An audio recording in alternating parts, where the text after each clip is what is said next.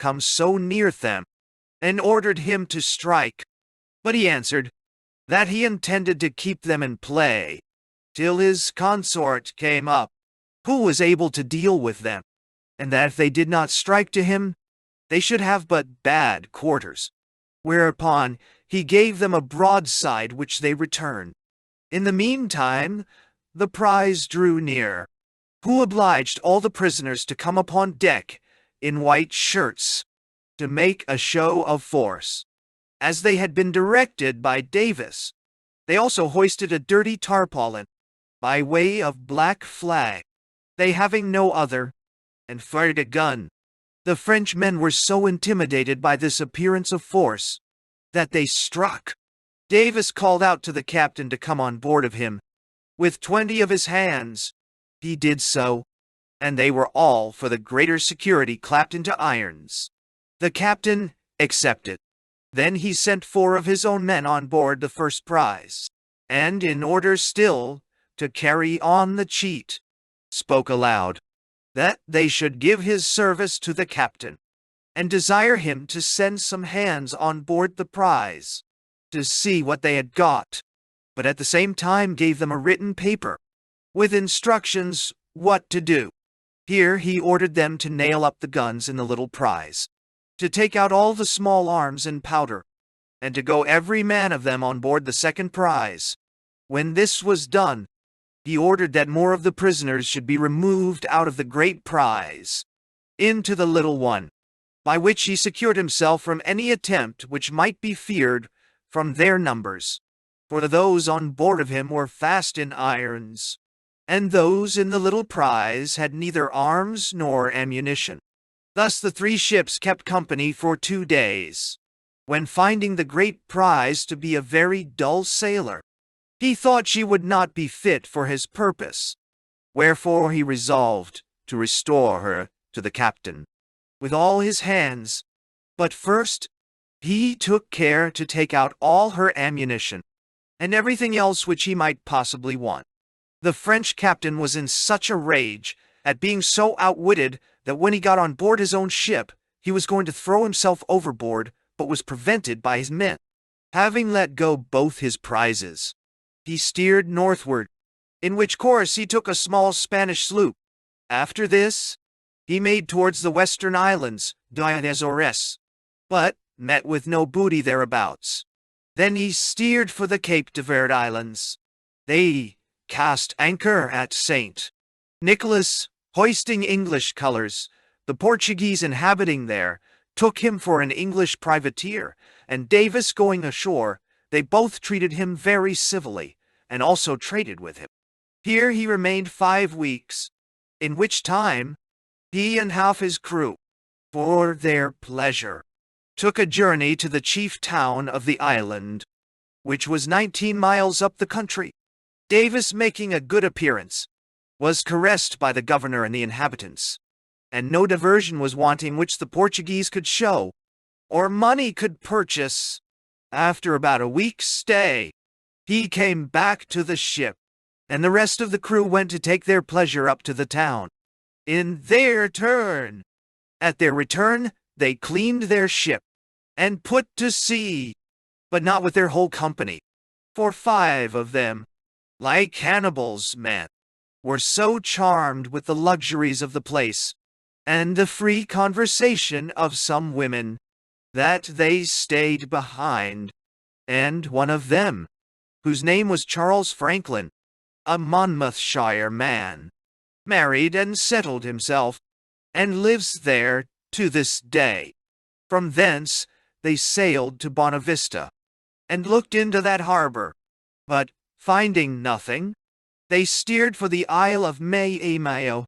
When they arrived here, they met with a great many ships and vessels in the road, all which they plundered, taking out of them whatever they wanted, and also strengthened themselves with a great many fresh hands, whom most of them entered voluntarily. One of the ships they took to their own use, mounted her with 26 guns, and called her the King James. There being no fresh water hereabouts, they made towards St. Jago, belonging to the Portuguese, in order to lay in a store. Davis, with a few hands, going ashore to find the most commodious place to water at. The governor, with some attendants, came himself, and examined who they were, and whence they came. And not liking Davis's account of himself, the governor was so plain to tell them, he suspected them to be pirates. Davis seemed mightily affronted, standing much upon his honor. Replying to the governor, he scorned his words. However, as soon as his back was turned, for fear of accidents, he got on board again as fast as he could. Davis related what had happened, and his men seemed to resent the affront which had been offered him. Davis, upon this, told them all. He was confident he could surprise the fort in the night. They agreed with him to attempt it, and accordingly, when it grew late, they went ashore, well armed, and the guard which was kept was so negligent that they got within the fort before any alarm was given. When it was too late, there was some little resistance made, and 3 men killed on Davis's side. Those in the fort, in their hurry, run into the governor's house to save themselves, which they barricaded so strongly that Davis' party could not enter it. However, they threw in grenade shells, which not only ruined all the furniture, but killed several men within. When it was day, the whole country was alarmed, and came to attack the pirates. Wherefore, it not being their business to stand a siege, they made the best of their way on board their ship again, after having dismounted the guns of the fort. By this enterprise they did a great deal of mischief to the Portuguese, and but very little good to themselves. Having put to sea, they mustered their hands, and found themselves near 70 strong. Then it was proposed what course they should steer, and differing in their opinions, they divided, and by a majority it was carried for Gambia on the coast of Guinea. Of this opinion was Davis. He, having been employed in that trade, was acquainted with the coast. He told them that there was a great deal of money always kept in Gambia Castle, too, and that it would be worth their while to make an attempt upon it. They asked him how it was possible, since it was garrison. He desired they would leave the management of it to him, and he would undertake to make them masters of it. They began now to conceive so high an opinion of his conduct, as well as courage, that they thought nothing impossible to him. Therefore they agreed to obey him, without inquiring further into his design. Having come within sight of the place, he ordered all his men under deck, except as many as were absolutely necessary for working the ship, that those from the fort, seeing a ship with so few hands, might have no suspicion of her being any other than a trading vessel. Then he ran close under the fort, and there cast anchor, and having ordered out the boat, he commanded 6 men in her, in old ordinary jackets, while he himself, with the master and doctor, dressed themselves like gentlemen, his design being that the men should look like common sailors, and they like merchants. In rowing ashore he gave his men instructions what to say, in case any questions should be asked them. Being come to the landing place, he was received by a file of musketeers, and conducted into the fort, where the governor, accosting them civilly, asked them who they were, and whence they came.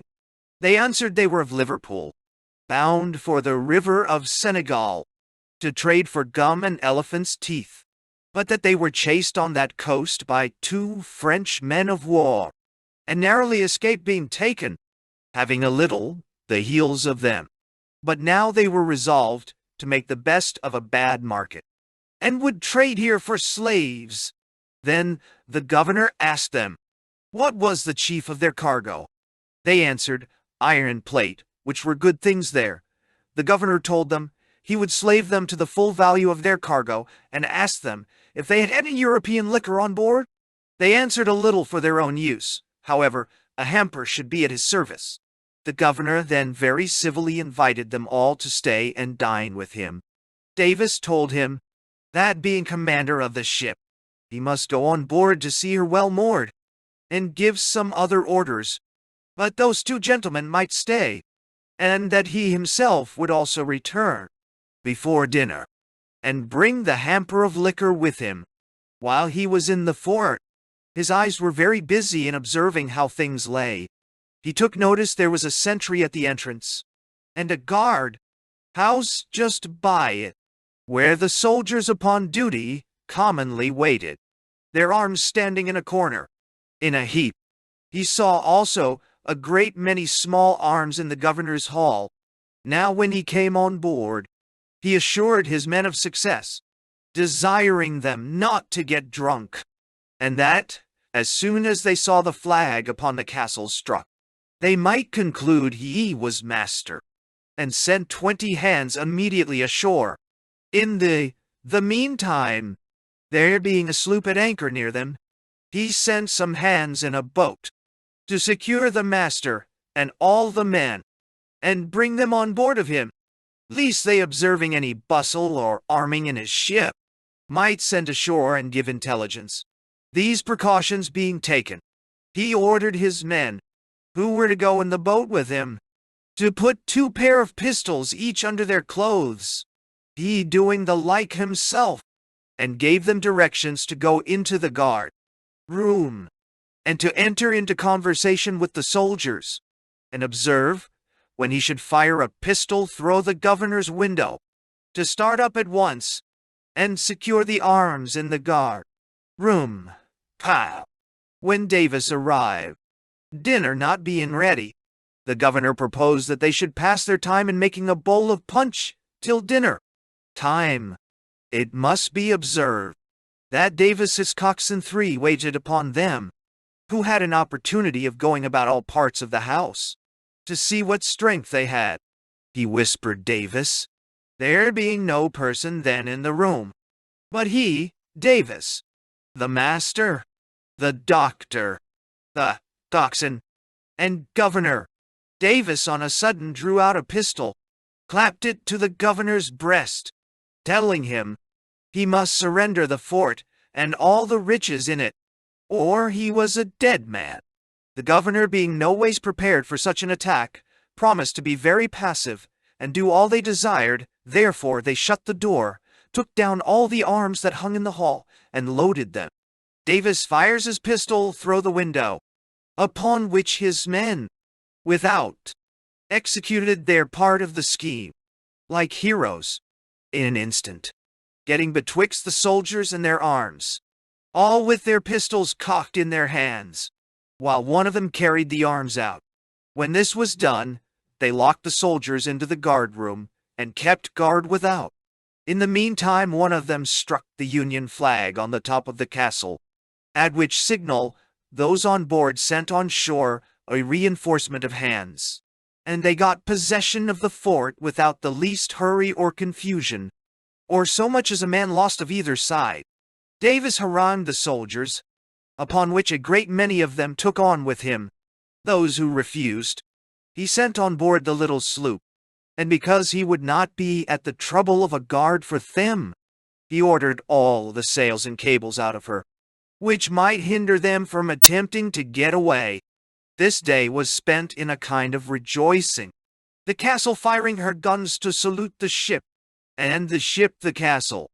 But the next day they minded their business, that is, they fell to plundering. But they found things fall vastly short of their expectation, for they discovered that a great deal of money had been lately sent away. However, they met with the value of about 2,000 pounds sterling in bar gold, and a great many other rich effects. Everything they liked, which was portable, they brought aboard their ship. Some things which they had no use for, they were so generous to make a present of to the master and crew of the little sloop, to whom they also returned his vessel again. And then they fell to work in dismounting the guns and demolishing the fortifications. After they had done as much mischief as they could, and were weighing anchor to be gone, they spied a ship bearing down upon them in full sail. They soon got their anchors up, and were in a readiness to receive her. This ship proved to be a French pirate of 14 guns and 64 hands, half Frenchy, half Negroes. The captain's name was Labouche. He expected no less than a rich prize, which made him so eager in the chase.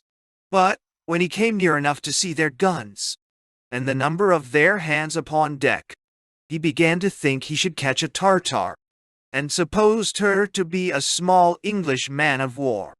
However, since there was no escaping, he resolved to do a bold and desperate action, which was to board Davis.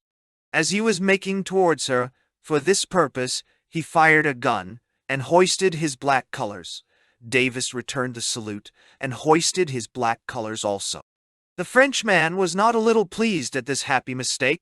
They both hoisted out their boats, and the captains went to meet and congratulate one another with a flag of truce in their sterns. A great many civilities passed between them, and Labouche desired Davis that they might sail down the coast together, that he, Labouche, might get a better ship. Davis agreed to it, and very courteously promised him the first ship he took, fit for his use, he would give him, as being desirous to encourage a willing brother.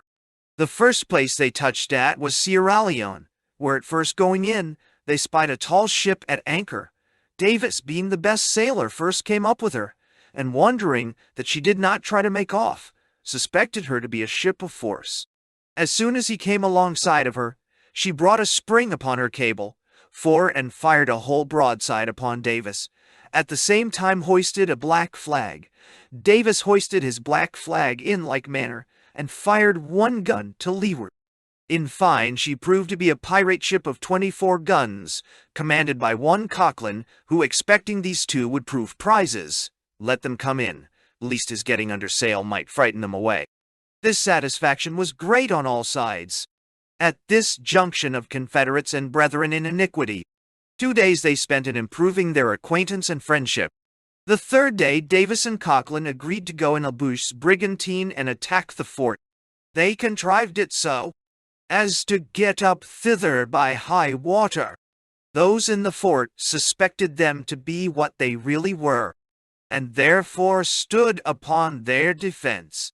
When the brigantine came within musket shot, the fort fired all their guns upon her. The brigantine did the like upon the fort, and so held each other in play for several hours. When the two Confederate ships were come up to the assistance of the brigantine, those who defended the fort, seeing such a number of hands on board these ships, had not the courage to stand it any longer, but abandoned the fort, left it to the mercy of the pirate. They took possession of it, and continued there near 7 weeks, in which time they all cleaned their ships. We should have observed that a galley came into the road while they were there, which Davis insisted should be yielded to Labouche, according to his word of honor before given. Cochran did not oppose it, so Labouche went into her with his crew, and cutting away her half-deck, mounted her with 24 guns. Having called a council of war, they agreed to sail down the coast together, and for the greater grandeur, appointed a commodore, which was Davis. But they had not kept company long.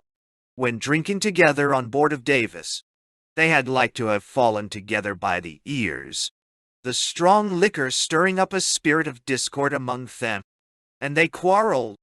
But Davis put an end to it by this short speech: "Hark ye, you, Cochran and Labouche, I find by strengthening you, I have put a rod into your hands to whip myself, but I am still able to deal with you both.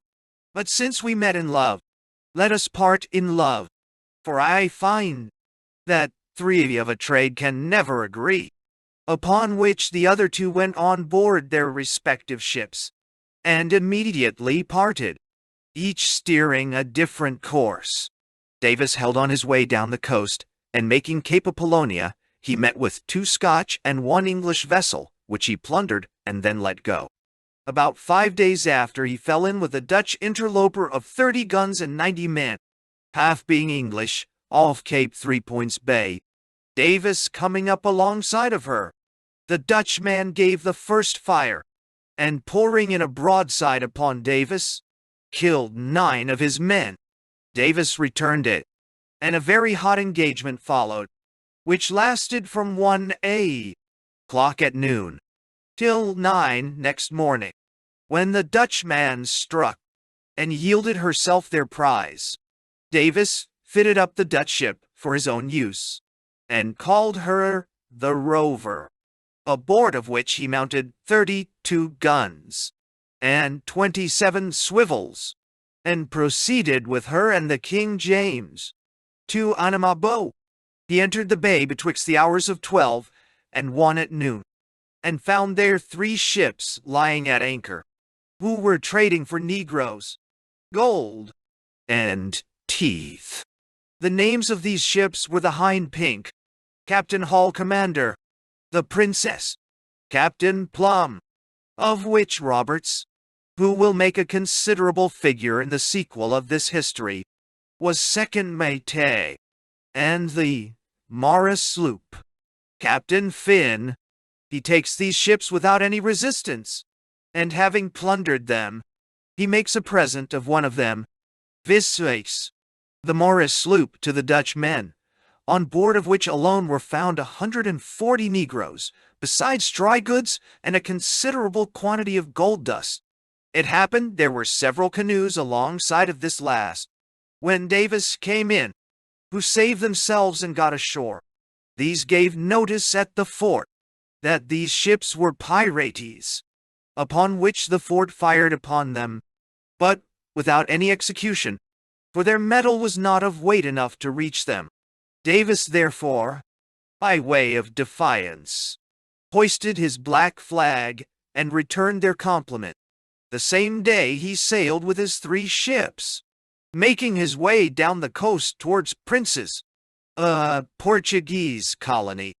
But before we proceed any farther in Davis' story, we shall give the reader an account of the Portuguese settlements on this coast, with other curious remarks, as they were communicated to me by an ingenious gentleman lately arrived from those parts. A description of the islands of St. Thome, del Principe, and Annobonno, as the Portuguese were the great improvers of navigation, and the first Europeans who traded to and settled on the coasts of Africa, even round to India, and made those discoveries, which now turn so much to the advantage of other nations.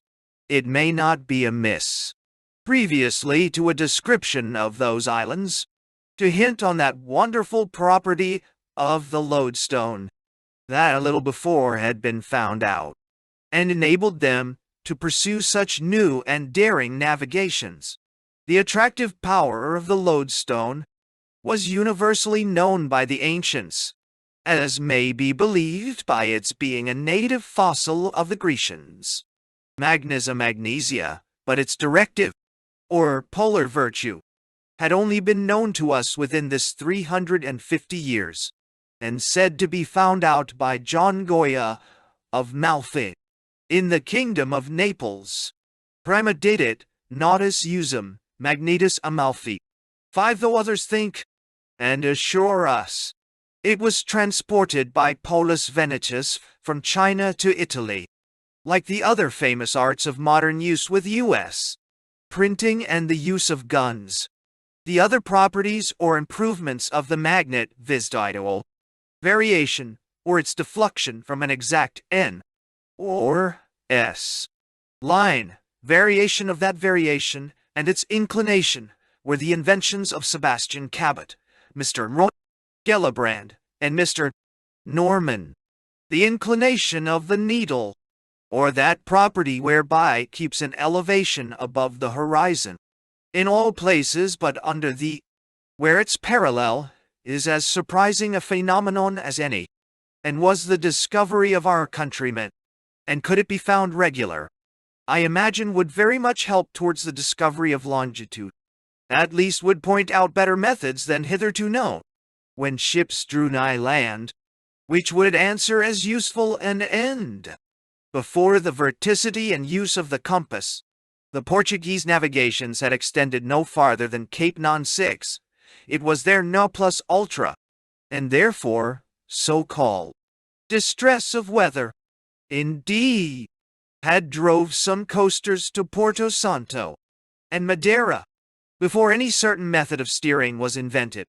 But after the needle was seen thus inspired, navigation every year improved under the great encouragements of Henry, Alphonsus, and John II, kings of Portugal, in part of the 14th and in the 15th century. King Alphonsus was not so much at leisure as his predecessor to pursue these discoveries, but having seen the advantages accrued to Portugal by them, and that the Pope had confirmed the perpetual donation of all they should discover between Cape Bojador and India, inclusively, he resolved not to neglect the proper assistance, and farm the profits that did or might ensue to one Bernard Gomez, a citizen of Lisbon, who was every voyage obliged to discover 100 leagues. Still farther on, 7, and about the year 1470 made these islands the only places, of all the considerable and large colonies they had in Africa, that do now remain to that crown. Saint Thome is the principal of the three, whose governor is styled Captain General of the islands, and from whom the other at princes receives his commission, though nominated by the court of Portugal. It is a bishopric, with a great many secular clergy, who appear to have neither learning nor devotion, as may be judged by several of them being Negroes. One of the chief of them invited us to hear Mass, as a diversion to pass time away, where he and his inferior brethren acted such affected gestures and strains of voice, as shewed to their dishonor. They had no other aim than pleasing us, and what I think was still worse, it was not without a view of interest, for as these clergy are the chief traders, they stoop to pitiful and scandalous methods for ingratiating themselves. They and the government, on this trading account, maintain as great harmony, being ever jealous of each other, and practicing little deceitful arts to monopolize what strangers have to offer for sale, whether toys or clothes, which of all sorts are ever commodious and in demand with the Portuguese. In all parts of the world, an ordinary suit of black will sell for 7 or 8 pound, a turnstile wig of 4 shillings, for a moidor, 8 a watch of 40 shillings, for 6 pound, and ca. The town is of mean building, but large and populous, the residence of the greater part of the natives, who, through the whole island, are computed at 10,000, the militia at 3,000, and are, in general, a rascally, thievish generation, as an old grave friend of mine can witness, for he having carried a bag of second-hand clothes on shore, to truck for provisions, seated himself on the sand for that purpose, presently gathered a crowd round him, to view them, one of which desired to know the price of a black suit. That, unluckily lay uppermost, and was the best of them, agreeing to the demand, with little hesitation, provided it would but fit him.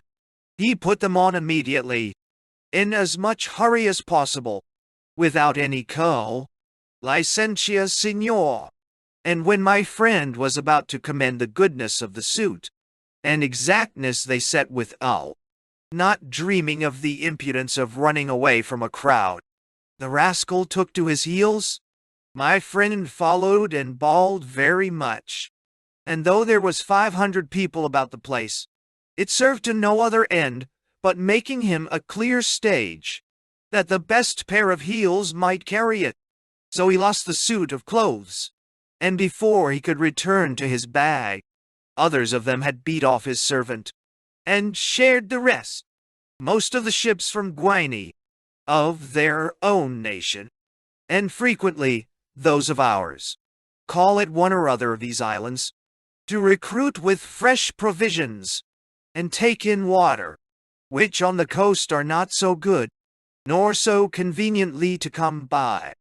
Their own ships likewise, when they touch here, are obliged to leave the king as custom for their slaves, which is always in gold, at so much a head, without any deduction at Brazil, for the mortality that may happen afterward.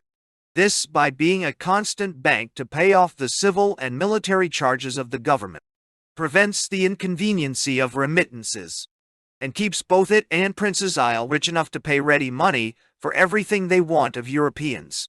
Their beefs are small and lean, 200 weight or a little more, but the goats, hogs, and fowls very good. Their sugar coarse and dirty, and rum very ordinary, as these refreshments lay most with people who are in want of other necessaries. They come to us in way of bartering, very cheap, a good hog for an old cutlash, a fat fowl for a span of Brazil tobacco, no other sort being valued, and see, but with money you give $8 per head for cattle, $3 for a goat, $6 for a grown hog, a testune and a half for a fowl, $1 per gallon for rum, $2 a roof for sugar, and half $1 for a dozen of parakeets. Here is plenty likewise of corn, and farine, of limes, citrons, and yams. The island is reckoned nigh a square, each side 18 leagues long, hilly, and lays under the equinoctial, a wooden bridge just without the town, being said not to deviate the least part of a minute, either to the southward or northward, and notwithstanding this warm situation, and continual vertical suns, the islanders are very healthy, imputed by those who are disposed to be merry, in a great measure to the want of even so much as one surgeon or physician amongst them. Isle del Principe, the next in magnitude. Pisa, a pleasant and delightful spot to the grave and thoughtful disposition of the Portuguese, an improvement to country retirement, in that this may be a happy and uninterrupted retreat from the whole world. I shall divide what I have to say on this island into observations made on our approach to it, on the seas round it, the harbor, produce of the island and seasons, way of living among the inhabitants, some custom of the Negroes, with such proper deductions on each as may illustrate the description, and inform the reader. We were bound hither from Whydah at the latter part of the month July, when the rains are over, and the winds hang altogether S.W.A., as they do before the rains, S.E.Shall. Yet with this wind, when at sea, we found the ship gained unexpectedly so far to the southward, i.e., windward, that we could with ease have weathered any of the islands. And this seems next to impossible, should be, if the currents, which were strong to leeward, in the road of Whydah, had extended in like manner, crossed the bight of Benina. No, it must then have been very difficult to have weathered even Cape Formosa. On this occasion, I shall farther expatiate upon the currents on the whole coast of Guinea, the southern coast of Africa Twi de Daichi.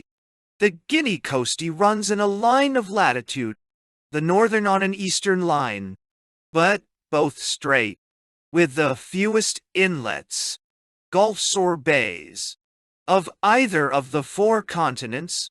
The only large and remarkable one is that of Benin and Calabar, towards which the currents of each coast tend, and is strongest from the southward, because more open to a larger sea, whose rising it is, though little and indiscernible at any distance from the land, that gives rise to these currents close in shore, which are nothing but tides altered and disturbed by the make and shape of lands.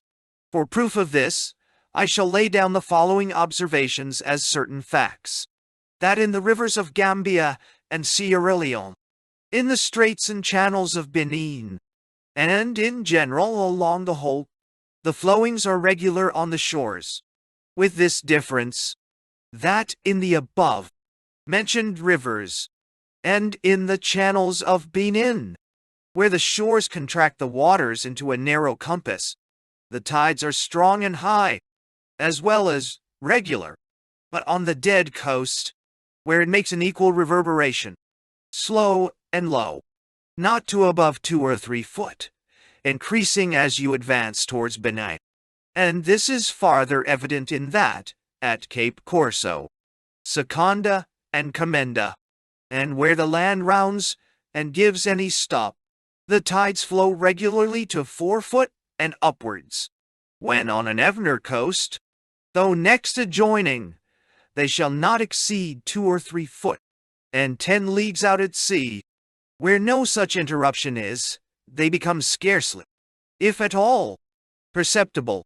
What I would deduce from this, besides, a confirmation of that ingenious theory of the tides, by Captain Halley, 9 is first, that the ships bound to Angola, Cabinda, and other places on the southern coast of Africa should cross the equinoctial from Cape Palmas and run into a southern latitude without keeping too far to the westward.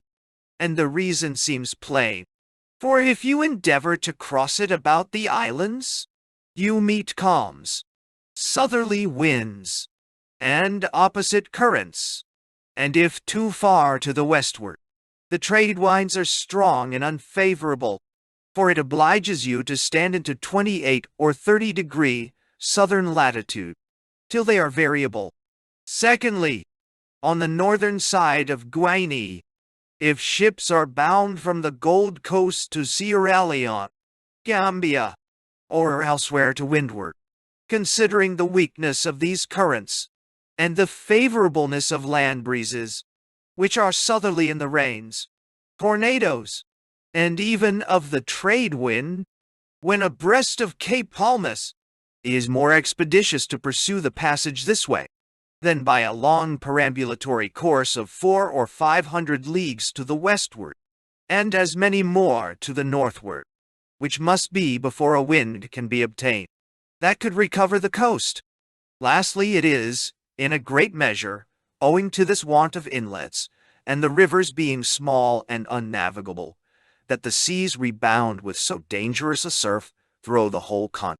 Round the shores of this island, and at this season, July, August, and September, there is a great resort of whale, fish, tame, and sporting very nigh the ships as they sail in, always in pairs, the much the smaller, and are often seen to turn on their backs for dalliance. The prologue to engendering. It has an enemy, called the thresher, a large fish, too, that has its haunts here at this season, and encounters the whale, raising himself out of the water a considerable height, and falling again with great weight and force.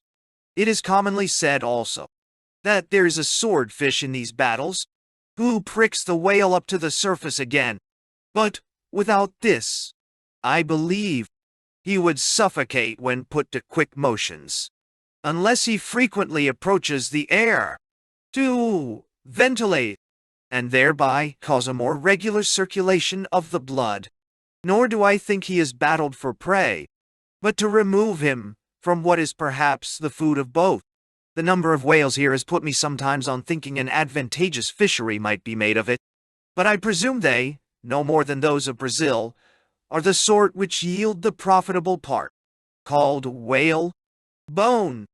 All therefore that the islanders do, is now and then to go out with 2 or 3 canoes, and set on one for diversion. The rocks and outer lines of the island are the haunts of variety of sea birds, especially boobies and noddies. The former are of the bigness of a gull, and a dark color, named so from their simplicity, because they often sit still and let the sailors take them up in their hands. But I fancy this succeeds more frequently from their weariness.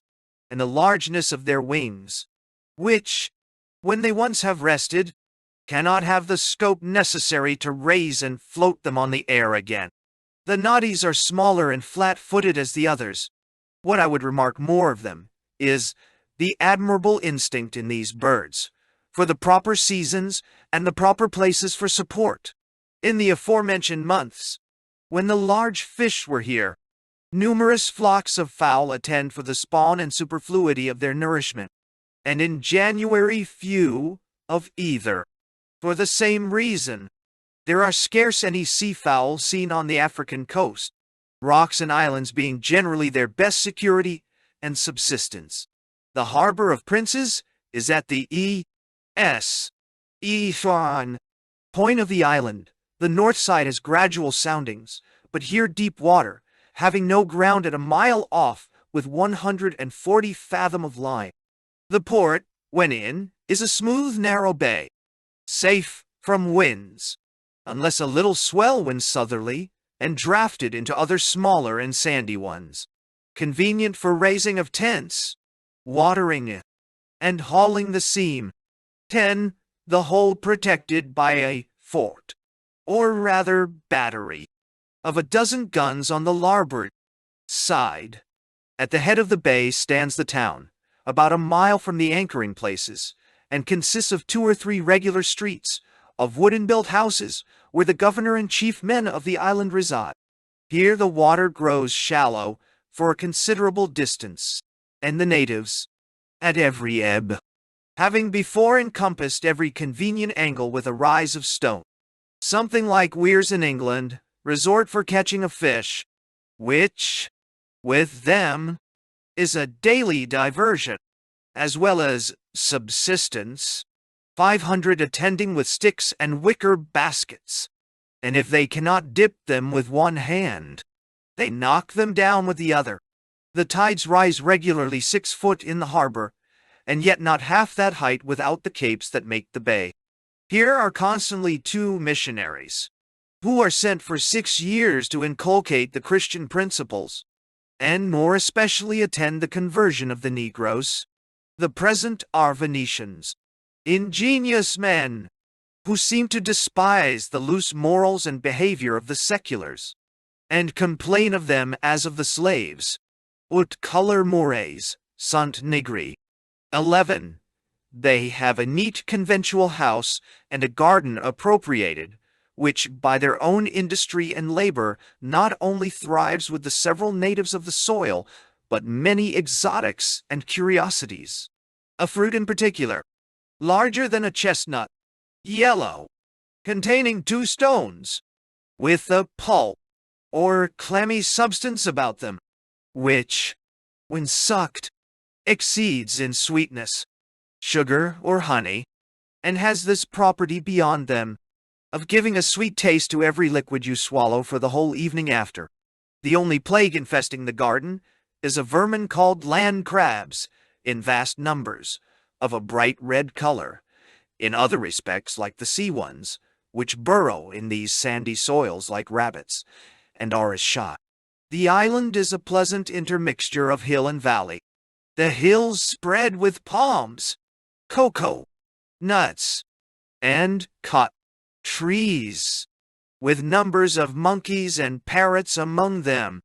The valleys with fruitful plantations of yams, kulula, papas, variety of salating gasolids, ananas, or pine, apples, guavas, plantains, bananas, maniocos, and Indian corn, with fowls, guinea hens, Muscovy ducks, goats, hogs, turkeys, and wild beefs, with each a little village of Negroes, who, under the direction of their several masters, manage the cultivation, and exchange or sell them for money, much after the same rates with the people of St. D.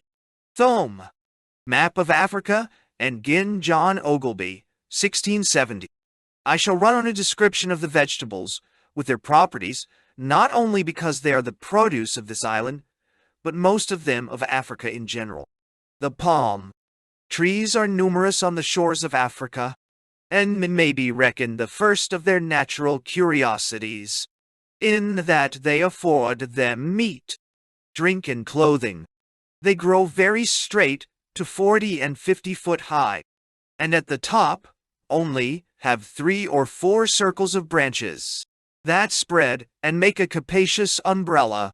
The trunk is very rough with knobs, either excrescencies or the healings of those branches that were lopped off to forward the growth of the tree and make it answer better in its fruit. The branches are strongly tied together with a cortex, which may be unraveled to a considerable length and breadth. The inward lamella of this cortex, I know, are wove like a cloth at benning, and afterwards dyed and worn under the branches, and close to the body of the tree hang the nut, 30 bunches perhaps on a tree, and each of 30-pound weight, with prickly films from between them, not unresembling hedge hogs. Of these nuts comes a liquid and pleasant scented oil, used as food and sauce all over the coast, but chiefly in the windward parts of Africa, where they stamp, boil, and skin it off in great quantities. Underneath, where the branches fasten, they tap for wine, called cockra. In this manner, the Negroes, who are mostly limber active fellows, encompass themselves and the trees with a hoop of strong weight, and run up with a great deal of agility. At the bottom of a branch of nuts, he makes an excavation of 1.5 inches over, and tying fast his calabash, leaves it to distill, which it does to 2 or 3 quarts in a night's time. When done, he plugs it up, and chooses another, for if suffered to run too much, or in the daytime, the sap is unwarily exhausted, and the tree spoiled. The liquor thus drawn is of a wayish color, intoxicating, and sours in 24 hours, but when new drawn, is pleasantest to thirst and hunger both. It is from these wines they draw their arrack in India. On the very top of the palm grows a cabbage, called so, I believe, from some resemblance its taste is thought to have with ours, and is used like it. The covering has a down that makes the best of tinder, and the weaving of other parts are drawn out into strong threads. Cocoa, nut, trees are branched like, but not so tall as, palm trees. The nut, like them, growing under the branches, and close to the trunk. The milky liquor they contain, to 1/2 pint or more, is often drank to quench thirst, but is surfeiting, and this may be observed in their way of nourishment, that, when the quantity of milk is large, the shell and meat are very thin, and harden and thicken in proportion as that loses. Cotton trees also are the growth of all parts of Africa, as well as the islands, of vast bigness, yet not so incremental as the shrubs or bushes of 5 or 6 foot high. These bear a fruit, if it may be so called, about the bigness of pigeons' eggs, which, as the sun swells and ripens, bursts forth and discovers 3 cells loaded with cotton, and seeds in the middle of them. This all, in most parts, the Negroes know how to spin, and here at Nikongo and the island Saint Jago how to weave into clothes. Yams are a common root, sweeter, but not unlike potatoes. Kulalu, a herb like spinach. Papa, a fruit less than the smallest pumpkins. They are all 3 for boiling, and to be eat with meat. The latter are improved by the English into a turnip or an apple taste, with a due mixture of butter and limes. Wavas, a fruit as large as a pipe-in, with seeds and stones in it, of an uncouth astringing taste, though never so much be said in commendation of it. At the West Indies, it is common for Creolines, who has tasted both, to give it a preference to peach or nectarine.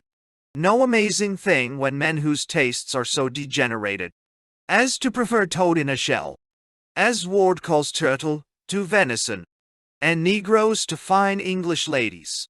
Plantains and bananas are fruit of oblong figure, that I think differ only secundum major and minus. If any, the latter are preferable, and by being less, are juicier. They are usually, when stripped of their coat, eat at meals instead of bread. The leaf of this plantain is an admirable detergent, and, externally applied, I have seen cure the most obstinate scorbutic ulcers. Manioko, a root that shoots its branches about the height of a currant bush. From this root the islanders make a farine, or flour, which they sell at 3 rials a rood, and drive a considerable trade for it with the ships that call in. The manner of making it is first to press the juice from it, which is poisonous, done here with engines, and then the Negro women, upon a rough stone, rub it into a granulated flour, and keep it in their houses, either to boil, as we do our wheat, and is a hearty food for the slaves, or make it into a bread, fine and white, and well tasted, for themselves. One thing worth taking notice of about Manioko in this island is that the woods abound with a wild, poisonous, and more mortiferous sort, which sometimes men, unskilled in the preparation of it, feed on to their destruction. This the missionaries assured me they often experienced in their hogs, and believed we did in the mortality of our sailors. Indian corn is likewise, as well as the farine de manioko and rice, the common victualling of our slave ships, and is afforded here at 1,000 heads for $2. This corn grows 8 or 9 foot high, on a hard reed or stick, shooting forth, at every 6 inches height, some long leaves. It has always an ear, or rather head, at top, of perhaps 400-fold increase, and often 2, 3 or more, midway.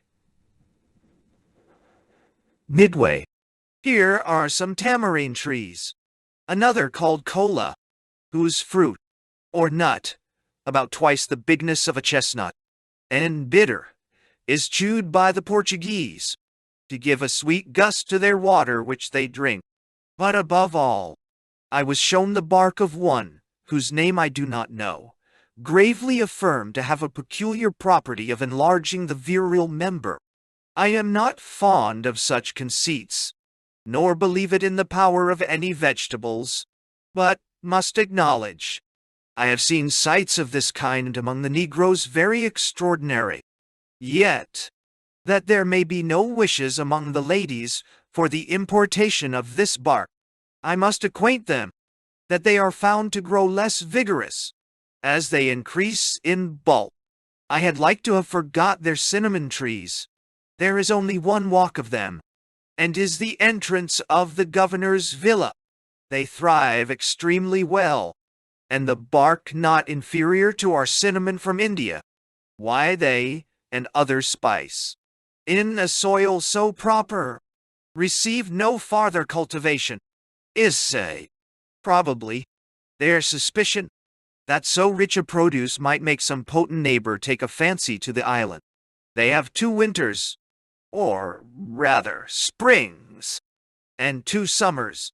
Their winters, which are the rainy seasons, come in September and February, or March, and hold 2 months, returning that fatness and generative power to the earth, as makes it yield a double crop every year, with little sweat or labor.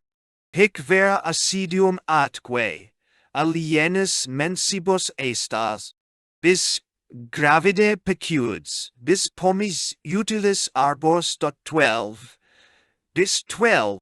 Their first coming is with travados, i.e., sudden and hard gusts of wind, with thunder, lightning, and heavy showers, but short, and the next new or full moon at those times of the year infallibly introduces the rains, which once begun, fall with little intermission, and are observed coldest in February. Similar to these are rainy seasons, also over all the coast of Africa. If there may be allowed any general way of calculating their time, they happen from the course of the sun, as it respects the equinoctial only. For if these equinoxes prove rainy seasons all over the world, as I am apt to think they are, whatever secret cause operates with that station of the sun to produce them, will more effectually do it in those vicine latitudes. And therefore, as the sun advances, the rains are brought on the Whydah and Gold Coast by April, and on the windwardmost part of Guinea by May. The other season of the sun's returning to the southward make them more uncertain and irregular in northern Africa. But then to the southward again, they proceed in like manner, and are at Cape Lopez in October, at Angola in November. And see, the manner of living among the Portuguese here is with the utmost frugality and temperance, even to penury and starving. A familiar instance of proof is in the voracity of their dogs, who, finding such clean cupboards at home, are wild in a manner with hunger, and tear up the graves of the dead for food. As I have often seen, they themselves are lean with covetousness, and that Christian virtue, which is often the result of it, self-owning, denial, and would train up their cattle in the same way, could they fetch as much money, or had not they their provision more immediately of providence. The best of them, excepting the governor now and then, neither pay nor receive any visits of escapade or recreation.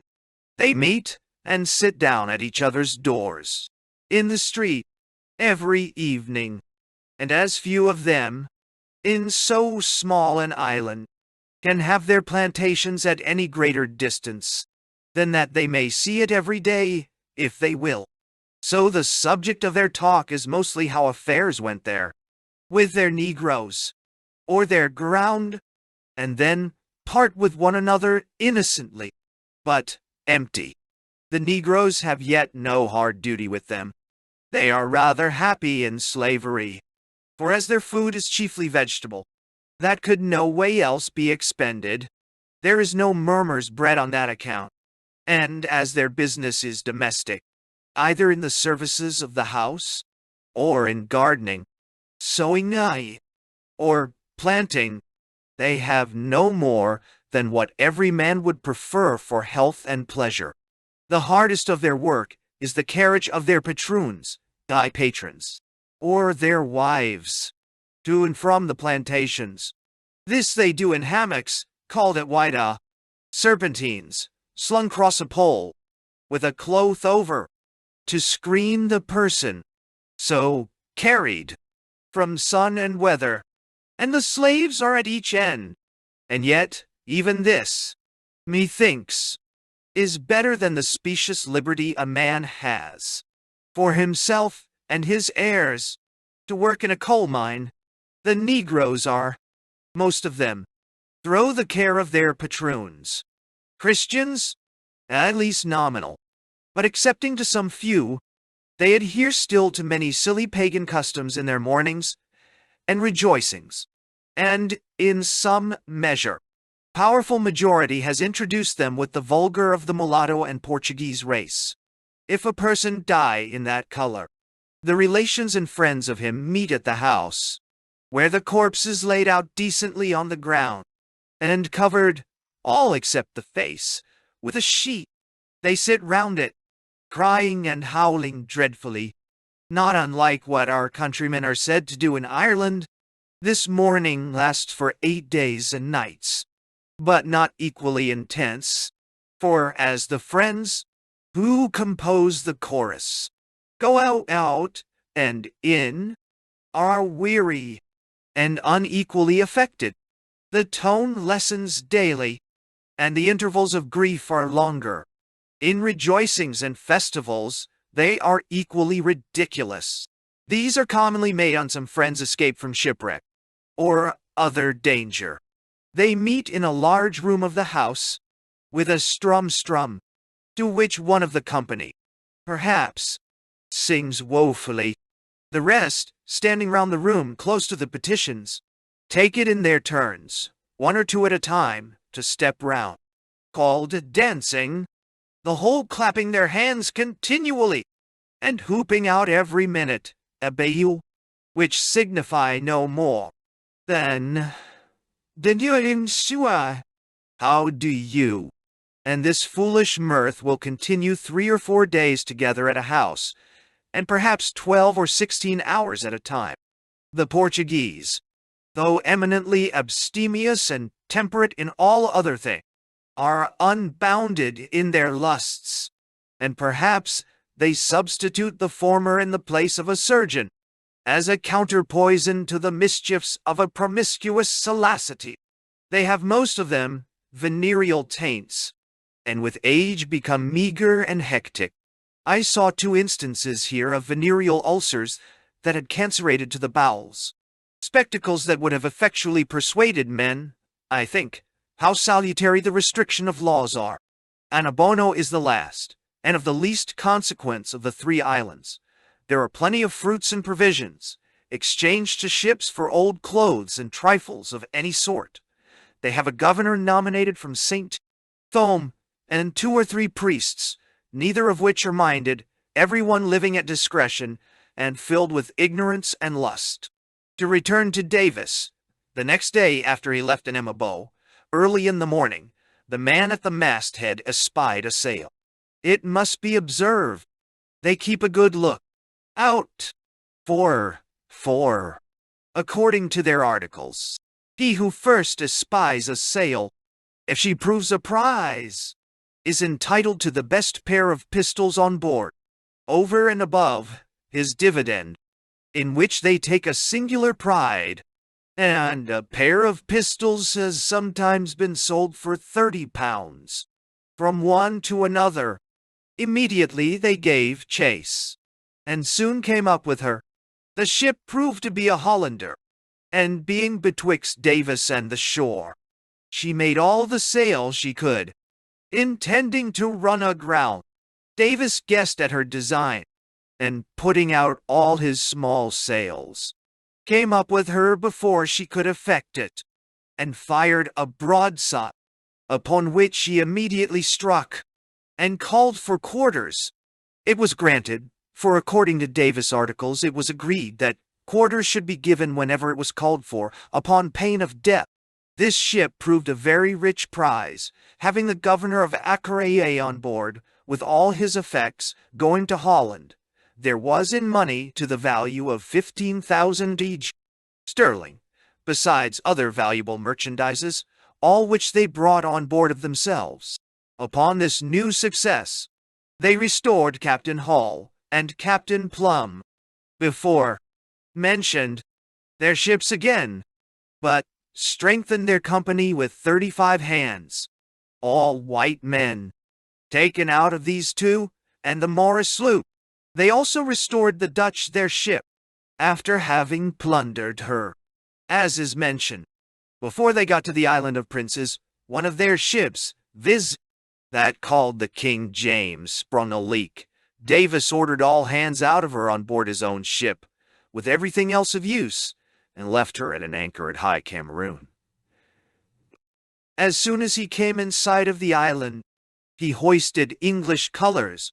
The Portuguese, observing a large ship sailing towards them, sent out a little sloop to examine what she might be.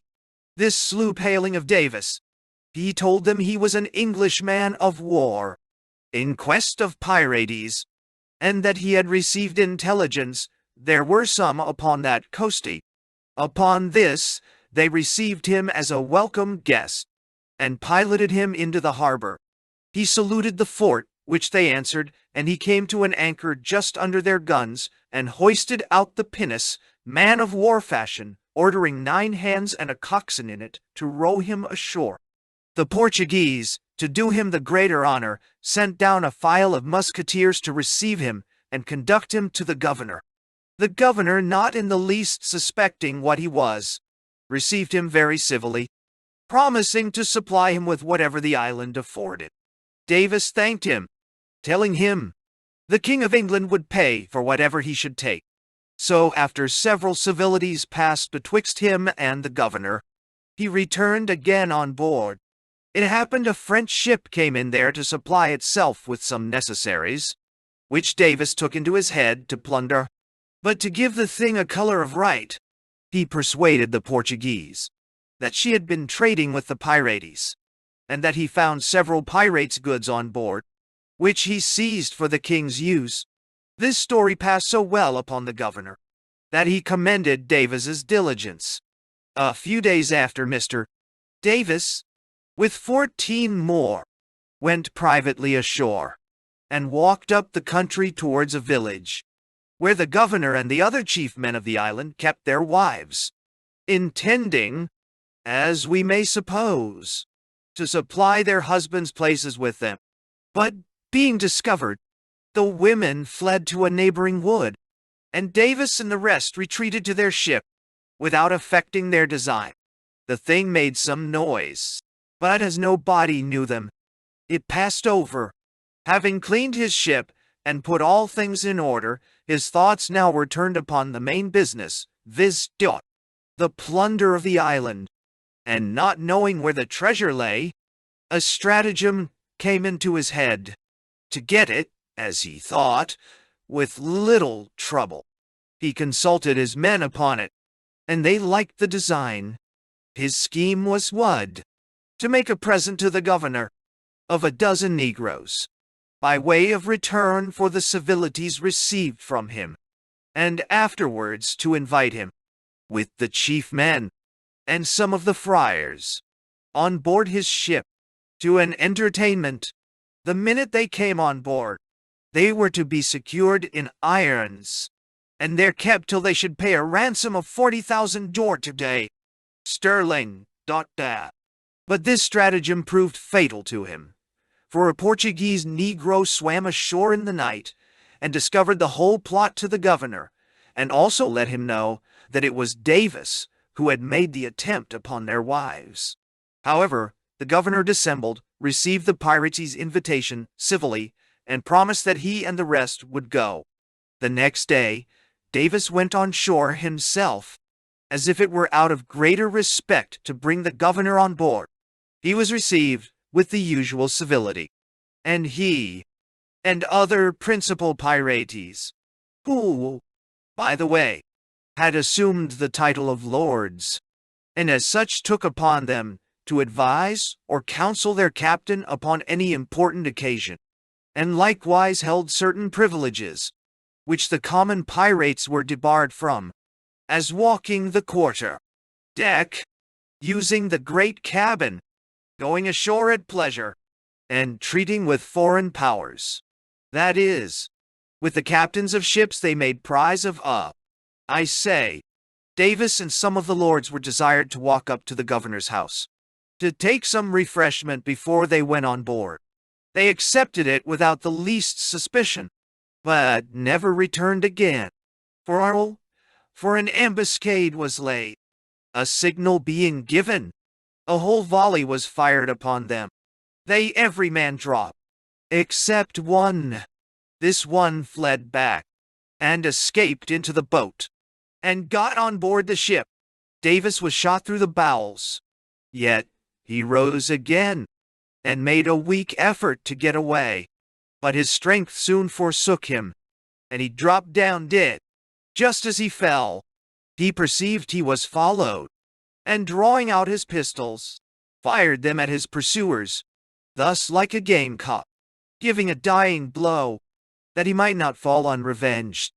In itself, of Captain Bartho Roberts and his crew.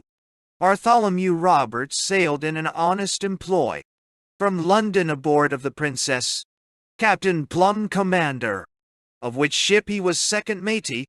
He left England November 1719, and arrived at Guinea about February following, and being at Anamabo, taking in slaves for the West Indies, was taken in the said ship by Captain Howard Davis, as mentioned in the preceding chapter.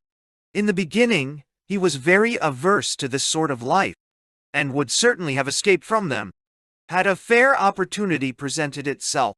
Yet afterwards he changed his principles, as many besides him have done upon another element, and perhaps for the same reason too, viz. To all preferment, and what he did not like as a private man, he could reconcile to his conscience as a command. Davis being cut off in the manner before mentioned, the company found themselves under a necessity of filling up his post, for which there appeared 2 or 3 candidates among the select part of them, that were distinguished by the title of lords. Such were Simpson, Ashplant, Anstis, and C. Pioneer. And on canvassing this matter, how shattered and weak a condition their government must be without a head, since Davis had been removed, in the manner before mentioned, my Lord Dennis proposed it said, over a bowl to this purpose, that it was not of any great signification who was dignified with title, for really and in truth, all good governments had, like theirs, the supreme power lodged with the community, who might doubtless depute and revoke as suited interest or humor. We are the original of this claim, says he, and should a captain be so saucy as to exceed prescription at any time, why down with him? It will be a caution after he is dead to his successors, of what fatal consequence any sort of assuming may be.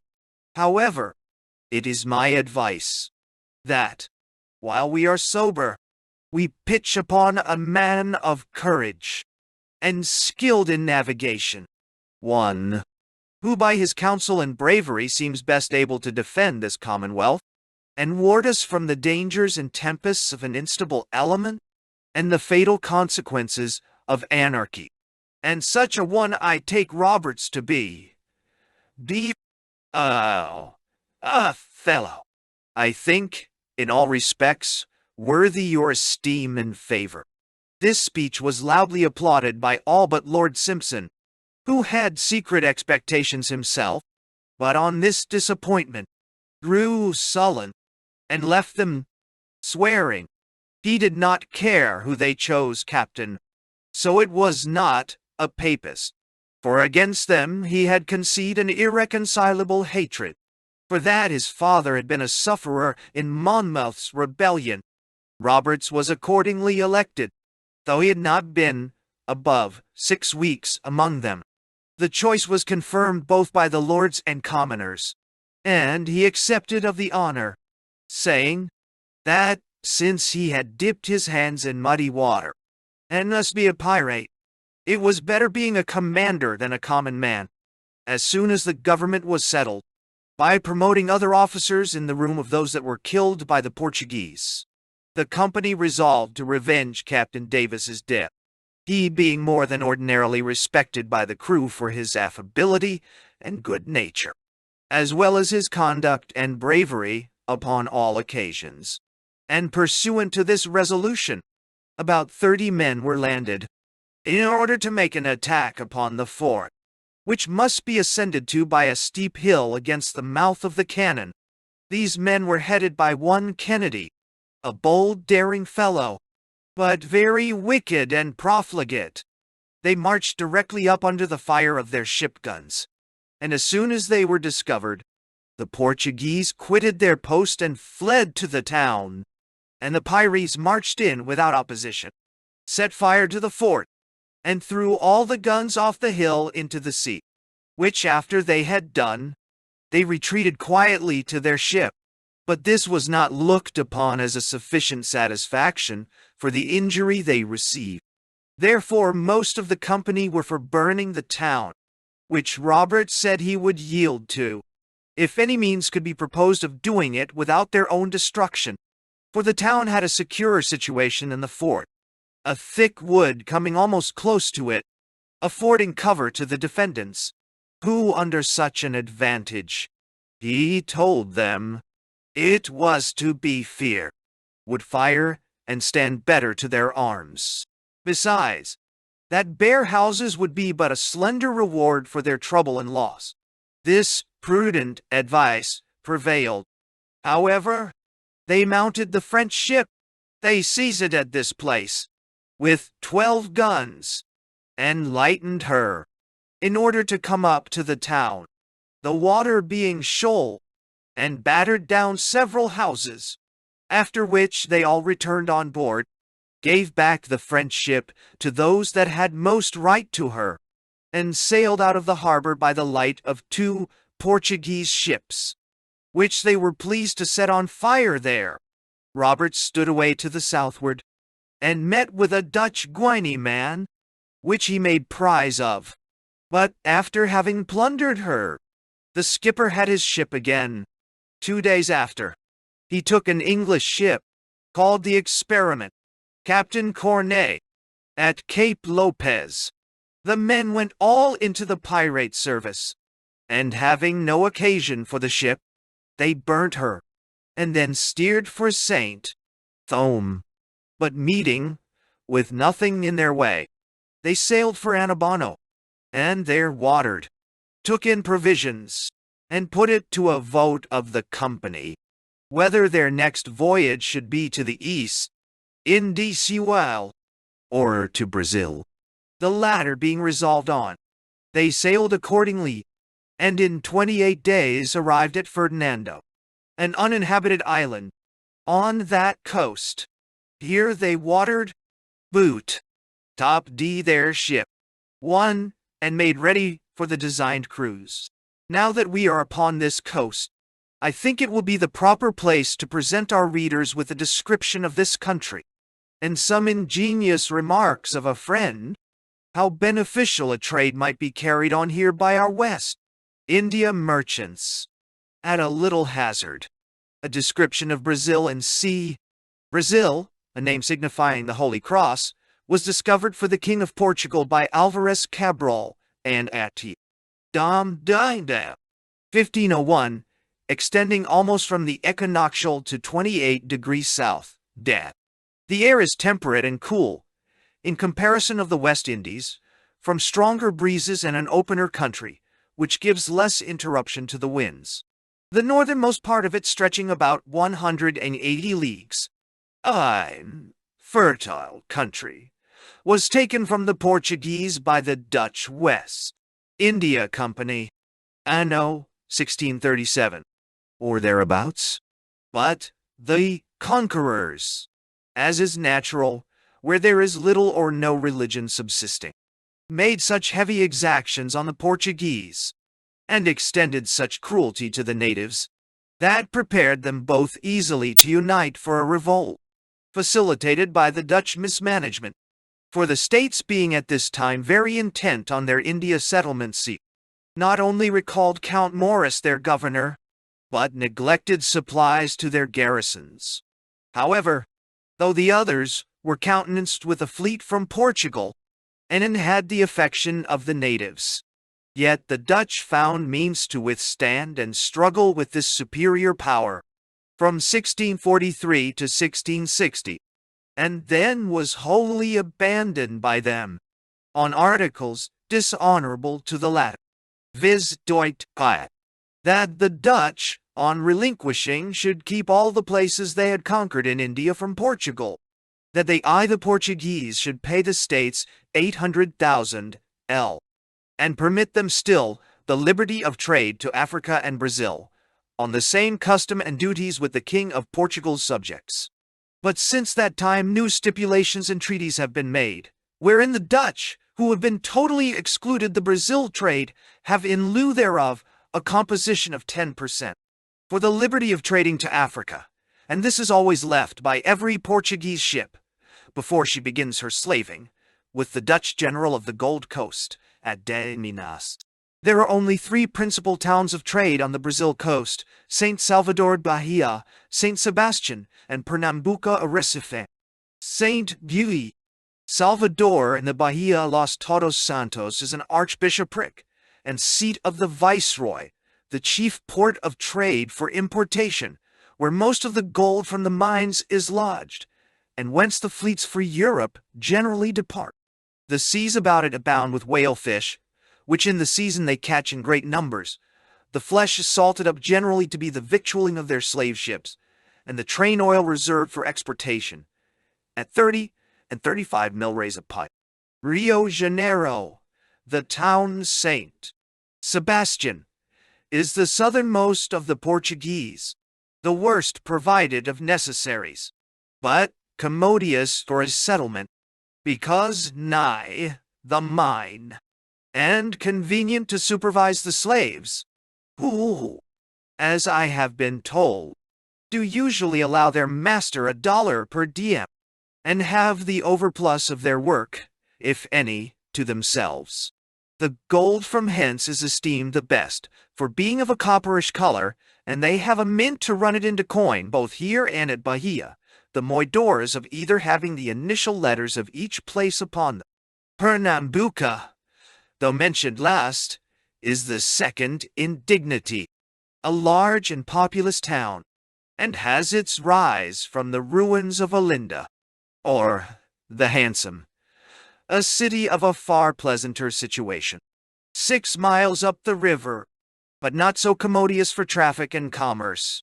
Just above the town, the river divides itself into 2 branches, not running directly into the sea, but to the southward, and in the nook of the island made by that division stands the governor's house, a square plain building of Prince Maurice's, with 2 towers, on which are only this date inscribed, Anno 1641.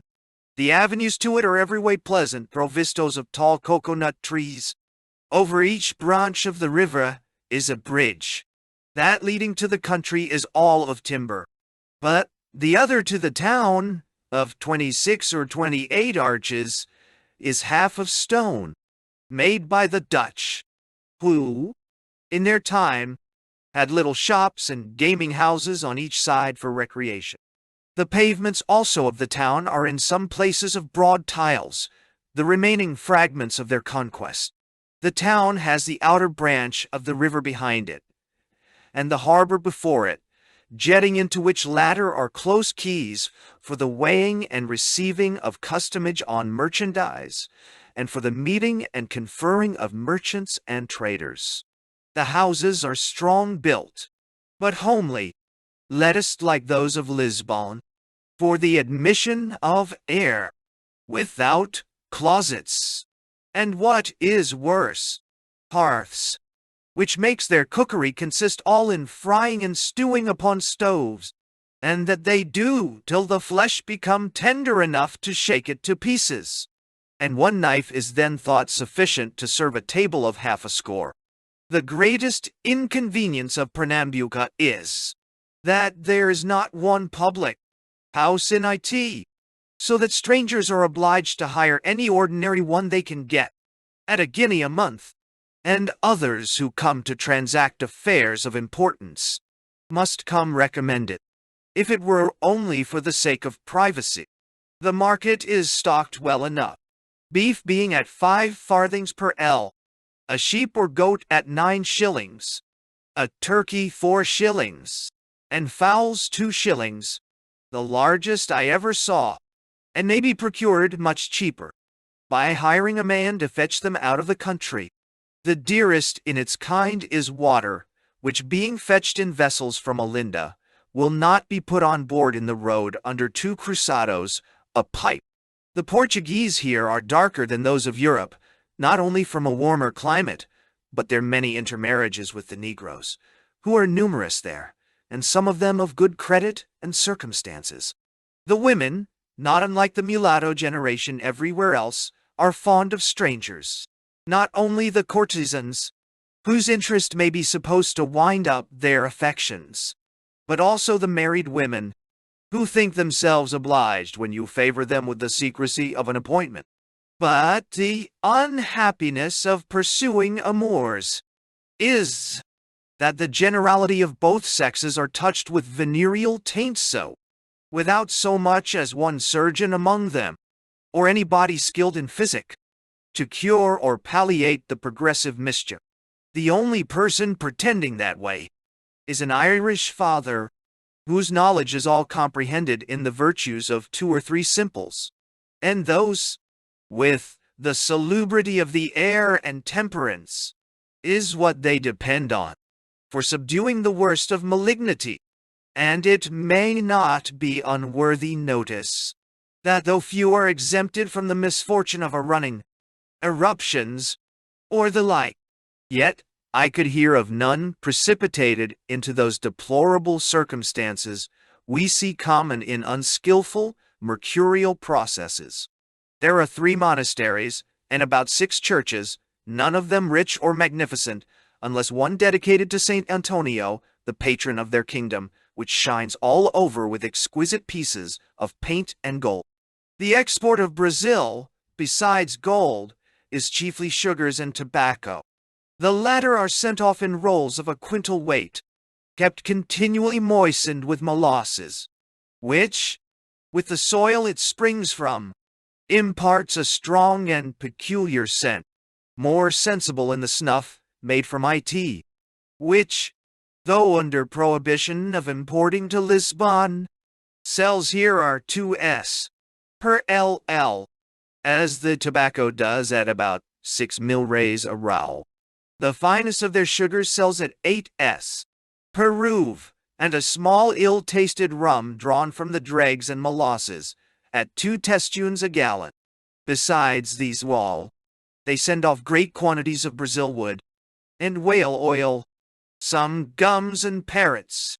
The latter are different from the African in color and bigness, for as they are blue and larger, these are green and smaller, and the females of them ever retain the wild note, and cannot be brought to talk.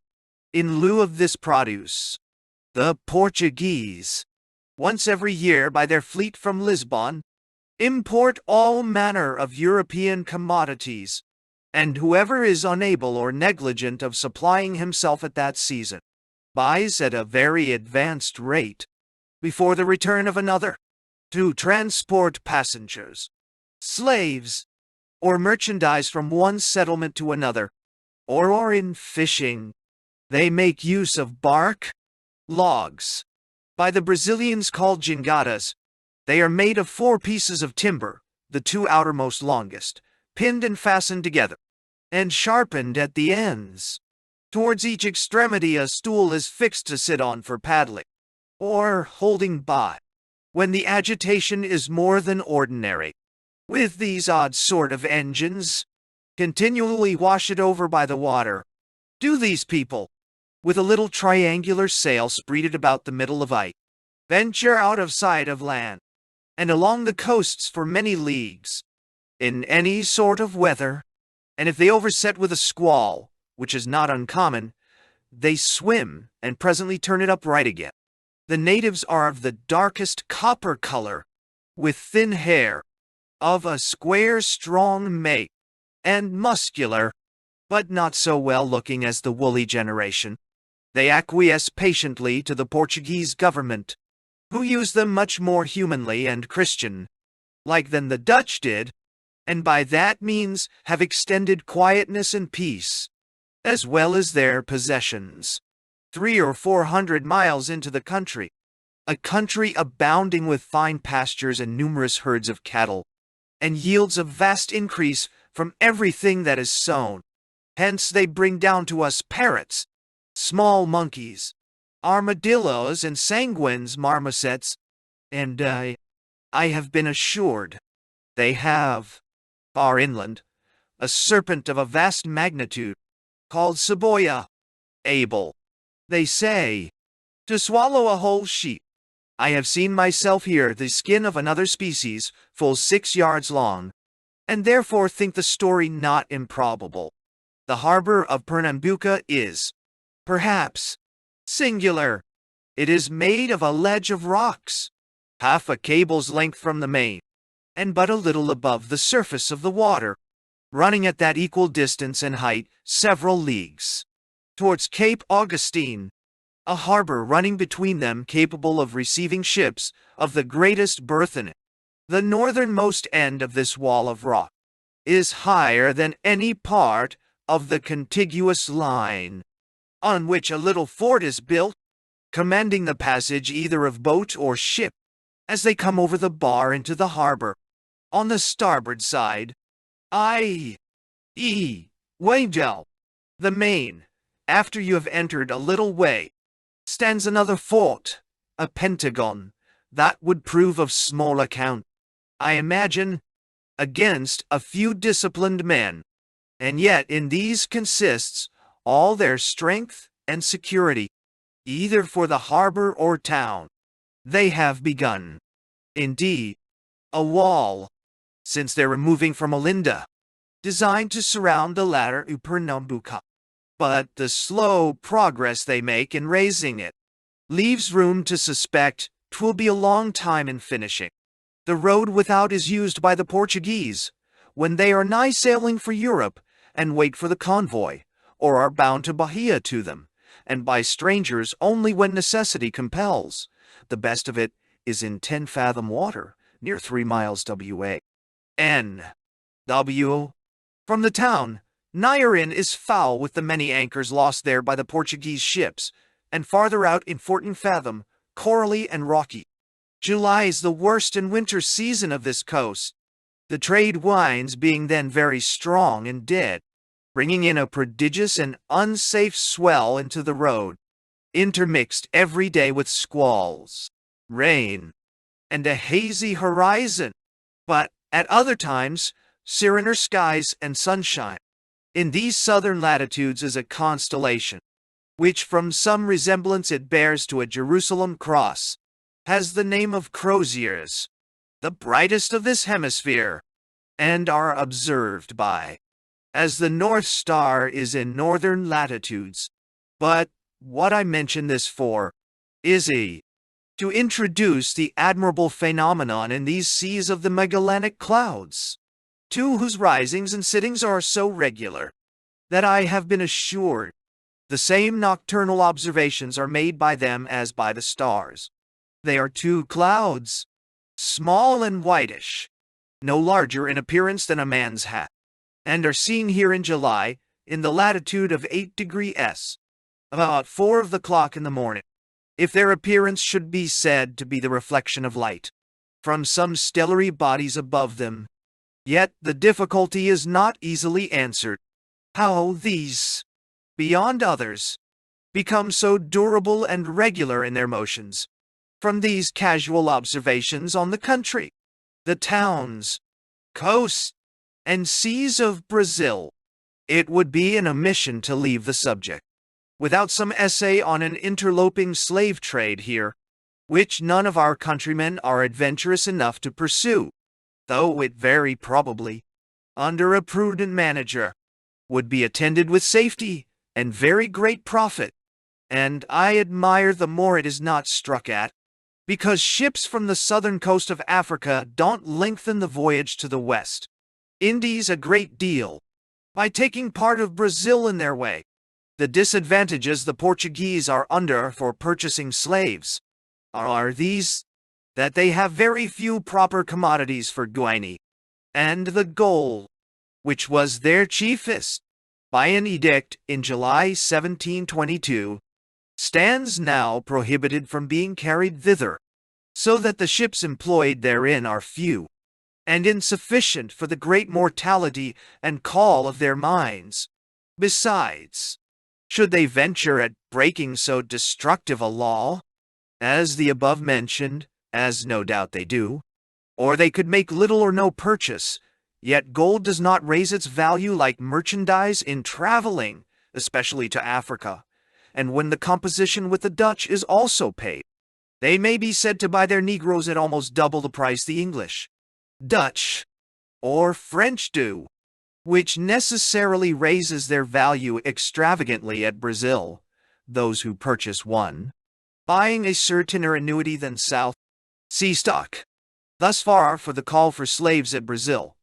I shall now consider and obviate some difficulties objected against any foreigners, suppose English, interposing in such a trade, and they are some on theirs, and some on our side. On their side it is prohibited under pain of death, a law less effectual to the prevention of it than pecuniary mulcts would be, because a penalty so inadequate and disproportioned is only in terrorem, and makes it merciful in the governor, or his instruments, to take a composition of 8 or 10 moidor, when any subject is catched, and is the common custom so to do as often as they are found out. On our side it is confiscation of what they can get, which, considering they have no men of war to guard the coast, need be very little without supine neglect and carelessness. Suppose I say, I am a man of war, or privateer, and being in want of provision, or in search of pirates, put into Pernambuco for intelligence, to enable me for the pursuit. The dread of pirates keeps every one off, till you have first sent an officer, with the proper compliments to the governor, who immediately gives leave for your buying every necessary you are in want of, provided it be with money, and not an exchange of merchandise, which is against the laws of the country. On this first time of going on shore depends the success of the whole affair, and requires a cautious and discreet management in the person entrusted. He will be immediately surrounded at landing with the great and the small rabble, to inquire who and whence he comes, and whither bound, and ca. And the men are taught to answer from Guinea, denying anything of a slave on board, which are under hatches, and make no shew, nor need they, for those who have money to lay out will conclude on that themselves. By that time the compliment is paid to the governor. The news has spread all round the town, and some merchant addresses you as a stranger to the civility of his house, but privately desires to know what negroes he can have, and what price. A governor may possibly use an instrument in sifting this, but the appearance of the gentleman, and the circumstance of being so soon engaged after leaving the other, will go a great way in forming a man's judgment, and leaves him no room for the suspicion of such a snare.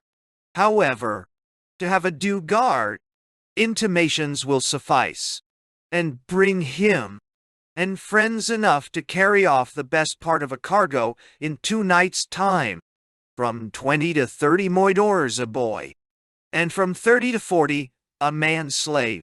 The hazard is less at Rio Janeiro. There has been another method attempted, of settling a correspondence with some Portuguese merchant or two, who, as they may be certain within a fortnight of any vessels arriving on their coast with slaves, might settle signals for the debarking them at an unfrequented part of the coast. But whether any exceptions were made to the price, or that the Portuguese dread discovery, and the severest prosecution of so notorious a breach of the law, I cannot tell, but it has hitherto proved abortive. However, stratagems laudable and attended with profit, at no other hazard, as I can perceive, than loss of time, are worth attempting. It is what is every day practiced with the Spaniards from Jamaica.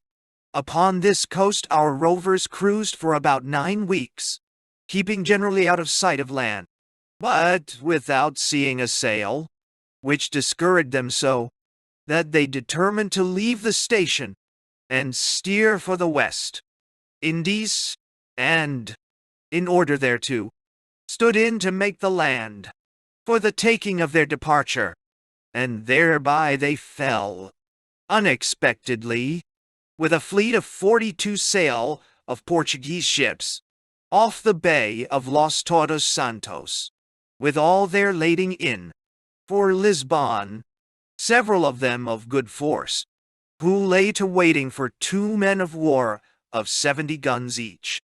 Their convoy, however, Roberts thought it should go hard with him, but he would make up his market among them, and thereupon mixed with the fleet, and kept his men hid till proper resolutions could be formed. That done, they came close up to one of the deepest, and ordered her to send the master on board quietly, threatening to give them no quarters, if any resistance or signal of distress was made.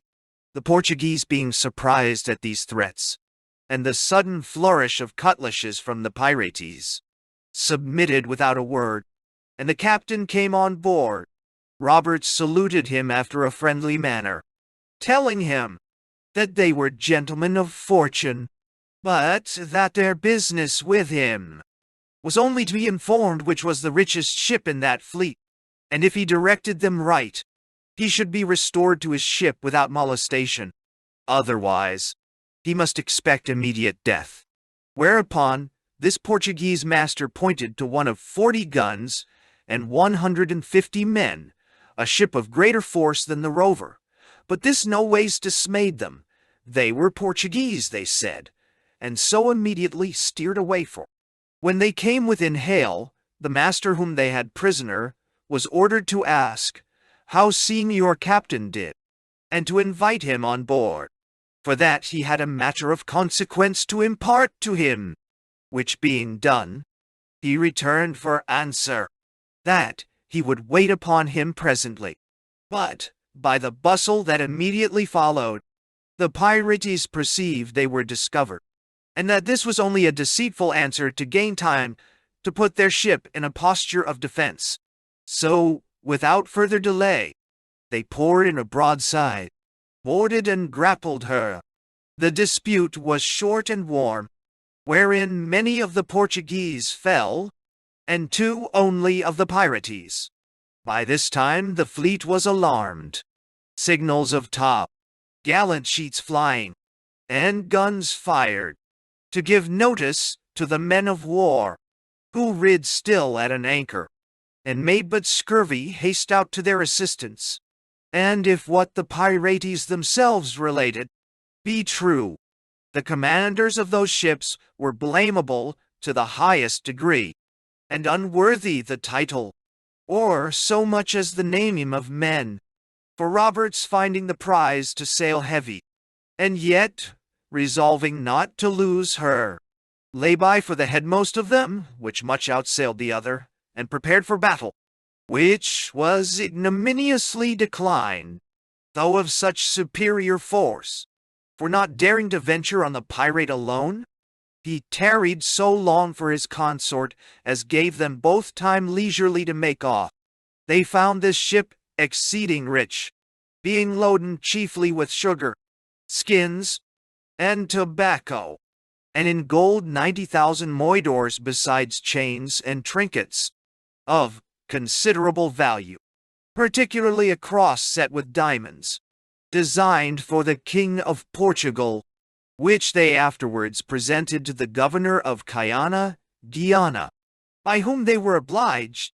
Elated with this booty, they had nothing now to think of but some safe retreat, where they might give themselves up to all the pleasures that luxury and wantonness could bestow, and for the present pitched upon a place called the Devil's Islands, in the river Suriname, on the coast of Guiana, where they arrived, and found the civilest reception imaginable, not only from the governor and factory, but their wives, who exchanged wares and drove a considerable trade with them. They seized in this river a sloop, and by her gained intelligence that a brigantine had also sailed in company with her, from Rhode Island, loaden with provisions for the coast, a welcome cargo, they growing short in the sea store, and, as Sancho says, no adventures to be made without belly timber.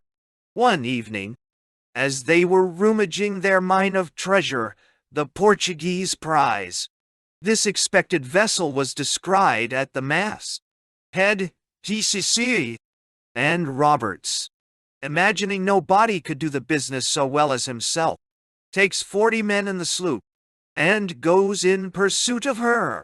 But a fatal accident followed this rash, though inconsiderable adventure, for Roberts, thinking of nothing less than bringing in the brigantine that afternoon, never troubled his head about the sloop's provision, nor inquired what there was on board to subsist such a number of men.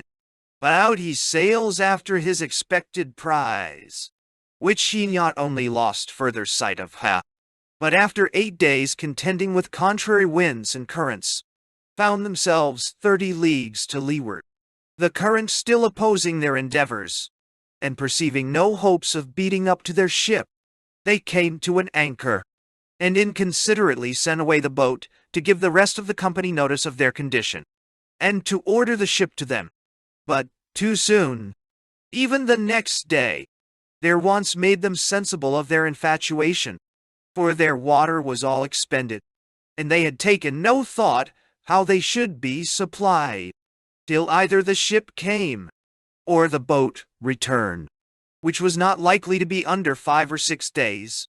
Here, like Tantalus, they almost famished in sight of the fresh streams and lakes, being drove to such extremity at last, that they were forced to tear up the floor of the cabin, and patch up a sort of tub or tray with rope yarns, to paddle ashore, and fetch off immediate supplies of water to preserve life. After some days, the long-wished-for boat came back, but with the most unwelcome news in the world. For Kennedy, who was lieutenant, and left, in absence of Roberts, to command the privateer and prize, was gone off with both. This was mortification with a vengeance, and you may imagine, they did not depart without some hard speeches from those that were left, and had suffered by their treachery. And that there need be no further mention of this Kennedy, I shall leave Captain Roberts, for a page or two, with the remains of his crew, to vent their wrath in a few oaths and execrations, and follow the other, whom we may reckon from that time, as steering his course towards execution. Doc. 3. Kennedy was now chosen captain of the revolted crew, but could not bring his company to any determined resolution. Some of them were for pursuing the old game, but the greater part of them seemed to have inclinations to turn from those evil courses, and get home privately, for there was no act of pardon in force. Therefore they agreed to break up, and every man to shift for himself, as he should see occasion. The first thing they did was to part with the great Portuguese prize, and having the master of the sloop, whose name I think was Kane, aboard, who they said was a very honest fellow, for he had humored them upon every occasion, told them of the brigantine that Roberts went after, and when the pirates first took him, he complimented them at an odd rate, telling them they were welcome to his sloop and cargo, and wished that the vessel had been larger, and the laden richer for their sakes. To this good-natured man they gave the Portuguese ship, which was then above half loaded, 3 or 4 negroes, and all his own men, who returned, thanks to his kind benefactors, and departed. Captain Kennedy and the Rover sailed to Barbados, near which island they took a very peaceable ship belonging to Virginia. The commander was a Quaker, whose name was Not. He had neither pistol, sword, nor cutlass on board, and Mr. Pistol, sword, nor cutlass on board, not appearing so very passive to all they said to him. Some of them thought this a good opportunity to go off, and accordingly 8 of the pirates went aboard, and he carried them safe to Virginia. They made the Quaker a present of 10 chests of sugar, 10 rolls of Brazil tobacco, 30 moidores, and some gold dust, in all to the value of about 250 L. They also made presents to the sailors, some more, some less, and lived a jovial life all the while they were upon their voyage, Captain not giving them their way, nor indeed could he help himself, unless he had taken an opportunity to surprise them when they were either drunk or asleep. For awake they wore arms aboard the ship, and put him in a continual terror, it not being his principle or the sex to fight, unless with art and collusion. He managed these weapons well till he arrived at the Capes, and afterwards 4 of the pirates went off in a boat, which they had taken with them, for the more easily making their escapes, and made up the bay towards Maryland, but were forced back by a storm into an obscure place of the country, where meeting with good entertainment among the planters, They continued several days without being discovered to be pirates. In the meantime, Captain Not, leaving 4 others on board his ship, who intended to go to North Carolina, made what haste he could to discover to Mr. G.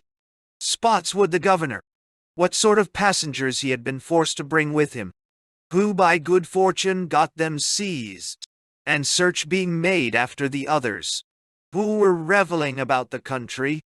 They were also taken, and all tried, convicted, and hanged.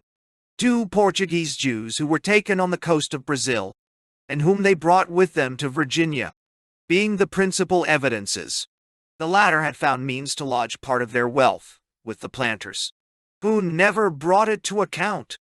But Captain Not surrendered up everything that belonged to them, that were taken aboard, even what they presented to him, in lieu of such things as they had plundered him of in their passage, and obliged his men to do the like. Some days after the taking of the Virginia man last mentioned, in cruising in the latitude of Jamaica, Kennedy took a sloop bound thither from Boston, loaded with bread and flour. Aboard of this sloop went all the hands who were for breaking the gang, and left those behind that had a mind to pursue further adventures. Among the former were Kennedy, their captain, one Duo Wall, of whose honor they had such a despicable notion that they were about to throw him overboard when they found him in the sloop, as fearing he might betray them all at their return to England, he having in his childhood been bred a pickpocket, and before he became a pirate, a housebreaker, both professions that these gentlemen have a very mean opinion of. However, Captain Kennedy, by taking solemn oaths of fidelity to his companions, was suffered to proceed with them. In this company there was but one that pretended to any skill in navigation, for Kennedy could neither write nor read, he being preferred to the command merely for his courage, which indeed he had often signalized, particularly in taking the Portuguese ship, and he proved to be a pretender only for shaping their course to Ireland, where they agreed to land. They ran away to the north-west coast of Scotland, and there were tossed about by hard storms of wind for several days, without knowing where they were, and in great danger of perishing. At length they pushed the vessel into a little creek, and went all ashore, leaving the sloop at an anchor for the next comers. The whole company refreshed themselves at a little village about 5 miles from the place where they left the sloop, and passed there for shipwrecked sailors, and no doubt might have traveled on without suspicion. But the mad and riotous manner of their living on the road occasioned their journey to be cut short, as we shall observe presently. Kennedy and another left them here, and traveling to one of the seaports, shipped themselves for Ireland, and arrived there in safety. 6 or 7 wisely withdrew from the rest, traveled at their leisure, and got to their much-desired port of London, without being disturbed or suspected. But the main gang alarmed the country wherever they came, drinking and roaring at such a rate that the people shut themselves up in their houses, in some places, not daring to venture out among so many mad fellows. In other villages, they treated the whole town, squandering their money away, as if, like Aesop, they wanted to lighten their burthens. This expensive manner of living procured 2 of their drunken stragglers to be knocked on the head, they being found murdered in the road, and their money taken from them. All the rest, to the number of 17, as they drew nigh to Edinburgh, were arrested and thrown into gaol, upon suspicion of they knew not what. However, the magistrates were not long at a loss for proper accusations, for 2 of the gang offering themselves for evidences were accepted of, and the others were brought to a speedy trial, whereof 9 were convicted and executed. Kennedy, having spent all his money, came over from Ireland, and kept a common B.U. house on Deptford Road, and now and then, 'twas thought, made an excursion abroad in the way of his former profession, till one of his household gave information against him for a robbery, for which he was committed to Bridewell. But because she would not do the business by halves, she found out a mate of a ship that Kennedy had committed piracy upon, as he foolishly confessed to her. This mate, whose name was Grant, paid Kennedy a visit in Bridewell, and knowing him to be the man, procured a warrant, and had him committed to the Marshalsea prison. The game that Kennedy had now to play was to turn evidence himself. Accordingly, he gave a list of 8 or 10 of his comrades, but not being acquainted with their habitations, one only was taken, who, though condemned, appeared to be a man of a fair character, was forced into their service, and took the first opportunity to get from them, and therefore received a pardon. But Walter Kennedy, being a notorious offender, was executed the 19th of July, 1721. At execution, The rest of the pirates who were left in the ship Rover stayed not long behind, for they went ashore to one of the West India Islands. What became of them afterwards, I can't tell, but the ship was found at sea by a sloop belonging to St.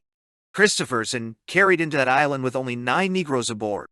Thus we see what a disastrous fate ever attends the wicked do, and how rarely they escape the punishment due to their crimes. Woo! Abandoned to such a profligate life, rob, spoil, and prey upon mankind, contrary to the light and law of nature, as well as the law of God.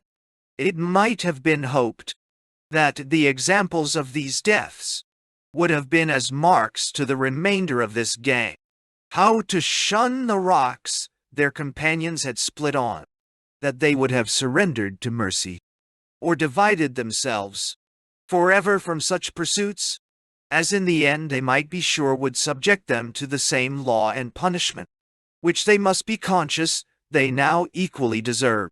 Impending law, which never let them sleep well, unless when drunk.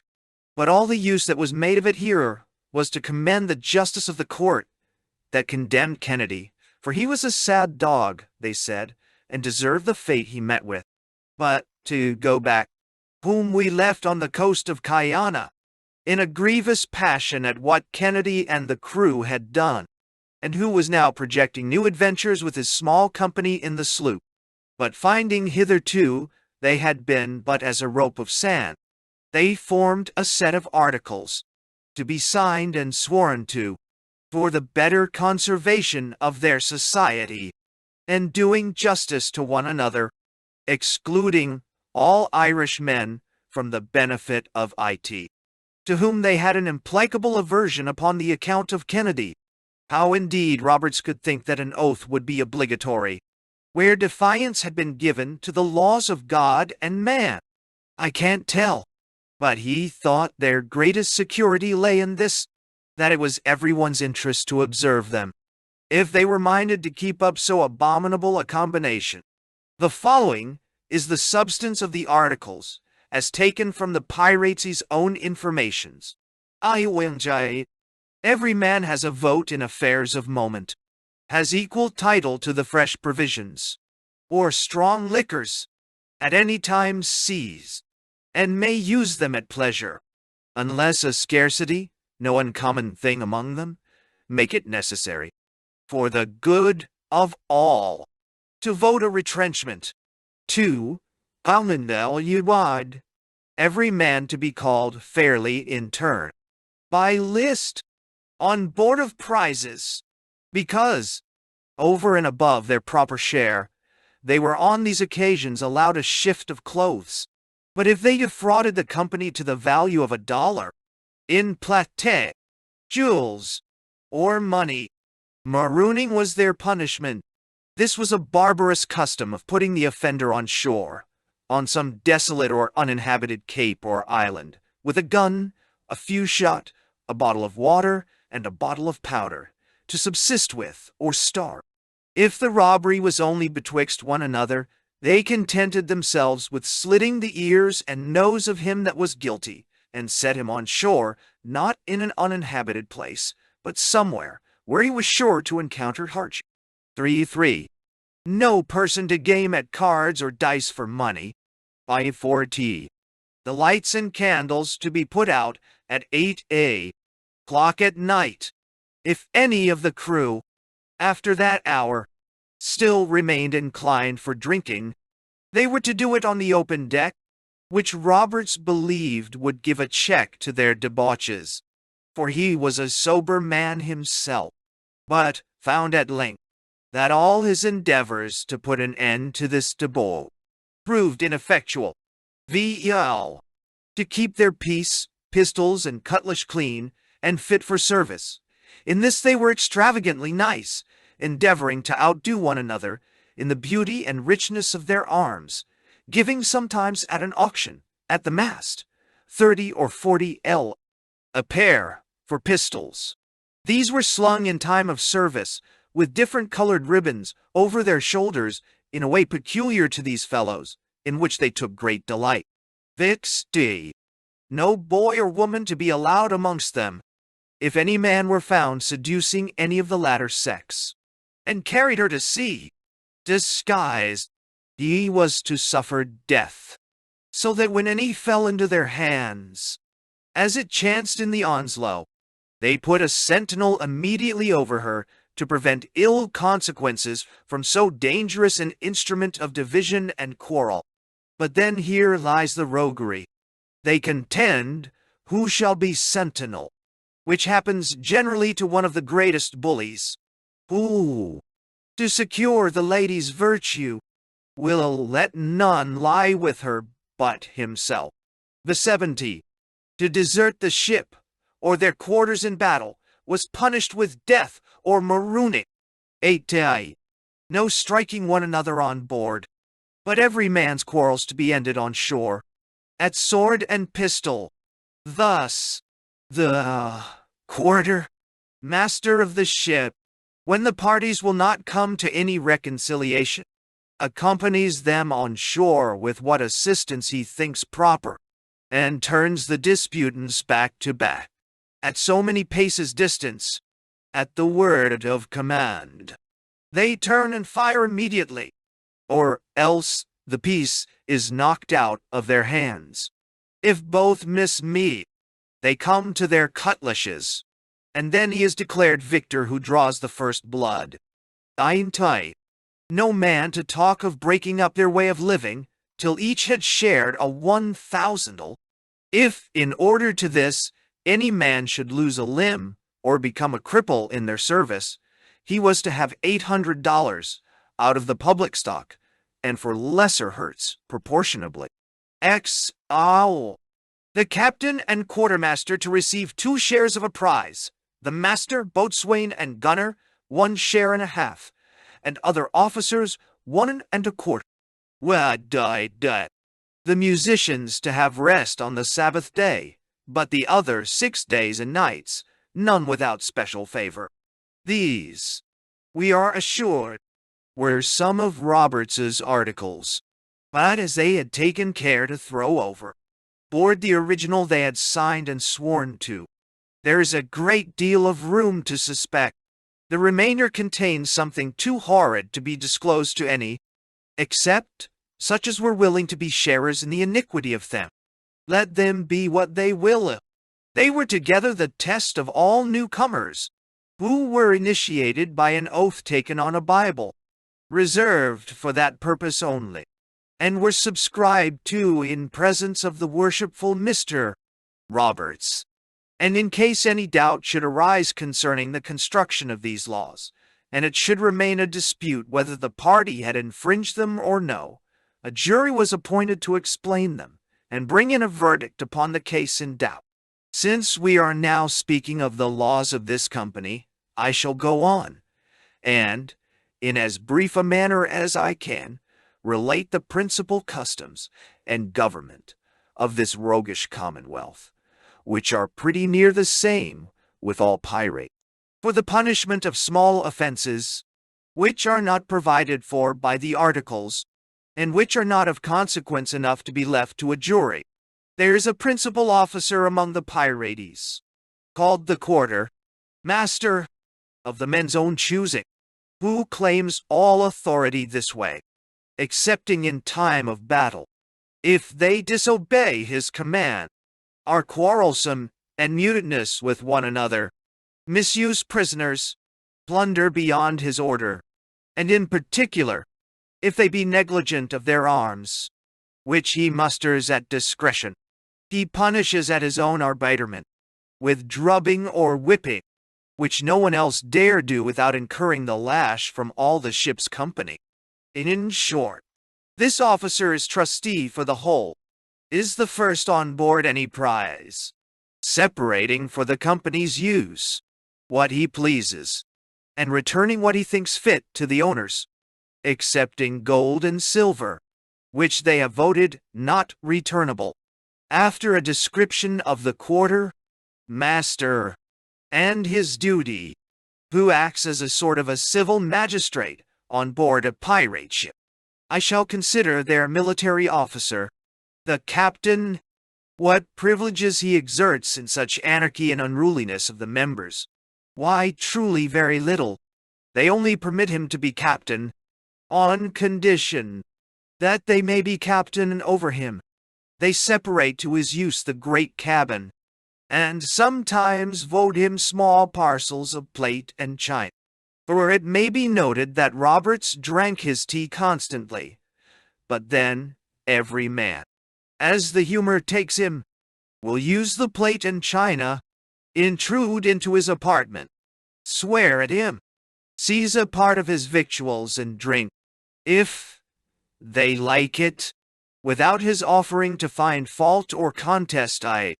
Yet Roberts, by a better management than usual, became the chief director in everything of moment, and it happened thus: the rank of captain being obtained by the suffrage of the majority, it falls on one superior for knowledge and boldness, pistol-proof, as they call it, and can make those fear who do not love him.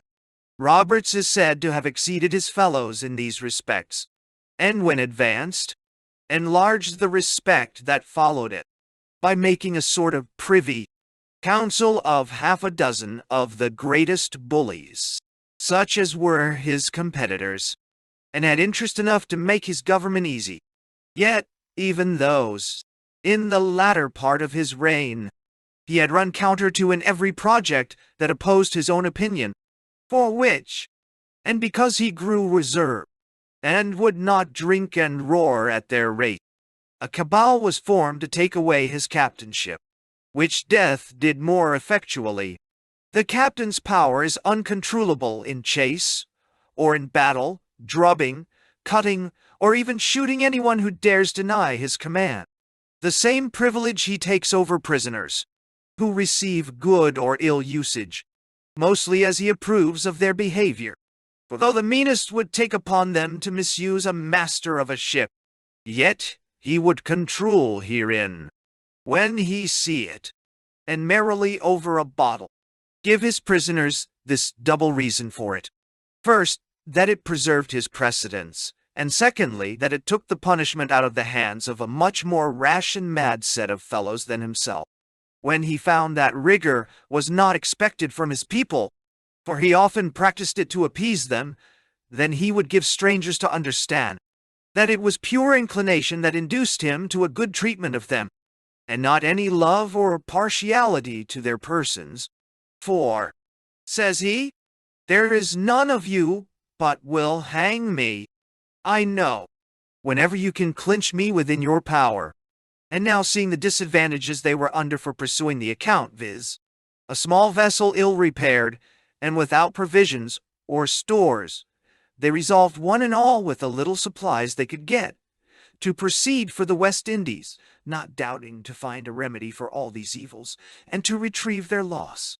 In the latitude of Decidida, one of the islands, they took 2 sloops, which supplied them with provisions and other necessaries, and a few days afterwards took a brigantine belonging to Rhode Island, and then proceeded to Barbados, off of which island they fell in with a Bristol ship of 10 guns, in her voyage out, from whom they took abundance of clothes, some money, 25 bales of goods, 5 barrels of powder, a cable, hawser, 10 casks of oatmeal, 6 casks of beef, and several other goods, besides 5 of their men. And after they had detained her 3 days, let her go, who being bound for the abovesaid island, she acquainted the governor with what had happened, as soon as she arrived, whereupon a Bristol galley that lay in the harbor was ordered to be fitted out with all imaginable expedition, of 20 guns, and 80 men, there being then no man of war upon that station, and also a sloop with 10 guns, and 40 men. The galley was commanded by one Captain Rogers, of Bristol, and the sloop by Captain Graves, of that island, and Captain Rogers by a commission from the governor, was appointed Commodore. The second day after Rogers sailed out of the harbor, he was discovered by Roberts, who, knowing nothing of their design, gave them chase. The Barbados ships kept an easy sail till the pirates came up with them, and then Roberts gave them a gun, expecting they would have immediately struck to his piratical flag, but instead thereof, he was forced to receive the fire of a broadside, with 3 huzzas at the same time, so that an engagement ensued. But Roberts, being hardly put to it, was obliged to crowd all the sail the sloop would bear, to get off. The galley, sailing pretty well, kept company for a long while, keeping a constant fire, which galled the pirates. However, at length, by throwing over their guns, and other heavy goods, and thereby lightening the vessel, they, with much ado, got clear. But Roberts could never endure a Barbados man afterwards, and when any ship belonging to that island fell in his way, he was more particularly severe to them than others. Captain Roberts sailed in the sloop to the island of Dominico, where he watered, and got provisions of the inhabitants, to whom he gave goods in exchange.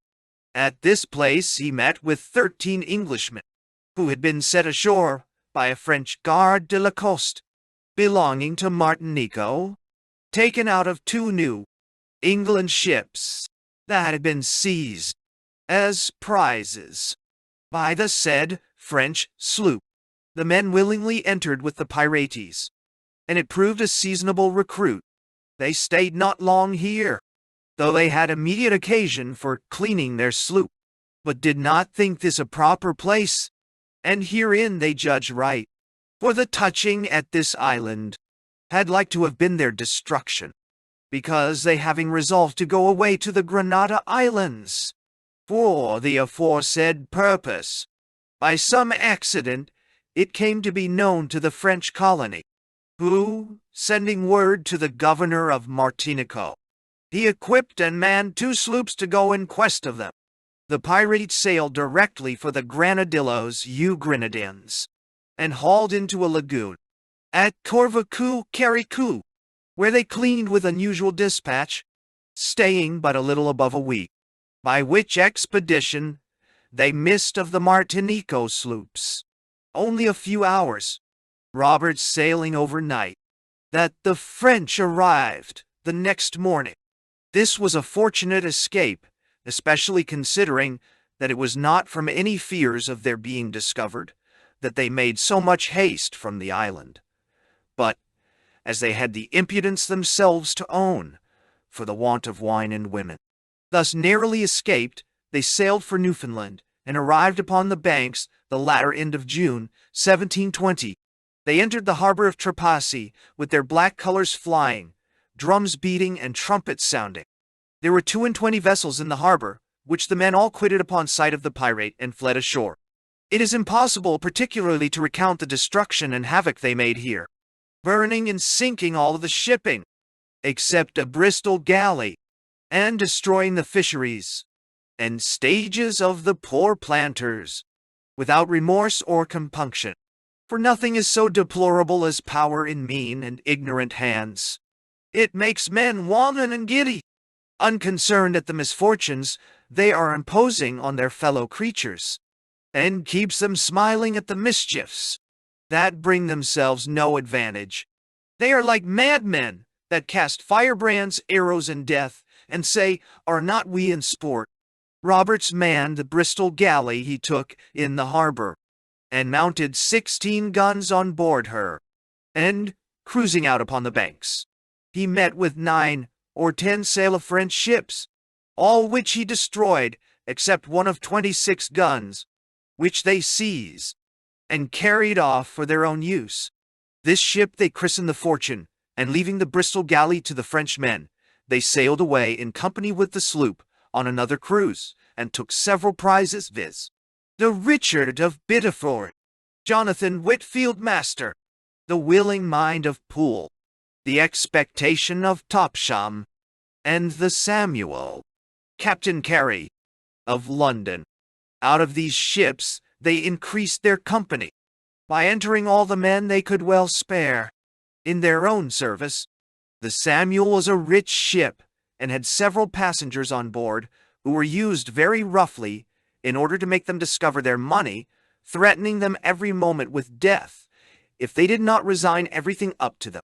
They tore up the hatches, and entered the hold like a parcel of furies, and with axes and cutlashes, cut and broke open all the bales, cases, and boxes they could lay their hands on, and when any goods came upon deck that they did not like to carry aboard, instead of tossing them into the hold again, threw them over, or into the sea. All this was done with incessant cursing and swearing, more like fiends than men. They carried with them sails, guns, powder, cordage, and 8 or 9,000 ell worth of the choicest goods, and told Captain Carey that they should accept of no act of grace, that the K and P T might be damned with their acts of G. For them, neither would they go to Hope Point to be hanged up a sun-drying, as Kids and Bradish's 4 company were, but that if they should ever be overpowered, they would set fire to the powder with a pistol, and go all merrily to hell together, after they had brought all the booty aboard. A consultation was held whether they should sink or burn the ship, but whilst they were debating the matter, they spied a sail, and so left the Samuel to give her chase. At midnight they came up with the same, which proved to be a snow from Bristol, bound for Boston. Captain Bowles' master. They used him barbarously, because his countryman, Captain Rogers, who attacked them off Barbados, was of the city of Bristol, July the 16th, which was 2 days afterwards.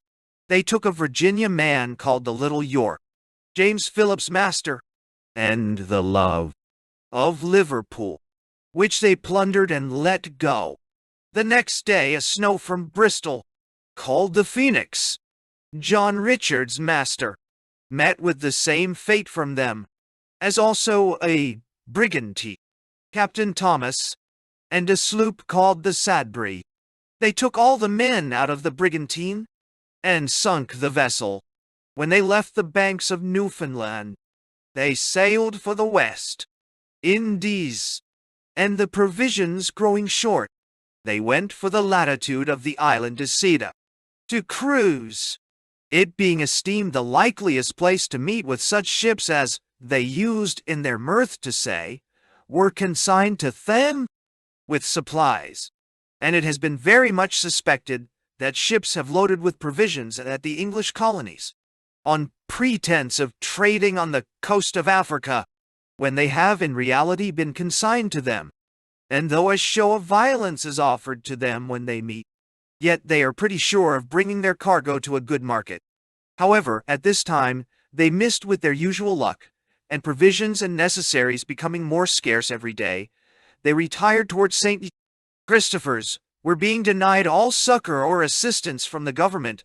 They fired in revenge on the town and burnt 2 ships in the road, one of them commanded by Captain Cox of Bristol, and then retreated farther to the island of St. Bartholomew, where they met with much handsomer treatment, the governor not only supplying them with refreshments, but he and the chiefs caressing them in the most friendly manner, and the women, from so good an example, endeavored to outvie each other in dress and in behavior, to attract the good graces of such generous lovers, that paid well for their favors. Sated at length with these pleasures, and having taken on board a good supply of fresh provisions, they voted unanimously for the coast of Guinea, and in the latitude of 22°N. In their voyage thither, met with a French ship from Martinico, richly loaden, and, which was unlucky for the master, had a property of being fitter for their purpose than the banker. Exchange was no robbery, they said, and so after a little mock complaisance to Monsieur, for the favor he had done them, they shifted their men, and took leave. This was their first royal fortune. In this ship Roberts proceeded on his designed voyage, but before they reached Guinea, he proposed to touch at Brava, the southernmost of Cape de Verde Islands, and clean. But here again by an intolerable stupidity and want of judgment, they got so far to leeward of their port, that despairing to regain it, or any of the windward parts of Africa, they were obliged to go back again with the trade wind for the West Indies, which had very near been the destruction of them all. Suriname was the place now designed for, which was at no less than 700 leagues distance, and they had but 1 hogshead of water left to supply 124 souls for that passage. A sad circumstance that eminently exposes the folly and madness among pirates, and he must be an inconsiderate wretch indeed, who, if he could separate the wickedness and punishment from the fact, would yet hazard his life amidst such dangers, as their want of skill and forecast made them liable to. Their sins, we may presume, were never so troublesome to their memories, as now, that inevitable destruction seemed to threaten them, without the least glimpse of comfort or alleviation to their misery. For, now, with what face could wretches who had ravaged and made so many necessitous look up for relief? They had to that moment lived in defiance of the power that now alone they must trust for their preservation. And, indeed, without the miraculous intervention of Providence, there appeared only this miserable choice, viz. A present death by their own hands, or a lingering one by famine. They continued their course, and came to an allowance of 1 single mouthful of water for 24 hours. Many of them drank their urine, or sea-water, which, instead of allaying, gave them an inextinguishable thirst that killed them. Others pined and wasted a little more time in fluxes and aporexies, so that they dropped away daily. Those that sustained the misery best were such as almost starved themselves, forbearing all sorts of food, unless a mouthful or 2 of bread, the whole day, so that those who survived were as weak as was possible for men to be, and alive.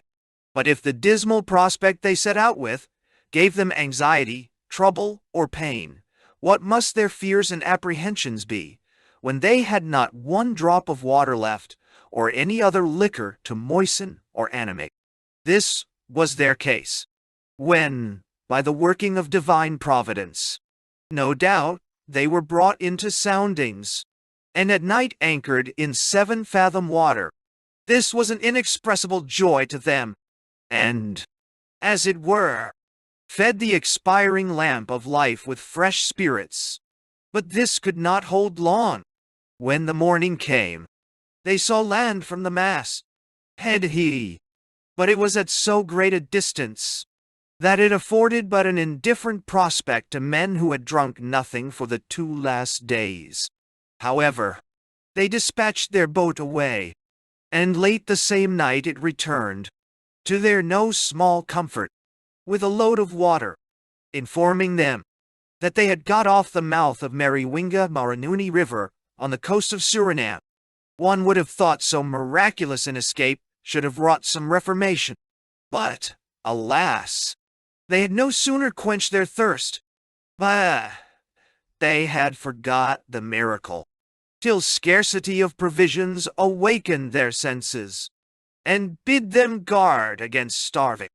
Their allowance was very small, and yet they would profanely say that Providence which gave them drink would, no doubt, bring them meat also, if they would use but an honest endeavor. In pursuance of these honest endeavors, they were steering for the latitude of Barbados, with what little they had left, to look out for more, or starve, and, in their way, met a ship that answered their necessities, and after that a brigantine. The former was called the Greyhound, belonging to St. Christopher's, and bound to Philadelphia, the mate of which signed the pirates' articles, and was afterwards captain of the Ranger, consort to the Royal Fortune. Out of the ship and brigantine, the pirates got a good supply of provisions and liquor, so that they gave over the designed cruise, and watered at Tobago.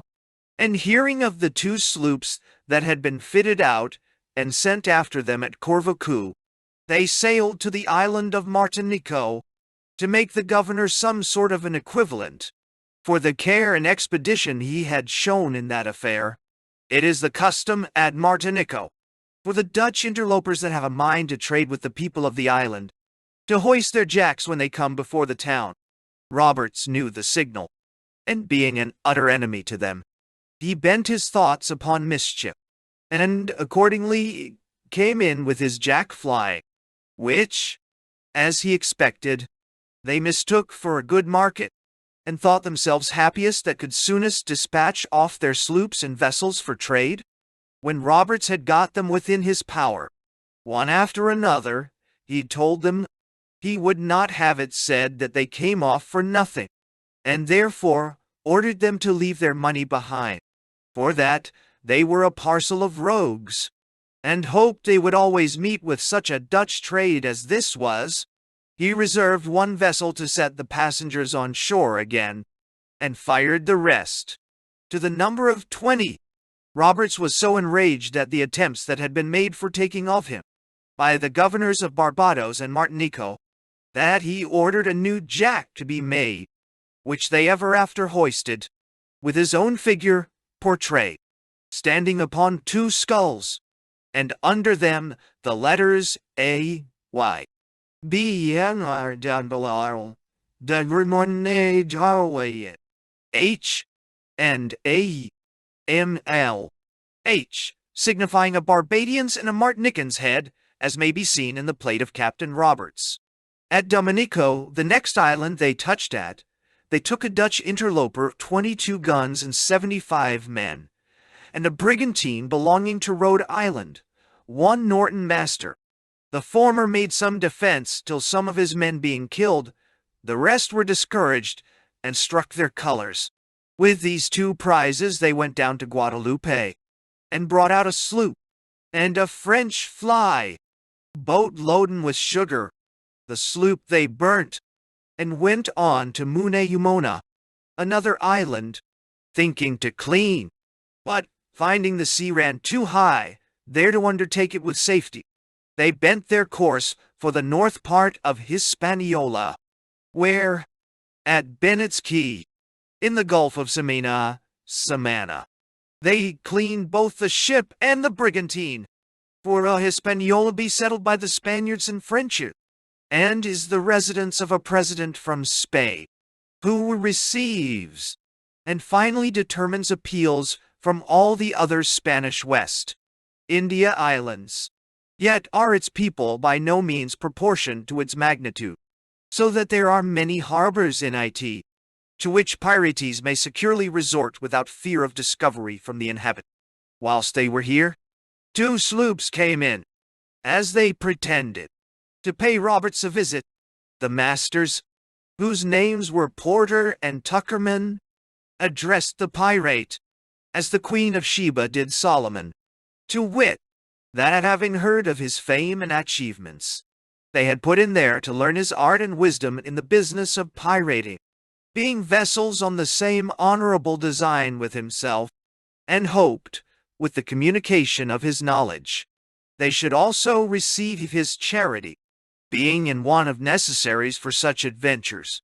Roberts was won upon by the peculiarity and bluntness of these two men, and gave them powder, arms, and whatever else they had occasion for, spent 2 or 3 merry nights with them, and at parting, said, he hoped the L would prosper their handiworks. They passed some time here, after they had got their vessel ready, in their usual debaucheries. They had taken a considerable quantity of rum and sugar, so that liquor was as plenty as water, and few there were who denied themselves the immoderate use of it.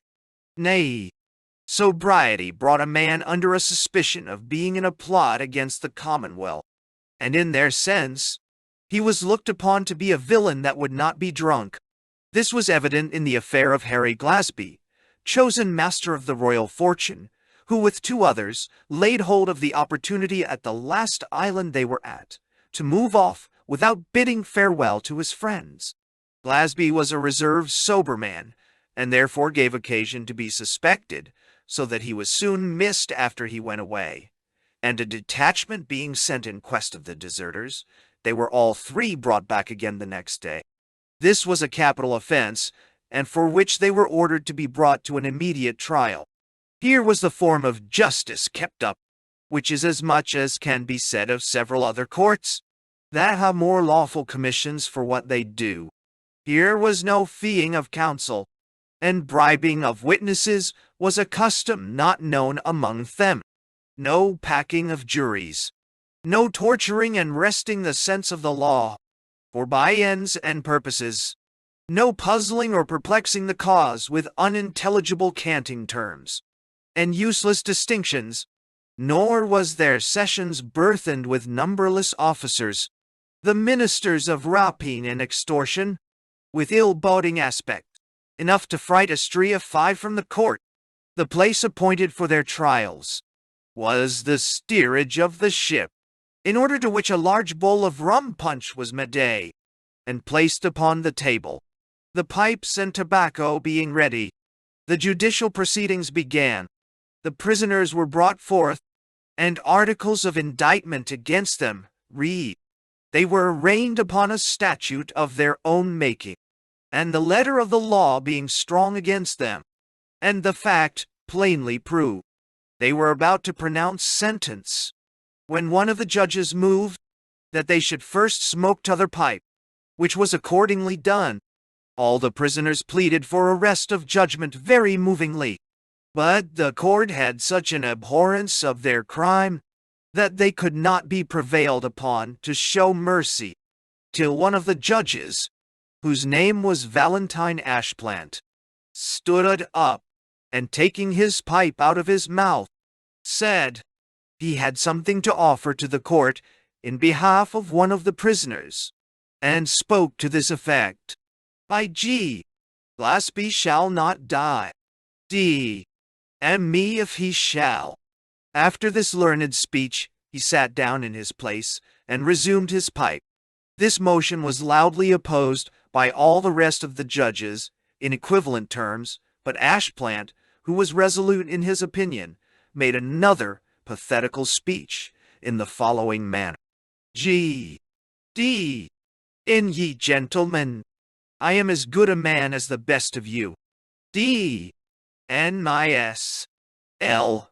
If ever I turn my back to any man in my life, or ever will, by G. Glasby is an honest fellow, notwithstanding this misfortune, and I love him. D. L.D. And me if I don't. I hope he'll live and repent of what he has done. But D. And me if he must die. I will die along with him. And thereupon he pulled out a pair of pistols, and presented them to some of the learned judges upon the bench, who, perceiving his arguments so well supported, thought it reasonable that Glasby should be acquitted, and so they all came over to his opinion, and allowed it to be law. But all the mitigation that could be obtained for the other prisoners was that they should have the liberty of choosing any four of the whole company to be their executioner. The poor wretches were tied immediately to the mast, and there shot dead, pursuant to their villainous sentence, when they put to sea again. The prizes which had been detained only for fear of spreading any rumor concerning them, which had like to have been so fatal at Corvo, were thus disposed of. They burnt their own sloop, and Man Norton's brigantine, sending the master away in the Dutch interloper.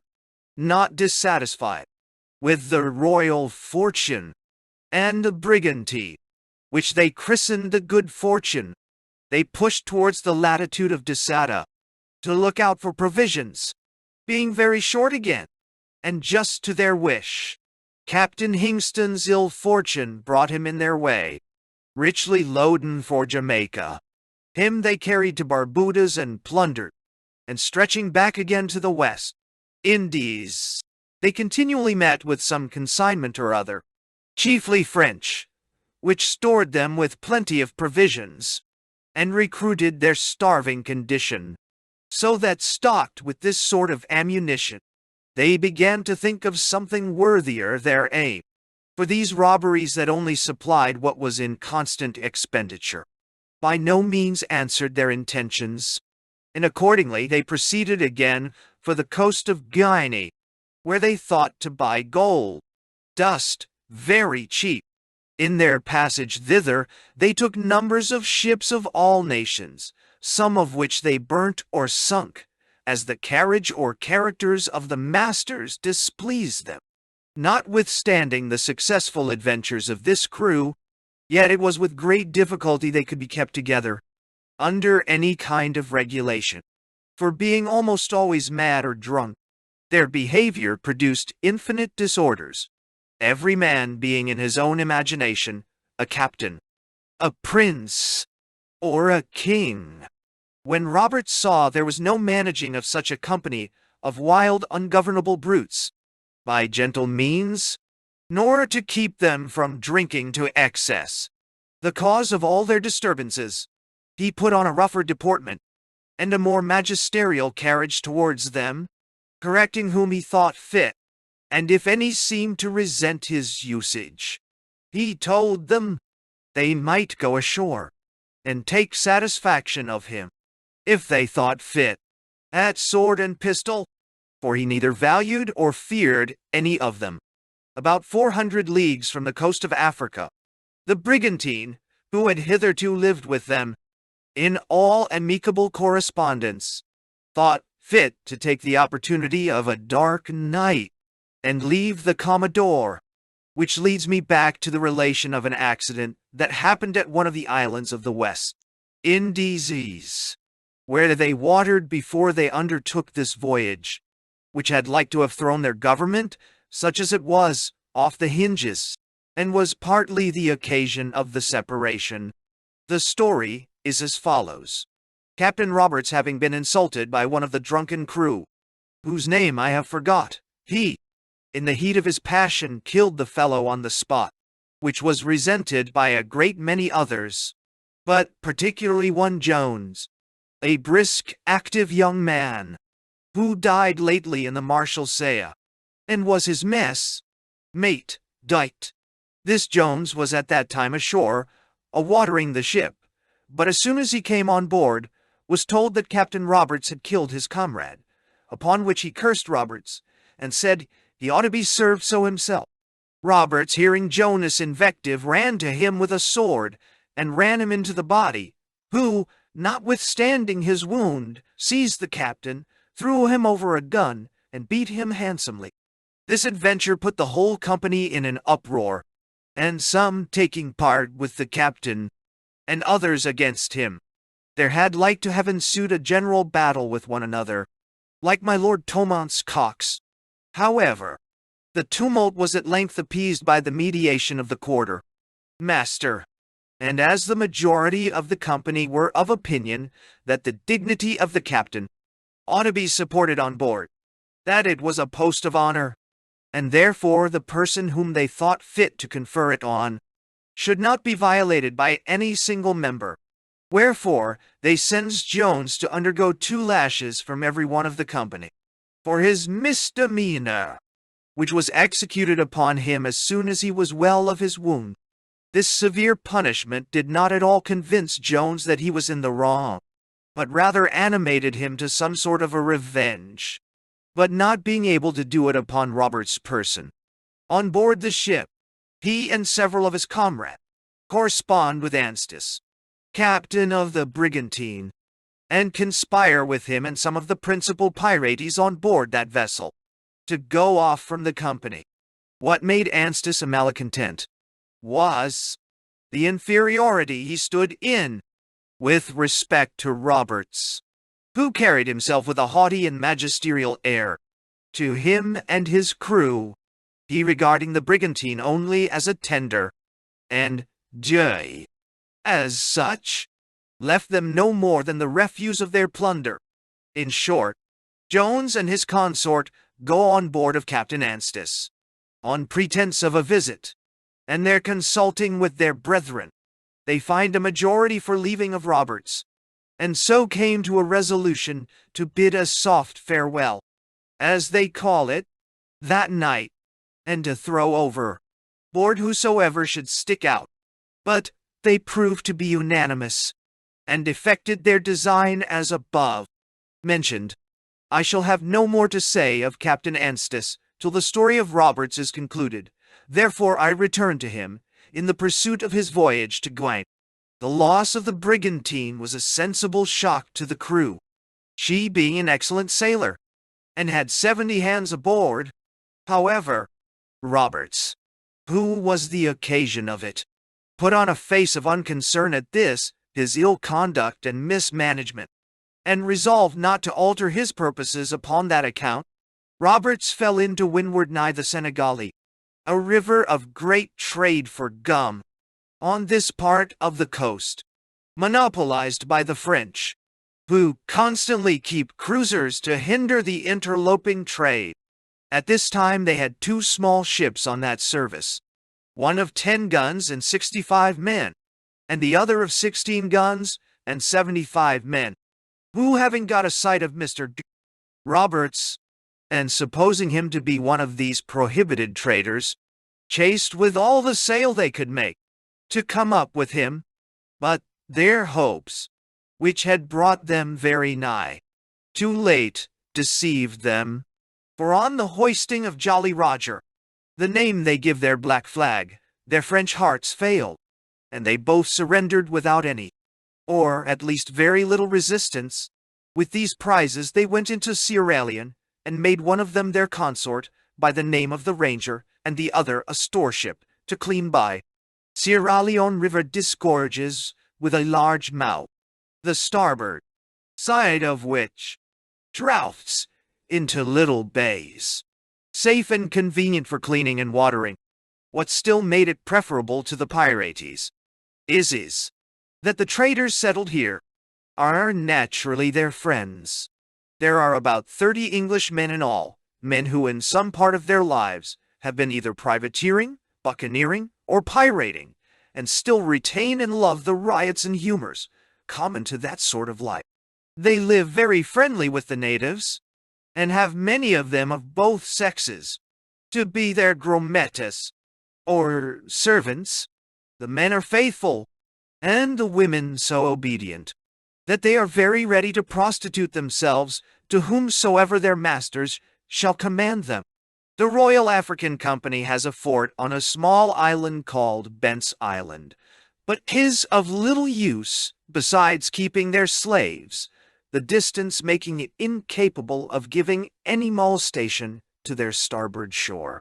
Here lives at this place an old fellow, who goes by the name of Crackers, who was formerly a noted buccaneer, and while he followed the calling, robbed and plundered many a man. He keeps the best house in the place, has 2 or 3 guns before his door, with which he salutes his friends, the pirates, when they put in he, and lives a jovial life with them, all the while they are there. Here follows a list of the rest of those lawless merchants and their servants, who carry on a private trade with the interlopers, to the great prejudice of the Royal African Company, who with extraordinary industry and expense have made and maintain settlements without any consideration from those who, without such settlements and forts, would soon be under an incapacity of pursuing any such private trade. Wherefore, 'tis to be hoped, proper means will be taken to root out a pernicious set of people who have all their lives supported themselves by the labors of other men. 2 of these fellows entered with Roberts's crew, and continued with them till the destruction of the company. A list of the white men now living on the high land of all Sierra Leone, and the craft they occupy. John Leadstone, 3 boats, and a Patayuga. His man, Tom Dotty. His man, John Brown Dot. Alexander Middleton, 1 long boat. His man, Charles Hawkins. Their man, John Vernon. David Chatmers, 1 long boat. John Chatmers, 1 long boat. Richard Richardson, 1 long boat. His man, John Franks. William Waits and 1 young man. John Barman. John England, 1 long boat. Robert Samples, 1 long boat, with Roquis Rodriguez, a Portuguese. George Bishop, Peter Brown. L. John Jones, 1 long boat. His Irish young man. At Rio Pungo, Benjamin Gunn. At Kiddam, George Yates. At Galeneus, Richard Lemons. The harbor is so convenient for wooding and watering that it occasions many of our trading ships, especially those of Bristol, to call in there, with large cargoes of beer, cider, and strong liquors, which they exchange with these private traders for slaves and teeth, purchased by them at the Rio Nunes and other places to the northward, so that here was what they call good living. Hither Roberts came the end of June, 1721, and had intelligence that the Swallow and Weymouth, 2 men of war, of 50 guns each, had left that river about a month before, and designed to return about Christmas, so that the pirates could indulge themselves with all the satisfaction in the world, in that they knew they were not only secure whilst there, but that in going down the coast, after the men of war, they should always be able to get such intelligence of their rendezvous as would serve to make their expedition safe. So after 6 weeks' stay, the ships being cleaned and fitted, and the men weary of whoring and drinking, they bethought themselves of business, and went to sea the beginning of August, taking their progress down the whole coast, as low as Yaquin, plundering every ship they met of what was valuable in her, and sometimes, to be more mischievously wicked, would throw what they did not want overboard, accumulating cruelty to theft. In this range they exchanged their old French ship for a fine frigate-built ship called the Onslow, belonging to the Royal African Company, Captain G. commander, which happened to lie at Sestos, to get water and necessaries for the company. A great many of Captain G's men were ashore when Roberts bore down, and so the ship consequently was the more easily surprised into his hands. Though had they been all on board, it was not likely the case would have been otherwise. The sailors, most of them, voluntarily joining the pirates, and encouraging the same disposition in the soldiers, who were going passengers with them to Cape Corso Castle, whose ears being constantly tickled with the feats and gallantry of those fellows, made them fancy that to go was only being bound on a voyage of knight-errantry to relieve the distressed deep, and gather up fame, and so they likewise offered themselves. But here the Pirates were at a stand.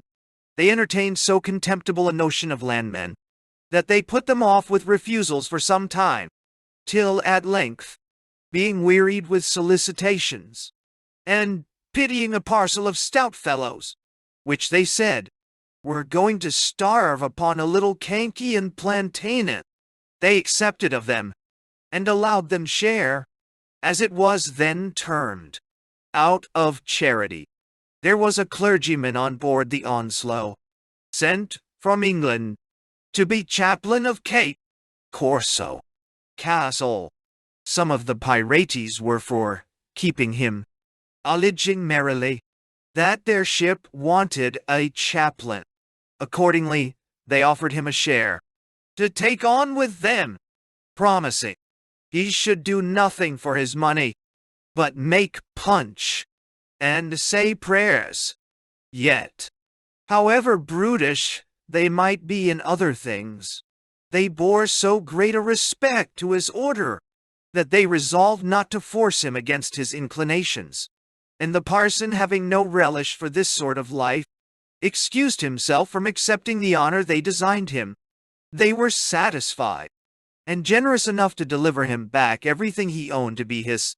The parson laid hold of this favorable disposition of the Pirates, and laid claim to several things belonging to others, which were also given up, to his great satisfaction. In fine, they kept nothing which belonged to the church, except 3 prayer books and a bottle. Screw. The Pirates kept the Onslow for their own use, and gave Captain G the French ship, and then fell to making such alterations as might fit her for a sea rover, pulling down her bulk heads, and making her flush, so that she became, in all respects, as complete a ship for their purpose as any they could have found. They continued to her the name of the Royal Fortune, and mounted her with 40 guns. She and the Ranger proceeded, as I said before, to Jachin, and from thence to Old Calabar, where they arrived about October, in order to clean their ship, a place the most suitable along the whole coast, for there's a bar with not above 15-foot water upon it, and the channel intricate, so that had the men of war been sure of their being harbored here, they might still have bid defiance to their strength, for the depth of water at the bar, as well as the want of a pilot, was a sufficient security to the rovers, and invincible impediments to them. Here therefore they sat easy, and divided the fruits of their dishonest industry, and drank and drove care away. The pilot who brought them into this harbor was Captain L. E. Lowenhew, who for this and other services was extremely well paid, according to the journal of their own accounts, which do not run in the ordinary and common way of debtor contra creditor, but much more concise, lumping it to their friends, and so carrying the debt in their heads against the next honest trader they meet. They took at Calabar Captain Lone and 2 or 3 Bristol ships, the particulars of all which would be an unnecessary prolixity. Therefore, I come now to give an account of the usage they received from the natives of this place. The Calabar negroes did not prove so civil as they expected, for they refused to have any commerce or trade with them when they understood they were Pirates, an indication that these poor creatures, in the narrow circumstances they were in, and without the light of the gospel, or the advantage of an education, have, notwithstanding, such a moral innate honesty, as would upbraid and shame the most knowing Christian. But this did but exasperate these lawless fellows, and so a party of 40 men were detached to force a correspondence, or drive the negroes to extremities, and they accordingly landed under the fire of their own cannon. The negroes drew up in a body of 2,000 men, as if they intended to dispute the matter with them, and stayed till the Pirates advanced within pistol shot. But finding the loss of 2 or 3 made no impression on the rest. The Negroes thought fit to retreat, which they did. With some loss, the pirates set fire to the town, and then returned to their ships. This terrified the natives, and put an entire stop to all the intercourse between them, so that they could get no supplies, which obliged them, as soon as they had finished the cleaning and trimming of their ships, to lose no time. So they went for Cape Lopez, and watered, and at Inabano took aboard a stock of fresh provisions, and then sailed for the coast again. This was their last and fatal expedition, which we shall be more particular in tell, because it cannot be imagined that they could have had assurance to have undertaken it, but upon a presumption that the men of war, whom they knew were upon the coast, were unable to attack them, or else pursuant to the rumor that had indiscretionally obtained at Sierra Leone, were gone thither again. It is impossible at this time to think they could know of the weak and sickly condition they, men of war, were in, and therefore founded the success of this second attempt upon the coastie on the latter presumption. And this seems to be confirmed by their falling in with the coast as low as Cape Lahu, and even that was higher than they designed, in the beginning of January, and took the ship called the King Solomon, with 20 men in their boat, and a trading vessel, both belonging to the company. The pirate ship happened to fall about a league to leeward of the King Solomon, at Cape Apollonia, and the current and wind opposing their working up with the ship, they agreed to send along boat, with sufficient number of men, to take her. The pirates are all volunteers on these occasions, the word being always given, who will go? And presently the stanch and firm men offer themselves, because by such readiness they recommend their courage, and have an allowance also of a shift of clothes, from head to foot, out of the prize. They rode towards the King Solomon with a great deal of alacrity, and being hailed by the commander of her, answered, "Defiance, Captain Traherne."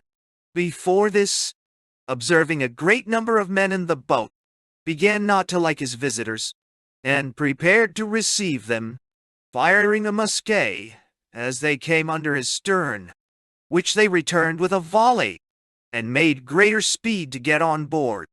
Upon this, he applied to his men, and asked them whether they would stand by him to defend the ship, it being a shame they should be taken by half their number, without any repulse.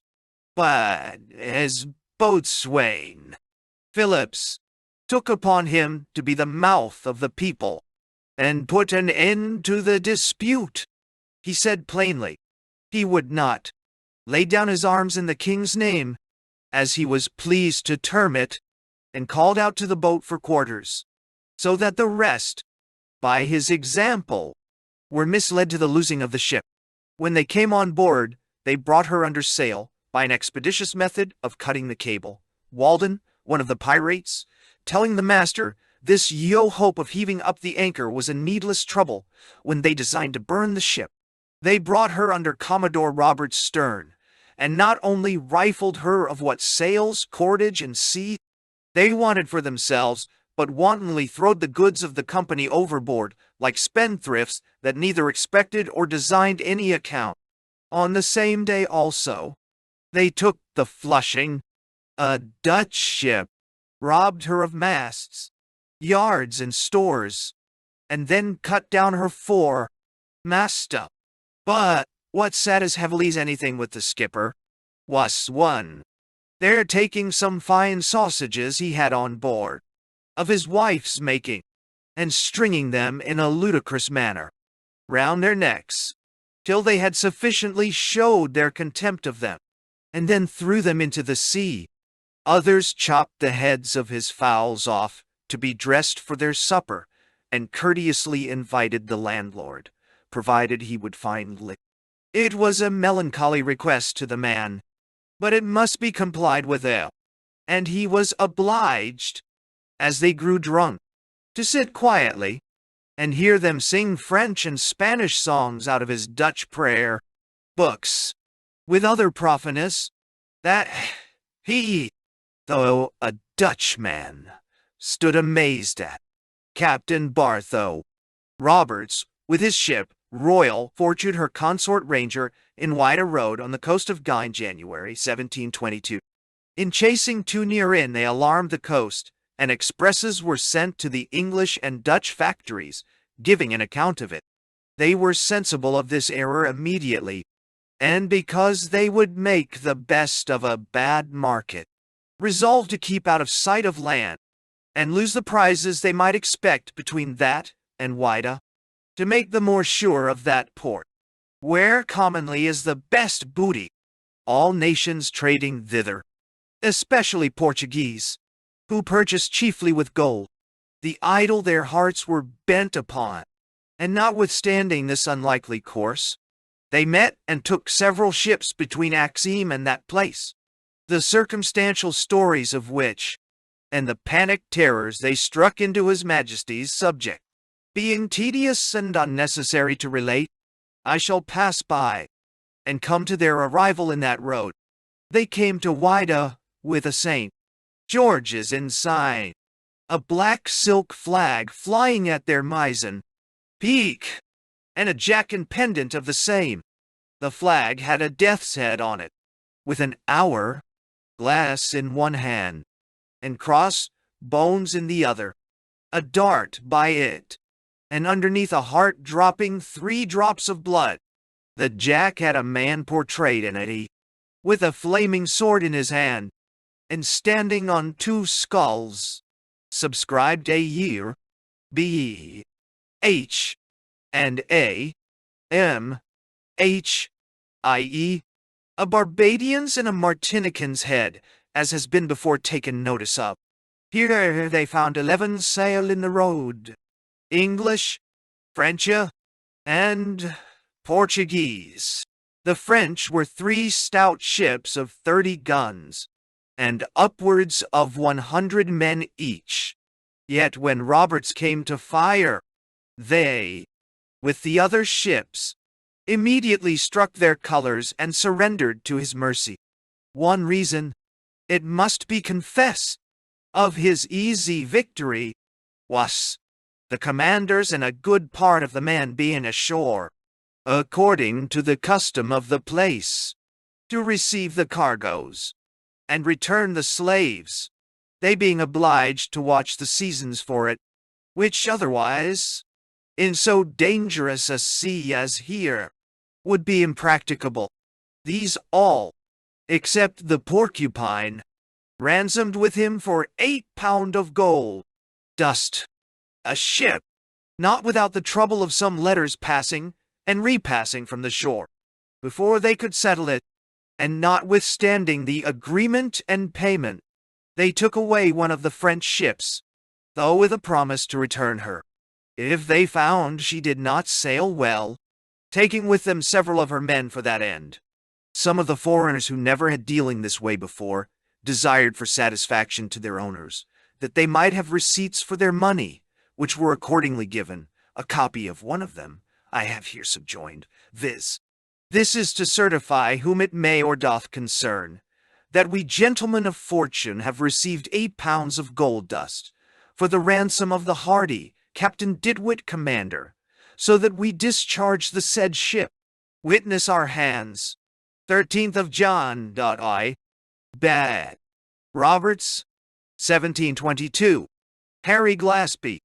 Others were given to the Portuguese captains, which were in the same form, but being signed by 2 waggish fellows, viz. Dog, Sutton, and Simpson, they subscribed by the names of Aaron Whifflingpin, Simdaring, Judge Shiri, Tugmutton Delay.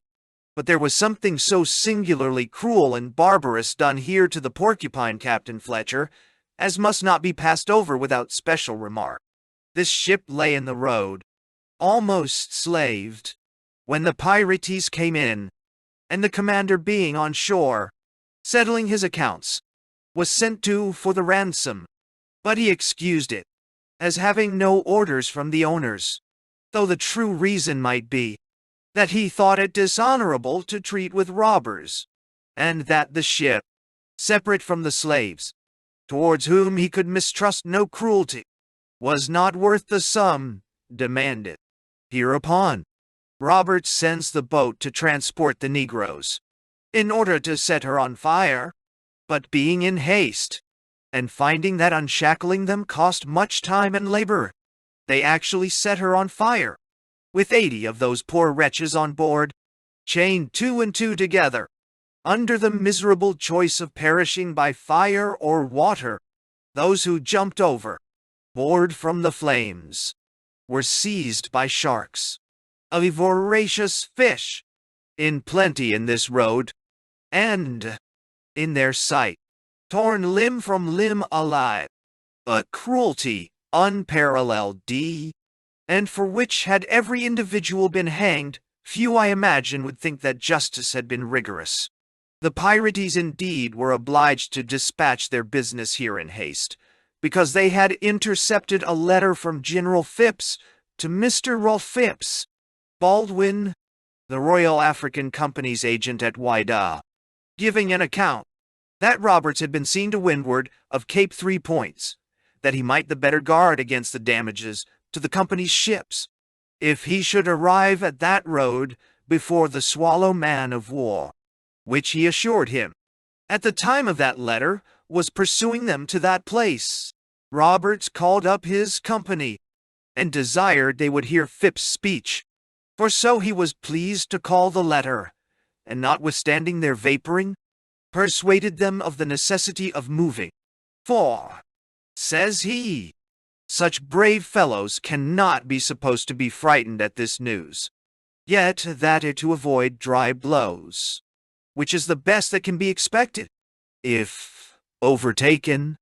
This advice weighed with them, and they got under sail, having stayed only from Thursday to Saturday night, and at sea voted for the island of Annabano, but the wind hanging out of the way, crossed their purpose, and brought them to Cape Lopez, where I shall leave them for their approaching fate, and relate some further particulars of His Majesty's ship the Swallow, viz. to where it was she had spent her time during the mischief that was done, and by what means unable to prevent it, what also was the intelligence she received, and the measures thereon formed, that at last brought 2 such strangers as Mr. Roberts and Captain E. Ogle 6 to meet in so remote a corner of the world. The Swallow and Weymouth left Sierra Leone, May 28, where, I have already taken notice, Roberts arrived about a month after, and doubtless learned the intent of their voyage, and cleaning on the coast, which made him set down with more security to his diversion, and furnish him with such intimations as made his first range down the coast in August following more prosperous, the Swallow and Weymouth being then at the port of Prince's a-cleaning. Their stay at Prince's was from July 28 to Sept. 28, 1721, where, by a fatality common to the irregularities of seamen, who cannot in such cases be kept under due restraint, they buried 100 men in 3 weeks' time, and reduced the remainder of the ship's companies into so sickly a state, that it was with difficulty they brought them to sail.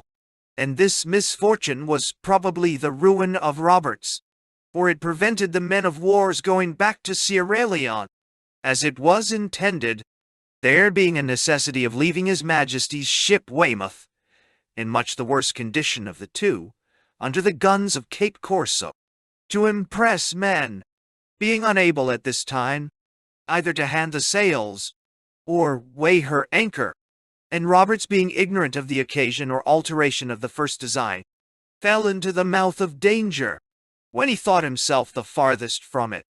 For the men of war not endeavoring to attain further to windward, when they came from Prince's, than to secure Cape Corso road under their lee, they luckily hovered in the track he had took. The Swallow and Weymouth fell in with the continent at Cape Apollonia, Octo 20th, and they received the ungrateful news from one Captain Bird, a notice that awakened and put them on their guard. But they were far from expecting any temerity should ever bring him a second time on the coast. While they were there, therefore, the Swallow, having seen the Weymouth into Cape Corso, rode Novia. 10th, she plied to windward as far as Basum, rather as an airing to recover a sickly ship's company, and show herself to the trade, which was found everywhere undisturbed, and were, for that reason, returning to her consorted, when accidentally meeting a Portuguese ship. She told her that the day before she saw two ships chase into junk, an English vessel, which she believed must have fallen into their hands. On this story, the Swallow clung her wind, and endeavored to gain that place, but receiving soon after December by the 14th, a contrary report from Captain Plummer, an intelligent man, in the Jason of Bristol, who had come further to windward, and neither saw or heard anything of this. She turned her head down the second time, anchored at Cape Apollonia, the 23d, at Cape Trepontas, the 27th, and in Corso Road, January the 7th, 1722, they learned that their consort the Weymouth was won, by the assistance of some soldiers from the castle, gone to windward, to demand restitution of some goods or men belonging to the African company, that were illegally detained by the Dutch at Demina, and while they were regretting so long a separation, an express came to General Phipps from Axim the 9th, and followed by another from Dixco, an English factory, with information that 3 ships had chased and taken a galley nigh Axim Castle, and a trading boat belonging to the company, no doubt, was Maday. Concerning what they were, it being taken for granted they were pirates, and supposed to be the same that had the August before infested the coast. The natural result, therefore, from these 2 advices, was one, to hasten for Whydah, for it was concluded the prizes they had taken had informed them how nigh the Swallow was, and withal, how much better in health than she had been for some months past, so that unless they were very mad indeed, they would, after being discovered, make the best of their way for Whydah, and secure the booty there, without which their time and industry had been entirely lost, most of the gold lying in that corner. The Swallow weighed from Cape Corso, January the 10th, but was retarded by waiting some hours on the Margaret, a company's ship at Accra, again on the Portugal, and a whole day at Apong, on a whole day at Apong, on a person they used to style Miss Betty, a conduct that Mr. Style Miss Betty, a conduct that Mr. Phipps blamed when he heard the pirates were missed at Whydah, although he had given it as his opinion they could not be passed by, and intimated that to stay a few hours would prove no prejudice. This, however, hindered the Swallows catching them at Whydah, for the pirates came into that road with a fresh gale of wind. The same day the Swallow was at Apong, and sailed the 13th of January from thence, that she the Swallow arrived the 17th. She gained notice of them by a French shallop from Grandpapa, the 14th at night, and from Little Papa next morning by a Dutch ship, so that the man-of-war was on all sides, as she thought, sure of her purchase, particularly when she made the ships, and discovered 3 of them to get under sail immediately at sight of her, making signals to one another, as though they designed a defense. But they were found to be 3 French ships, and those at anchor, Portuguese and English, all honest traders, who had been ransacked and ransomed. This disappointment chagrined the ship's company, who were very intent upon their market, which was reported to be an arm chest full of gold. and kept with 3 keys, though in all likelihood, had they met with them in that open road, one or both would have made their escapes, or if they had thought fit to have fought, an emulation in their defense would probably have made it desperate. While they were contemplating on the matter, a letter was received from Mr. Baldwin, governor here for the company, signifying that the pirates were at Jaquin, 7 leagues lower. The Swallow weighed at 2 next morning, January the 18th, and got to Jaquin by day, light, but to no other end than frightening the crews of 2 Portuguese ships on shore, who took her for the pirate that had struck such terror at Whydah. She returned therefore that night, and having been strengthened with 30 volunteers, English and French, the discarded crews of the Porcupine, and the French ship they had carried from hence, she put to sea again January the 19th, conjecturing that either Calabar, Princes, the river Gabon, Cape Lopez, or Annabano must be touched at for water and refreshment, though they should resolve to leave the coast. As to the former of those places, I have before observed, it was hazardous to think of, or rather impracticable. Princes had been a sour grape to them, but being the first in the way, she came before the harbor the 29th, where learning no news, without losing time, steered for the river Gabon, anchored at the mouth of it February the 1st. This river is navigable by 2 channels, and has an island about 5 leagues up, called Papaguays or Parrots, where the Dutch cruisers, for this coast, generally clean, and where sometimes pirates come in to look for prey, or to refit, it being very convenient, by reason of a soft mud about it, that admits a ship's lying on shore, with all her guns and stores in stores, without damage. Hither Captain Ogle sent his boat and a lieutenant, who spoke with a Dutch ship above the island, from whom he had this account, viz., that he had been 4 days from Cape Lopez, and had left no ship there.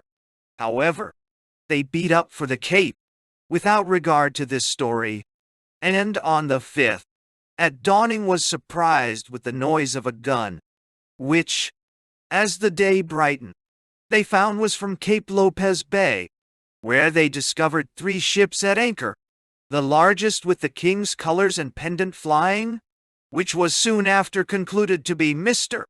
Roberts and his consorts, but the shallow being to windward, and unexpectedly deep in the bay, was obliged to steer off, for avoiding a sand, called the Frenchman's Bank, which the pirates observed for some time, and rashly interpreting it to be fear in her, righted the French Ranger, which was then on the heel, and ordered her to chase out in all haste, bending several of their sails in the pursuit. The man-of-war, finding they had foolishly mistaken her design, humored the deceit, and kept off to sea, as if she had been really afraid, and managed her steerage so, under the direction of Lieutenant Sun, an experienced officer, as to let the Ranger come up with her, when they thought they had got so far as not to have their guns heard by her consort at the Cape. The pirates had such an opinion of their own courage that they could never dream anybody would use a stratagem to speak with them, and so was the more easily drawn into the snare. The pirates now drew nigh enough to fire their chase guns. They hoisted the black flag that was worn in Whydah Road, and got their sprit sail, yard along, ships, with intent to board, no one having ever asked, all this while, what country ship they took the chase to be. They would have heard to be a Portuguese, sugar being then a commodity wanting among them, and were swearing every minute at the wind or sail to expedite so sweet a chase. But, alas, all turned sour in an instant. It was with the utmost consternation they saw her suddenly bring to, and haul up her lower ports, now within pistol shot, and struck their black flag upon it directly. After the first surprise was over, they kept firing at a distance, hoisted it again, and vapored with their cutlashes on the poop, though wisely endeavoring at the same time to get away. Being now at their wits' end, boarding was proposed by the heads of them, and so to make one desperate push. But the motion not being well seconded, and their main top mast coming down by a shot, after 2 hours' firing, it was declined. They grew sick, struck their colors, and called out for quarters, having had 10 men killed outright, and 20 wounded, without the loss or hurt of one of the king's men. She had 32 guns, manned with 16 French men, 20 Negroes, and 77 English. The colors were thrown overboard, that they might not rise in judgment, nor be displayed in triumph over them, while the Swallow was sending their boat to fetch the prisoners. A blast and smoke was seen to pour out of the great cabin, and they thought they were blowing up, but upon inquiry afterwards, found that half a dozen of the most desperate, when they saw all hopes fled, had drawn themselves round what powder they had left in the steerage, and fired a pistol into it, but it was too small a quantity to effect anything more than burning them in a frightful manner. This ship was commanded by one Scarm, a Welchman, who, though he had lost his leg in the action, would not suffer himself to be dressed or carried off the deck, but, like Widrington, fought upon his stump. The rest appeared gay and brisk, most of them with white shirts, watches, and a deal of silk vests, but the gold dust belonging to them was most of it left in the little Ranger in the bay, this company's proper ship, with the royal fortune. I cannot but take notice of 2 among the crowd, of those disfigured from the blast of powder just before mentioned, viz., William Maine and Roger Ball. An officer of the ship, seeing a silver call-e-whistle hang at the west of the former, said to him, "I presume you are boatswain of this ship." "Then you presume wrong," answered he, "for I am boatswain of the Royal Fortune, Captain Roberts, commander." "Then, Mr. Yes, boatswain, you will be hanged, I believe," replies the officer. "That is as your honor pleases," answered he again, and was for turning away. But the officer desired to know of him how the powder, which had made them in that condition, came to take fire. "By G," says he, "they are all mad and bewitched, for I have lost a good hat by it. The hat and he being both blown out of the cabin gallery into the sea.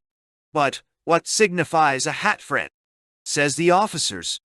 "Not much," answered he, the men being busy in stripping him of his shoes and stockings. The officer then inquired of him whether Roberts's company were as likely fellows as these. "There are 120 of them," answered he, "as clever fellows as ever trod shoe leather. Would I were with them." "No doubt on't," says the officer. "By G, it is naked truth," answered he, looking down and seeing himself, by this time, quite stripped. The officer then approached Roger Ball, who was seated in a private corner, with a look as sullen as winter, and asked him how he came blown up in that frightful manner.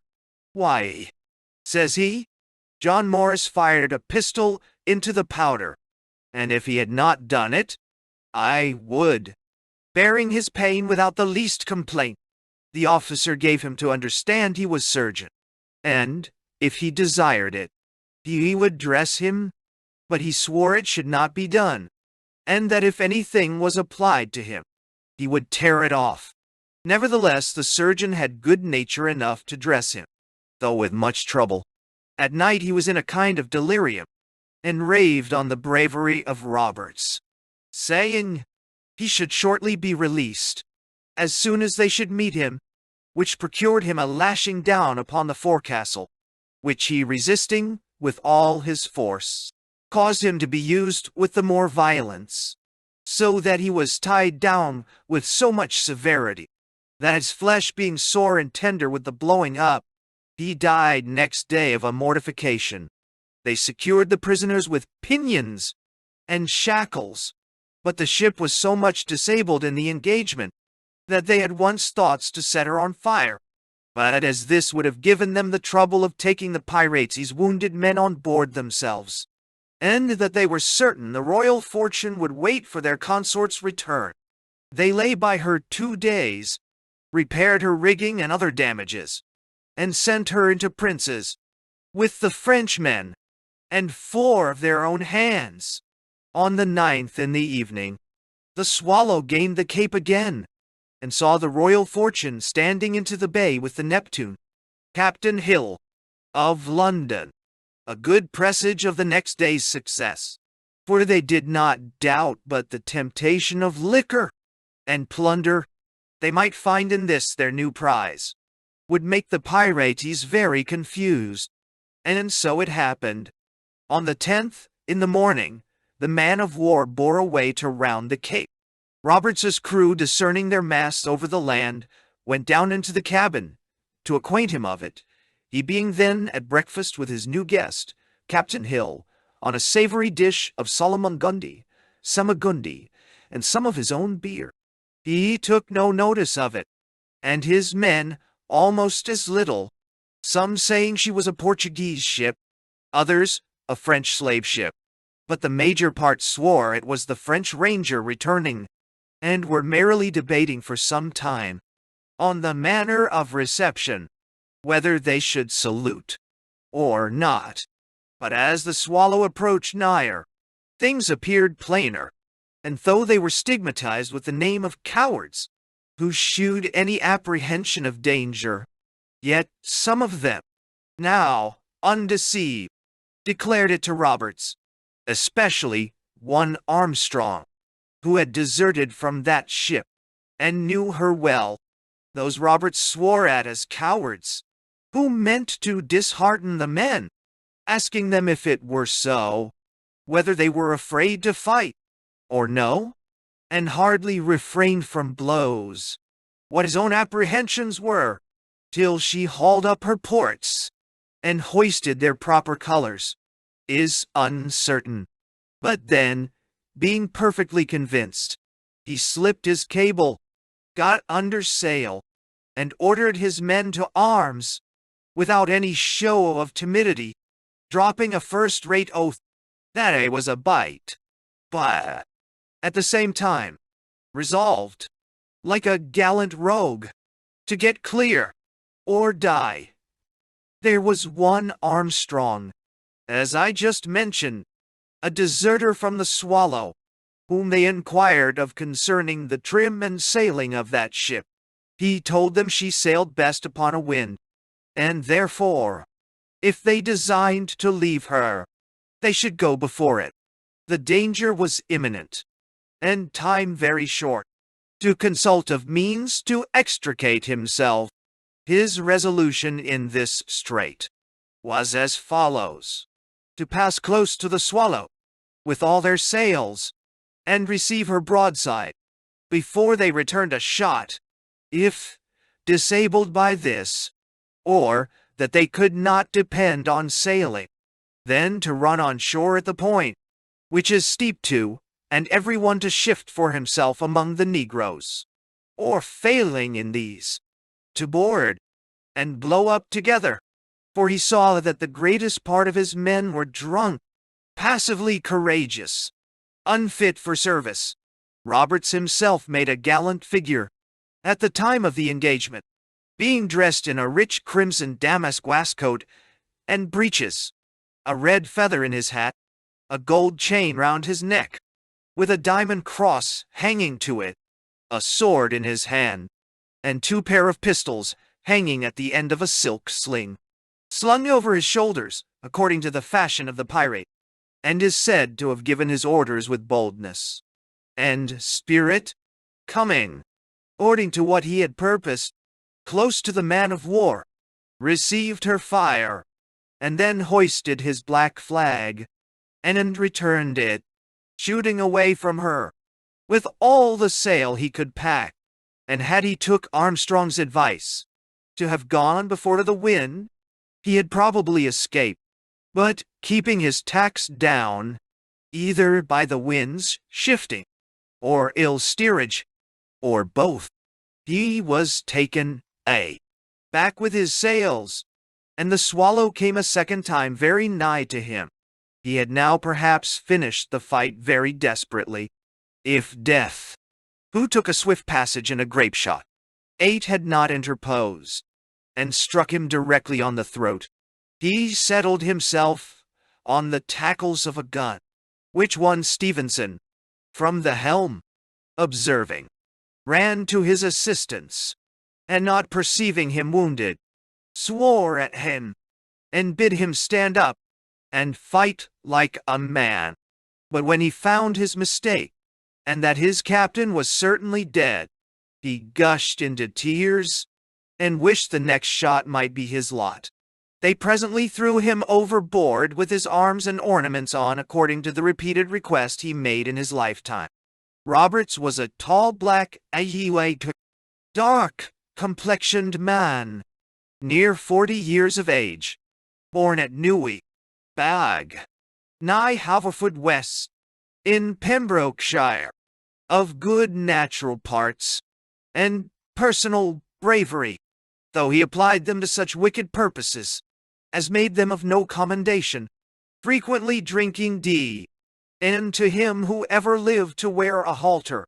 He was forced himself at first among this company out of the Princess, Captain Plum, at Anamabo, about 3 years before, where he served as second mate, and shed, as he used to tell the freshmen, as many crocodile tears then as they did now. But time and good company had wore it off. He could not plead want of employment, nor incapacity of getting his bread in an honest way, to favor so vile a change. Nor was he so much a coward as to pretend it, but frankly owned it was to get rid of the disagreeable superiority of some masters he was acquainted with and the love of novelty and change maritime peregrinations had accustomed him to. In an honest service, says he, there is thin commons, low wages, and hard labor. In this, plenty and satiety, pleasure and ease, liberty and power. And who would not balance creditor on this side, when all the hazard that is run for it, at worst, is only a sour look or two at choking? No, a merry life, and a short one shall be my motto. Thus he preached himself into an approbation of what he at first abhorred, and being daily regaled with music, drinking, and the gaiety and diversions of his companions, these depraved propensities were quickly edged and strengthened, to the extinguishing of fear and conscience. Yet, among all the vile and ignominious acts he had perpetrated, he is said to have had an aversion towards forcing men into that service, and had procured some their discharge, notwithstanding so many had made force their plea. When Roberts was gone, as though he had been the life and soul of the gang, their spirits sunk.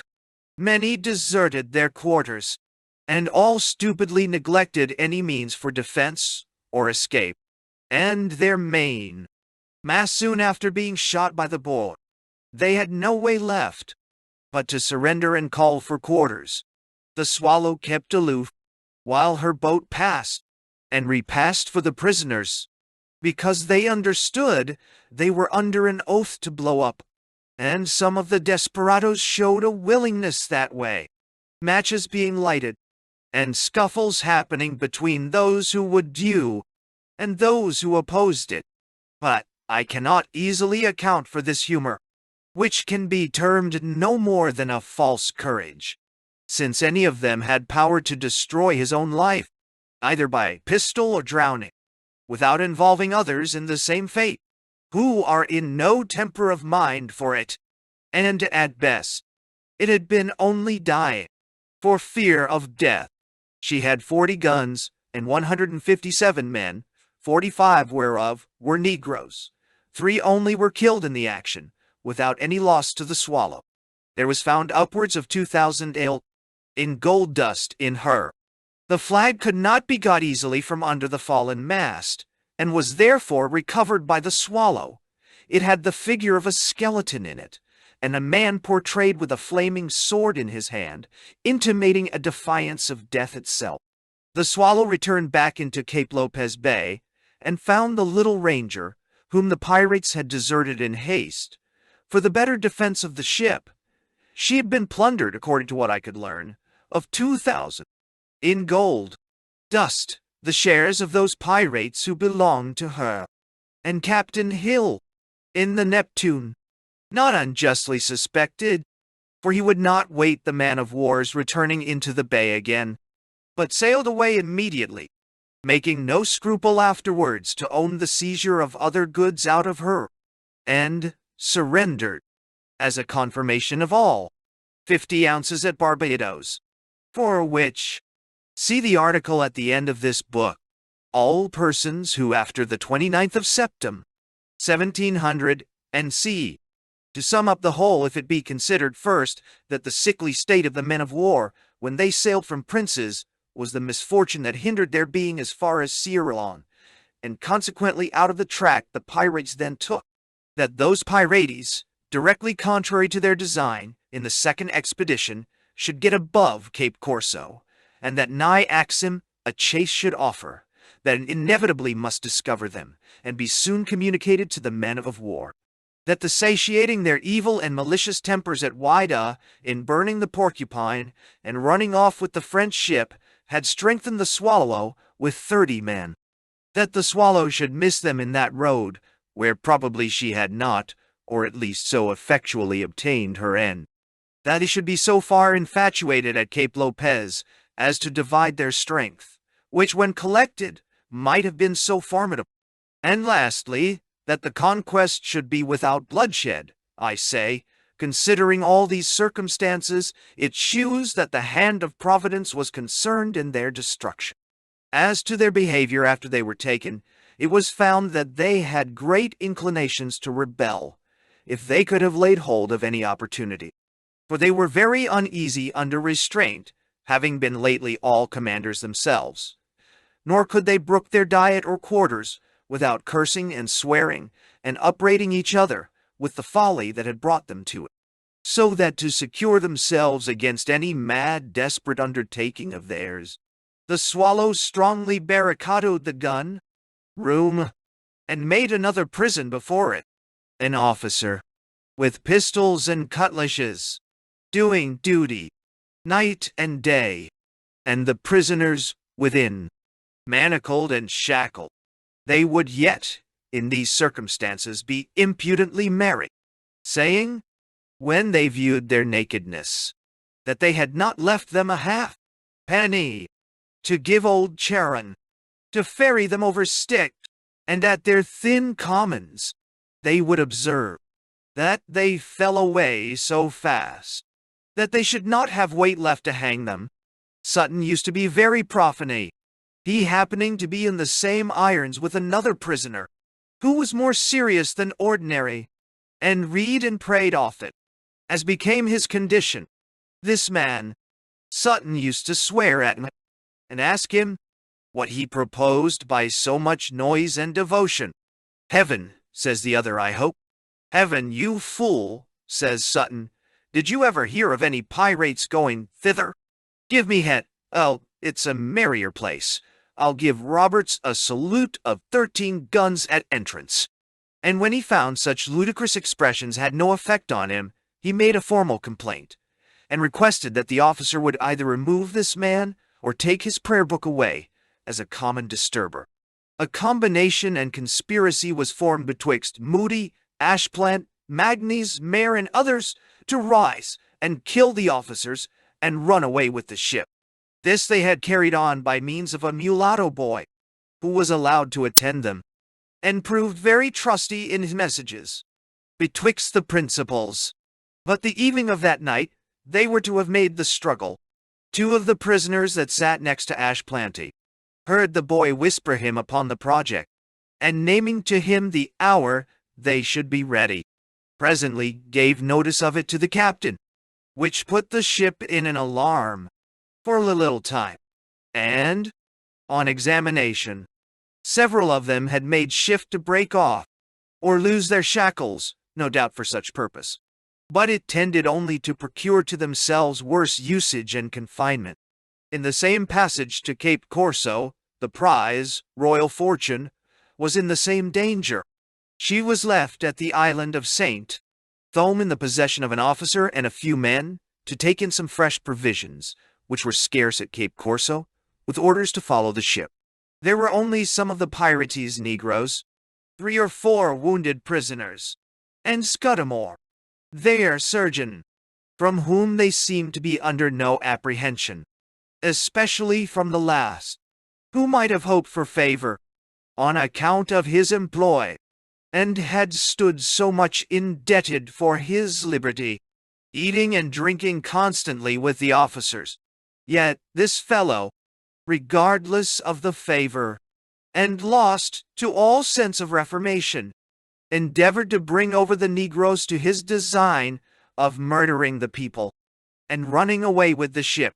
He easily prevailed with the negroes to come into the design, but when he came to communicate it to his fellow prisoners, and would have drawn them into the same measures, by telling them he understood navigation, that the negroes were stout fellows, and by a smattering he had in the Angolan language, he had found willing to undertake such an enterprise, and that it was better venturing to do this, run down the coast, and raise a new company, than to proceed to Cape Corso, and be hanged like dogs, and sun-dried. One of them, abhorring the cruelty, or fearing the success, discovered it to the officer, who made him immediately a prisoner, and brought the ship safe. When they came to be lodged in Cape Corso Castle, their hopes of this kind all cut off, and that they were assured they must there soon receive a final sentence. The note was changed among most of them, and from vain insolent jesting, they became serious and devout, begging for good books, and joining in public prayers, and singing of psalms, twice at least every day. As to their trials, if we should give them at length, it may appear tedious to the reader, for which reason I have, for the avoiding tautology and repetition, put as many of them together as were tried for the same fact, reserving the circumstances which are most material, with observations on the dying behavior of such of them as came to my knowledge.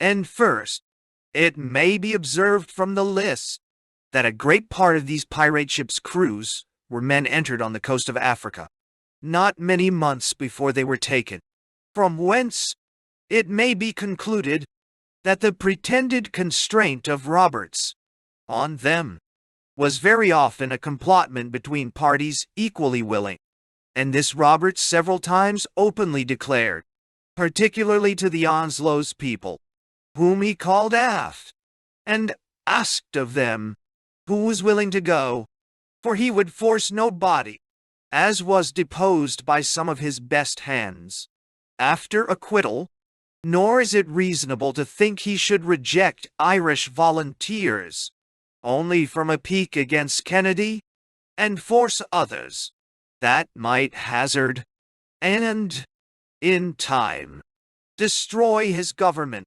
But their behavior soon put him out of this fear, and convinced him that the plea of force was only the best artifice they had to shelter themselves under, in case they should be taken, and that they were less rogues than others, only in point of time. It may likewise be taken notice of that the country wherein they happen to be tried is, among other happinesses, exempted from lawyers and law books, so that the office of register of necessity fell on one not versed in those affairs. which might justify the court in want of form, more essentially supplied with integrity and impartiality. But, perhaps, if there was less law, there might be more justice than in some other courts.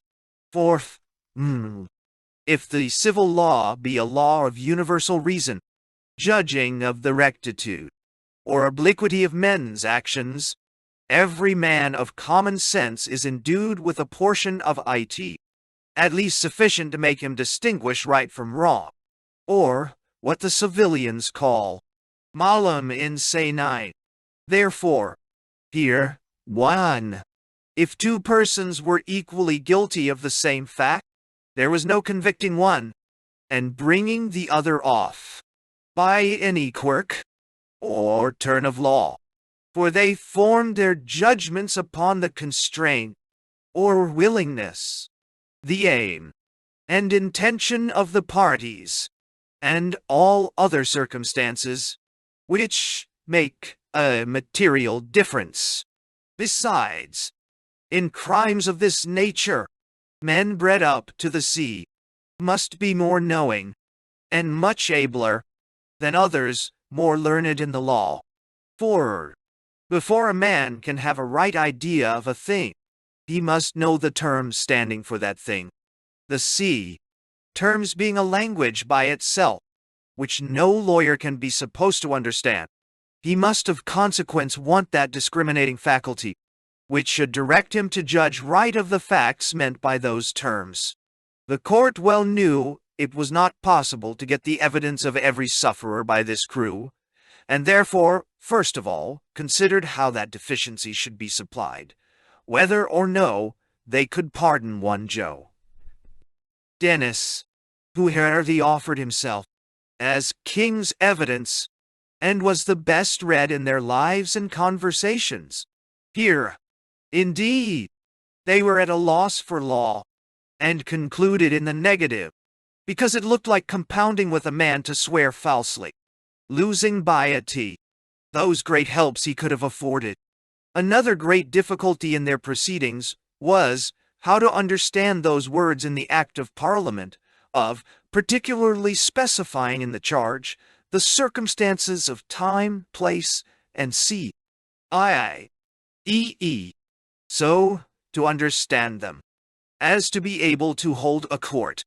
For if they had been indicted on particular robberies, the evidence had happened mostly from the Royal African Company's ships, on which these gentlemen of Cape Corso Castle were not qualified to sit, their oath running that they have no interest, directly or indirectly, in the ship or goods, for the robbery of which the party stands accused, and this they thought they had, commissions being paid them on such goods, and on the other side, if they were incapacitated, no court could be formed, the commission absolutely requiring 3 of them by name, to reconcile all things. Therefore, the court resolved to bottom the whole of their proceedings on the Swallow's depositions, which were clear and plain, and had the circumstance of time, when, place where, manner how, way still, why, and the like, particularly specified according to the statute in that case, Mayday, and provided. But this admitted only a general intimation of robbery. In the indictment, therefore, to approve their clemency, it looking arbitrary on the lives of men, to lump them to the gallows, in such a summary way as must have been done, had they solely adhered to the Swallow's charge, they resolved to come to particular trials. Secondly, that the prisoners might not be ignorant whereon to answer, and so have all fair advantages to excuse and defend themselves. The court farther agreed with justice and equanimity to hear any evidence that could be brought to weaken or corroborate the 3 circumstances that complete a parati. First, being a volunteer amongst them at the beginning. Secondly, being a volunteer at the taking or robbing of any ship. Or lastly, voluntarily accepting a share in the booty of those that did, for by a parity of reason, where these actions were of their own disposing, and yet committed by them, it must be believed their hearts and hands joined together, in what they acted against His Majesty's ship, the Swallow, the trials of the Pirates, taken by His Majesty's ship the Swallow, begun at Cape Corso Castle, on the coast of Africa, March the 28th, 1722. The Commission empowered any three named therein to call to their assistance such a number of qualified persons as might make the court always consist of 7, and accordingly summons were signed to Liu, Joe D. Barnsley, Lute, Ch. Fanshawe, Captain, Samuel Heartsease, and Captain William Menzies, viz. Tortuae, by virtue of a power and authority to us given by a commission from the King, under the seal of Admiralty, you are hereby required to attend and make one of the court for the trying and adjudging of the Pirates, lately taken on this coast by His Majesty's ship the Swallow, given under our hands this 28th of March, 1722, at Cape Corso Castle, Mungo Herdman, James Phipps, Henry Dodson, Francis Boy, Edward Hyde. The commissioners being met in the hall of the castle, the commission was first read, after which the president, and then the other members, took the oath prescribed in the Act of Parliament, and having directed the form of that for witnesses, as follows, the court was opened. I.A.B. solemnly promise and swear on the holy evangelists to bear true and faithful witness between the king and prisoner, or prisoners, in relation to the fact or facts of piracy and robbery he or they do now stand accused of. So help me God. The court consisted of Captain Mungo Herdman, President, the following prisoners, out of the pirate ship Ranger, having been commanded before them, the charge or indictment was exhibited. Prisoners taken in the Ranger: U. James Skyrim, Michael Lemon, Robert Hartley, and C. Ye and every one of you are in the name, and by the authority of our dread sovereign Lord George, King of Great Britain, indicted as follows. Forasmuch as in an open contempt of the laws of your country, ye have all of you been wickedly united, and articled together for the annoyance and disturbance of His Majesty's trading subjects by sea, and have in conformity to the most evil and mischievous intentions, been twice down the coast of Africa, with 2 ships, once in the beginning of August, and a second time in January last, sinking, burning, or robbing such ships and vessels as then happened in your way. Particularly ye stand charged at the instance and information of Captain Challoner Ogle, as traitors and pirates, for the unlawful opposition ye made to His Majesty's ship, the Swallow, under his command. For that, on the 5th of February last past, upon sight of the aforesaid King's ship, ye did immediately weigh anchor from under Cape Lopez, on the southern coast of Africa, in a French-built ship of 32 guns, called the Ranger, and did pursue and chase the aforesaid King's ship, with such dispatch and precipitancy, as declared ye common robbers and pirates, that about 10 o'clock of the same morning, drawing within gun shot of His Majesty's aforesaid ship the Swallow, ye hoisted a piratical black flag, and fired several chase guns, to deter viewers, as much as ye were able, His Majesty's servants from their duty. That an hour after this, being very nigh to the aforesaid King's ship, ye did audaciously continue in a hostile defense and assault, for about 2 hours more, in open violation of the laws, and in defiance to the King's colors and commission.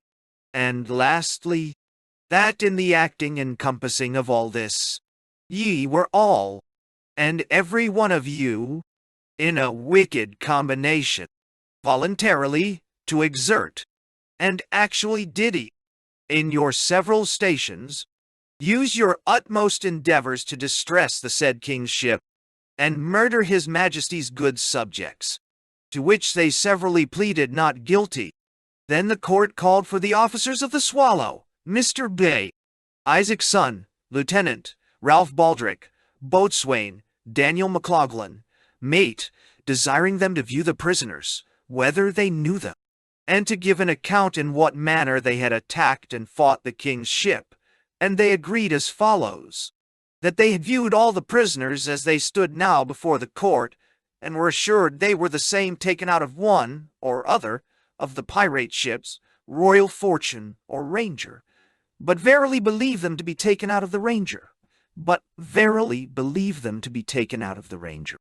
That they did, in the king's ship, at break of day, on Monday the 5th of February, 1722, discover 3 ships at anchor under Cape Lopez, on the southern coast of Africa, the cape bearing then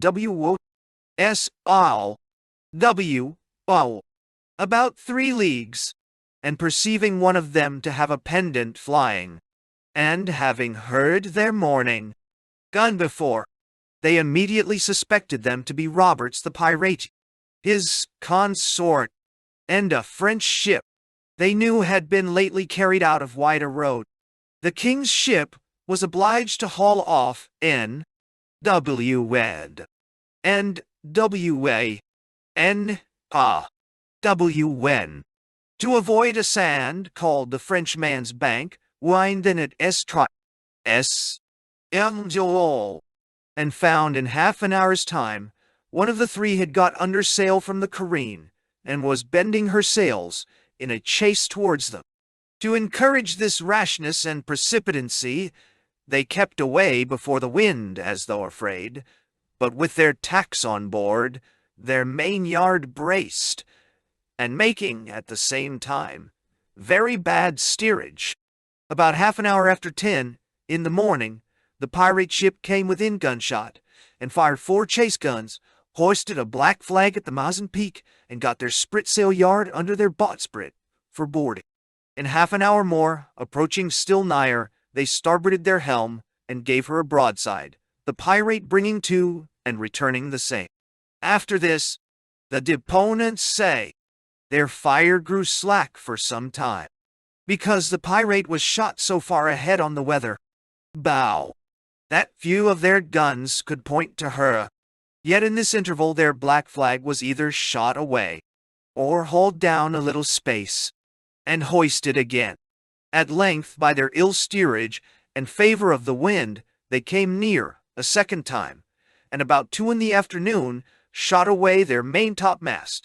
The colors they fought under, besides a black flag, were a red English ensign, a king's jack, and a Dutch pendant, which they struck or about 3 in the afternoon, and called for quarters, it proving to be a French-built ship of 32 guns, called the Ranger, Isaac's son, Ralph Baldrick, Daniel McLaughlin.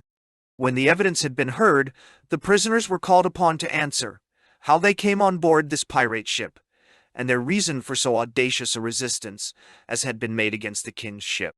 To this, each, in his reply, owned himself to be one of those taken out of the Ranger, that he had signed their piratical articles, and shared in their plunder, some few only excepted, who had been there too short a time, but that neither in this signing, or sharing, nor in the resistance had been made against his majesty's ship, had they been volunteers, but had acted in these several parts, from a terror of death, which by a law amongst them was to be the portion of those who refused. The court then asked who made those laws, how those guns came to be fired, or why they had not deserted their stations and mutinied, when so far a prospect of redemption offered. They replied still, with the same answers, and could extenuate their crimes with no other plea than being forced men. Wherefore the court were of opinion that the indictment, as it charged them with unlawful attack and resistance of the king's ship, was sufficiently proved, but then it be undeniably evident that many of these prisoners had been forced, and some of them of very short standing. They did, on mature deliberation, come to this merciful resolution, that they would hear further evidence for or against each person singly, in relation to those parts of the indictment which declared them volunteers, or charged them with aiding and assisting at the burning, sinking, or robbing of other ships. For if they acted or assisted in any robberies or devastations, it would be a conviction they were volunteers. Here such evidence, though it might want the form, still carried the reason of the law with it. The charge was exhibited also against the following pirates taken out of the Royal Fortune: U. Harry Glaspie, William Davison, William Champneys, Samuel Morwell, and C. Ye, and every one of you are, in the name, and by the authority of our most dread sovereign Lord George, King of Great Britain, indicted as follows. Forasmuch as in open contempt and violation of the laws of your country, to which ye ought to have been subject, ye have all of you been wickedly united and articled together, for the annoyance and destruction of his Majesty's trading subjects by sea, and in conformity to so wicked an agreement and association. Ye have been twice lately down this coast of Africa, once in August, and a second time in January last, spoiling and destroying many goods and vessels of his Majesty's subjects, and other trading nations. Particularly, ye stand indicted at the information and instance of Captain Challoner Ogle, as traitors, robbers, pirates, and common enemies to mankind. For that, on the 10th of February last, in a ship ye were possessed of called the Royal Fortune, of 40 guns, ye did maintain a hostile defense and resistance for some hours, against his Majesty's ship the Swallow, nigh Cape Lopez Bay, on the southern coast of Africa, that this fight and insolent resistance against the king's ship was made, not only without any pretense of authority, more than that of your own private depraved will, but was done also under a black flag, flagrantly by that, denoting yourselves common robbers and traitors, opposers and violators of the laws, and lastly, that in this resistance you were all of you volunteers, and did, as such, contribute your utmost efforts for disabling and distressing the aforesaid king's ship, and deterring his Majesty's servants therein from their duty, to which they severally pleaded not guilty. Whereupon the officers of his Majesty's ship, the Swallow, were called again, and testified as follows: that they had seen all the prisoners now before the court, and knew them to be the same which were taken out of one or other of the pirate ships, Royal Fortune or Ranger, and verily believed them to be those taken out of the Royal Fortune. That the prisoners were possessed of a ship of 40 guns, called the Royal Fortune, and were at an anchor under Cape Lopez, on the coast of Africa, with 2 others, when his Majesty's ship the Swallow, to which the deponents belong, and were officers, stood in for the place, on Saturday the 10th of February, 1722. The largest had a jack, ensign, and pendant flying, being this Royal Fortune, who on sight of them had their boats passing and repassing from the other 2, which they supposed to be with men, the wind not favoring the aforesaid king's ship. She was obliged to make 2 trips to gain nigh enough the wind to fetch in with the pirates, and being at length little more than cannon shot from them, they found she slipped her cable, and got under sail. At 11, the pirate was within pistol shot, abreast of them, with a black flag and pendant hoisted at their main topmast head. The deponents say they then struck the French ensign that had continued hoisted at their staff all the morning till then, and displayed the king's colors, giving her at the same time their broadside, which was immediately returned. The pirate's mizzen top mast fell, and some of her rigging was torn. Yet she still outsailed the man-of-war, and slid half-gun shot from them, while they continued to fire without intermission, and the other to return such guns as could be brought to bear, till by favor of the winds they were advanced very nigh again, and after exchanging a few more shot, about half an hour past 1, his main mast came down, having received a shot below the parrel. At 2, she struck her colors, and called for quarters, proving to be a ship, formerly called the Onslow, but by them the Royal Fortune, and the prisoners from her assured them they are the smallest ship of the 2, then remaining in the road, belonged to them by the name of the Little Ranger, which they had deserted on this occasion. Isaac's son, Ralph Baldrick, Daniel McLaughlin, T. The prisoners were asked by the court, to the same purpose the others had been in the morning, what exception they had to make against what had been sworn, and what they had to say in their defense, and their replies were much the same with the other prisoners, that they were forced men, had not fired a gun in this resistance against the Swallow, and that what little assistance they did give on this occasion was to the sails and rigging, to comply with the arbitrary commands of Roberts, who had threatened, and they were persuaded would have shot them on refusal. The court, to dispense equal justice, mercifully resolved for these, as they had done for the other pirate crew, that further evidence should be heard against each man singly, to the 2 points of being a volunteer at first, and to their particular acts of piracy and robbery since then, that so men who had been lately received amongst them, and, as yet, had not been at the taking or plundering of any ship, might have the opportunity and benefit of clearing their innocence, and not fall promiscuously with the guilty. By order of the court, John Atkins, Register, W.M. Umpagel. Magnus, though, Otterlaney, W.M. Maine, W.M. McIntosh, Val. Ashplant, John Walden, Israel Hind, Marcus Johnson, W.M. Portiu, Petty, W.M. Furnon, Abraham Harvey, W.M. Empdahl. Wood, though, Howe, John Stevenson, Ch. Bunce, and John Griffin.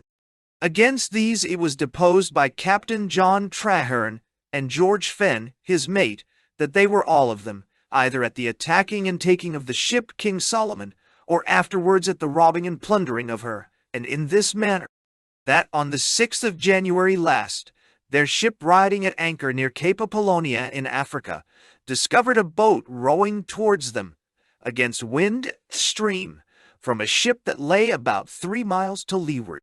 They judged from the number of men in her, as she nearer advanced, to be a pirate, and made some preparation for receiving her, believing, on a nigher view, they would think fit to withdraw from an attack that must be on their side with great disadvantage in an open boat, and against double the number of men. Yet by the rashness and the pusillanimity of his own people, who laid down their arms, and immediately called for quarters, the ship was taken, and afterwards robbed by them. President died. Can you charge your memory with any particulars in the seizure and robbery? Evidence. We know that Magnes, quarter master of the pirate ship, commanded the men in this boat that took us, and assumed the authority of ordering her provisions and stores out, which being of different kinds, we soon found and were seized and sent away under more particular directions. For Maine, as boatswain of the pirate ship, carried away 2 cables, and several coils of rope, as what belonged to his province, beating some of our own men for not being brisk enough at working in the robbery. Petty, as sail maker, saw to the sails and canvas. Harper, as cooper, to the cask and tools. Griffin, to the carpenter's stores. And Otterlaney, as pilot, having shifted himself with a suit of my clothes, a new tie wig, and called for a bottle of wine, ordered the ship, very arrogantly, to be steered under Commodore Roberts's stern. I suppose to know what orders there were concerning her. So far, particularly. In the general, sir, they were very outrageous and emulous in mischief. President, Mr. Castell, acquaint the court of what you know in relation to this robbery of the King Solomon. After what manner the pirate boat was dispatched for this attempt. Thou, Castell, I was a prisoner, sir, with the pirates when their boat was ordered upon that service, and found upon a resolution of going word was passed through the company who would go. And I saw all that did it voluntarily. No compulsion, but rather pressing who should be foremost. The prisoners yielded to what had been sworn about the attack and robbery, but denied the latter evidence, saying, Roberts hectored and upbraided them of cowardice on this very occasion, and told some they were very ready to step on board of a prize when within command of the ship, but now there seemed to be a trial of their valor, backward and fearful. President so that Roberts forced ye upon this attack. Prisoners, Roberts commanded us into the boat, and the quartermaster to rob the ship, neither of whose commands we dared to have refused. President and granting it so, those are still your own acts, since done by orders from officers of your own election. Why would men, honestly disposed, give their votes for such a captain and such a quartermaster as were every day commanding them on distasteful services? Here succeeded a silence among the prisoners, but at length, for none very honestly owned that he did not give his vote to Magnus, but to David Simpson, the old quarter-master, for in truth, says he, I took Magnus for too honest a man, and unfit for the business. The evidence was plain and home, and the court, without any hesitation, brought them in guilty.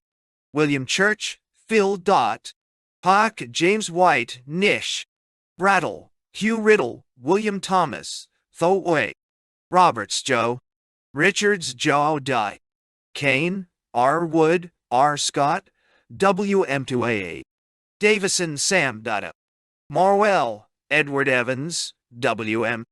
Guineas and 18 French men. The 4 first of these prisoners, it was evident to the court, served as music on board the Pirate, were forced lately from the several merchant ships they belonged to, and that they had, during this confinement, an uneasy life of it, having sometimes their fiddles, and often their heads broke, only for excusing themselves, or saying they were tired, when any fellow took it in his head to demand a tune. The other English had been a very few days on board the Pirate, only from Whydah to Cape Lopez, and no capture or robbery done by them in that time.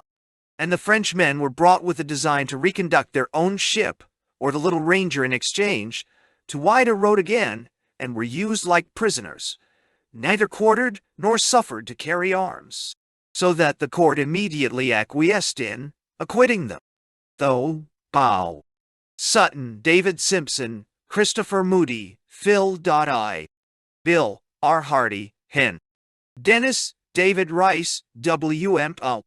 Williams, R. Harris, George Smith, Ed. Watts Joe, Mitchell and James Barrow. The evidence against these prisoners were Gerard Dehane, master of the Flushingham, taken nigh Axum, the beginning of January last. Benj, Craftmaster, and James Grote, mate of the Gertrude, taken nigh Gabon in December last, and Mr. Castell, Wingfield, and others that had been prisoners with the pirates. The former deposed that all these prisoners, excepting Hardy, were on board at the robbery and plunder of their ship, behaving in a vile, outrageous manner, putting them in bodily fears, sometimes for the ship, and sometimes for themselves, and in particular, Kraft charged it on Sutton, that he had ordered all their gunners' stores out, on which that prisoner presently interrupted, and said, he was perjured, that he had not taken half. A reply, I believe, not designed as any saucy way of jesting, but to give their behavior an appearance of more humanity than the Dutch would allow. From Mr. Ildeid, Castell, Wingfield, and others, they were proved to be distinguished men who were consulted as chiefs in all enterprises, belonged most of them to the House of Lords, as they called it, and could carry an authority over others. The former said, particularly of Hardy, quartermaster of the Ranger, that when the diligent sloop was taken, whereto he belonged, none was busier in the plunder, and was the very man who scuttled and sunk that vessel.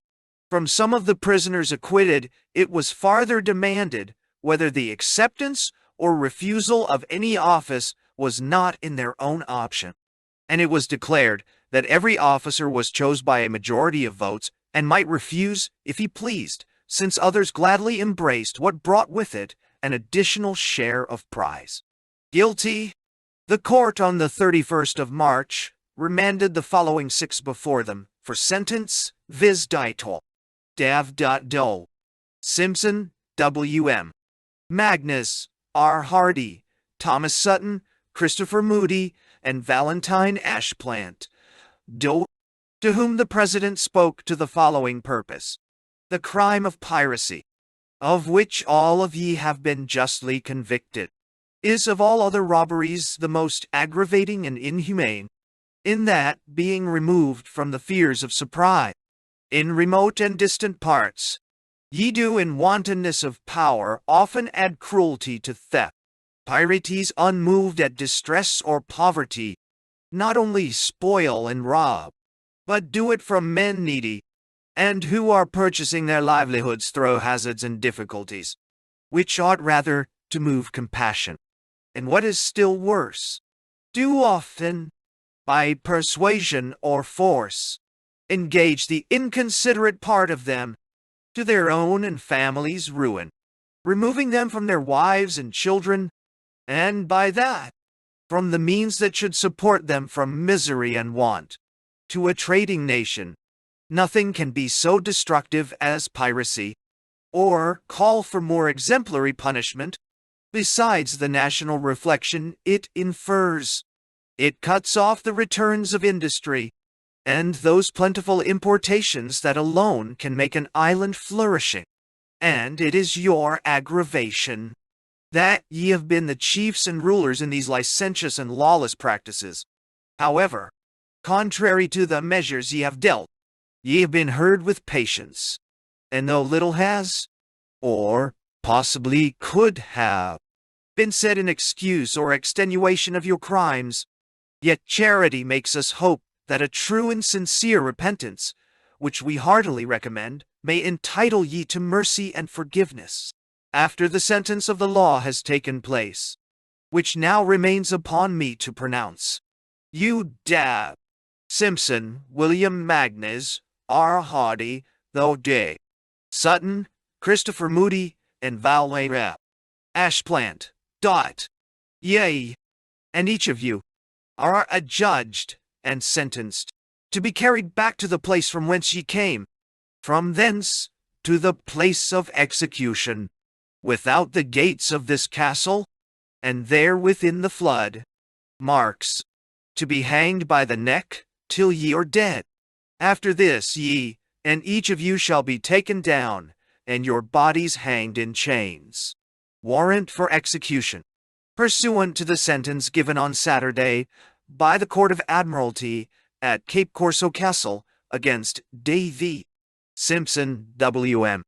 Magnus, R. Hardy, Sutton, Christopher Moody, and Valentine Ashplant. You are hereby directed to carry the aforesaid malefactors to the place of execution, without the gates of this castle, tomorrow morning at 9 of the clock, and there within the flood, marks, cause them to be hanged by the neck till they are dead. For which, this shall be your warrant, given under my hand, this 2d day of April, 1722.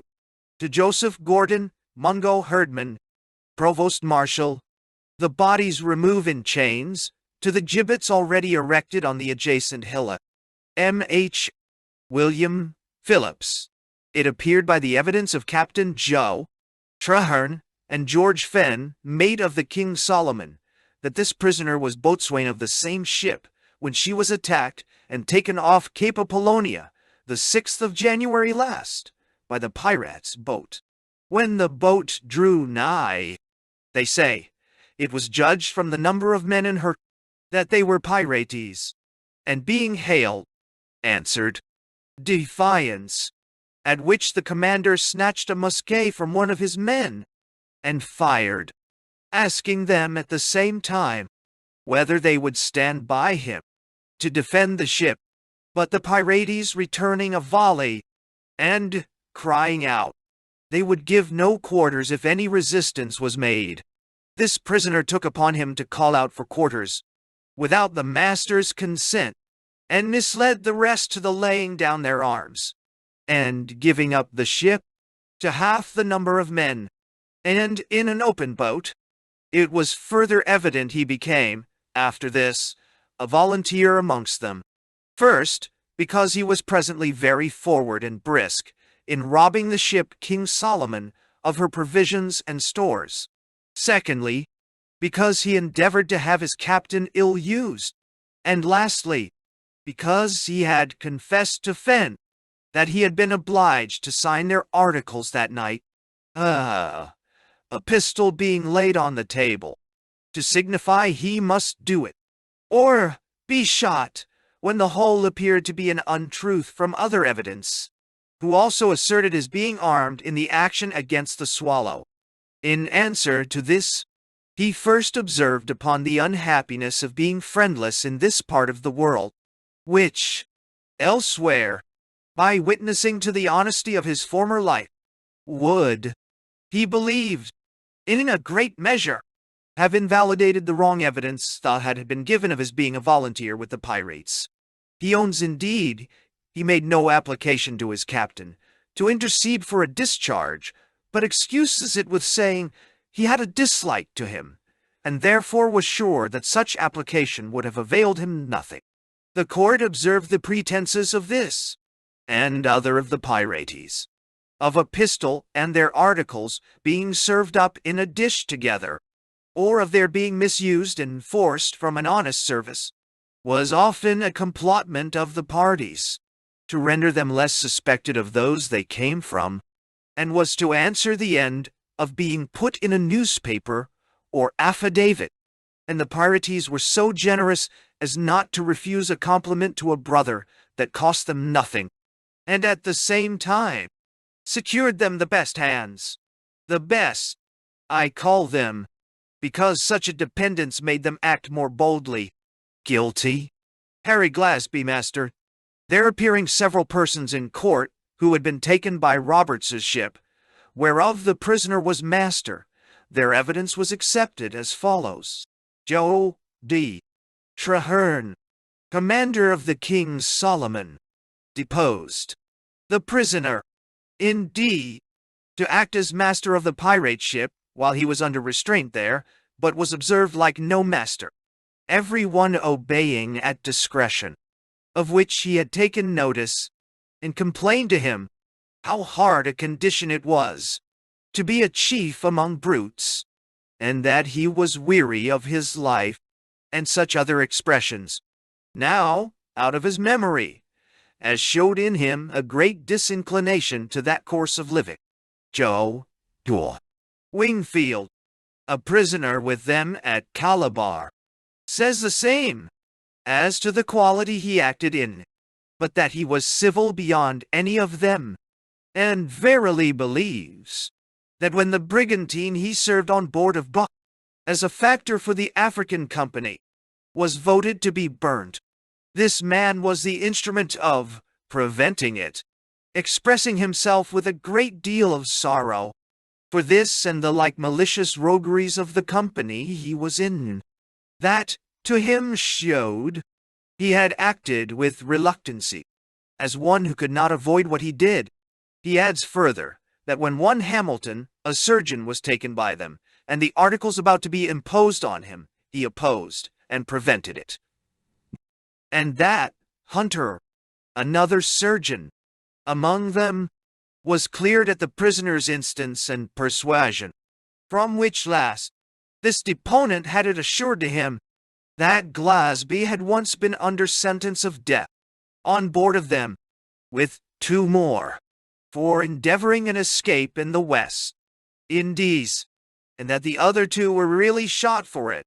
Elizabeth Trengrove, who was taken a passenger in the African Company's ship Onslow, strengthened the evidence of the last witness, for having heard a good character of this Glasby, she inquired of the quarter master, who was then on board a robbing, whether or no she could see him. And he told her, no, they never ventured him from the ship, for he had once endeavored his escape, and they had ever since continued jealous of him. Edward Crisp, Captain Trengrove, and Captain Sharp, who had all been taken in their turns, acknowledged for themselves and others, who had unluckily fallen into those pirates' hands, that the good usage they had met with was chiefly through the prisoners' means, who often interposed, for leaving sufficient stores and instruments on board the ships they had robbed, alleging they were superfluous and unnecessary there.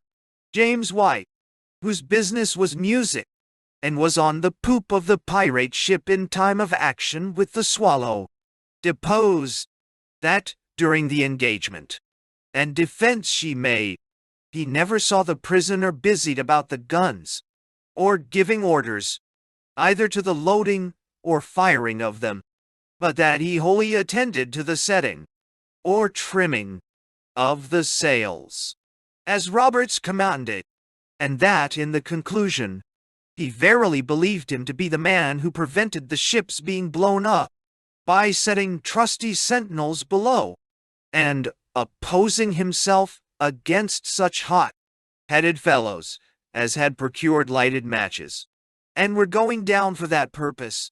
Isaac's son, lieutenant of the man-of-war, deposed that when he came to take possession of the prize, in the king's boat, he found the pirates in a very distracted and divided condition, some being for blowing up, and others, who perhaps supposed themselves least culpable, opposing a tea.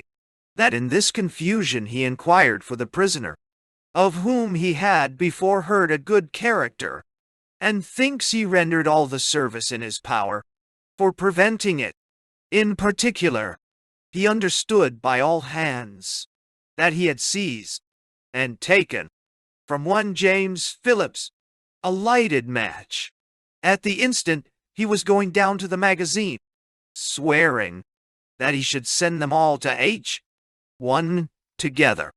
He had heard also that after Roberts was killed, the prisoner ordered the colors to be struck, and had since shown how opposite his practice and principles had been by discovering who were the greatest rogues among them.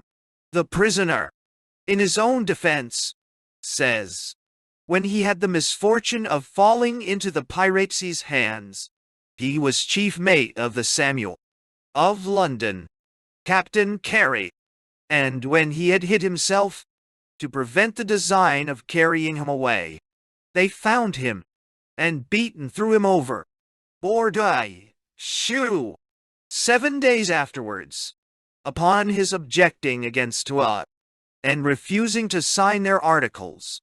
He was cut and abuzzed again, that, though after this he ingratiated himself by a more humble carriage, it was only to make life easy.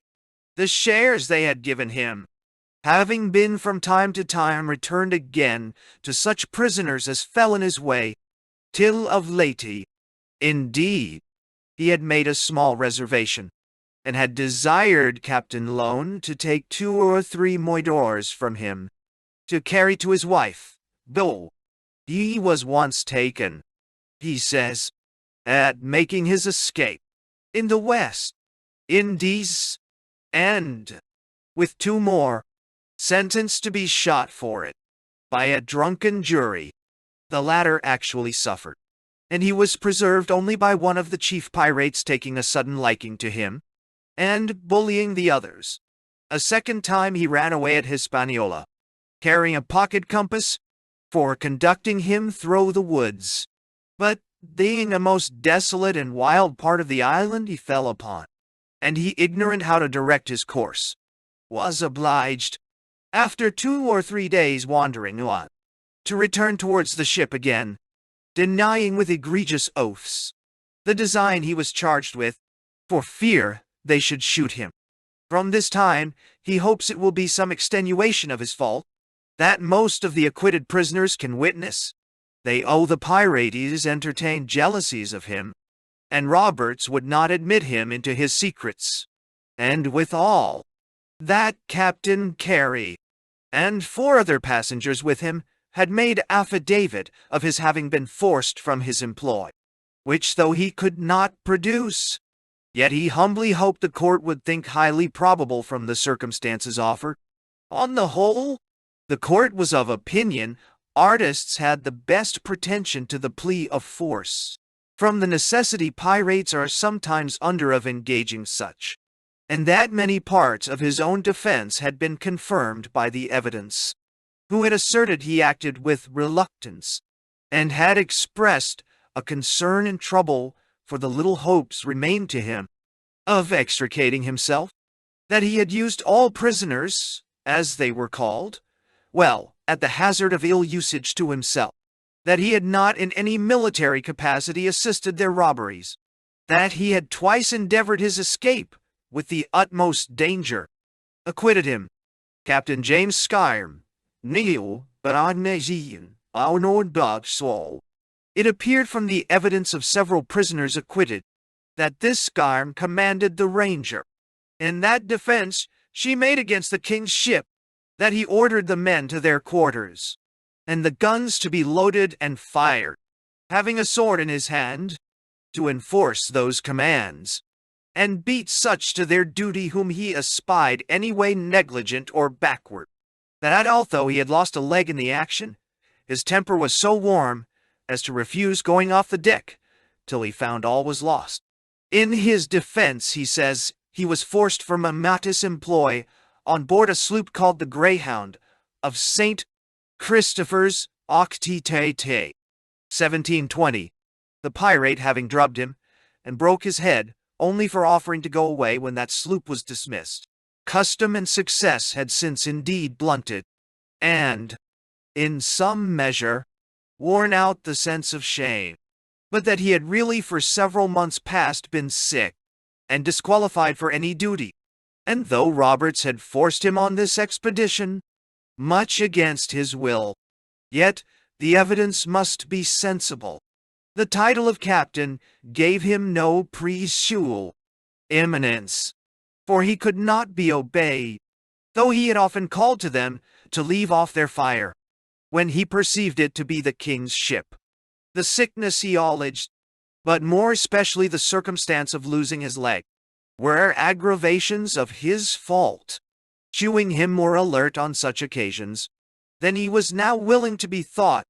As to the name of captain, if it were allowed to give him no precedence out of battle, yet here it was proved a title of authority, such an authority as could direct an engagement against the king's colors, and therefore he was, in the highest degree, guilty.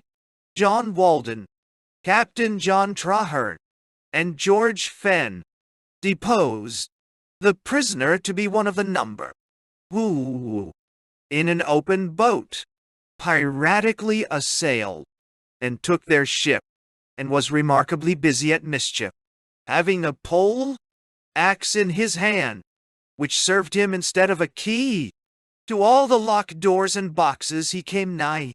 Also, in particular, he cut the cable of their ship, when the other pirates were willing, and busied at heaving up the anchor, saying, "Captain, What signifies this trouble of yo hope and straining in hot weather? There are more anchors at London, and besides, your ship is to be burnt. William Smith, a prisoner acquitted, says Walden was known amongst the pirates mostly by the nickname of Miss Nanny. Ironically, it's presumed from the hardness of his temper that he was one of the 20 who voluntarily came on board the Ranger. In the chase she made out after the Swallow, and by a shot from that ship, lost his leg. His behavior in the fight. Till then, being bold and daring, the president called for Harry Glasby and bid him relate a character of the prisoner and what custom was among them in relation to these voluntary expeditions out of their proper ship, and this of going on board the Ranger in particular. And he gave in for evidence that the prisoner was looked on as a brisk hand, i.e., as he farther explained it, a stanch pirate, a great rogue, that when the Swallow first appeared in sight, everyone was willing to believe her a Portuguese, because sugar was very much in demand, and had made some jarring and dissension between the two companies, the Fortune's people drinking punch, when the Rangers could not. That Roberts, on sight of the Swallow, hailed the new Ranger, and bid him right ship, and get under sail. There is, says he, sugar in the offing. Bring it in, that we may have no more mumbling. Ordering shall, at the same time, the word to be passed among the crew, who would go to their assistance, and immediately the boat was full of men, to transport themselves. President. Then everyone that goes on board of any prize, does it voluntarily? Or were there here any other reasons for it? H. Glasby. Every man is commonly called by list, and insists, on his turn, to go on board of a prize, because they then are allowed a shift of clothes, the best they can find, over and above the dividend from the robbery. And this they are so far from being compelled to, that it often becomes the occasion of contest and quarrel amongst them. But in the present, all such like cases, where there appears a prospect of trouble, the lazy and the timorous are often willing to decline this turn, and yield to their betters, who thereby establish a greater reputation. The prisoner, and those men who went from the Fortune on board the Ranger to assist in this expedition, were volunteers, and the trustiest men among us. President.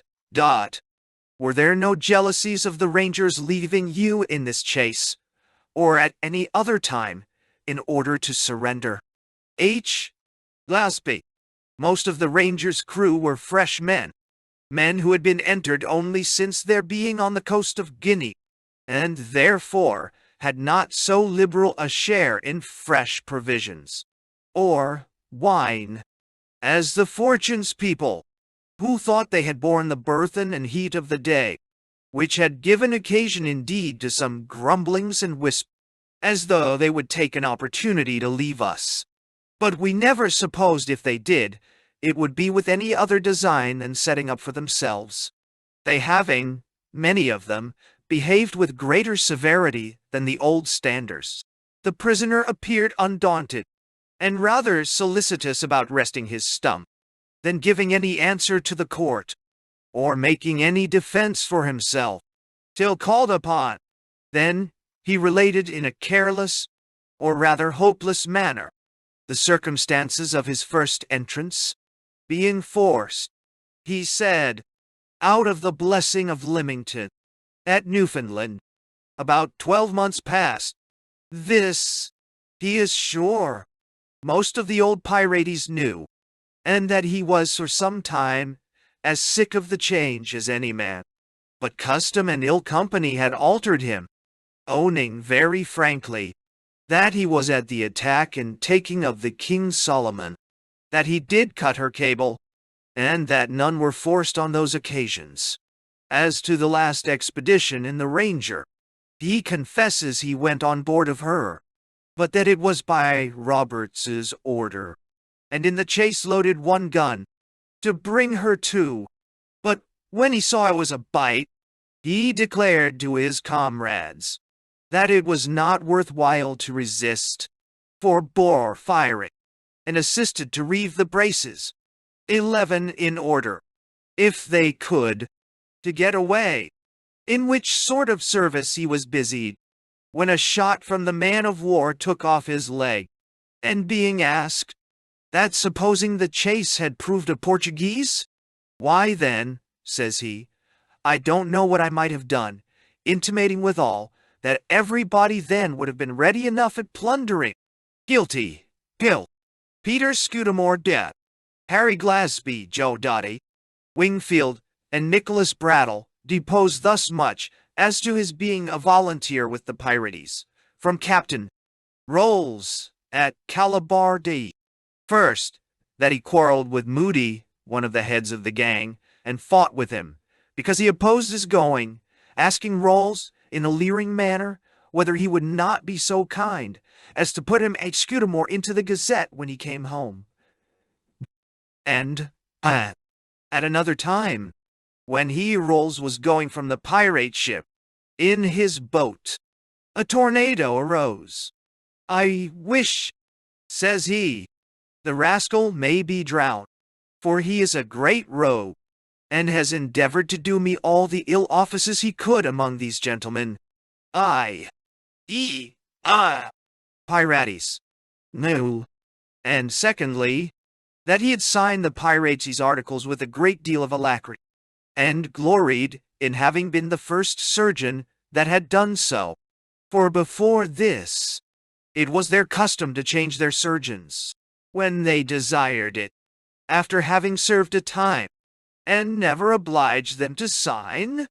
But he was resolved to break through this, for the good of those who were to follow, swearing immediately upon it. He was now, he hoped, as great a rogue as any of them. Captain Joe did his trial,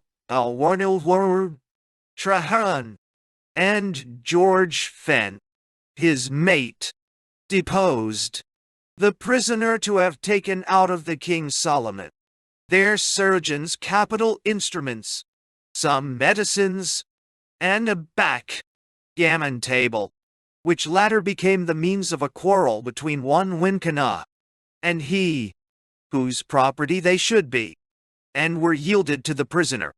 Joe Sharp, master of the Elizabeth, heard the prisoner ask Robert's leave to force Comrie, his surgeon, from him, which was accordingly done, and with him carried also some of the ship's medicines. But what gave a fuller proof of the dishonesty of his principles was the treacherous design he had formed of running away with the prize.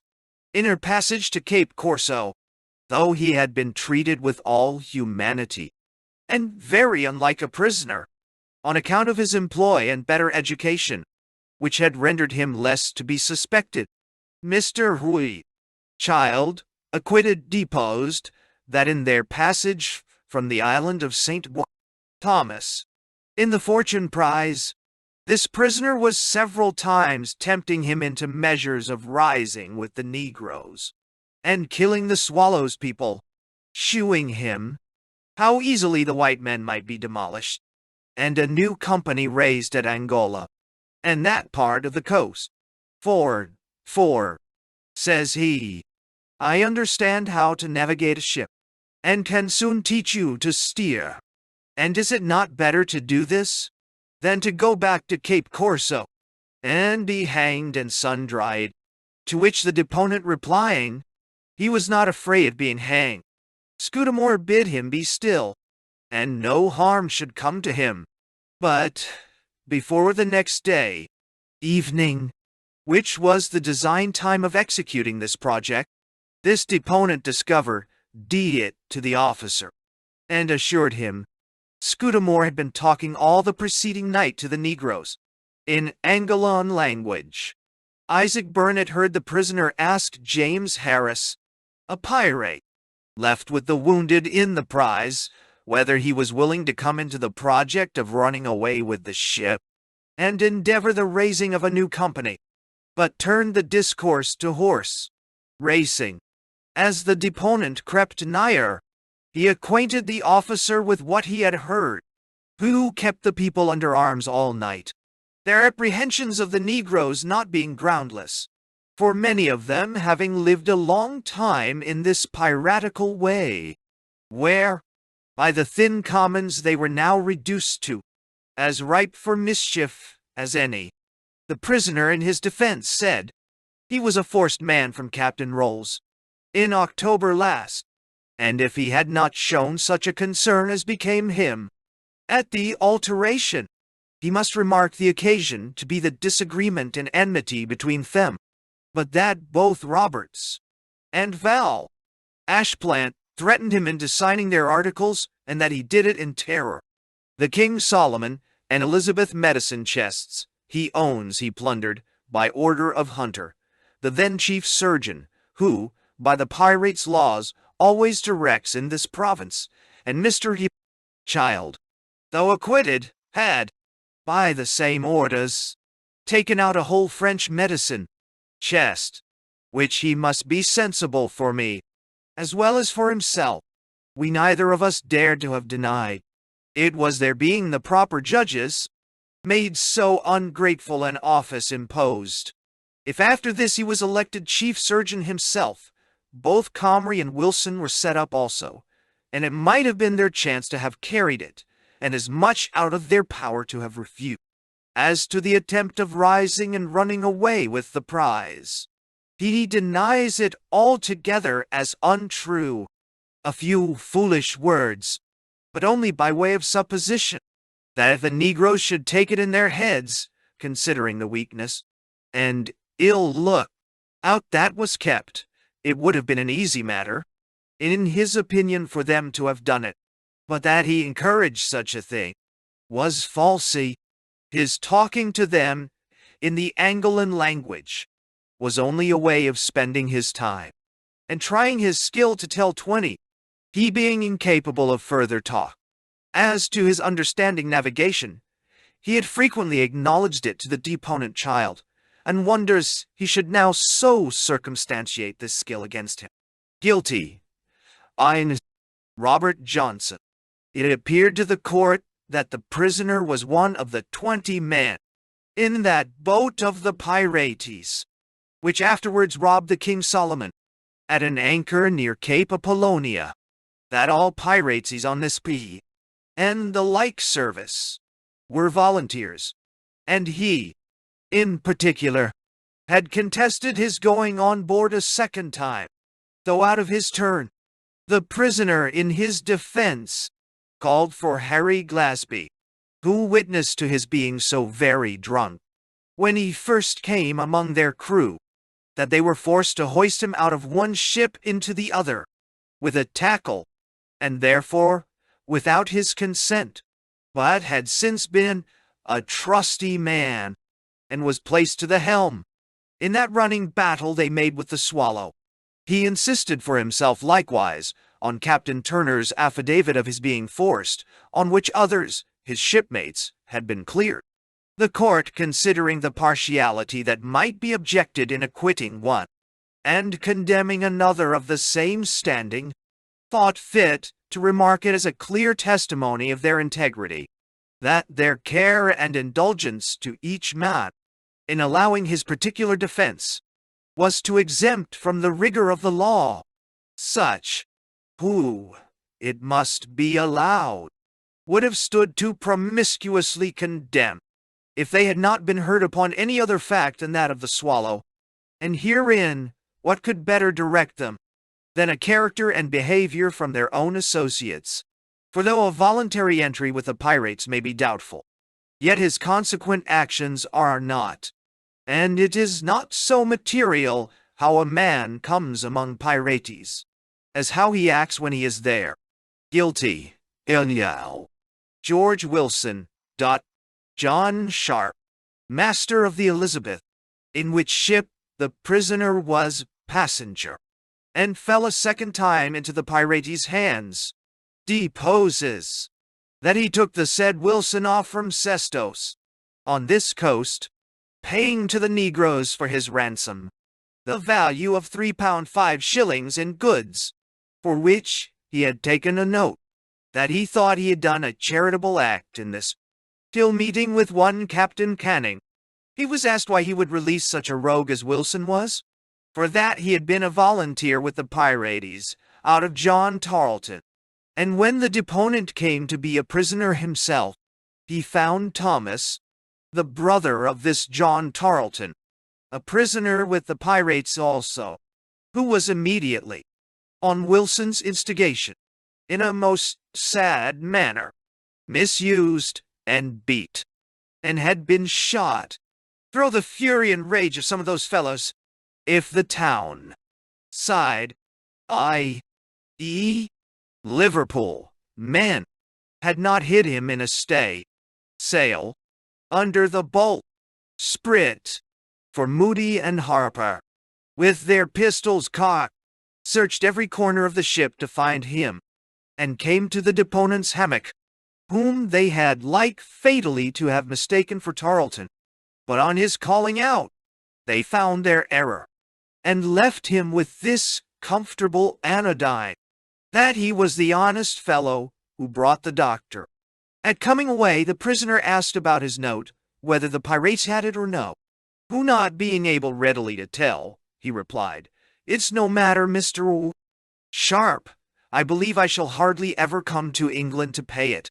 Adam Comrie, surgeon of the Elizabeth, says that although the prisoner had, on account of his indisposition and want, received many civilities from him before meeting with the pirates, he yet understood it was through his and Scudamore's mean that he had been compelled among them. The prisoner was very alert and cheerful, he says, at meeting with Roberts, hailed him, told him he was glad to see him, and would come on board presently, borrowing of the deponent a clean shirt and drawers. For his better appearance and reception, he signed their articles willingly, and used arguments with him to do the same, saying they should make their voyage in 8 months to Brazil, share 600 or 700 L a man, and then break up again. When the crew came to an election of a chief surgeon, and this deponent was set up with the others, Wilson told him he hoped he would carry it from Scudamore, for that a quarter share, which they had more than others, would be worth looking after. But the deponent missed the preferment by the goodwill of the Rangers people, who, in general, voted for Scudamore to get rid of him, the chief surgeon being always to remain with the Commodore. It appeared likewise by the evidence of Captain Jodi, Traherne, Tho, Castell, and others, who had been taken by the pirates, and thence had opportunities of observing the prisoner's conduct, that he seemed thoroughly satisfied with that way of life, and was particularly intimate with Roberts, they often scoffing at the mention of a man of war, and saying, if they should meet with any of the turnip man's ships, 12, they would blow up, and go to H.L. altogether. Yet setting aside these silly freaks to recommend himself, his laziness had got him many enemies. Even Roberts told him, on the complaint of a wounded man, whom he had refused to dress, that he was a double rogue, to be there a second time, and threatened to cut his ears off.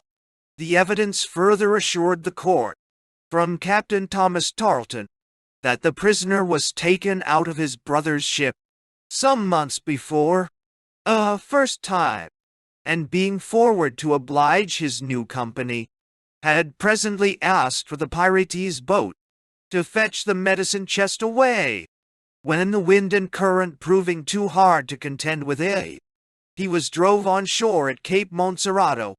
The prisoner called for William Darling and Samuel Marwell, acquitted, and Nicholas Butler.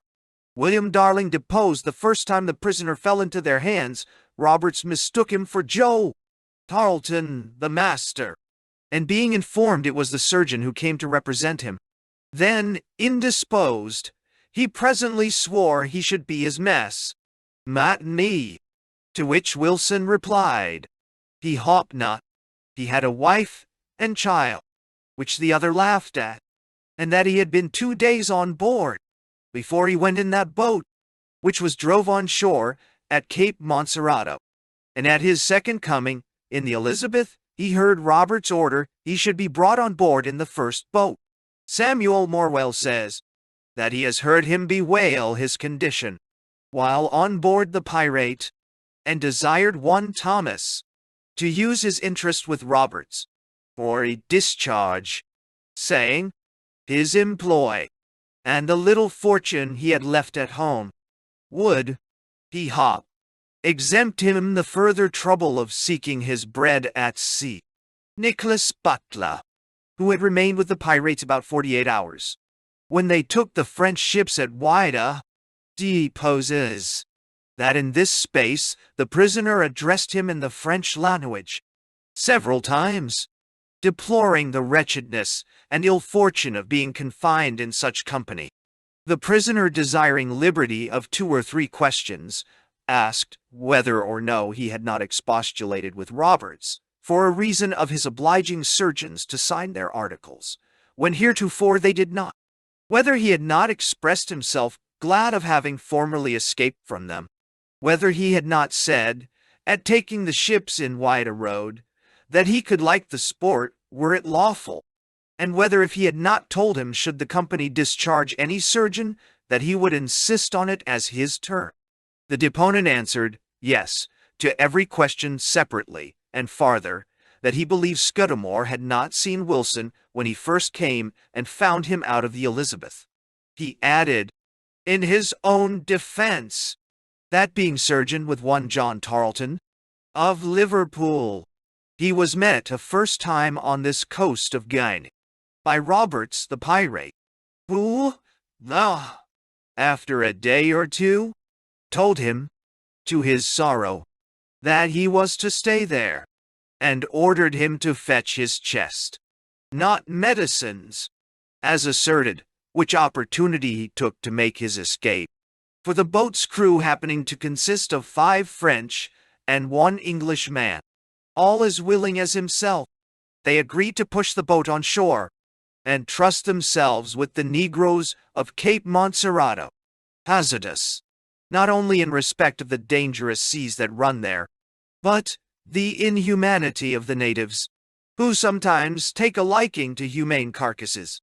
Here he remained 5 months, till Thomas Tarleton, brother to his captain, chanced to put into the road for trade, to whom he represented his hardships and starving condition, but was, in an unchristian manner, both refused a release of this captivity, or so much as a small supply of biscuit and salt meat, because, as he said, he had been among the pirates.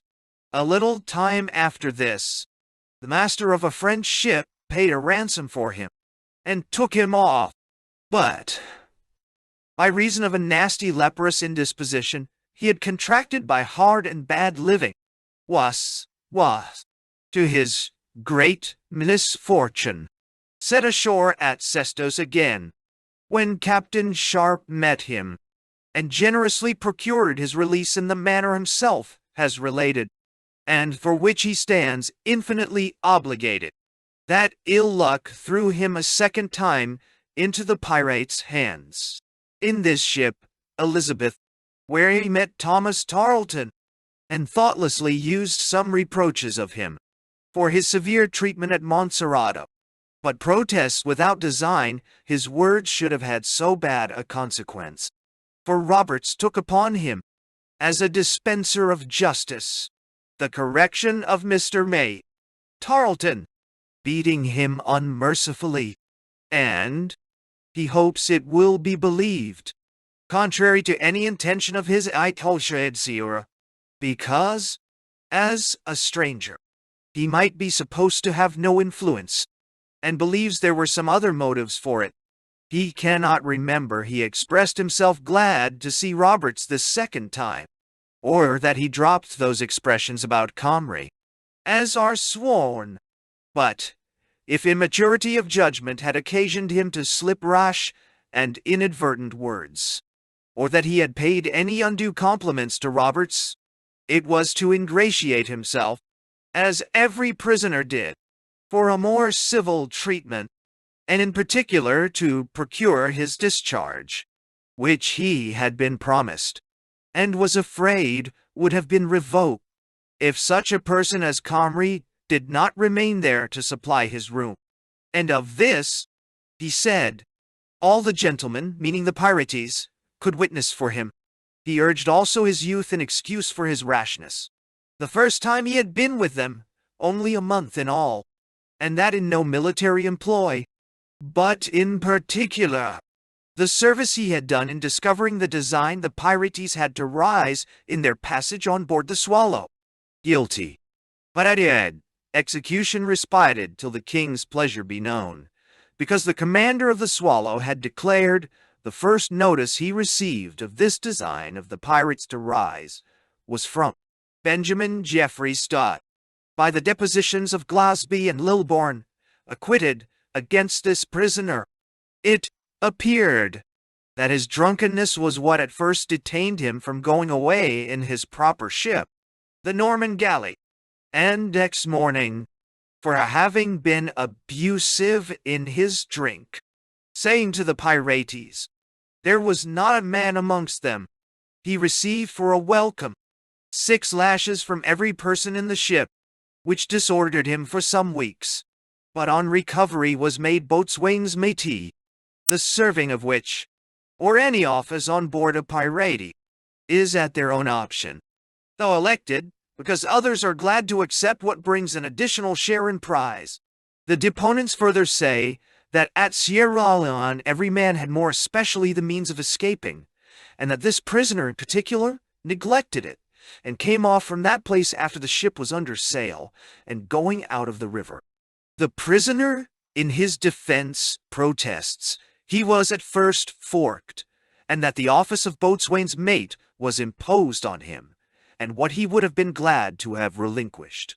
That the barbarous whipping he had received from the Pirates at first was for telling them that none who could get their bread in an honest way would go on such an account, and he had certainly taken the opportunity which presented at Sierra Leone of ridding himself from so distasteful a life, if there had not been 3 or 4 of the old Pirates on shore at the same time, who, he imagined, must know of him, and would doubtless have served him the same, if not worse, than they since had done William Williams, who, for such a design, being delivered up by the treacherous natives, had received 2 lashes through the whole ship's company. The court observed the excuses of these pirates about want of means to escape was oftentimes as poor and evasive as their pleas of being forced at first, for here, at Sierra Leone, every man had his liberty on shore, and, it was evident, might have kept it, if he, or they, by mean, had so pleased. And such are further culpable, who having been introduced into the society by such uncivil methods as whipping or beating, neglect less likely means of regaining liberty, eschew strong inclinations to dishonesty, and they stand inexcusably guilty. Joe D. Gial, Mansfield. It was proved against this prisoner by Captain Traherne and George Fenn that he was one of those volunteers who was at the attack and robbery of the company's ship, called the King Solomon, that he bullied well among them who dared not make any reply, but was very easy with his friends, who knew him, for Moody, on this occasion, took a large glass from him, and threatened to blow his brains out, a favorite phrase with these pirates, if he muttered at it.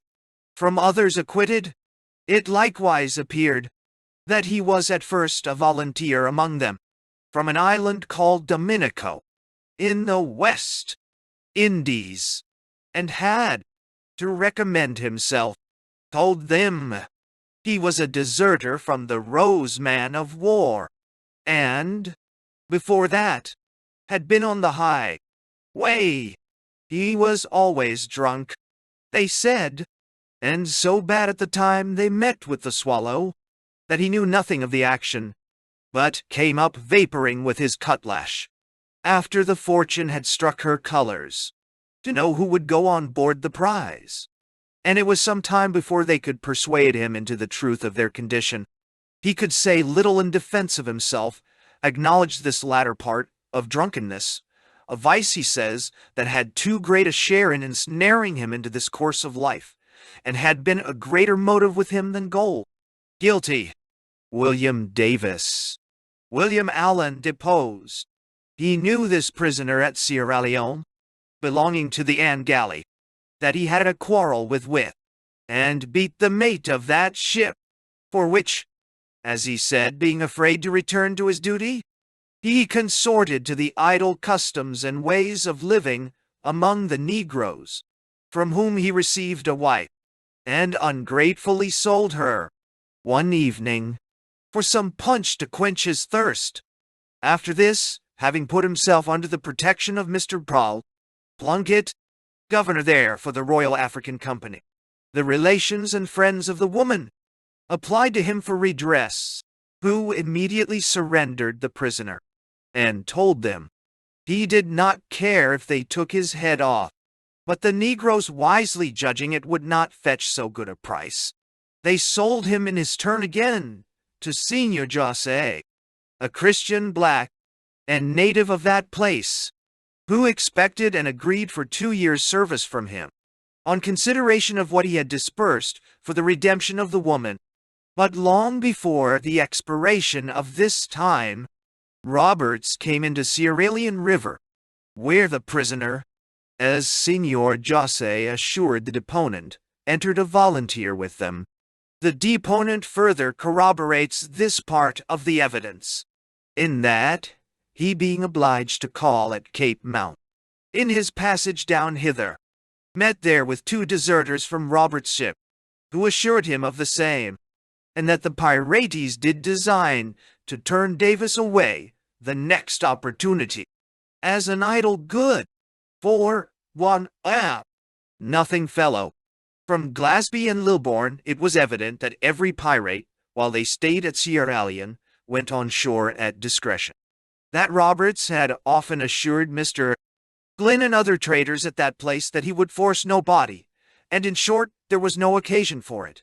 In particular, the prisoner's roommate went away, and thinks he might have done the same if he had pleased.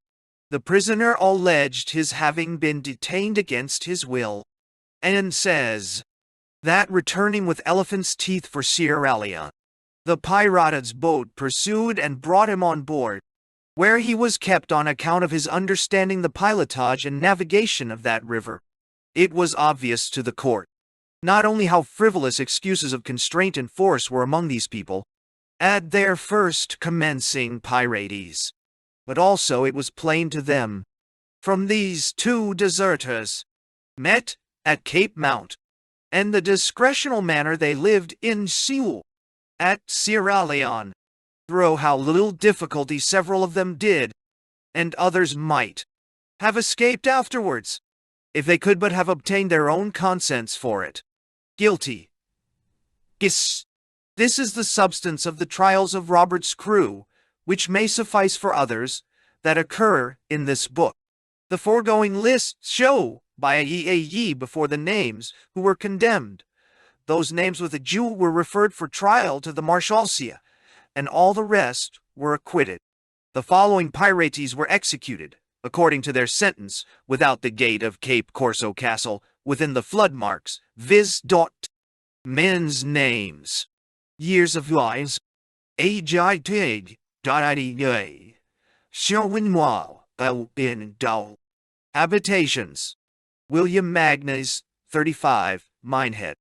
Richard Hardy, 25, Wales. David Simpson, 36, North Berwick. Christopher Moody, 28. Thomas Sutton, 23, Berwick.O. Valentine Ashplant, 32, Minories. Peter Devine, 42, Stepney Court. William Phillips, 29, Lower Shadwell. O'Artian. Philip Bill, 27, St. Thomas's. William Maine, 28. William McIntosh, 21, Canterbury. William Williams, 49, Plymouth. Robert Hawes, 31, Yarmouth.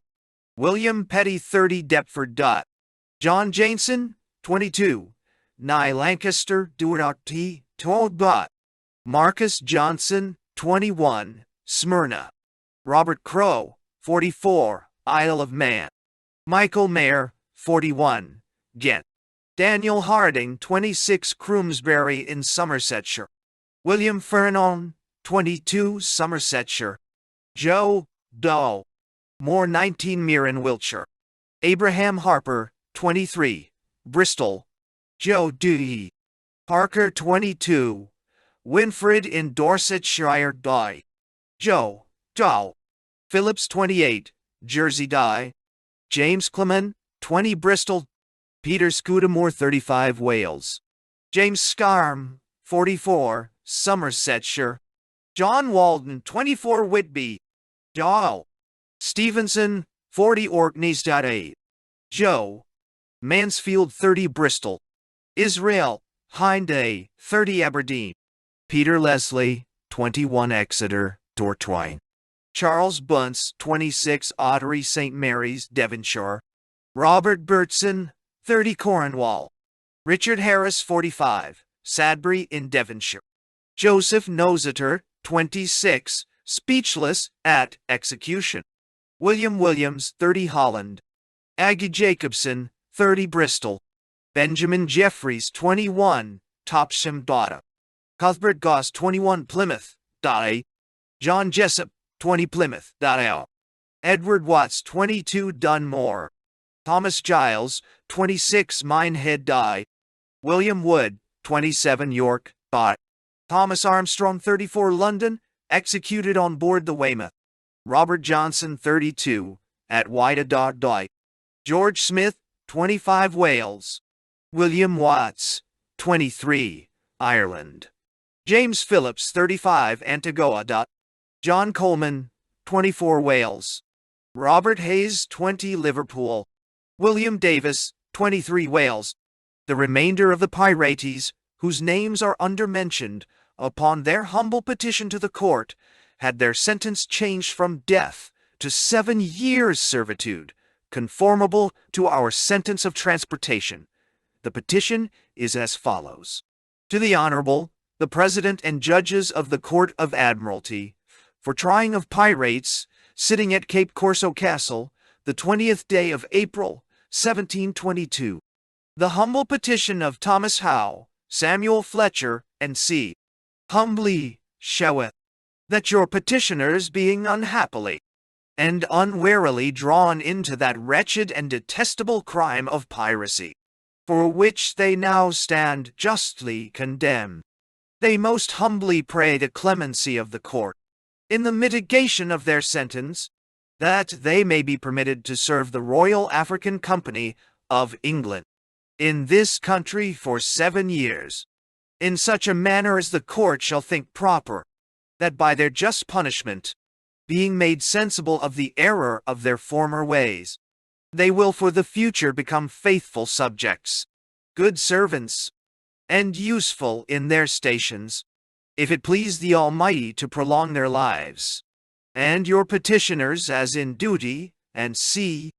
The resolution of the court was, that the petitioners have leave by this Court of Admiralty to interchange indentures with the Captain General of the Gold Coast for the Royal African Company for 7 years' servitude at any of the Royal African Company's settlements in Africa, in such manner as he, the said Captain General, shall think proper, on Thursday, the 26th day of April, the indentures being all drawn out, according to the grant made to the petitioners, by the court held on Friday, the 20th of this instant. Each prisoner was sent for up, signed, sealed, and exchanged them in the presence of you, Captain Mungo Herdman, President, James Phipps, SQ, Mr. Edward Hyde, Mr. Charles Fanshawe, and Mr. John Atkins, Register. Copy of the indenture.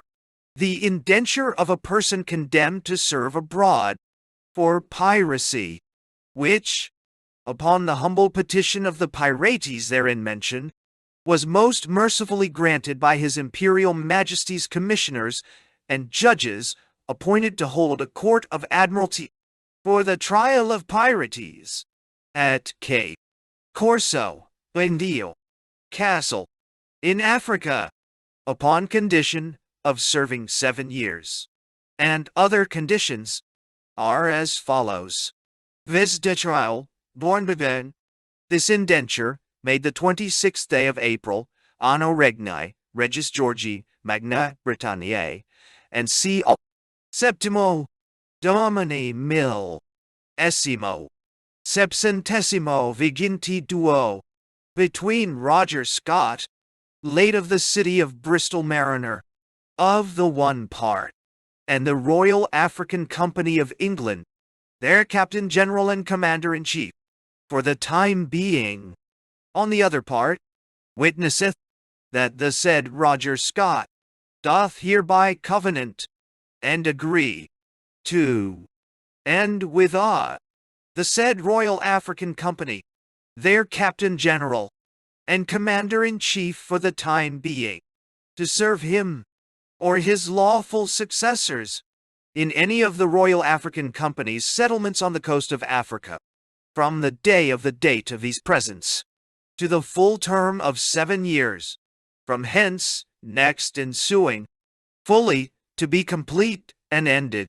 there to serve in such employment as the said Captain General or his successors shall employ him, according to the custom of the country in like kind, in consideration whereof the said Captain General and Commander-in-Chief doth covenant and agree to, and with the said Roger Scott, to find and allow him meat, drink, apparel, and lodging, according to the custom of the country, in witness whereof the parties aforesaid to these presents have interchangeably put their hands and seals, the day and year above written, signed, sealed, and delivered, in the presence of us, at Cape Corso Castle, in Africa, where no stamped paper was to be had. In like manner was drawn out and exchanged the indentures of P. Thomas Howe of Barnstable, in the county of Devon, Samuel Fletcher of East Smithfield, London, John Lane of Lombard Street, London, David Littlejohn of Bristol, John King of Shadwell Parish, London, Henry Dennis of Biddeford, Hugh Harris of Quoff Castle, Devonshire, William Taylor of Bristol, Thomas Owen of Bristol. John Mitchell of Shadwell Parish, London, Joshua Lee of Liverpool, William Shuren of Wapping Parish, London, Robert Hartley of Liverpool, John Griffin of Blackwall, Middlesex to White, James Crombie of London, Wapping, James Greenham of Marshfield, Gloucestershire, John Horn of St. James Parish, London, John Jessup of Wisbech, Cambridgeshire, David Rice of Bristol. But 2 or 3 of whom I hear are now living, 13 2 others visit Dychow. George Wilson and Tho. Otter Laney were respited from execution till His Majesty's pleasure should be known. The former died abroad, and the latter came home and received His Majesty's pardon. The account of the whole stands thus. Acquitted 74. Executed 52. Respited 2. To servitude 20. To the Marshalsea 17. 10. 3. 15. 4. 4. Negroes in both ships 70. Total 267. I am not ignorant how acceptable a relation of the behavior and dying words of malefactors are to the generality of our countrymen, and therefore shall deliver what occurred, worthy of notice, in the deportment of these criminals. The first 6 that were called to execution were Magnus, Moody, Simpson, Sutton, Ashplant, and Hardy, all of them old standers and notorious offenders. When they were brought out of the hole, on the parade, in order to break off their fetters, and fit the halters, none of them, it was observed, appeared the least dejected, unless Sutton, who spoke faint, but it was rather imputed to a flux that had seized him 2 or 3 days before, than fear. A gentleman, who was surgeon of the ship, was so charitable at this time to offer himself in the room of an ordinary, and represented to them, as well as he was able, the heinousness of their sin, and necessity which lay on them of repentance, one particular part of which ought to be, acknowledging the justice they had met with. They seemed heedless for the present, some calling for water to drink, and others applying to the soldiers for caps. But when this gentleman pressed them for an answer, they all exclaimed against the severity of the court, and were so hardened as to curse, and wish the same justice might overtake all the members of it, as had been dealt to them. They were poor rogues, they said, and so must be hanged, while others, no less guilty in another way, escaped, when he endeavored to compose their minds, exhorting them to die in charity with all the world, and would have diverted them from such vain discourse, by asking them their country, ago, and the like. Some of them answered, what was that to him? They suffered the law, and should give no account but to God. They walked to the gallows without a tear, in token of sorrow for their past offenses, or shewing as much concern as a man would express at traveling a bad road.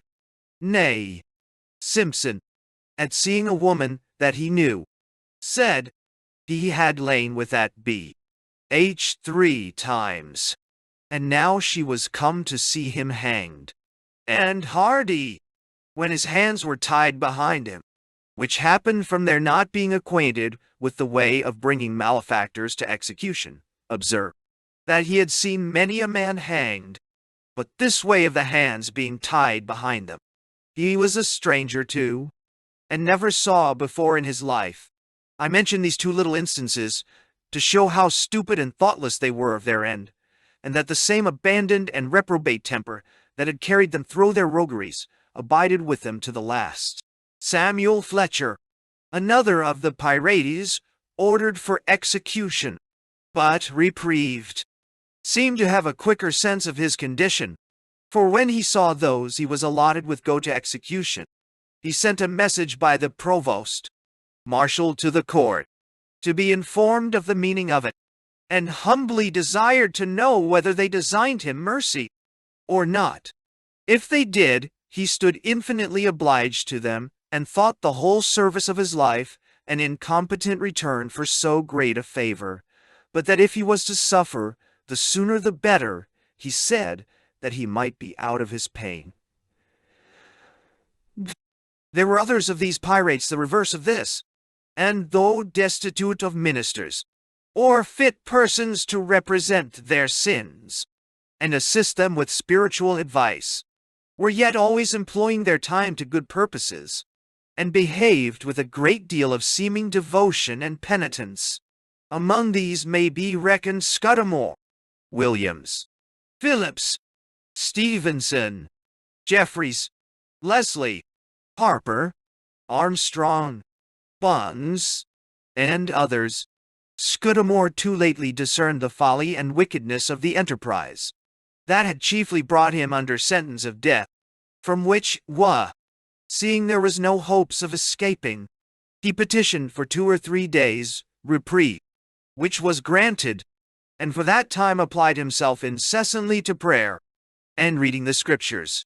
He seemed to have a deep sense of his sins, of this in particular, and desired, at the gallows, they would have patience with him to sing the first part of the 31st Psalm, which he did by himself throughout.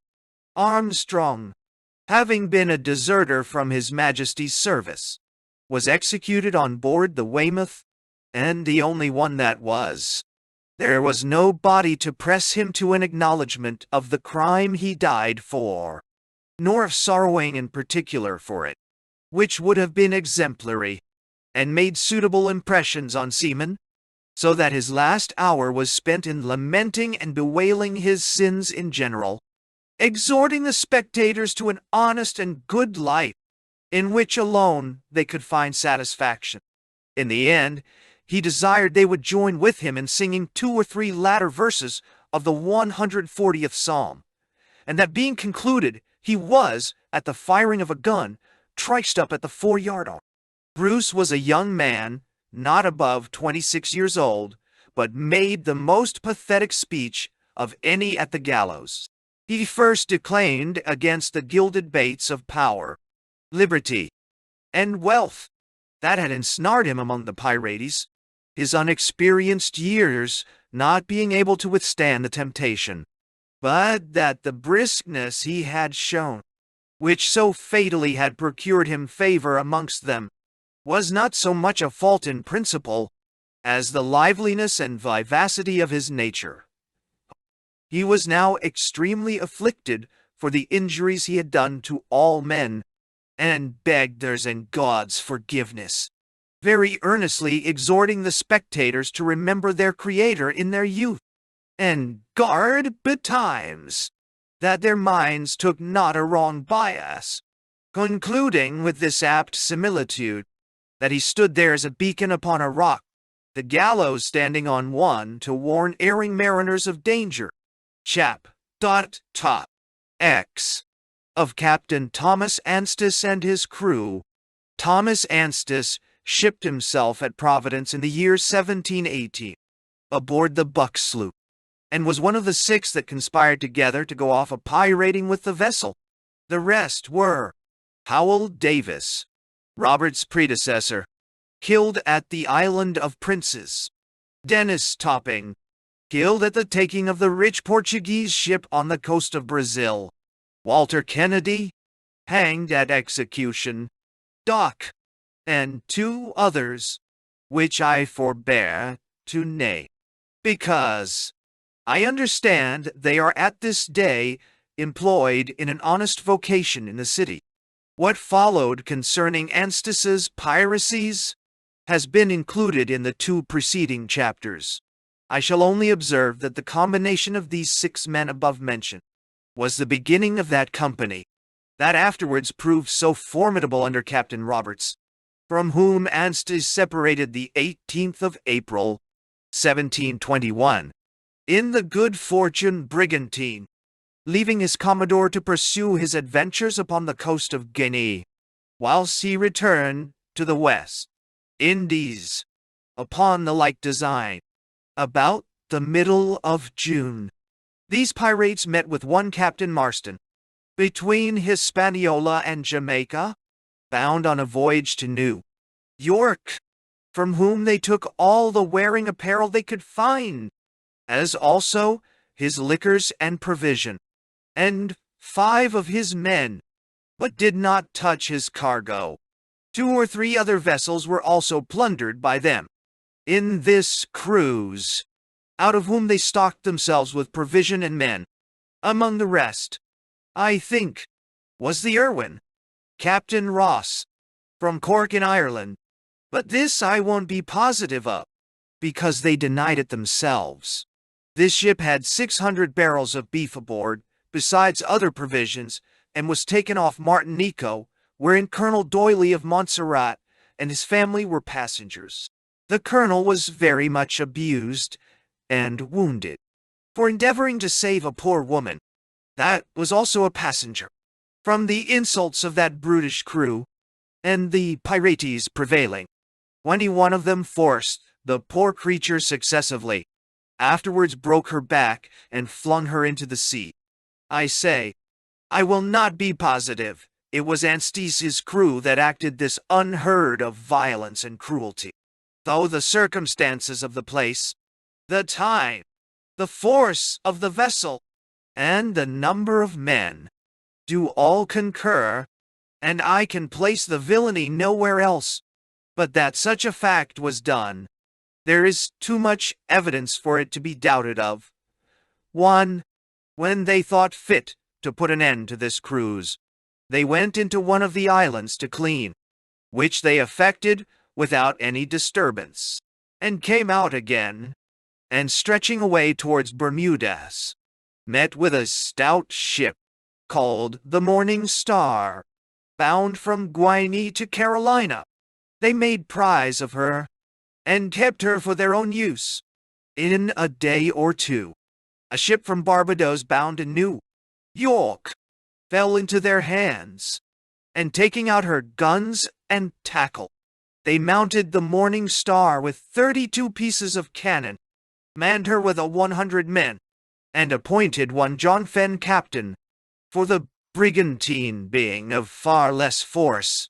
The Morning Star would have fallen to Anstis as elder officer, yet he was so in love with his own vessel, she being an excellent sailor, that he made it his choice to stay in her, and let Fenn, who was, before, his gunner, command the great ship.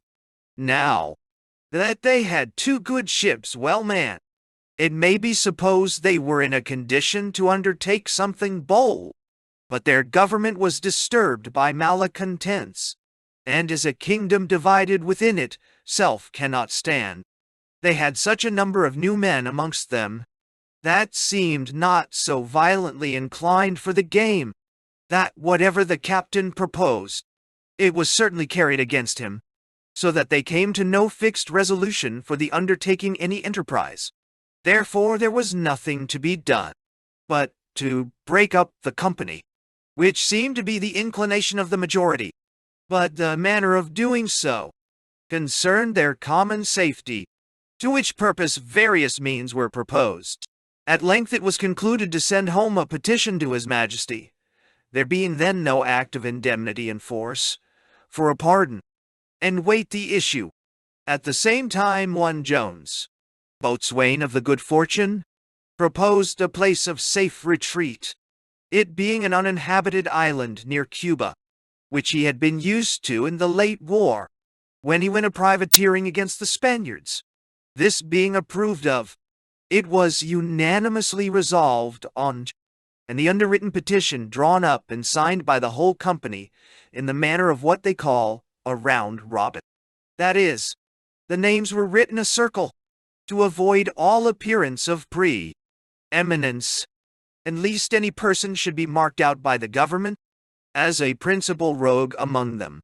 To His Most Sacred Majesty George, by the grace of God, of Great Britain, France, and Ireland, King Defender of the Faith, and C.A. The humble petition of the company, now belonging to the ship Morning Star, and brigantine Good Fortune, lying under the ignominious name and denomination of pirate, humbly showeth that we your Majesty's most loyal subjects have, at sundry times, been taken by Bartholomew Roberts, the then captain of the above said vessels and company, together with another ship, in which we left him, and have been forced by him and his wicked accomplices to enter it into and serve in the said company as pirates, much contrary to our wills and inclinations, and we your loyal subjects utterly abhorring and detesting that impious way of living, did, with an unanimous consent, and contrary to the knowledge of the said Roberts, or his accomplices, on or about the 18th day of April, 1721, leave and ran away with the aforesaid ship Morning Star, and brigantine Good Fortune, with no other intent and meaning than the hopes of obtaining your Majesty's most gracious pardon, and, that we your Majesty's most loyal subjects may with more safety return to our native country, and serve the nation unto which we belong. in our respective capacities, without fear of being prosecuted by the injured, whose estates have suffered by the said Roberts and his accomplices, during our forcible detainment by the said company. We most humbly implore your Majesty's most royal assent to this our humble petition, and your petitioners shall ever pray. This petition was sent home by a merchant ship bound to England from Jamaica, who promised to speak with the petitioners in their return, about 20 leagues to windward of that island, and let them know what success their petition met with. When this was done, the pirates retired to the island before proposed, with the ship and brigantine. This island, which I have no name for, lies off the southwest end of Cuba, uninhabited and little frequented.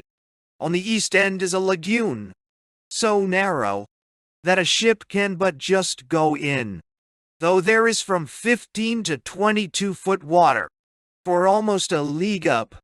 On both sides of the lagoon grows red mangrove trees, very thick, that the entrance of it, as well as the vessels laying there, is hardly to be seen. In the middle of the island are here and there a small thick wood of tall pines, and other trees scattered about in different places. Here they stayed about 9 months.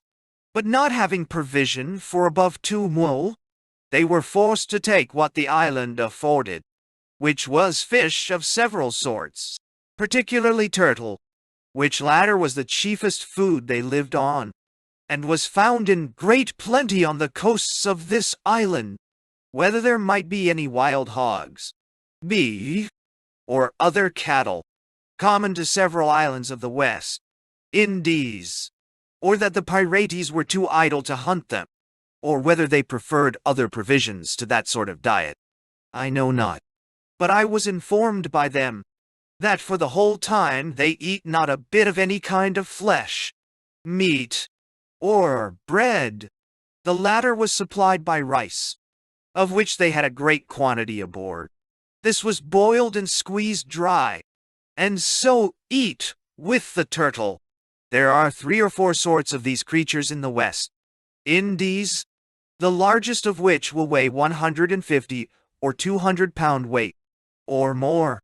But those that were found upon this island were of the smallest kind, weighing 10 or 12 pounds each, with a fine natural wrought shell, and beautifully clouded, the meat sweet and tender, some part of it eating like chicken, some like veal, and so that it was no extraordinary hardship for them to live upon this provision alone, since it affords variety of meats to the table of itself. The manner of catching this fish is very particular. You must understand that in the months of May, June, and July, they lay their eggs in order to hatch their young, and this 3 times in a season, which is always in the sand of the sea shore, each laying 80 or go eggs at a time. The male accompanies the female, and both come ashore in the night only, when they must be watched, without making any noise, or having a light. As soon as they land, the men that watch for them turn them on their backs, then haul them above high water mark, and leave them till next morning, where they are sure to find them, for they can't turn again, nor move from the place.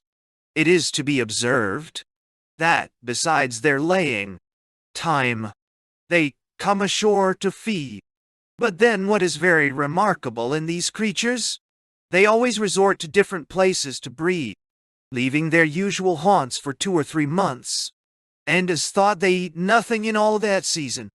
They pass their time here in dancing, and other diversions, agreeable to these sort of folks, and among the rest, they appointed a mock court of judicature to try one another for piracy, and he that was a criminal one day was made judge another. I had an account given me of one of these merry trials, and as it appeared diverting, I shall give the readers a short account of it. The court and criminal being both appointed, as also counsel to plead, The judge got up in a tree and had a dirty tarpaulin hung over his shoulders. This was done by way of rope, with a thrum cap, 2 on his head, and a large pair of spectacles upon his nose. Thus equipped he settled himself in his place, an abundance of officers attending him below, with crows, handspikes, and instead of wands, tipstaves, and such like. The criminals were brought out, making 1,000 sour faces, and one who acted as attorney general opened the charge against them. Their speeches were very laconic, and their whole proceedings concise. We shall give it by way of dialogue. They turned all generals, and please your lordship, and you gentlemen of the jury, here is a fellow before you that is a sad dog, a sad, sad dog, and I humbly hope your lordship will order him to be hanged out of the way immediately. He has committed piracy upon the high seas, and we shall prove, and please your lordship, that this fellow, this sad dog before you, has escaped 1,000 storm. Nay, has got safe ashore when the ship has been cast away, which was a certain sign he was not born to be drowned. Yet not having the fear of hanging before his eyes, he went on robbing and ravishing man, woman, and child, plundering ships' cargoes fore and aft, burning and sinking ship, bark, and boat, as if the devil had been in him. But this is not all, my lord. He has committed worse villainies than all these, for we shall prove that he has been guilty of drinking small beer, and your lordship knows there never was a sober fellow but what was a rogue. My lord, I should have spoke much finer than I do now, but that, as your lordship knows, our rum is all out, and how should a man speak good law that has not drank a dram? However, I hope your lordship will order the fellow to be hanged.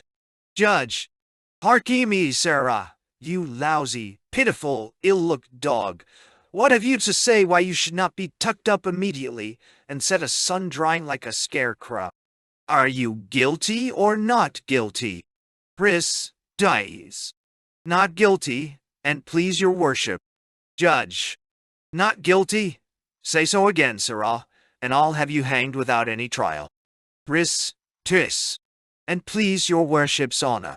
My lord, I am as honest a poor fellow as ever went between stem and stern of a ship, and can hand, reef, steer, and clap 2 ends of a rope together, as well as are he that ever crossed salt water. But I was taken by one George Bradley, the name of him that sat as judge of 3, a notorious pirate, a sad rogue as ever was unhanged, and he forced me, and please your honor. Judge, answer me, sirrah, how will you be tried? Pris, die, by judge, and my country. Judge, the devil you will. Why then, gentlemen of the jury, I think we have nothing to do but to proceed to judgment. Ator dotty door. General right, my lord. For if the fellow should be suffered to speak, he may clear himself, and that's an affront to the court. Pris da da da. Chow. Pris. Pray, my lord, I hope your lordship will consider. Judge. Consider. How dare you talk of considering? Sirrah, sirrah. I never considered in all my life. I'll make it treason to consider. Pris, toit. But, I hope, your lordship will hear some reason. Judge. D'ye hear how the scoundrel prates? What have we to do with reason? I'd have you to know, rascal, we don't sit here to hear reason. We go according to law. Is our dinner ready? For General, yes, my lord. Judge. Then harkee. You rascal at the bar. Hear me. Sirrah. Hear me. You must suffer for 3 reasons. First, because it is not fit I should sit here as judge, and nobody be hanged. Secondly, you must be hanged, because you have a damned hanging look.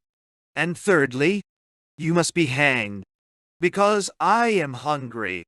For know, sirrah, that 'tis a custom, that whenever the judge's dinner is ready before the trial is over, the prisoner is to be hanged, of course.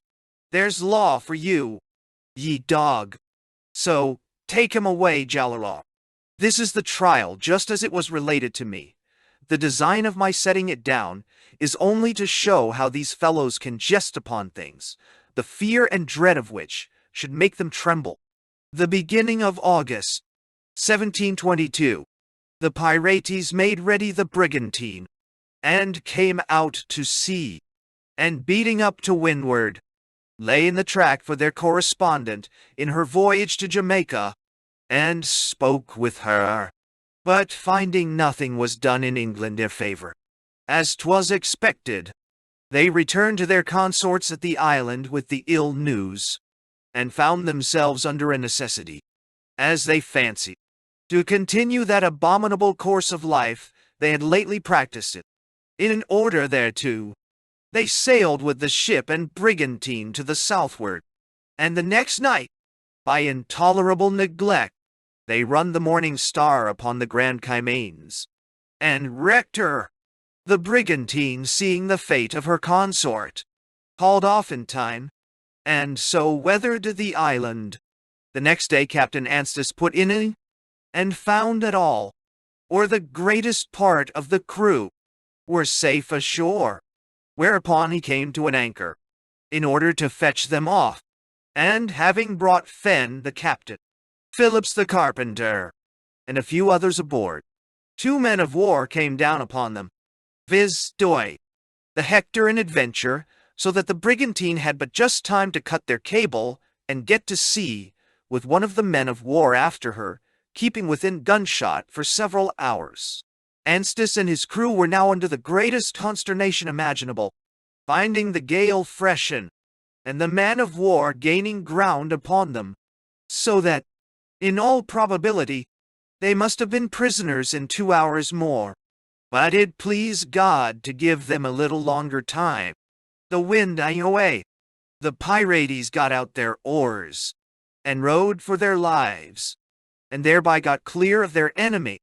The Hector landed her men upon the island, and took 40 of the Morning Star's crew, without any resistance made by them, but, on the contrary, alleging they were forced men, and that they were glad of this opportunity to escape from the Pirates.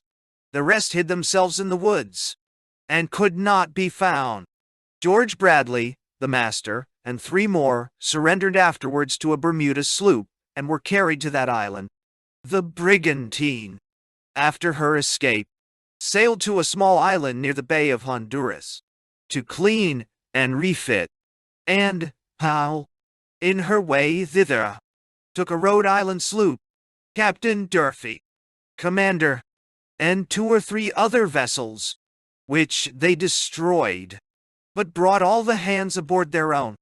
While she was cleaning, a scheme was concerted between Captain Durfee, some other prisoners, and 2 or 3 of the Pirates, for her to seize some of the chiefs, and carry off the brigantine, but the same being discovered before she was fit for sailing, their design was prevented.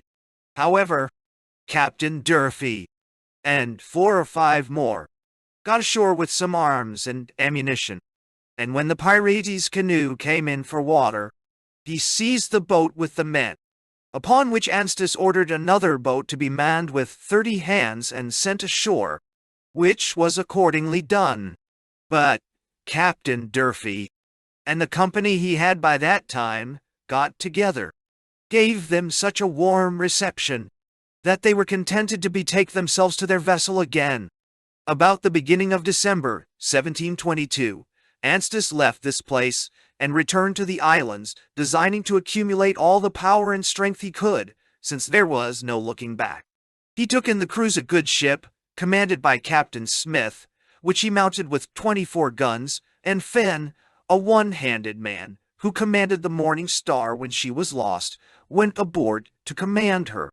They cruised together and took a vessel or 2, and then went to the Bahama Islands and there met with what they wanted, viz. a sloop loaded with provisions from Dublin called the Antelope. It was time now to think of some place to fit up and clean their frigate lately taken, and put her in a condition to do business. Accordingly, they pitched upon the island of Tobago, where they arrived the beginning of April, 1723, with the Antelope sloop and her cargo. They fell to work immediately, got the guns, store safes, and everything else out upon the island, and put the ship upon the heel. And just then, as ill luck would have it, came in the Winchelsea man of war, by way of visit, which put the marooners into such a surprise, that they set fire to the ship and sloop, and fled ashore to the woods. And Stis, in the brigantine, escaped by having a light pair of heels, but it put his company into such a disorder that their government could never be set to rights again. For some of the new comers, and those who had been tired with the trade, put an end to the raid by shooting Tho, Anstis in his hammock, and afterwards the quarter master, and 2 or 3 others, the rest submitting, and put Athama into irons, and surrendered them up, and the vessel at Curaçao, a Dutch settlement, where they were tried and hanged, and those concerned in delivering up the vessel acquitted. But to return to Captain Fenn, he was taken straggling with his gunner and 3 more, a day or 2 after their misfortune, by the man-of-war's men, and carried to Antigua, where they were all executed, and Fenn hanged in chains. Those who remained stayed some time in the island, keeping up and down in the woods, with a hand to look out. At length Providence so ordered it, that a small sloop came into the harbor, which they all got aboard of, except 2 or 3 negroes, and those they left behind. They did not think fit to pursue any further adventures, and therefore unanimously resolved to steer for England, which they accordingly did, and in October last 1723 came into Bristol Channel, sunk the sloop, and getting ashore in the boat, dispersed themselves to their abodes. Chap. 1 Pandole of Captain Worley and his crew. His reign was but short, but his beginning somewhat particular, setting out in a small open boat with 8 others from New York. This was as resolute a crew as ever went upon this account. They took with them a few biscuits, and a dried tongue or 2, a little keg of water, 6 old muskets, and ammunition according. Thus provided, they left New York the latter end of September, 1718. But it cannot be supposed that such a man of war as this could undertake any considerable voyage, or attempt any extraordinary enterprise. So they stood down the coast, till they came to Delaware River, which is about 150 miles distant, and not meeting with anything in their way, they turned up the same river as high as Newcastle, near which place they fell upon a shallop belonging to George Grant, who was bringing household goods, plate, and DC, from Opokanimi to Philadelphia. They made prize of the most valuable part of them, and let the shallop go. This fact could not come under the article of piracy, it not being committed super alta mare, upon the high sea, therefore was a simple robbery only. But they did not stand for a point of law in the case, but easing the shallop man of his lading, the bold adventurers went down the river again. The shallop came straight to Philadelphia, and brought the ill news thither, which so alarmed the government, as if war had been declared against them. Expresses were sent to New York, and other places, and several vessels fitted out against this powerful rover, but to no manner of purpose. For after several days' cruise, they all returned, without so much as hearing what became of the robbers. Worley and his crew, in going down the river, met with a sloop of Philadelphia, belonging to a mulatto, whom they called Black Robin. They quitted their boat for this sloop, taking one of Black Robin's men along with them, as they had also done from George Grant, besides 2 Negroes, which increased the company 1/3. A day or two after, they took another sloop belonging to Hull, homeward bound, which was somewhat fitter for their purpose. They found aboard her provisions and necessaries, which they stood in need of, and enabled them to prosecute their design in a manner more suitable to their wishes. Upon the success of these rovers, the governor issued out a proclamation for the apprehending and taking all pirates who had refused or neglected to surrender themselves by the time limited in His Majesty's proclamation of pardon, and thereupon ordered His Majesty's ship Phoenix of 20 guns, which lay at Sandy Hook, to sea, to cruise upon this pirate, and secure the trade to that and the adjoining colonies. In all probability, the taking this sloop salved their bacons, for this time, though they fell into the trap presently afterwards, for they finding themselves in tolerable good condition, having a vessel newly cleaned, with provisions and sea, they stood off to sea, and so missed the Phoenix, who expected them to be still on the coast. About 6 weeks afterwards they returned, having taken both a sloop and a brigantine, among the Bahama Islands. The former they sunk, and the other they let go. The sloop belonged to New York, and they thought the sinking of her good policy, to prevent her returning to tell tales at home. Worley had by this time increased his company to about 25 men, had 6 guns mounted, and small arms as many as were necessary for them, and seemed to be in a good thriving sort of a way. He made a black ensign with a white death's head in the middle of it, and other colors suitable to it. They all signed articles and bound themselves under a solemn oath to take no quarters, but to stand by one another to the last man, which was rashly fulfilled a little afterwards. For going into an inlet in North Carolina to clean, the governor too received information of it, and fitted out 2 sloops, one of 8 guns, and the other with 6, and about 70 men between them. Worley had cleaned his sloop, and sailed before the Carolina sloops reached the place, and steered to the northward. But the sloops just mentioned, pursuing the same course, came in sight of Worley, as he was cruising off the Capes of Virginia, and being in the offing, he stood in as soon as he saw the sloops, intending thereby to have cut them off from James River, for he verily believed they had been bound thither, not imagining, in the least, they were in pursuit of him, the 2 sloops standing towards the Capes at the same time, and Worley hoisting of his black flag.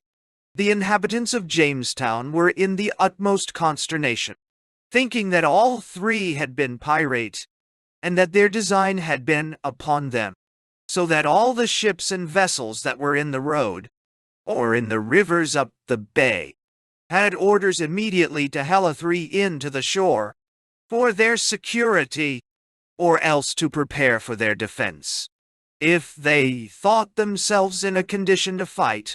Soon after, 2 boats which were sent out to get intelligence came crowding in, and brought an account that one of the pirates was in the bay, being a small sloop of 6 guns. The governor, expecting the rest would have followed, and all together make some attempt to land, for the sake of plunder, beat to arms, and collected all the force that could be got together to oppose them. He ordered all the guns out of the ship to make a platform, and, in short, put the whole colony in a warlike posture, but was very much surprised at last to see all the supposed pirates fighting with one another.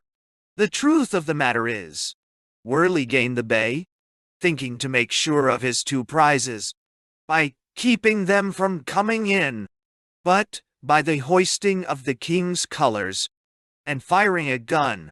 He quickly was sensible of his mistake, and too soon perceived that the tables were turned upon him, that instead of keeping them out, he found himself, by a superior force, kept in.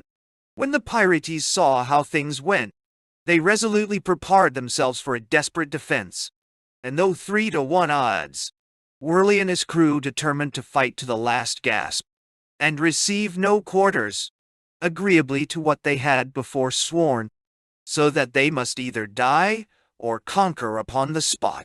The Carolina men gave the pirate a broadside, and then boarded him, one sloop getting upon his quarter, and the other on his bow.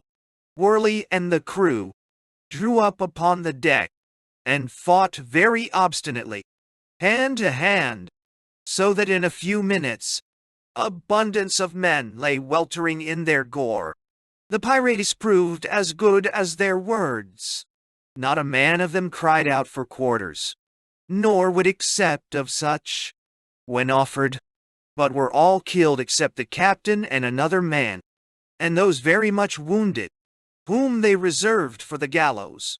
They were brought ashore in irons, and the next day, which was the 17th of February, 1719, they were both hanged up, for fear they should die, and evade the punishment as was thought due to their crime. Vide Appendix in Vol. 2. For a more perfect account of Captain Worley died. From the Appendix in Volume 2. The history of the pirates being an undertaking of great length and variety, the author readily owns that in some parts he may not be so exact as they who have been occasionally upon the spot when these particular incidents have happened. But in any circumstances he has omitted or misrepresented, he applies to such persons for better information, which correction or addition, as several others have been, shall be inserted as a supplement to the whole. And he hereby acknowledges himself much obliged to the worthy gentleman who sent the following letter for his kind assistance in promoting his chief design, which is to render as complete as possible a work of so difficult a nature. To Mr. Johnson, author of the Lives of the Pirates. Sir, in perusing your book, entitled A General History of the Robberies and Murders of the Most Notorious Pirates, and I find there an account of the taking Captain Worley and his crew, in many particulars of which you have been very much misinformed, and consequently the public is so, that pirate having been taken off the bar of Charles Town in South Carolina by Colonel Robert Johnson, the then governor, in person, to whom to do justice, I have sent you the following account of the taking him. For, as to his beginning and rise, I cannot say but your account may be right, as you have set it forth in your aforesaid book. In October 1718, Governor Johnson was informed that there was a pirate ship off the bar of Charles Town, commanded by one Moody, carrying 50 guns, and near 200 men, that he had taken 2 ships bound to that port from New England, and was come to an anchor with them to the southward of the bar, whereupon he called his council and the principal gentlemen of the place, and proposed to them to fit out a proper force to go out and attack him, fearing he might lie there some time, as that Sheetichi and Vane had done before, and annoy the trade, which they unanimously agreeing, and there being, at that time, 14 or 15 ships in the harbor, he impressed the Mediterranean galley, Arthur Lone, and the King William, John Watkinson, commanders, and 2 sloops, one of which was the Revenge, taken from Steady Bonnet, the pirate, and another from Philadelphia, the former, Captain John Masters commanded, and the latter, Captain Fire Hall, which 2 captains had lately commanded the same sloops that took bonnet at Cape Fear.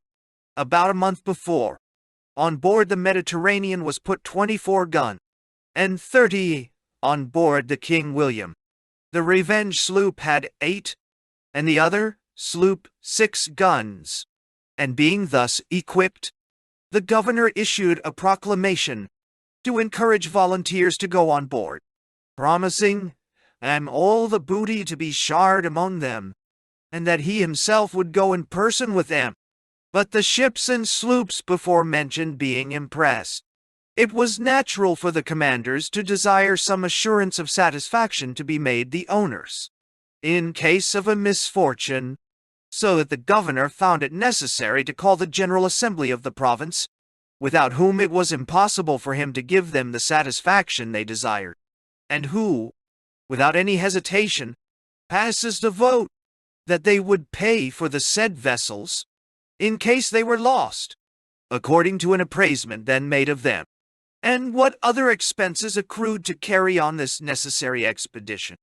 This way of proceeding took up a week's time, during which the governor ordered scout boats to ply up and down the river, as well to guard the port from any attempts the pirates might make to land, as to hinder them from having advice of what was doing, and also laid an embargo on the shipping.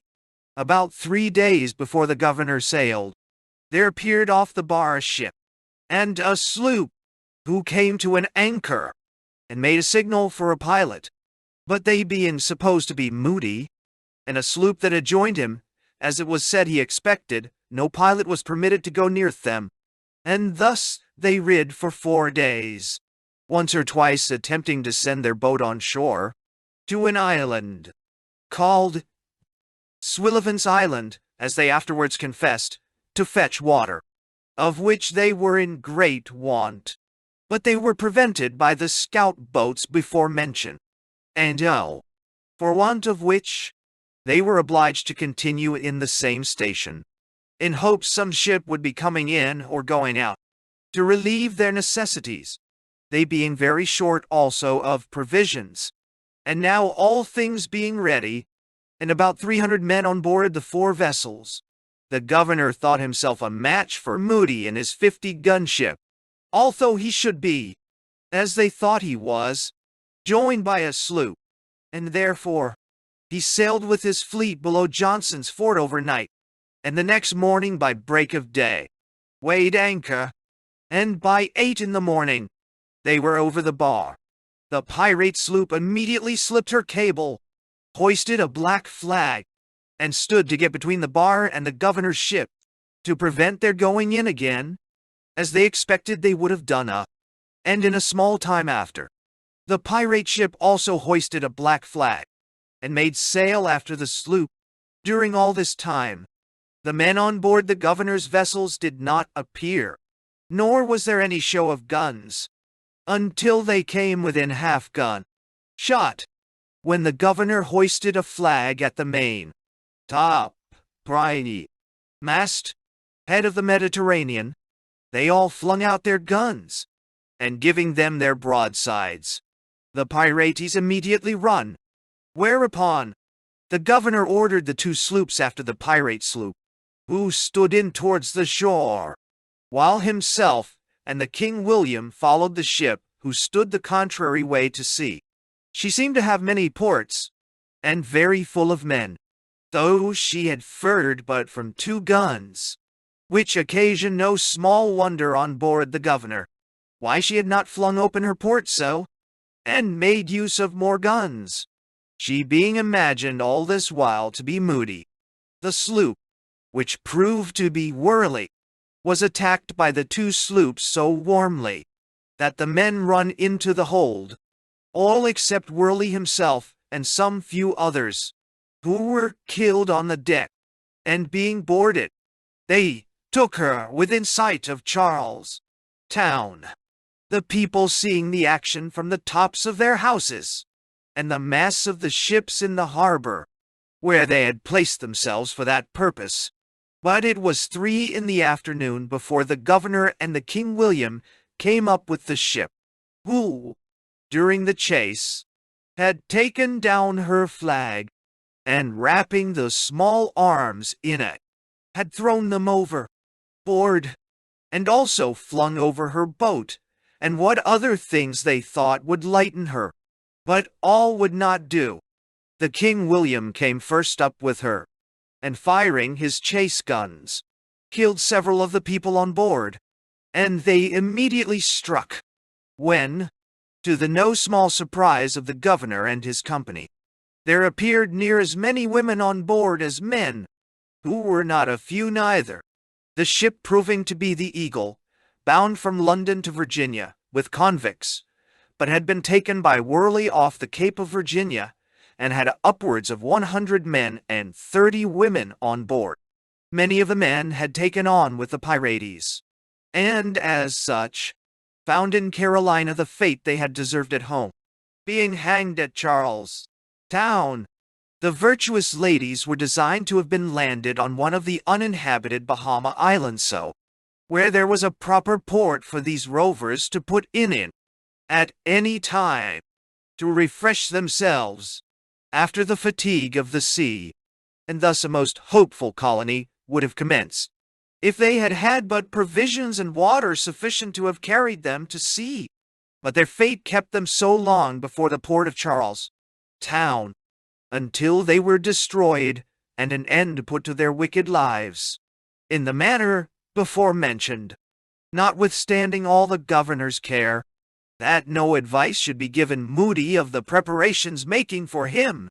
Some people from the shore were so wicked as to go off in the night and give him a particular account of the ships, sloops, and men that were preparing to go out against him, whereupon, he having taken, about 3 days before the governor went, the Minerva, Captain Smiter, from the Madeiras, loaden with wine, he immediately weighed anchor and took his prize with him, and stood out above 100 leagues to sea, where he plundered her, and named to the master not only the vessels, but some of the very persons were coming out to attack him, by which advice he escaped, and Worley coming just as the other was gone, met the fate designed for Moody, who having taken out most of the wine from on board the Minerva, and plundered her, he discharged her, and sailed for Providence, and soon after took the benefit of his Majesty's royal proclamation.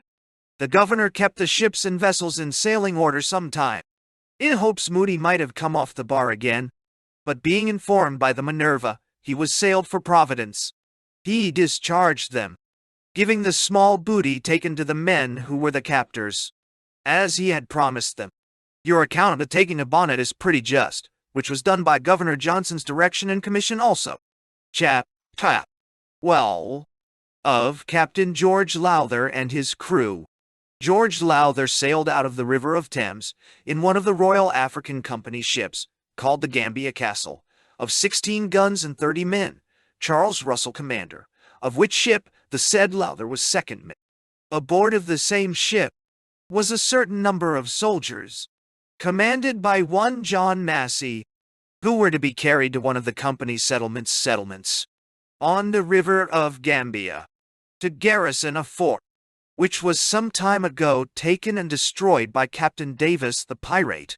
In May 1721, the Gambia Castle came safe to her port in Africa, and landed Captain Massey and his men on James Island, where he was to command under the governor, Colonel Whitney, who arrived there at the same time, in another ship, and here, by a fatal misunderstanding between the military folks and the trading people, the fort in garrison not only came to be lost again to the company, but a fine galley, well provided, and worth 10,000 detois, turned against her masters.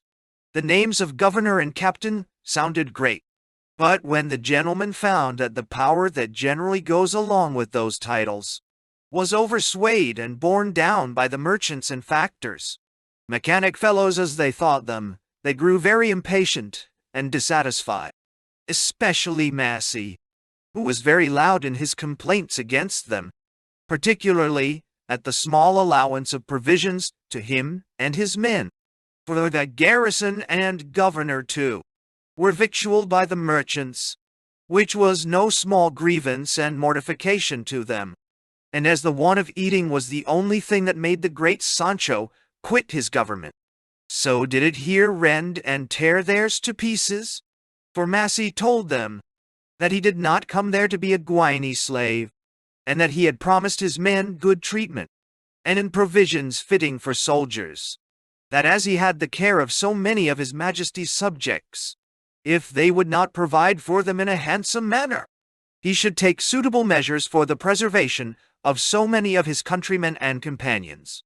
The governor at this time was very ill of a fever, and, for the better accommodation in his sickness, was carried aboard the ship Gambia Castle, where he continued for about 3 weeks, and therefore could have little to say in this dispute, though he resolved not to stay in a place where there was so little occasion for him, and where his power was so confined. The merchants had certainly orders from the company to issue the provisions out to the garrison, and the same is done along the whole coast. But whether they had cut them short of the allowance that was appointed them, I can't say. But if they did, then is the loss of the ship and garrison owing principally to their ill conduct. However, an accident that happened on board the ship did not a little contribute to this misfortune, which was a pique that the captain of her took against his second mate, George Lowther, the man who is the subject of this short history, and who, losing his favor, found means to ingratiate himself into the good liking of the common sailors, insomuch that when Captain Russell ordered him to be punished, the men took up handspikes, and threatened to knock that man down that offered to lay hold of the mate. This served but to widen the differences between him and the captain, and more firmly attached Lowther to the ship's company, the greatest part of which he found ripe for any mischief in the world. Captain Massey was no whit the better reconciled to the place by a longer continuance, nor to the usage he met with there, and having often opportunities of conversing with Lowther, with whom he had contracted an intimacy in the voyage, they aggravated one another's grievances to such a height that they resolved upon measures to curb the power that controlled them, and to provide for themselves after another manner. When the governor recovered of his fever, he went ashore to the island, but took no notice of Massey's behavior, though it was such as might have rendered him suspected of what he designed, and Lowther, and the common sailors, who were in the secret of affairs, grew insolent and bold, even refusing to obey when commanded to their duty by Captain Russell and the chief mate. The captain, seeing how things were carried, goes ashore early one morning to the governor and factory, in order to hold a council, which Lowther, apprehending was in order to prevent his design, sent a letter in the same boat to Massey, intimating it to him, and that he should repair on board, for it was time to put their project in execution. As soon as Massey received this letter, he went to the soldiers at the barracks, and said to them, and others, "You that have a mind to go to England, now is your time." And they generally consenting, Massey went to the store room, burst open the door, set 2 sentinels upon it, and ordered that nobody should come near it. Then he went to the governor's apartment, and took his bed, baggage, plate and furniture, in expectation that the governor himself, as he had promised Massey, would have gone on board, which he afterwards refused, by reason, as he said, he believed they were going a-pirating, which at first, whatever Lowther designed, Massey certainly proposed only the going to England. When this was done, he sent the boat off to the chief matey with this message, that he should get the guns ready, for that the king of Barrow a Negro kingdom near the Royal African settlement, one would come aboard to dinner. But Lowther, understanding best The meaning of those orders: he confined the chief mate, shotted the guns too, and put the ship in a condition for sailing. In the afternoon, Massey came on board with the governor's son, having sent off all the provisions of the island and 11 pipes of wine, leaving only 2 half-pipes behind in the storehouse, and dismounted all the guns of the fort. In the afternoon they weighed 1 anchor, but fearing to be too late to get out of the river, they slipped the other and so fell down, in doing of which they run the ship aground. Massey showed himself a soldier upon this accident, for as soon as the misfortune happened, he left the ship with about 16 hands, and rows directly to the fort, remounts the guns, and keeps garrison there all the night, while the ship was ashore, and obliged some of the factory to assist in getting her clear. In the meanwhile, Russell came off, but not being suffered to come on board, he called to Lowther, and offered him and the company whatever terms they would be pleased to accept of Sepp, upon condition of surrendering up the ship, which had no effect upon any of them. In the morning they got her afloat, and Massey and his men came aboard. After having nailed up and dismounted all the cannon of the fort, they put the governor's son and 2 or 3 others ashore, who were not willing to go without the governor, and sailed out of the river, having exchanged several shot with the Martha, Otter, and Sea Owl, that lay there without doing execution on either side. When the ship came out to sea, Lowther called up all the company, and told them it was the greatest folly imaginable to think of returning to England, for what they had already done could not be justified upon any pretense whatsoever, but would be looked upon, in the eye of the law, as a capital offense, and that none of them were in a condition to withstand the attacks of such powerful adversaries as they would meet with at home. For his part, he was determined not to run such a hazard, and therefore, if his proposal was not agreed to, he desired to be set ashore in some place of safety, that they had a good ship under them, a parcel of brave fellows in her, that it was not their business to starve, or be made slaves, and therefore, if they were all of his mind, they should seek their fortunes upon the seas, as other adventurers had done before them. They one and all came into the measures, knocked down the cabins, made the ship flush fore and aft, bright black colors, new named her, the Delivery, having about 50 hands and 16 guns, and the following short articles were drawn up, signed and sworn to upon the Bible. The articles of Captain George Lowther and his company. 1. The captain is to have 2 full shares. The master is to have 1 share and a half. The doctor, mate, gunner, and boatswain, 1 share and a quarter. 2. Ly. He that shall be found guilty of taking up any unlawful weapon on board the privateer, or any prize, by us taken, so as to strike or abuse one another, in any regard, shall suffer what punishment the captain and majority of the company shall think fit. 3. He that shall be found guilty of cowardice in the time of engagement shall suffer what punishment the captain and majority shall think fit. 4. Die.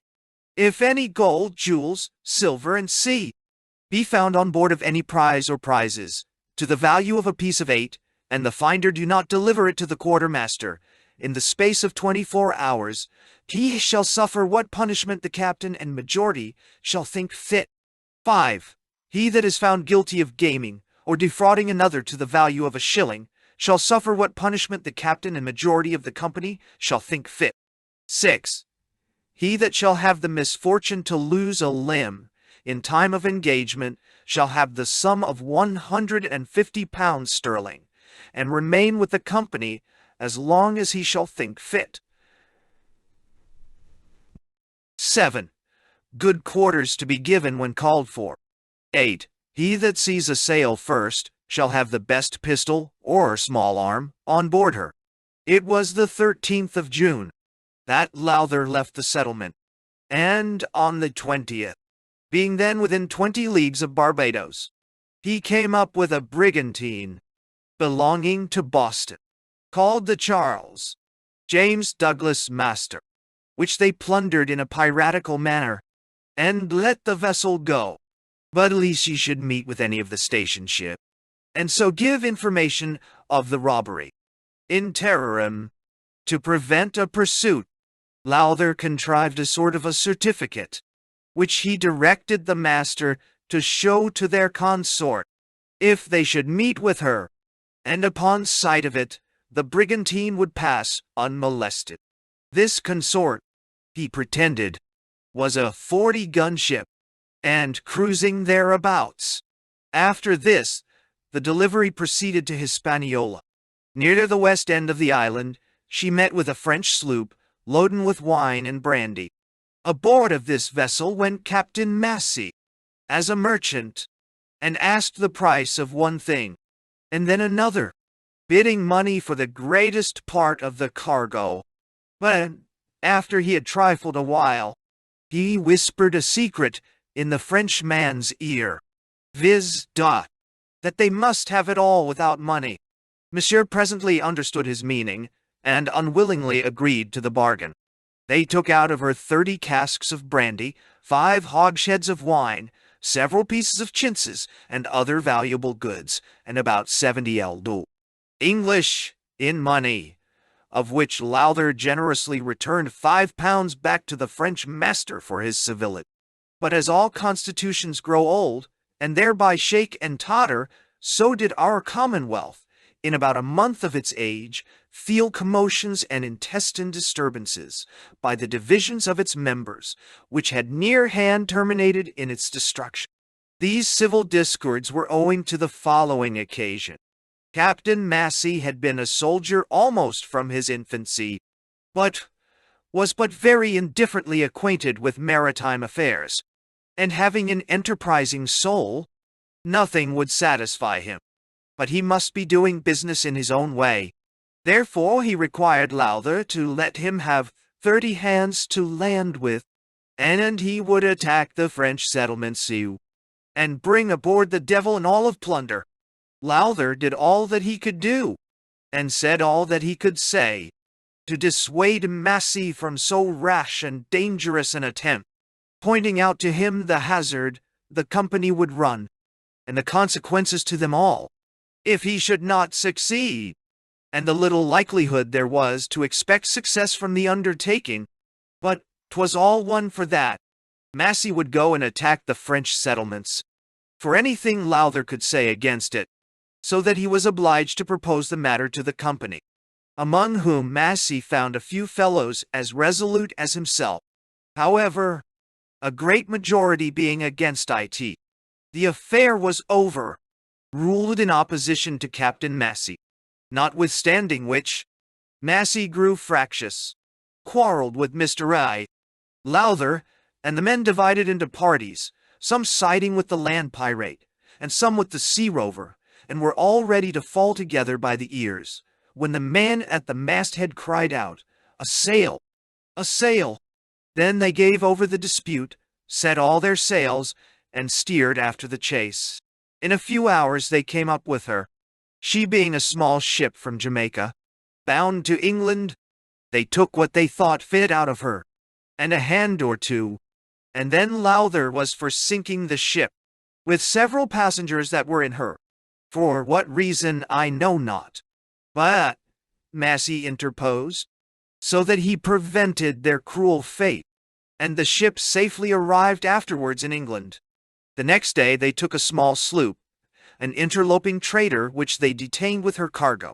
All this while Massey was uneasy, and declared his resolution to leave them, and Lowther, finding him a very troublesome man to deal with, consented that he should take the sloop.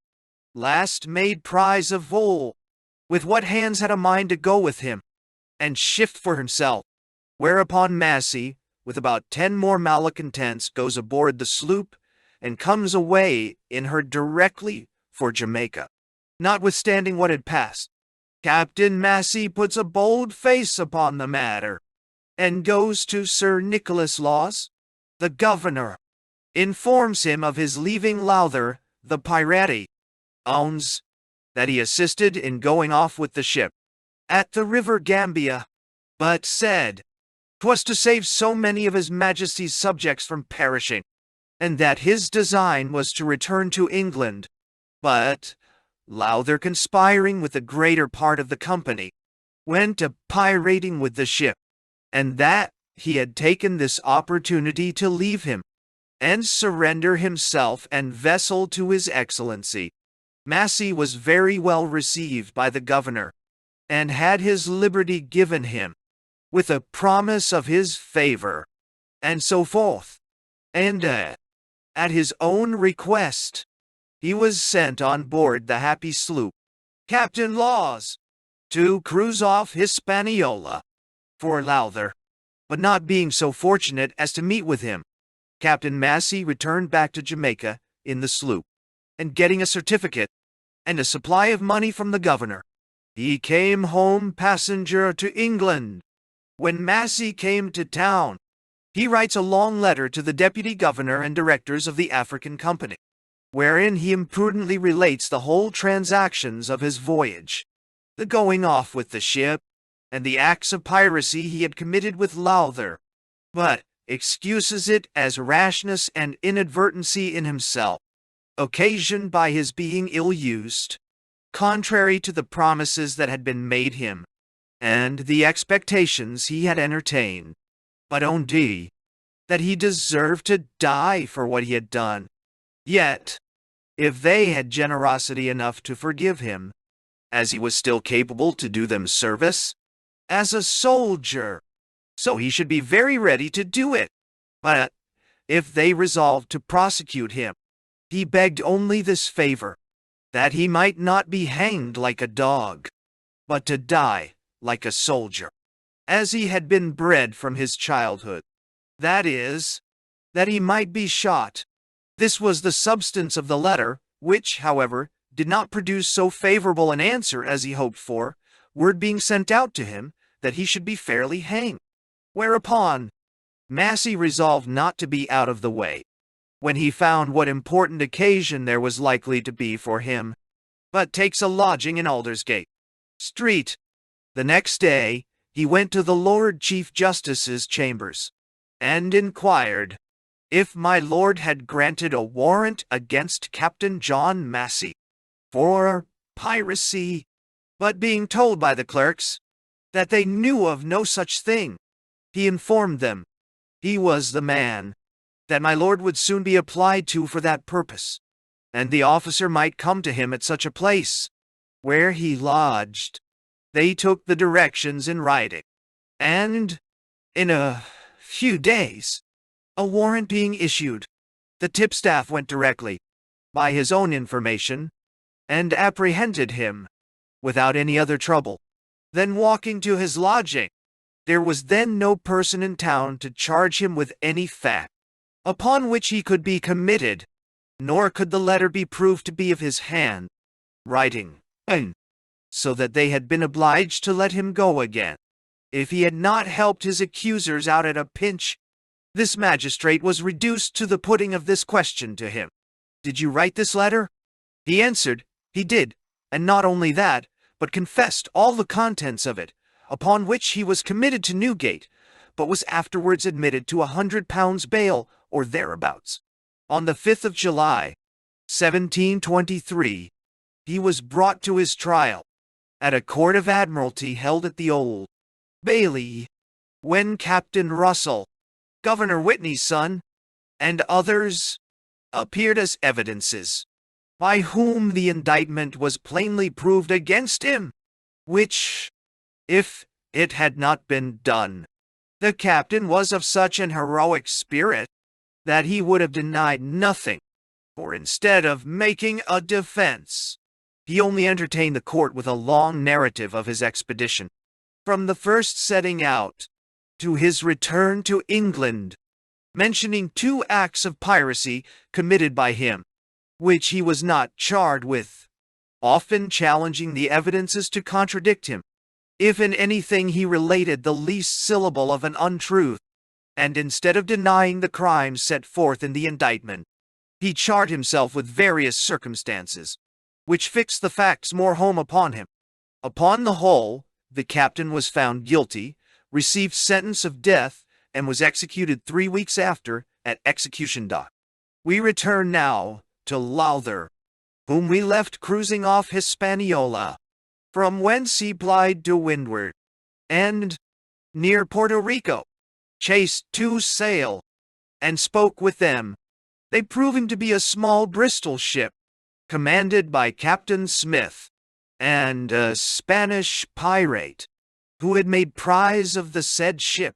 Lowther examined into the Spaniards' authority for taking an English vessel, and threatened to put every man of them to death for so doing, so that the Spaniards fancied themselves to be in a very pitiful condition, till matters cleared up, and they found their masters as great rogues as themselves, from whom some mercy might be expected, in regard to the near relation they stood with them, as to their profession. In short, Lowther first rifled, and then burnt both the ships, sending the Spaniards away in their launch, and turning all the English sailors into pirates. After a few days' cruise, Lowther took a small sloop belonging to St.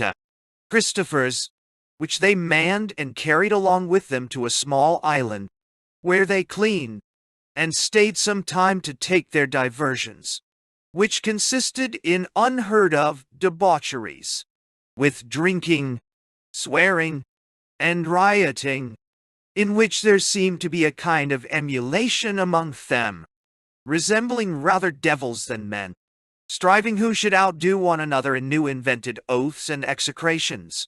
They all got aboard about Christmas, observing neither times nor seasons for perpetrating their villainous actions, and sailed towards the Bay of Honduras, but stopping at the Grand Caymanes for water, they met with a small vessel with 13 hands, in the same honorable employment with themselves. The captain of this gang was one Edward Lowe, whom we shall particularly discourse of in a chapter by itself.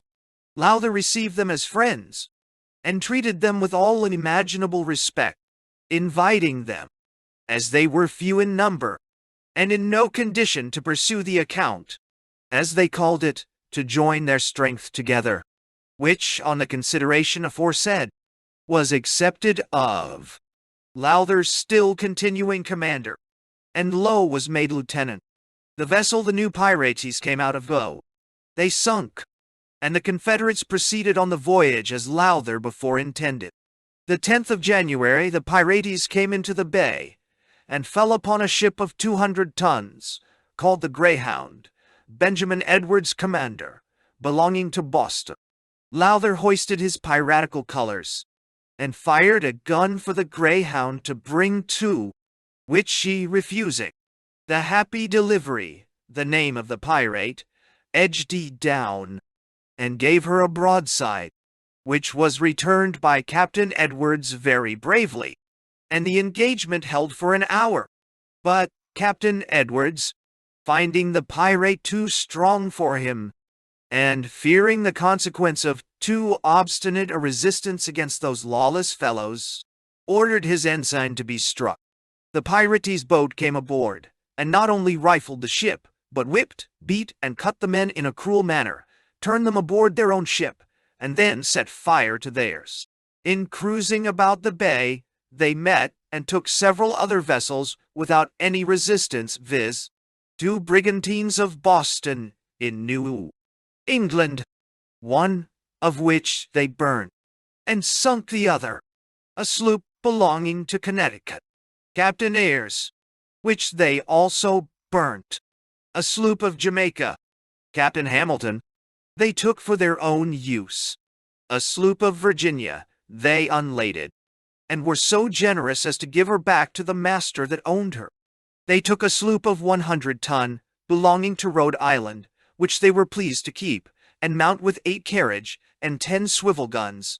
With this little fleet, viz., Admiral Lowther, in the Happy Delivery, Captain Lowe, in the Rhode Island sloop, Captain Harris, who was second mate in the Greyhound when taken, in Hamilton's sloop, and the little sloop, formerly mentioned, serving as a tenderel.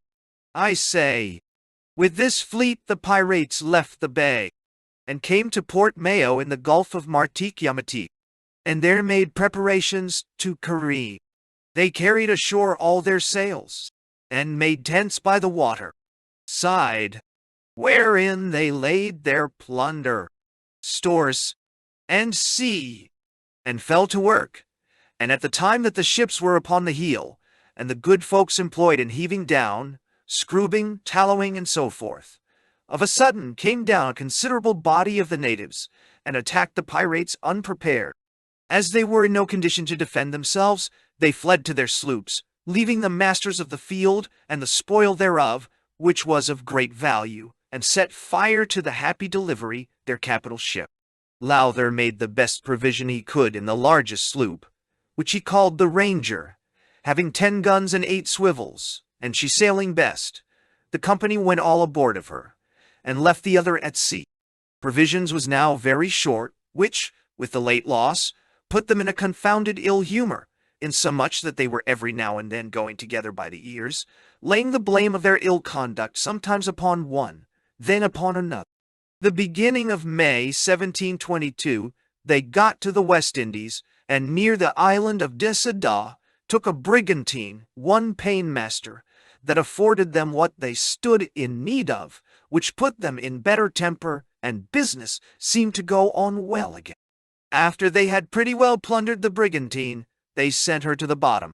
They went into the island and watered, and then stood to the northward, intending to visit the main coast of America. In the latitude of 38, they took a brigantine called the Rebecca of Boston, Captain Smith, bound thither from St. Hugh. Christopher's. At the taking of this vessel, the crews divided, for lo, whom Lowther joined at the Grand Caymanes, proving always a very unruly member of the Commonwealth, always aspiring, and never satisfied with the proceedings of the commander. He thought it the safest way to get rid of him, upon any terms, and, according to the vote of the company, they parted the bear skin between them. Low, with 44 hands, went aboard the brigantine, and Lowther, with the same number, stayed in the sloop, and separated that very night, being the 28th of May, 1722. Lowther, proceeding on his way to the main coast, took 3 or 4 fishing vessels off New York, which was no great booty to the captors. The 3rd of June, they met with a small New England ship, bound home from Barbados, which stood an attack a small time, but finding it to no purpose, yielded herself a prey to the booters. The pirates took out of her 14 hogsheads of rum, 6 barrels of sugar, a large box of English goods, several casks of loaf sugar, a considerable quantity of pepper, 6 negroes, besides a sum of money and plate, and then let her go on her voyage. The next adventure was not so fortunate for them, for, coming pretty near the coast of South Carolina, they met with a ship just come out, on her voyage to England. Lowther gave her a gun, and hoisted his piratical colors. But this ship, which was called the Amy, happening to have a brave, gallant man to command her, who was not anyways daunted with that terrible ensign, the Black Flag, he, instead of striking immediately as 'twas expected, let fly a broadside at the pirate. Lowther, not at all pleased with the compliment, though he put up with it for the present, was for taking leave. But the Amy, getting the pirate between her and the shore, stood after him to clap him aboard, to prevent which, Lowther run the sloop ground, and landed all the men with their arms. Captain Watkins, the captain of the Amy, was obliged to stand off, for fear of running his own ship ashore, but at the same time thought fit for the public good to destroy the enemy, and thereupon went into the boat, and rowed towards the sloop in order to set her on fire. But before he reached the vessel, a fatal shot from Lowther's company ashore put an end to their design and Captain Gwatkin's life. After this unfortunate blow, the mate returned aboard with the boat, and not being inclined to pursue them any farther, took charge of the ship. Lowther got off the sloop after the departure of the Amy, and brought all his men aboard again, but was in a poor, shattered condition, having suffered much in the engagement, and had a great many men killed and wounded. He made shift to get into an inlet somewhere in North Carolina, where he stayed a long while before he was able to put to sea again. He and his crew laid up all the winter, and shifted as well as they could among the woods, divided themselves into small parties, and hunted generally in the daytimes, killing of black cattle, hogs, and sea, for their subsistence, and in the night retired to their tents and huts, which they made for lodging. And sometimes, when the weather grew very cold, they would stay aboard of their sloop. In the spring of the year 1723, they made shift to get to sea, and steered their course for Newfoundland. Upon the banks they took a schooner, called the Swift, John Hood master. They found a good quantity of provisions aboard her, which was very much wanted at that time, and after taking 3 of their hands, and plundering her of what they thought fit, they let her depart. They took several other vessels upon the banks and in the harbor, but none of any great account, and then steering for a warmer climate, in August arrived at the West Indies. In their passage thither, they met with a brigantine, called the John and Elizabeth, Richard Stanley master, bound for Boston, which they plundered, took 2 of her men, and discharged her. Lowther cruised a pretty while among the islands without any extraordinary success, and was reduced to a very small allowance of provisions, till they had the luck to fall in with a Martinico man, which proved a seasonable relief to them. And after that, a Guinea man had the ill fortune to become a prey to the rovers. She was called the Princess. Captain Wickstead, commander.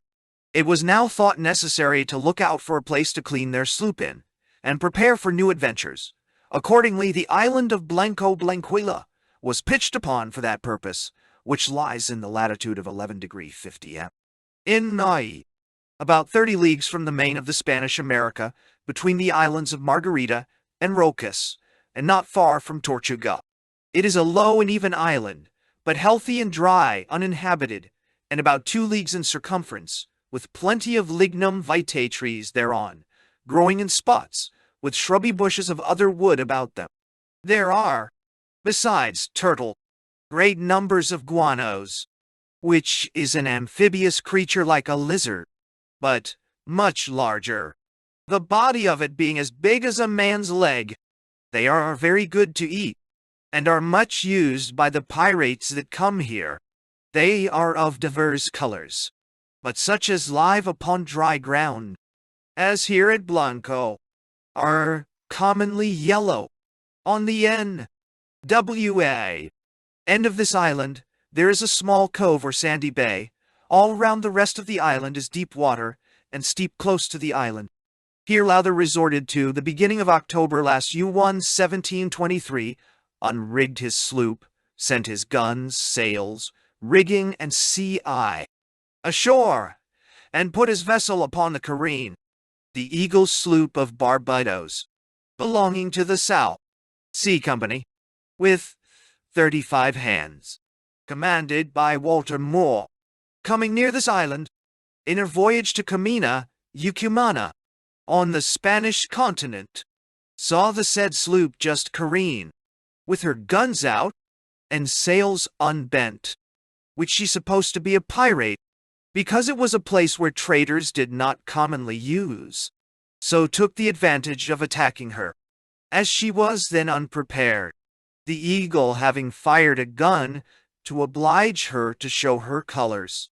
The pirate hoisted the St. George's flag at their top, mast head, as it were to bid defiance to her. But when they found Moore and his crew resolved to board them in good earnest, the pirates cut their cable and hauled their stern on shore, which obliged the Eagle to come to an anchor thwart their hawse, for where she engaged them till they called for quarters and struck, at which time Lowther and 12 of the crew made their escape out of the cabin window. The master of the Eagle got the pirate sloop off, secured her, and went ashore with 25 hands, in pursuit of Lowther and his gang. But after 5 days' search, they could find but 5 of them, which they brought aboard, and then proceeded with the sloop and pirates to Camana aforesaid, where they soon arrived. The Spanish governor, being informed of this brave action, condemned the sloop to the captors, and sent a small sloop with 23 hands to scour the bushes and other places of the island of Blanco for the pirates that remained there, and took 4 more, with 7 small arms, leaving behind them Captain Lowther, 3 men, and a little boy, which they could not take. The above 4 the Spaniards tried and condemned to slavery for life, 3 to the galleys, and the other to the castle of Auraria. The Eagle sloop brought all their prisoners afterwards to St. Mike Christopher's, where the following were tried by a court of vice-admiralty, there held March the 11th, 1724, viz. John Churchill, Edward MacDonald, Nicholas Lewis, Richard West, Sam B.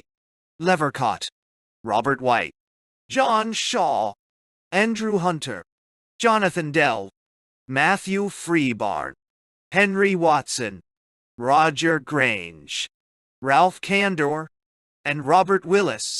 The 3 last were acquitted. The other 13 were found guilty, 2 of which were recommended to mercy by the court, and accordingly pardoned, and the rest executed at that island on the 20th of the same month. As for Captain Lowther, it is said that he afterwards shot himself upon that fatal island, where his piracies ended, being found by some sloop's men dead, and a pistol burst by his side. Chap. 13. Of Captain Edward Lowe and his crew. Edward Lowe was born in Westminster, and had his education there, such as it was, for he could neither write or read. Nature seemed to have designed him for a pirate from his childhood, for very early he began the trade of plundering, and was wont to raise contributions among all the boys of Westminster, and if any were bold enough to refuse it, a battle was the consequence. But Lowe was so hardy, as well as bold, there was no getting the better of him, so that he robbed the youths of their farthings, with impunity. When he grew bigger, he took to gaming in a low way, for it was commonly among the footmen in the lobby of the House of Commons, where he used to play the whole game, as they term it, that is, cheat all he could, and those who pretended to dispute it with him must fight him.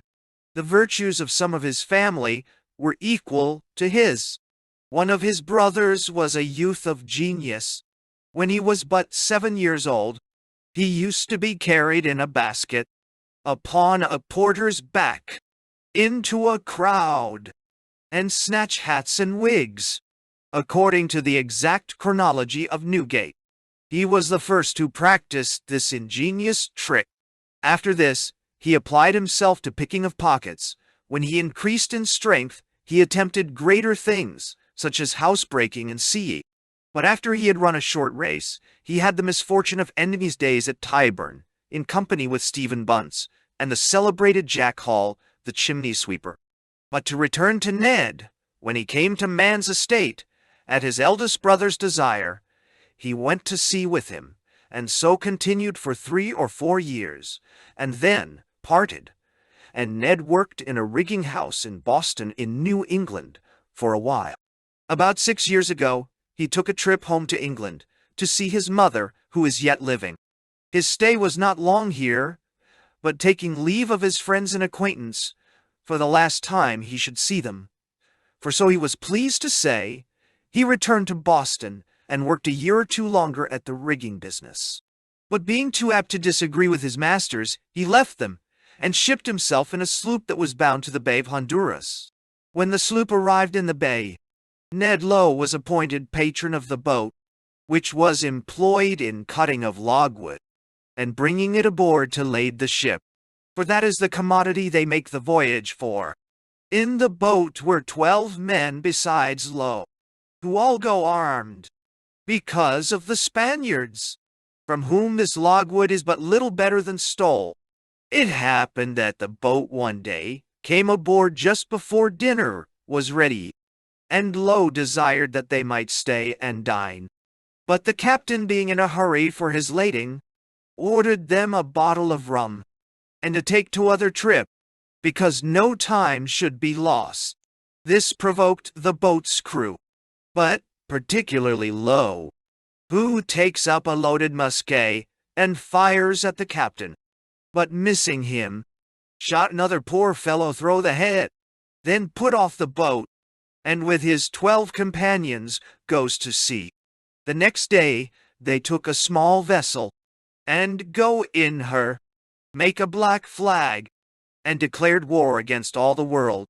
They then proceeded to the island of the Grand Caymanes, intending to have fitted up their small vessel, and prepare themselves as well as their circumstances would permit, for their honorable employment, but falling in company with George Lowther, another pirate there, who, paying his compliments to Lowe, as great folks do to one another when they meet, and offering himself as an ally, Lowe accepted of the terms, and so the treaty was presently signed without planipos or any other formalities. We have already given an account of their joint piracies, under Lowther as chief commander, till the 28th of May 1722, when they took a brigantine of Boston, bound thither from St. Christopher's, at which time they parted, and Edward Lowe went into the brigantine, with 44 others, who chose him their captain.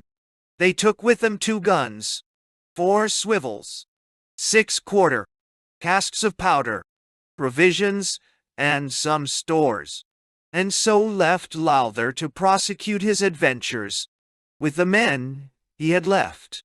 Their first adventure in the brigantine was on Sunday the 3rd day of June, when they took a vessel belonging to Amboy, John Hant's master, whom he rifled of his provisions, and let go. The same day he met with a sloop, James Calhoun master, off of Rhode Island, bound into that port, whom he first plundered, and then cut away his bolt, sprit, and all his rigging, also his sails from the yards, and wounded the master, to prevent his getting in to give intelligence, and then stood away to the south, eastward, with all the sail he could make, there being then but little wind. Lowe judged right in making sail from the coast, for a longer stay had proved fatal to him. For, notwithstanding the disabled condition he had rendered the sloop in a, she made shift to get into Block Island at 12 o'clock that night, and immediately dispatched a whale boat to Rhode Island, which got thither by 7 the next morning, with an account of the pirate, his force, and what had happened to him. As soon as the governor had received this information, he ordered a drum to beat up for volunteers, and 2 of the best sloops then in the harbor to be fitted out. He gave commissions to one Captain John Headland and Captain John Brown, Unandut, for 10 days. The former had 8 guns and 2 swivels, and the latter 6 guns, well fitted with small arms, and in both sloops 140 stout fellows. All this was performed with so much expedition, that, before sun set, they were under sail, turning out of the harbor at the same time the pirate was seen from Block Island, which gave great hopes that the sloops would be masters of her the next day. which, however, did not happen, for the sloops returned into harbor some days afterwards, without so much as seeing their enemy. After this escape, Captain Low went into port, upon the coast, for he had not fresh water enough to run to the islands, where he stayed a few days, getting provisions, and what necessaries the crew wanted, and then sailed for purchase, as they call it, steering their course towards Marblehead. About the 12th of July, the brigantine sailed into the harbor of Port Rosemary, and there found 13 ships and vessels, but none of force, at anchor. So they spread their black flag, and ran in among them, Low telling them from the brigantine they should have no quarters if they resisted. In the meantime, they manned and armed their boat, and took possession of every one of them, plundered them of what they thought fit, and converted one to their own use, viz. a schooner of 80 tons, aboard of which they put 10 carriage guns and 50 men, and Low himself went captain, and named her the Fancy, making one Charles Harris, who was at first forced into their service out of the Greyhound of Boston, by Lowther, of which ship Harris was second mate, captain of the brigantine. Out of these vessels they took several hands, and increased the company to 80 men, who all signed the articles, some willingly, and a few perhaps by force, and so sailed away from Marblehead. Some time after this, they met with 2 sloops bound for Boston, with provisions for the garrison, and the schooner coming up first, attacked them. But there happening to be an officer and some soldiers on board, who gave them a warm reception, Low chose to stay till he should be joined by the brigantine.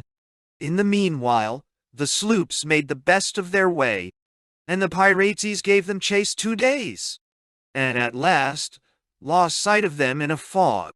They now steered for the Leeward Islands, but in their voyage met with such a hurricane of winded, that the like had not been known. The sea ran mountains high, and seemed to threaten them every moment with destruction. It was no time now to look out for plunder, but to save themselves, if possible, from perishing. All hands were continually employed, night and day, on board the brigantine, and all little enough, for the waves went over her, so that they were forced to keep the pump constantly going, besides bailing with buckets, yet finding themselves not able to keep her free, and seeing the utmost danger before their eyes, they turned to the tackle, and hoisted out their provisions, and other heavy goods, and threw them over board, with 6 of their guns, so that by lightening the vessel, she might rise to the top of the sea with the waves. They were also going to cut away their mast, but considering how dangerous it would be to be left in such a condition, they resolved to delay it to the last, which was prudence in them so to do. For a ship without masts or sails lies like a log upon the water, and if attacked, must fight with disadvantage, the working of her being the most artful part of the engagement, because she may sometimes bring all her great guns on one side to bear upon her enemy, when the disabled ship can do little or nothing, but to proceed by their throwing over board the heavy goods. The vessel made considerable less water, and they could keep it under with the pump only, which gave them hopes and new life, so that instead of cutting all away, they took necessary measures to secure the mast, by making prey, ventor, shrouds, to and sea, and then wore and lay to upon the other tack, till the storm was over. The schooner made somewhat better weather of it of the 2, but was pretty roughly handled notwithstanding, having split her mainsail, sprung her boltsprit, and cut her anchors from her bows. The brigantine, by running away to leeward, when she wore upon the larboard tack, had lost sight of the schooner, but not knowing whether she might be safe or not. As soon as the wind abated, she set her main sail and top sail, and made short trips to windward, and the next day had the good fortune to come in sight of their consorting, who, upon a signal, which the other knew, bore down to her, and the crew were overjoyed to meet again. After such ill treatment from the winds and seas, after the storm low, got safe to a small island, one of the weathermost of the Caribbees, and there fitted their vessels, as well as the place could afford. They got provisions of the natives, in exchange for goods of their own, and as soon as the brigantine was ready, 'twas judged necessary to take a short cruise, and leave the schooner in the harbor till her return. The brigantine sailed out accordingly, and had not been out many days before they met a ship at sea, that had lost all her masts, on board of whom they went, and took from her in money and goods, to the value of 1,000 L, and so left her in the condition they found her. This ship was bound home from Barbados, but losing her masts in the late storm, was making for Antigua, to refit, where she afterwards arrived. The storm just spoken of was found to have done incredible damage in those parts of the world, but however, it appeared to have been more violent at Jamaica, both to the island and shipping. There was such a prodigious swell of the sea, that several hundred tons of stones and rocks were thrown over the wall of the town of Port Royal. The town itself was overflowed, and above half destroyed, there being the next morning 5-foot water from one end to the other. The cannon of Fort Charles were dismounted, and some washed into the sea, and 400 people lost their lives. A more melancholy sight was scarce ever seen when the water ebbed away, all the streets being covered with ruins of houses, wrecks of vessels, and a great number of dead bodies. For 40 sail of ships in the harbor were cast away. The brigantine returned to the island, where she had left the schooner, who being ready to sail, it was put to the vote of the company what voyage to take next, and herein they followed the advice of the captain, who thought it not advisable to go any farther to leeward, because of the men of war who were cruising in their several stations, which they were not at all fond of meeting, and therefore it was agreed to go to the Azores, or Western Islands. The latter end of July, Low took a French ship of 34 guns and carried her along with him to the Azores. He came into St. Michael's Road the 3rd of August, and took several sail that were lying there, viz. the Notre Dame, Mere de Dieu, Captain Roach, commander; the Dove, Captain Cox; the Rose Pink, formerly a man of war, Captain Thompson; another English ship, Captain Chandler; and 3 other vessels. He threatened all with present death who resisted, which struck such a terror to them that they yielded themselves up a prey to the villains, without firing a gun. The pirates being in great want of water and fresh provisions, Low sent to the governor of St.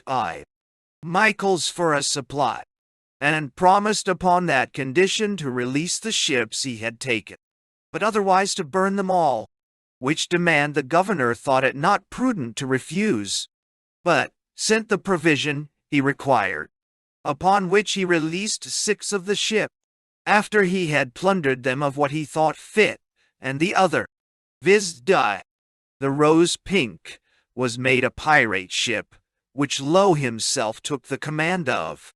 The pirates took several of the guns out of the French ship, and mounted them aboard the Rose, which proved very fit for their turn, and condemned the former to the flames. They took all the crew out of her, but the cook, who they said, being a greasy fellow, would fry well in the fire. So the poor man was bound to the mainmast, and burnt in the ship, to the no small diversion of Low and his mermaid. Low ordered the schooner to lie in the Ferretry between St. Michael's and St.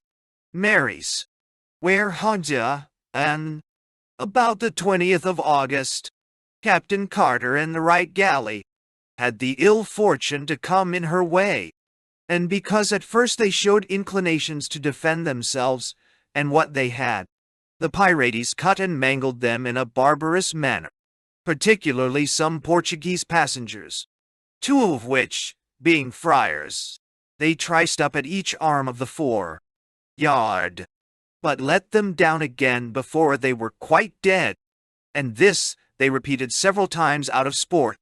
Another Portuguese, who was also Captain Carter's passenger, putting on a sorrowful countenance at what he saw acted, one of this vile crew attacked him upon the deck, saying he did not like his looks, and thereupon gave him one blow across his belly with his cutlash, that cut out his bowels, and he fell down dead without speaking a word. At the same time, another of these rogues cutting at a prisoner missed his mark, and Captain Lowe, standing in his way, very opportunely received the stroke upon his under jaw, which laid the teeth bare. Upon this the surgeon was called, who immediately stitched up the wound, but Lowe finding fault with the operation, the surgeon being tolerably drunk, as it was customary for everybody to be, struck Lowe such a blow with his fist that broke out all the stitches, and then bid him sew up his chops himself, and be damned, so that Lowe made a very pitiful figure for some time after. When they had plundered Captain Carter's ship, several of them were for burning her, as they had done the Frenchman, but it was otherwise resolved at last, for after they had cut her cables, rigging and sails to pieces, they left her to the mercy of the sea. After these depredations they steered for the island of Madeira, where, missing other booty, they took up with a fishing boat, with 2 old men and a boy in her, one of which they detained on board, but sent the other ashore with a flag of truce, demanding a boat of water of the governor, on pain of taking away the old man's life, whom they threatened to hang at the yard arm upon their refusal. But the thing being complied with, why, the old man was honorably, as the pirates say, discharged, and all the 3 much handsomer clothed than when they took them.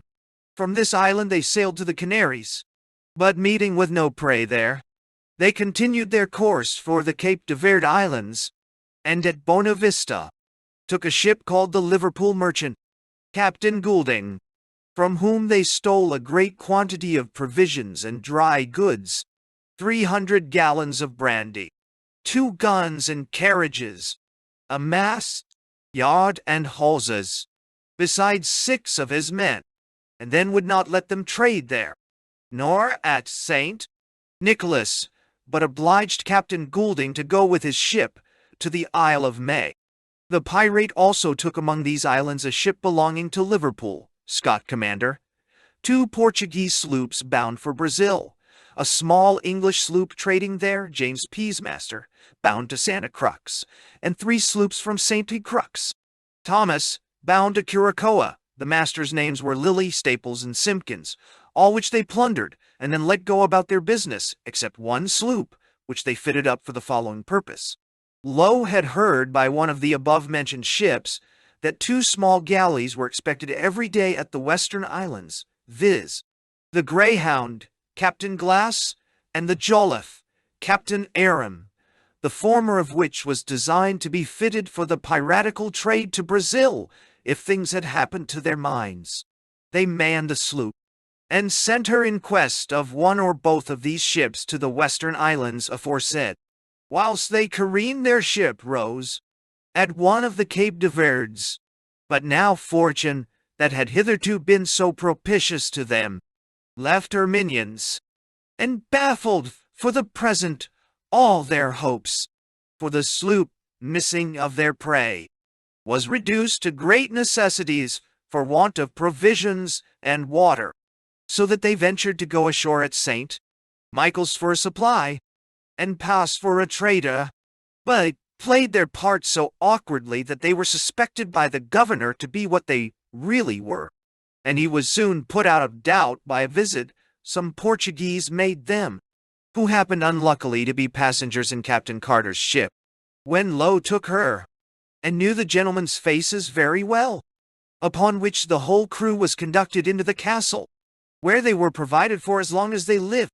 Low, in the meantime, did not fare quite so ill, but had his intended voyage to Brazil spoiled by the oversetting of his ship, when she was upon the careen, whereby she was left, so that he was reduced to his old schooner, which he called the Fancy, aboard of which they all went, to the number of 100, as vile rogues as ever ended their lives at Tiber. They proceeded now to the West Indies, but before they had gotten far on their voyage, they attacked a rich Portuguese ship, called the Nostra Signora de Victoria, bound home from Bahia, and after some resistance, took her.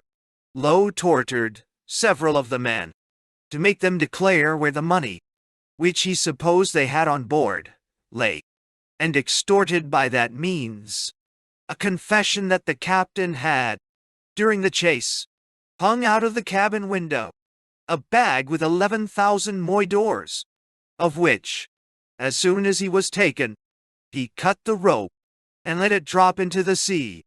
Low, upon hearing what a prize had escaped him, raved like a fury, swore 1,000 oaths, and ordered the captain's lips to be cut off, which he broiled before his face, and afterwards murdered him, and all the crew, being 32 persons.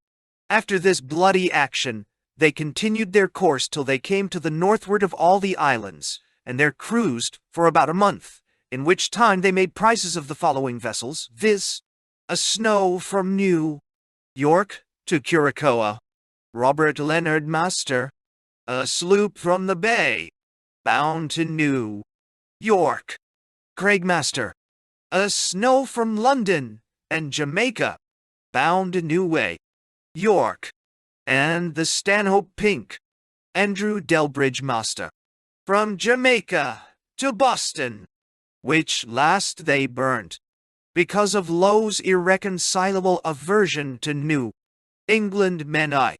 After this cruise, they went into one of the islands and cleaned, and then steered for the Bay of Honduras, where they arrived about the middle of March, 1723, and met a sloop turning out of the said bay. The pirates had hoisted up Spanish colors, and continued them till they drew near the sloop. Then they hauled them down, hoisted their black flag, fired a broadside, and boarded her. This sloop was a Spaniard of 6 guns and 70 men, that came into the bay that morning, and meeting there with 5 English sloops and a pink, made prizes of them all, plundered them, and brought the masters of the vessels away prisoners, for the ransom of the logwood. Their names were Toothhill, Norton, Newberry, Sprafford, Clark and Parrott. The Spaniards made no resistance, so that the English pirates soon became their masters, and fell to rifling. But, finding the above mentioned people in the hold, and several English goods, they consulted Low the captain thereupon, and, without examining any further, the resolution passed to kill all the company, and the pirates, without any ceremony, fell pell-mell to execution with their swords, cutlashes, pole, axes and pistols, cutting, slashing and shooting the poor Spaniards at a sad rate. Some of the miserable creatures jumped down into the hole, but could not avoid the massacre. They met death everywhere, for if they escaped it from one hand, they were sure to perish by another. The only prospect they had of life was to fly from the rage of those merciless men, and trust to the more merciful sea. And accordingly a great many leaped overboard, and swam for the shore.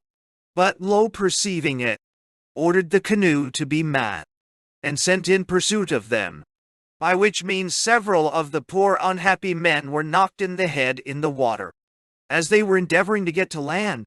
However, about 12 of them did reach the shore, but in a miserable condition, being very much wounded, and what became of them afterwards was not known, except one, who, while the pirates were at their sports and pastimes ashore, finding himself very weak and fainting with his wounds, and not knowing where to go for help and relief, in this extremity, he came back to them, and begged for God's sake, in the most earnest manner possible, that they would give him quarters. Upon which one of the villains took hold of him, and said, G. D. M. him. He would give him good quarters presently, and made the poor Spaniard kneel down on his knees. Then, taking his fusil, put the muzzle of it into his mouth, and fired down his throat. 'Twas thought the rest did not long survive their miserable condition, and could only prolong their lives, to add to the misery of them. When all the murdering work was over, they rummaged the Spanish pirate, and brought all the booty aboard their own vessels. The 6 masters aforementioned, found in the whole, they restored to their respective vessels. They forced away the carpenter from the Pink, and then set fire to the Spanish sloop, and burnt her, which last scene concluded the destruction of their enemy, ship and crew. Lo set the masters of the vessels free, but would not suffer them to steer for Jamaica, where they were then bound, for fear the men of war should get intelligence of them, but forced them all to go to New York, threatening them with death when they met them again, if they refused to comply with their commands. In the next cruise, which was between the Leeward Islands and the May, they took 2 snows, bound from Jamaica to Liverpool, and a snow from Jamaica to London, Brid's master, as also a ship from Biddeford to Jamaica, John Pinkham commander, and 2 sloops from Jamaica to Virginia. On the 27th of May, Low and his consort Harris came off South Carolina, and met with 3 good ships, viz. The Crown, Captain Loverane, the King William, the Carteret, and a brigantine, who all came out of Carolina together 2 days before. The pirates were at the trouble of chasing them, and Captain Loverane being the sternmost, she fell first a prey into their hands, and they spent all the day in coming up with the rest. Within a few days, they took a ship called the Amsterdam Merchant, Captain Willard, from Jamaica, but belonging to New England, as Low let none of that country depart without some marks of his rage. He cut off this gentleman's ears, slit up his nose, and cut him in several places of his body, and after plundering his ship, let him pursue his voyage.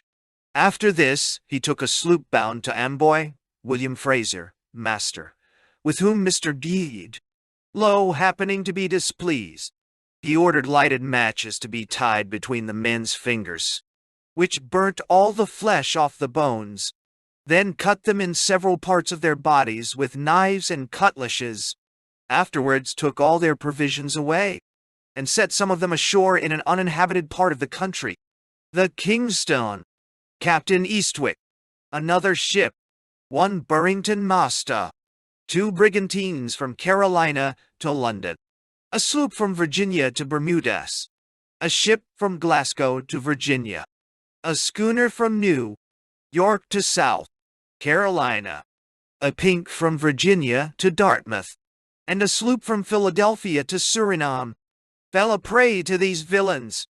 Upon this cruise, besides those above mentioned, it happened that at this time one of His Majesty's ships was upon a cruise on this station, and got intelligence of some of the mischievous actions of this miscreant by one of the vessels that had been plundered by him, who, steering as directed, came in sight of the pirates by break of day, on the 10th of June, of all days in the year, for the rovers looking out for prey, soon saw, and gave chase to the man of war.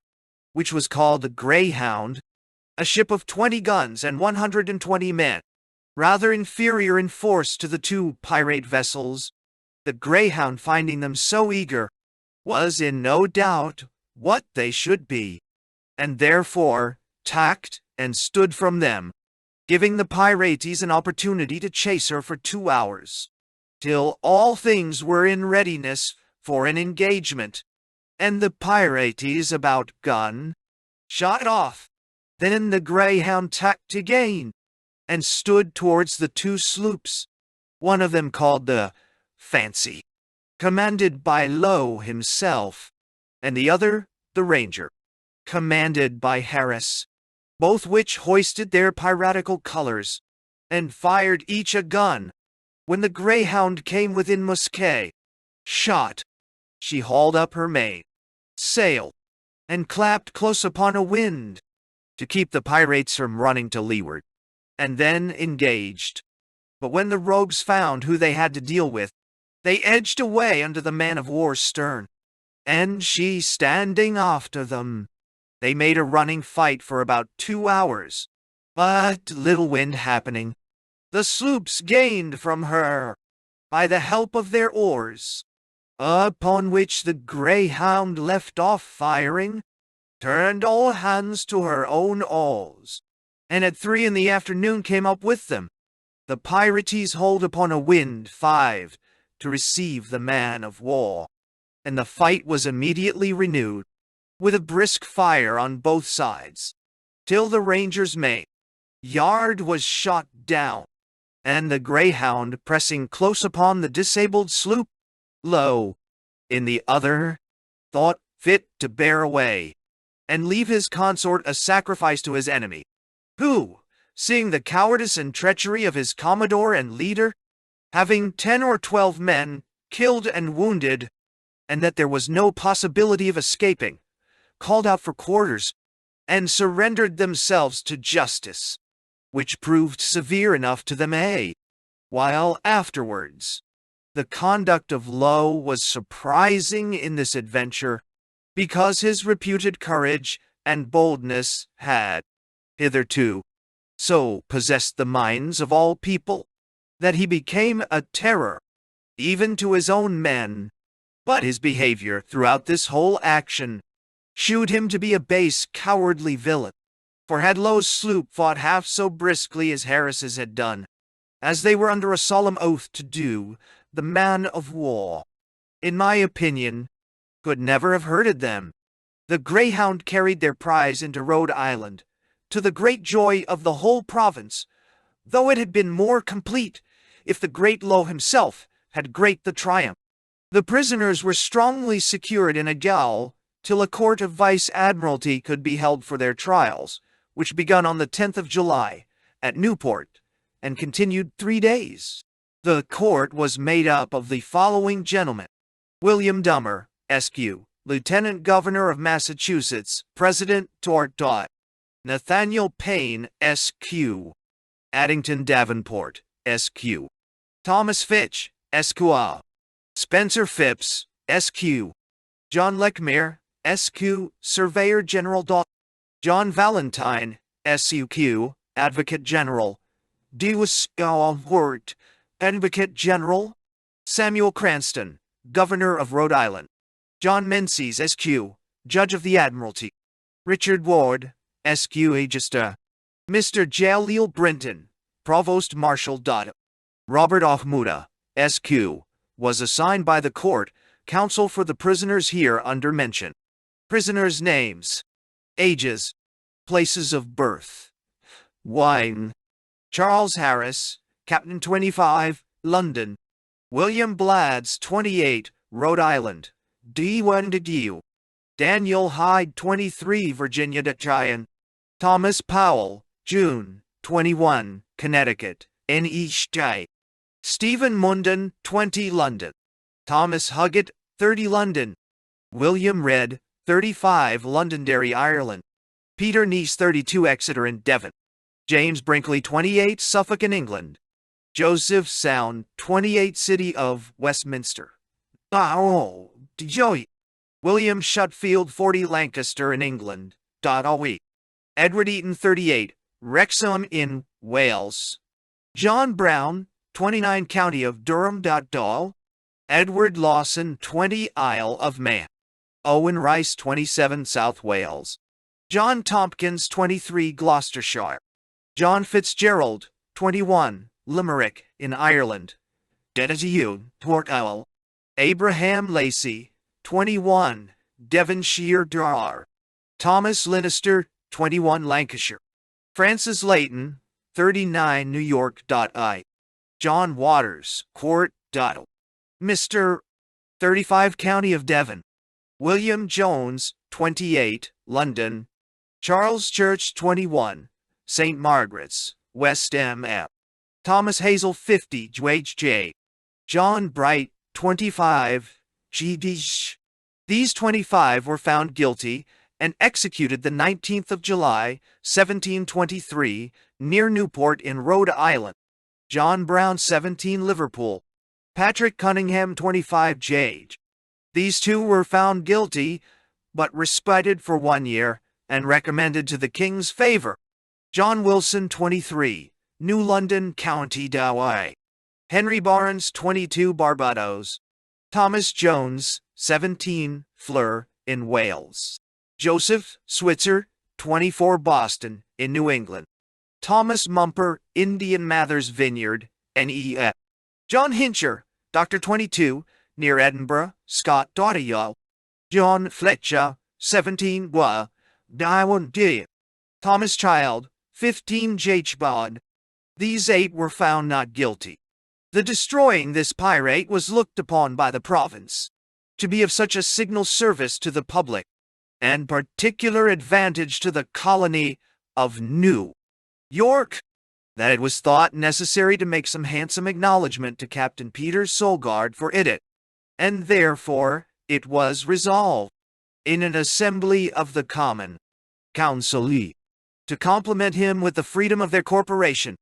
The resolution, together with the preamble of the captain's freedom, being curious in their kind, I subjoin them for the satisfaction of the reader. Resolution of the Mayor and Common Council of the City of New York, at a Common Council held at the City Hall of the said city, on Thursday the 25th of July, Anno Domini 1723. President Robert Walter, S.Q., Mayor, Dorothy.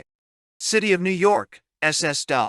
This court, having taken into their consideration the great service lately done to this province in particular, as well as to all other His Majesty's good subjects in general, by Captain Peter Solgard, commander of His Majesty's ship the Greyhound, the station ship of the province, who lately in a cruise upon this coast, in due execution and discharge of his duty, upon intelligence given him, sought for, pursued, and engaged 2 pirate sloops, commanded by one Low, a notorious and inhumane pirate, one of which sloops he took, after a resolute resistance, and very much shattered the other, who by the favor of the night escaped. 26 of which pirates so taken, being lately executed at Rhode Island, not only eased this city and province of a very great trouble, but of a very considerable expense. And ceased. It is therefore resolved, nemine contradicente, that this corporation do present the said Captain Solgard with the freedom of this corporation, as a mark of the great esteem they have for his person, as well as for the aforesaid great and good services, and that the seal of the said freedom be enclosed in a gold box, that Mr. Ryle, Recorder, and Mr. Bickley do draw the draft of the said freedom, signifying therein the grateful sense of this corporation for so signal a service to the public, and benefit and advantage of mankind, that Alderman Kip and Alderman Kruger do prepare the said box, that the arms of the corporation be engraved on one side thereof, and a representation of the engagement on the other, with this motto, viz. Questos humani generis, hostas de bellara super, bum, 10 Junia, 1723.6, that the town clerk caused the same freedom to be handsomely engrossed on parchment, and that the whole corporation do wait upon him to present the same, by order of the Common Council. William Sharpus, clerk. The preamble of Captain Peter Solgaard's copy of his freedom. Robert Walter, S.Q., Mayor, and the Aldermen of the City of New York. City of New York, SSDI. To all whom these presents shall come, send greeting. Whereas Captain Peter Solgaard, commander of His Majesty's ship the Greyhound, the present station ship of this province, in his crew, having intelligence of 2 pirate sloops of considerable force in consortship, under the command of one Low, a notorious pirate, that had for upward of 2 years committed many depredations, murders and barbarities, upon many of His Majesty's subjects and allies, lately come upon this coast, hath, with great diligence and utmost application, pursued, overtaken, and after a stubborn resistance, vanquished and overcome both of them, taking one, and driving the other from our coast, which action, as it is glorious in itself, so it is glorious in the public benefits and advantages that flow from it, to wit, the safety and freedom of our own trade and commerce, and of all the neighboring provinces on this continent. Such signal service done against the enemies of mankind merits the applause of all good men, but more immediately from those of this province, who are appointed his particular care and charge.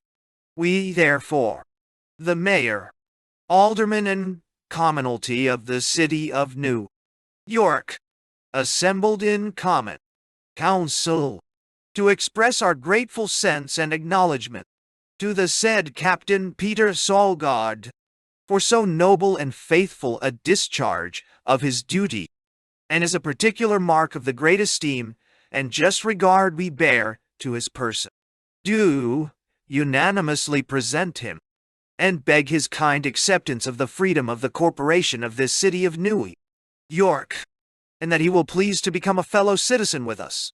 These are therefore to certify and declare that the said Captain Peter Solgaard is hereby admitted, received, and allowed a freeman and citizen of the said city of New York, to have, hold, enjoy, and partake of all and singular advantages, benefits, liberties, privileges, franchises, freedoms, and immunities whatsoever, granted or belonging to the same city. In testimony thereof, the said mayor hath hereunto subscribed his name, and caused the seal of the said city to be affixed the 25th day of July, in the 9th year of the reign of our sovereign Lord George, by the grace of God, King of Great Britain, France, and Ireland, defender of the faith, and c.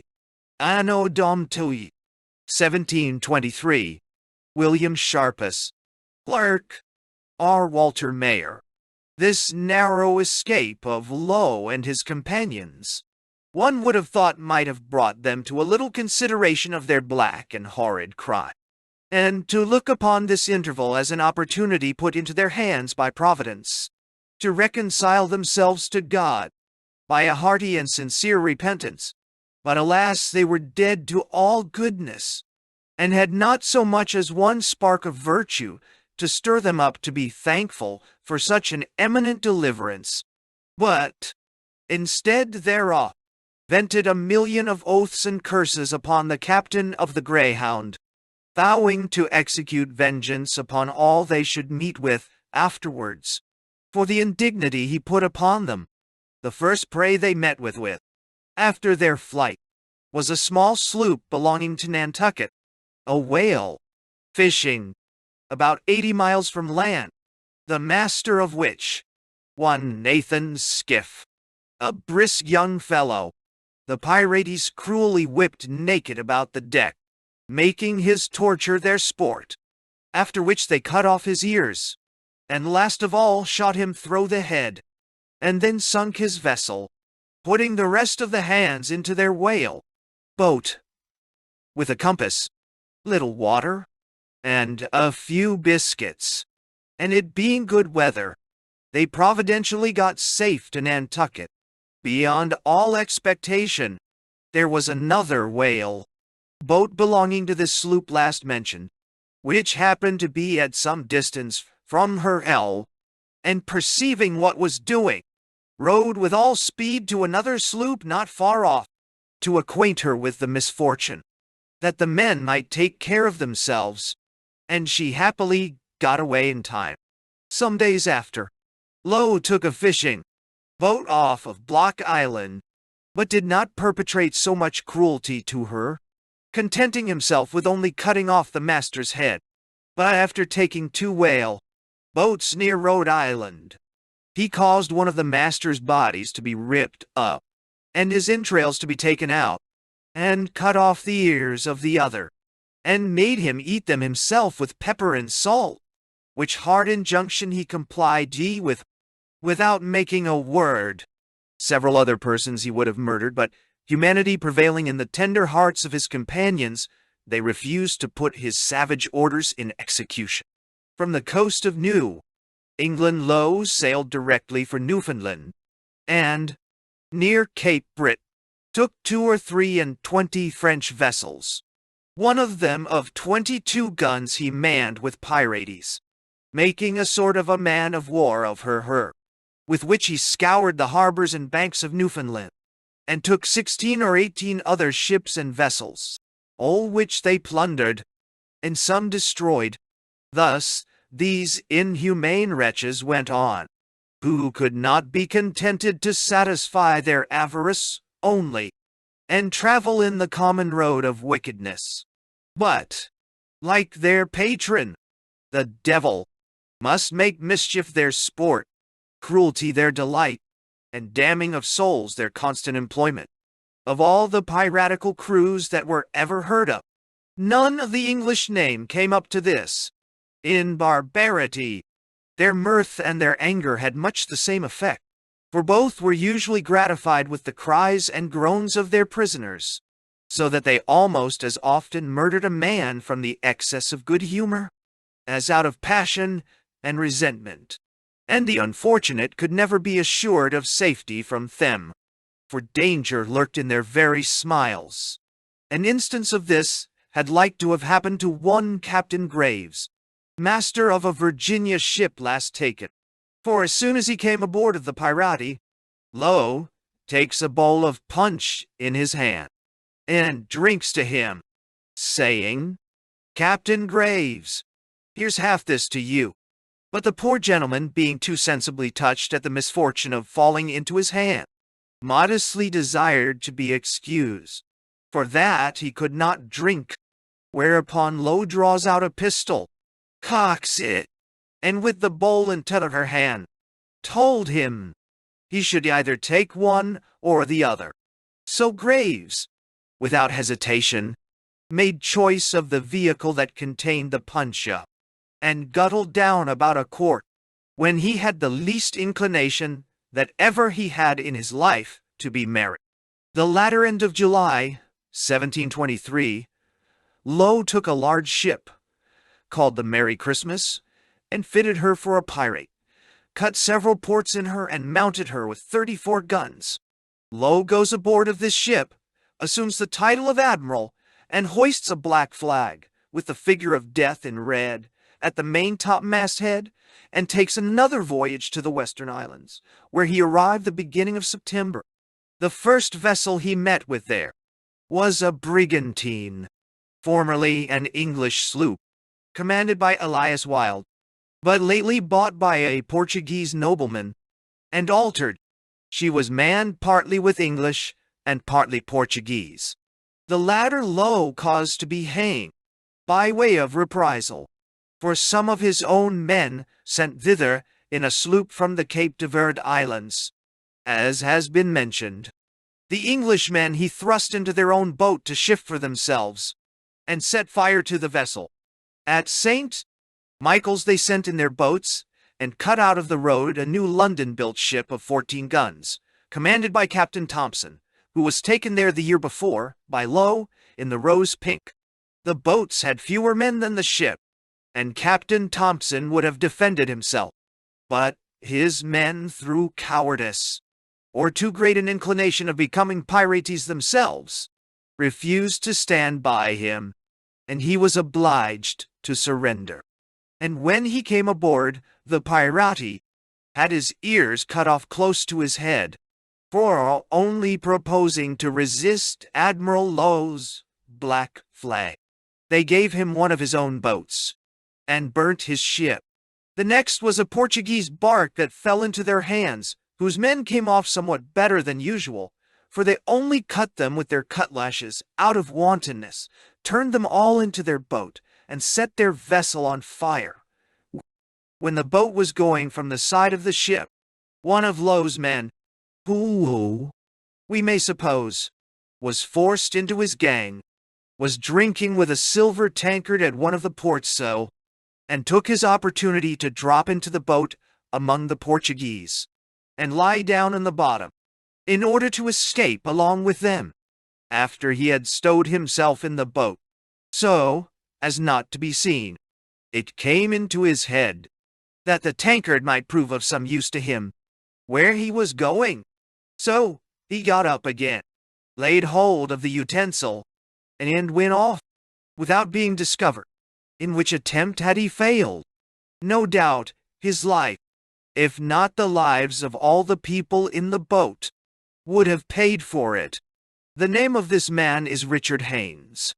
Lowe took his old tour to the Canaries, Cape de Verde Islands, and so to the coast of Guinea. But nothing extraordinary happened till they arrived near Sierra Leone and Africa, where they met with a ship called the Delight. Captain Hunt, commander. This ship they thought fit for their own purpose, for she had been a small man of war, and carried 12 guns. However, they mounted 16 on board her, manned her with 60 men, and appointed one Spriggs, who was then their quarter master, to be captain of her, who, 2 days after, separated from the admiral, and went to the West Indies a-pirating, upon his own and particular company's account, where for the present we shall leave him. In January last 1724 Lowe took a ship called the Squirrel, Captain Stevenson, but what became of him afterwards, I can't tell. We have had no news concerning him come to England since this I have now mentioned, but I have heard that he talked of going to Brazil, and if so, it is likely we may too soon hear of some exploit or other, though the best information we could receive would be that he and all his crew were at the bottom of the sea. Chap 14 of Captain John Evans and his crew. John Evans was a Welshman, had been formerly master of a sloop belonging to Nevis, but losing his employ there, he sailed for some time out of Jamaica as mate, till happening in company of 3 or 4 of his comrades, and wages not being so good as formerly, and berths scarce, because of the great number of seamen, they agreed to go abroad in search of adventures. They sailed, or rather rowed out of Port Royal in Jamaica, the latter end of September 1722, in a canoe, and coming on the north side of the island, went ashore in the night, broke open a house or two, and robbed them of some money, and everything else they could find that was portable, and brought the booty on board the canoe. This was very well for the first time, but this kind of robbery did not please so well. They wanted to get out to sea, but having no vessel but their canoe, they were prevented in their laudable design. However, they kept a good look out, and traversed the island, in expectation that Providence would send some unfortunate vessel as a sacrifice, and in a few days their wishes were accomplished.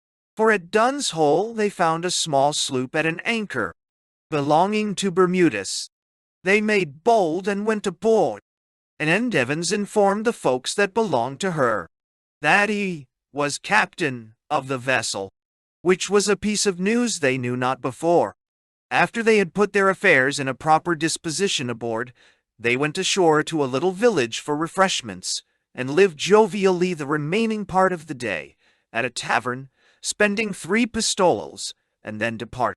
The people of the house admired at the merry guests they had got, were mightily pleased, and wished for their company at another time, which happened too soon for their profit. For, in the middle of the night, they came ashore all hands, rifled the house, and carried what they could aboard their sloop.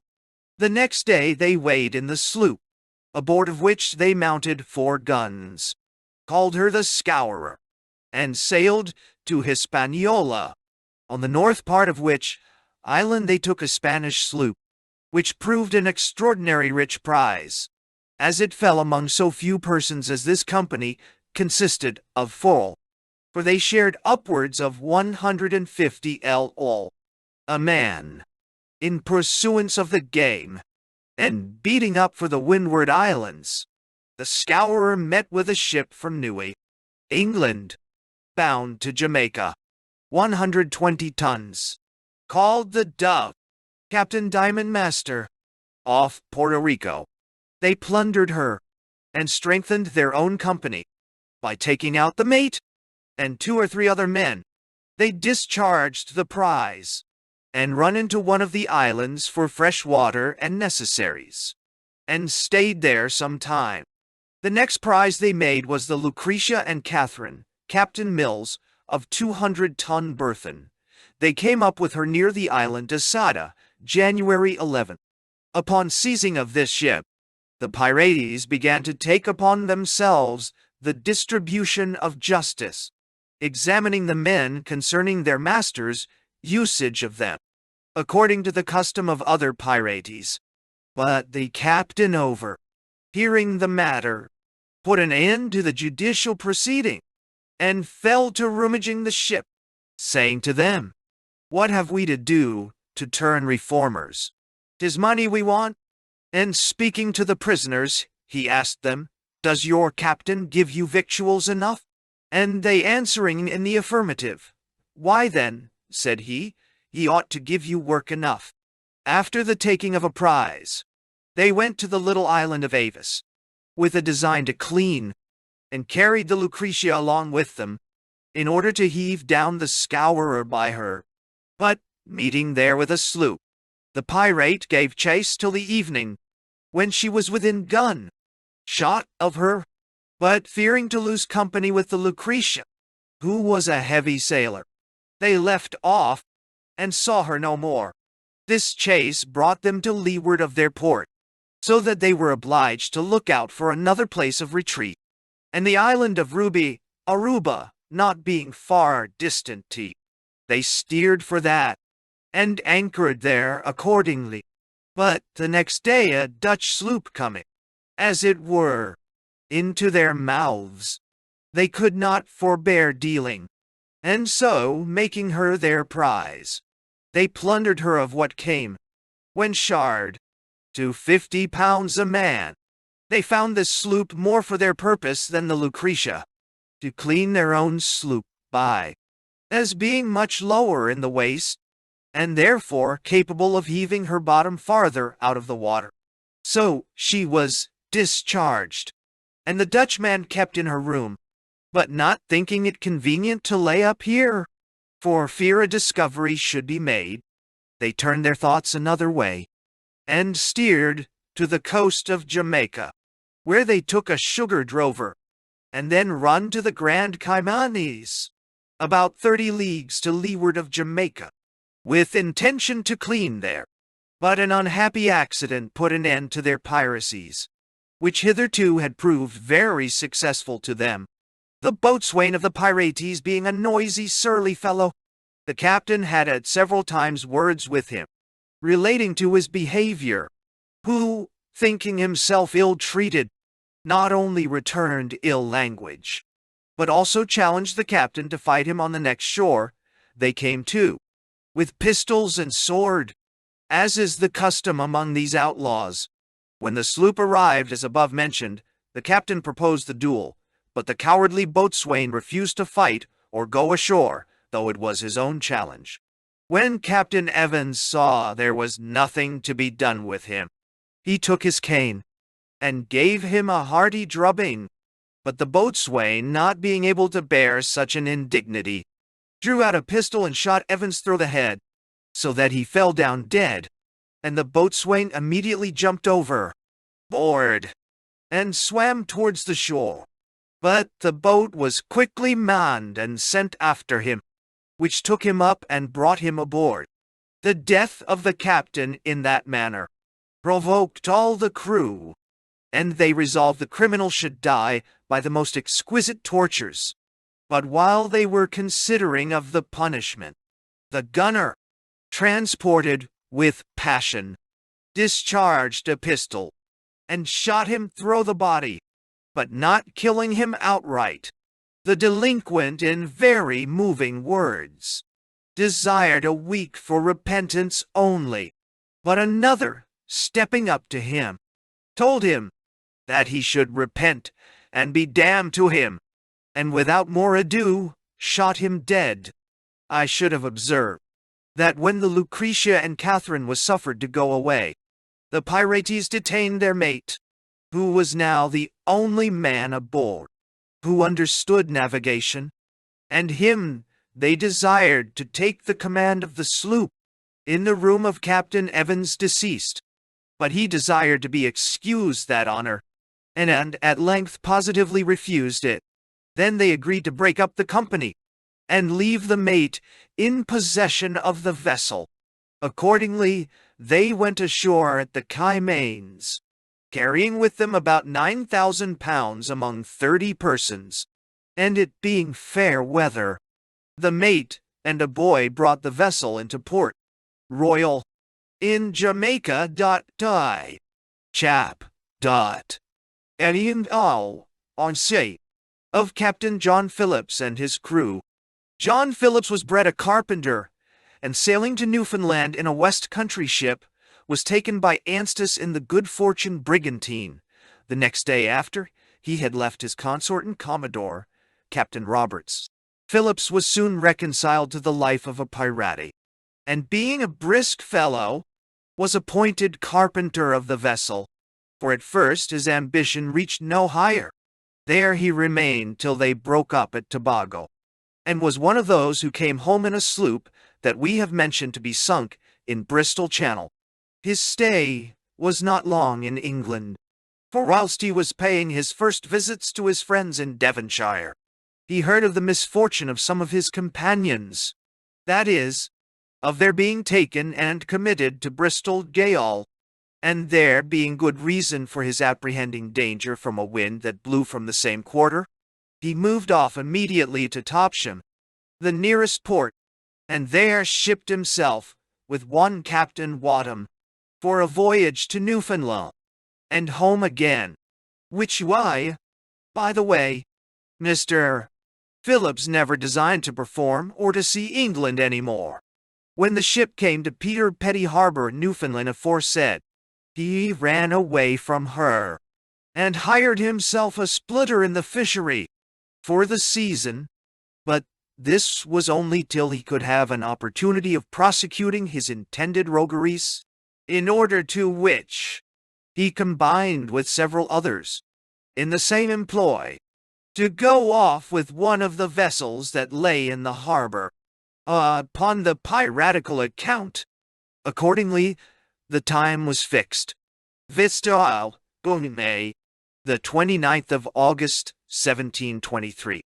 At night, but whether remorse or fear prevented their coming together, I know not. But of 16 men that were in the combination, 5 only kept the appointment, notwithstanding which, Phillips was for pushing forward with that small number, assuring his companions that they should soon increase their company. And they agreeing. A vessel was seized on, and out of the harbor they sailed. The first thing they had now to do was to choose officers, draw up articles, and settle their little commonwealth, to prevent disputes and wranglings afterwards. So John Phillips was made captain, John Nutt, master, or navigator of the vessel, James Sparks, gunner, Thomas Fern, carpenter, and William White was the only private man in the whole crew. When this was done, one of them read out the following articles, which we have taken verbatim, and all swore to him upon a hatchet for want of a Bible. The articles on board the Revenge. 1. Death. Every man shall obey civil command. The captain shall have 1 full share and a half in all prizes. The master, carpenter, boatswain, and gunner shall have 1 share and a quarter. 2. If any man shall offer to run away, or keep any secret from the company, he shall be marooned with 1 bottle of powder, 1 bottle of water, 1 small arm and shot. 3. If any man shall steal anything in the company, or game to the value of a piece of 8, he shall be marooned or shot. 4. If at any time we should meet another marooner, that is, pirate, that man that shall sign his articles without the consent of our company shall suffer such punishment as the captain and company shall think fit. 5. That man that shall strike another whilst these articles are in force shall receive Moses' law, that is, 40 stripes lacking 1, on the bare back. 6. That man that shall snap his arms, or smoke tobacco in the hold, without a cap to his pipe, or carry a candle lighted without a lanthorn, shall suffer the same punishment as in the former article. 7. That man that shall not keep his arms clean, fit for an engagement, or neglect his business, shall be cut off from his share, and suffer such other punishment as the captain and the company shall think fit. 18. If any man shall lose a joint in time of an engagement, he shall have 400 pieces of 8, if a limb, 800. 9. If at any time we meet with a prudent woman, that man that offers to meddle with her, without her consent, shall suffer present death. Thus prepared, this bold crew set out, and before they left the banks they made prize of several small fishing vessels, out of which they got a few hands, some French and some English, and then sailed for the West Indies. In one of these vessels they took out John Rose Archer, who, having been a pirate under the famous Black Beard, was immediately preferred over other people's heads, to be quarter master to the company, which sudden promotion so disgusted some of the older standers, especially Fern, the carpenter, that it occasioned some mischief to follow, as we shall show by and by. The pirates came off Barbados the beginning of October, and cruised there, and among other islands, above 3 months, without speaking with a vessel, so that they were almost starved for want of provisions, being reduced to a pound of meat a day between 10. At length, they fell in with a Martinico man of 12 guns and 35 hands, far superior in force, and what they would not have ventured on at another time. But hunger will break down stone walls. They were resolved to show the Frenchmen their black flag, and if that would not do, they must seek out elsewhere. Accordingly, they boldly ran up alongside of the sloop, with their piratical colors flying, and told them, if they did not strike immediately, they would give them no quarters, which so intimidated the Frenchmen, that they never fired a gun. This proved a seasonable supply. They took her provisions, and 4 of her men, and let her go. They took presently after a sloop belonging to New York, and a Virginia ship, Huffam master. Having now occasion to clean their vessel, Phillips proposed Tobago, where the company he formerly belonged to, under Anstis and Fenn, broke up. To induce them to it, he told them when he left the island, there was left behind 6 or 8 of their company that were not willing to go to England, with 3 negroes, whereupon they sailed to the island, and after a careful search, found only one of the Negroes, whose name was Pedro, who informed Captain Phillips that those that were left behind were taken by a man-of-war's crew and hanged at Antigua, among whom was Fen, their captain. They took Pedro on board and then fell to business careening their vessel, and just as they had finished their work, a man-of-war's boat came into the harbor, the ship being cruising to leeward of the island. It was easily guessed upon what errand she was sent, and therefore they lost no time, but, as soon as the boat went away, warped out, and plied to windward for security, but left the 4 French men they took out of the Martinico sloop behind. In a few days they took a snow with a few hands, and Fern, the carpenter, one William Phillips, Wood and Taylor, went aboard to take possession of her. Fern, foul, not forgetting the affront of having Archer preferred before him, resolved to go off with the prize, and brought the rest into the same measures. However, Philip Sadiche, the captain, keeping a good look out, perceived a design, and gave them chase, who coming up with the vessel, a skirmish ensued, wherein Wood was killed, and William Phillips wounded in his leg, upon which the other 2 surrendered. There was no surgeon aboard, and therefore it was advised, upon a learned consultation, that Philip's leg should be cut off, but who should perform the operation was the dispute. At length the carpenter was appointed as the most proper man, upon which he fetched up the biggest saw, and taking the limb under his arm, fell to work, and separated it from the body of the patient, in as little time as he could have cut a deal board in 2.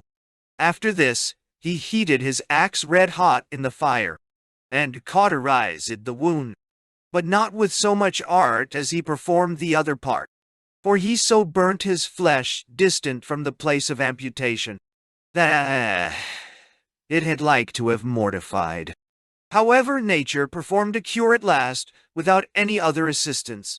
From Tobago they stood away to the northward, and took a Portuguese bound for Brazil, with 2 or 3 sloops from Jamaica, in one of which Fern, the carpenter, endeavoring to go off, was killed by Phillips, the captain, pursuant to their articles. Another had the same fate some days after for the like attempt. These severities made it dangerous for any to consult or project an escape, the terror of which made several sign their articles and set down quietly, waiting impatiently for redemption, which as yet they saw no great likelihood of help. And should they have been taken before such circumstances appeared in their actions or characters, as afterwards happened, to denote their innocence, they might have lost their lives upon a trial at a court of admiralty, for pretty strong evidence is expected in their favor, to balance that of being taken aboard a vessel which is proved to be an actual piracy, and they assisting therein. Thus was many an honest man's case made most desperate by the consummate villainy of a few hardened wretches, who fear neither God or devil, as this Phillips used often blasphemously to express himself. On the 25th of March they took 2 ships from Virginia for London. John Phillips, the pirate captain's namesake, was master of one, and Captain Robert Mortimer, the other, a brisk young fellow, that deserved a better fate than he met with.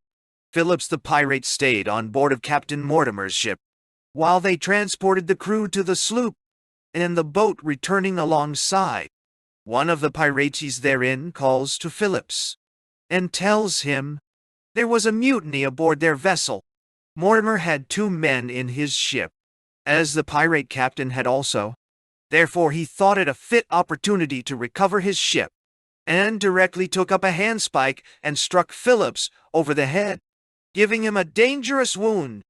But the pirate recovered himself, and wounded Mortimer with his sword, and the 2 pirates that were aboard coming in to Captain Phillips' assistance, Captain Mortimer was presently cut to pieces, while his own 2 men stood by and did nothing. This was the first voyage that Mortimer had the command of a vessel, by whose death was a poor disconsolate widow made miserable. more in regard of the mutual love and fidelity they lived in, than the loss of what would have been a handsome and comfortable provision for themselves and children, which, I think, now ought to be made up by the public, since it was in the public service he fell. For had his attempt succeeded, in all probability he would not only have regained his own ship, but entirely subdued and destroyed the enemy. There being several, as it afterwards proved, that would have seconded such an enterprise whenever they had found a beginning made. This affair ended without any other consequence than a strict search after a brother of Captain Mortimer, who was on board, in order to have put him likewise to death. But he had the good fortune to meet with a townsman among the crew, who hid him for 24 hours in a sail, till the heat of their fury was over, and by that means happily missed of the fate designed him. Out of the other Virginia man before spoken of, they took one Edward Cheeseman, a carpenter, to supply the place of their late carpenter, Fernall. He was a modest, sober young man, very averse to their unlawful practice, and a brave, gallant fellow. There was one John Fillmore of Ipswich, formerly taken by them, ordered to row Cheeseman aboard of Mortimer's ship, which the pirates possessed themselves of or.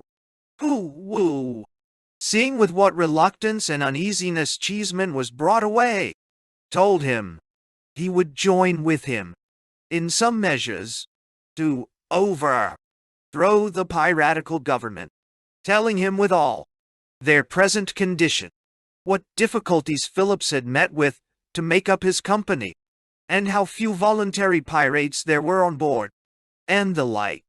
But, however specious this seemed, Cheeseman out of prudence rejected his offers of assistance, till he saw some proofs of his sincerity, which, after a few days, he was convinced of, and then they often consulted.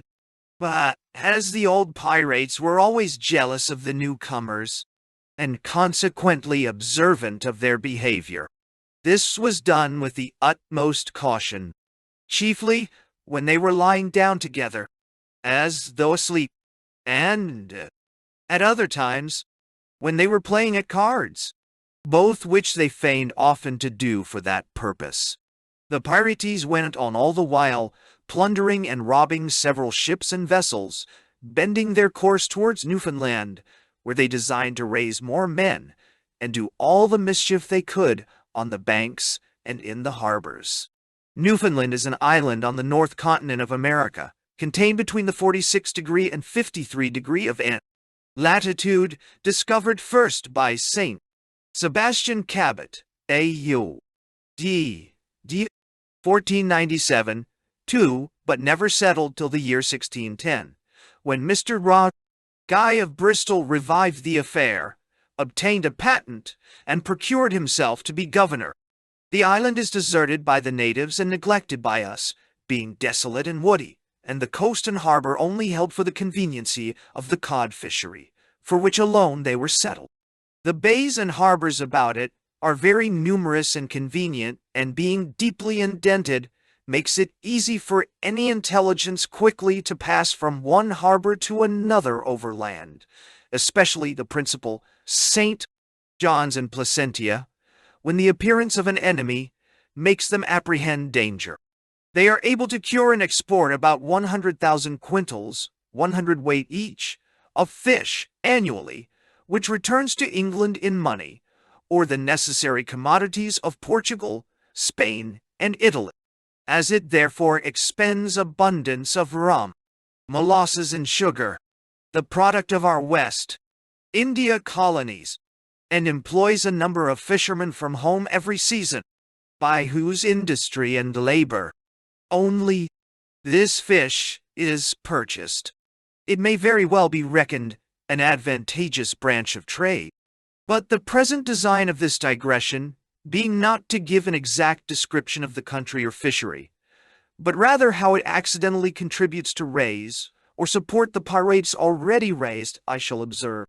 First, that our West Country fishing ships viz. From Topsham, Barnstable, and Bristol, who chiefly attend the fishing seasons, transport over a considerable number of poor fellows every summer, whom they engage at low wages, and are by their terms to pay for passage back to England. When the Newfoundland ships left that country, towards winter, in the year 1720, these passengers mustered 1,100.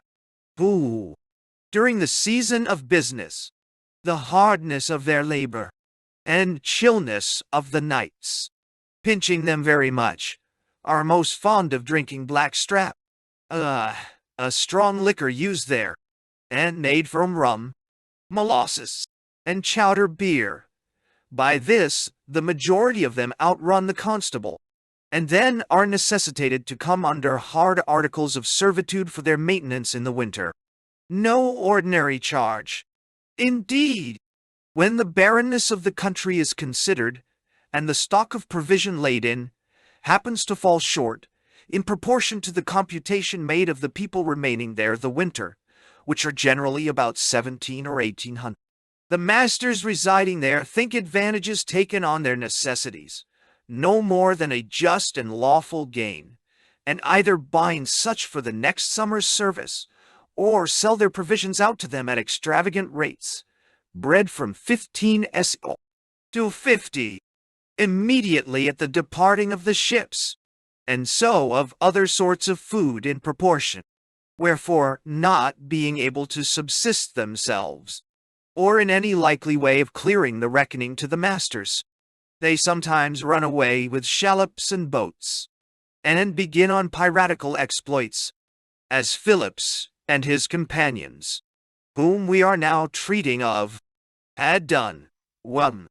And secondly, which is more opportunely for them, they are visited every summer, almost, by some set of pirates or other, already raised D, who call here for the same purpose, if young beginners, and to lay in a store of water and provisions, which they find imported, much or little, by all the ships that use the trade.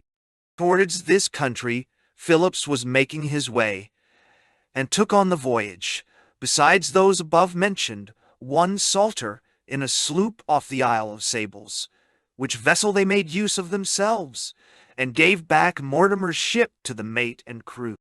The same day, viz., the 4th of April, Toothaheek took a schooner, one Chadwell, master, which they scuttled in order to sink, but Captain Phillips understanding that she belonged to Mr. Kyer, miners at Newfoundland, with whose vessel they first went off, a-pirating. A qualm of conscience came athwart his stomach, and he said to his companions, "We have done him injury enough already," so ordered the vessel immediately to be repaired, and he returned her to the master. That afternoon they chased another vessel, and at night came up with her, the master of which was a saint of New England, Nam Dependence Ellery, who, taking Phillips for a pirate, he told him was the reason that he gave him the trouble of chasing so long, which being resented by these men of honor, they made poor Dependence dance about the deck till he was weary. Within few days several other vessels had the same misfortune. The masters' names were as follows: Joshua Elwell, Samuel Elwell, Mr. Combs, Mr. Lansley, James Babston, Edward Freeman, Mr. Start, Obadiah Beale, Eric Erickson, and Benjamin Wheeler. The 14th of April, they took a sloop belonging to Cape Ann, Andrew Haradine master. They looked upon this vessel more fit for their purpose, and so came aboard, keeping only the master of her prisoner, and sending Haradine's crew away in Salter's vessel, which they, till this time, detained. To this Haradine, Cheeseman the carpenter broke his mind, and brought him into the Confederacy to destroy the crew, which was put in execution 4 days afterwards. Haradine and the rest were for doing the business in the night, as believing they might be more opportunely surprised. For Nut, the master, being a fellow of great strength, and no less courage, it was thought dangerous to attack him without fire. Arms, however, Cheeseman was resolute to have it performed day by day. Light, as the least liable to confusion. And as to the master, he offered to lay hands on him first. Upon this, 'twas concluded on 12 at noon was the appointed time. In order for the business, Cheeseman leaves his working tools on the deck, as though he had been going to use them, and walked aft. But perceiving some signs of timidity in Harradine, he comes back, fetches his brandy bottle, and gives him and the rest a dram, then drank to the boatswain and the master, to their next merry meeting, and up he puts the bottle. Then he takes a turn with Nut, asking what he thought of the weather, and such like. In the meanwhile, Fillmore takes up the axe, and turns it round upon the point, as if he had been at play, and winks at Cheeseman, thereby letting him know they were ready, upon which signal he seizes Nut by the collar, and putting one hand between his legs, tossed him over the side of the vessel. But he, holding by Cheeseman's sleeve, said, "Lord have mercy upon me. What are you going to do, carpenter?" He told him it was an unnecessary question. "For," says he, "master, you are a dead man." So strikes him over the arm. Nut loses his hold, tumbles into the sea, and never spoke more. By this time the boatswain was dead, for as soon as Fillmore saw the master laid hold of Nut, he raised up the axe, and divided his enemy's head in two ways. The noise brought the captain upon deck, whom Cheeseman saluted with a blow of a mallet, which broke his jaw bone, but did not knock him down. Harradine came in then with the carpenters, but Sparks, the gunner, interposing between him and Captain Phillips, Cheeseman trips up his heels, and flung him into the arms of Charles Ivemay, one of his consorts, who that instant discharged him into the sea. And at the same time Harradine compassed his business with the captain aforesaid.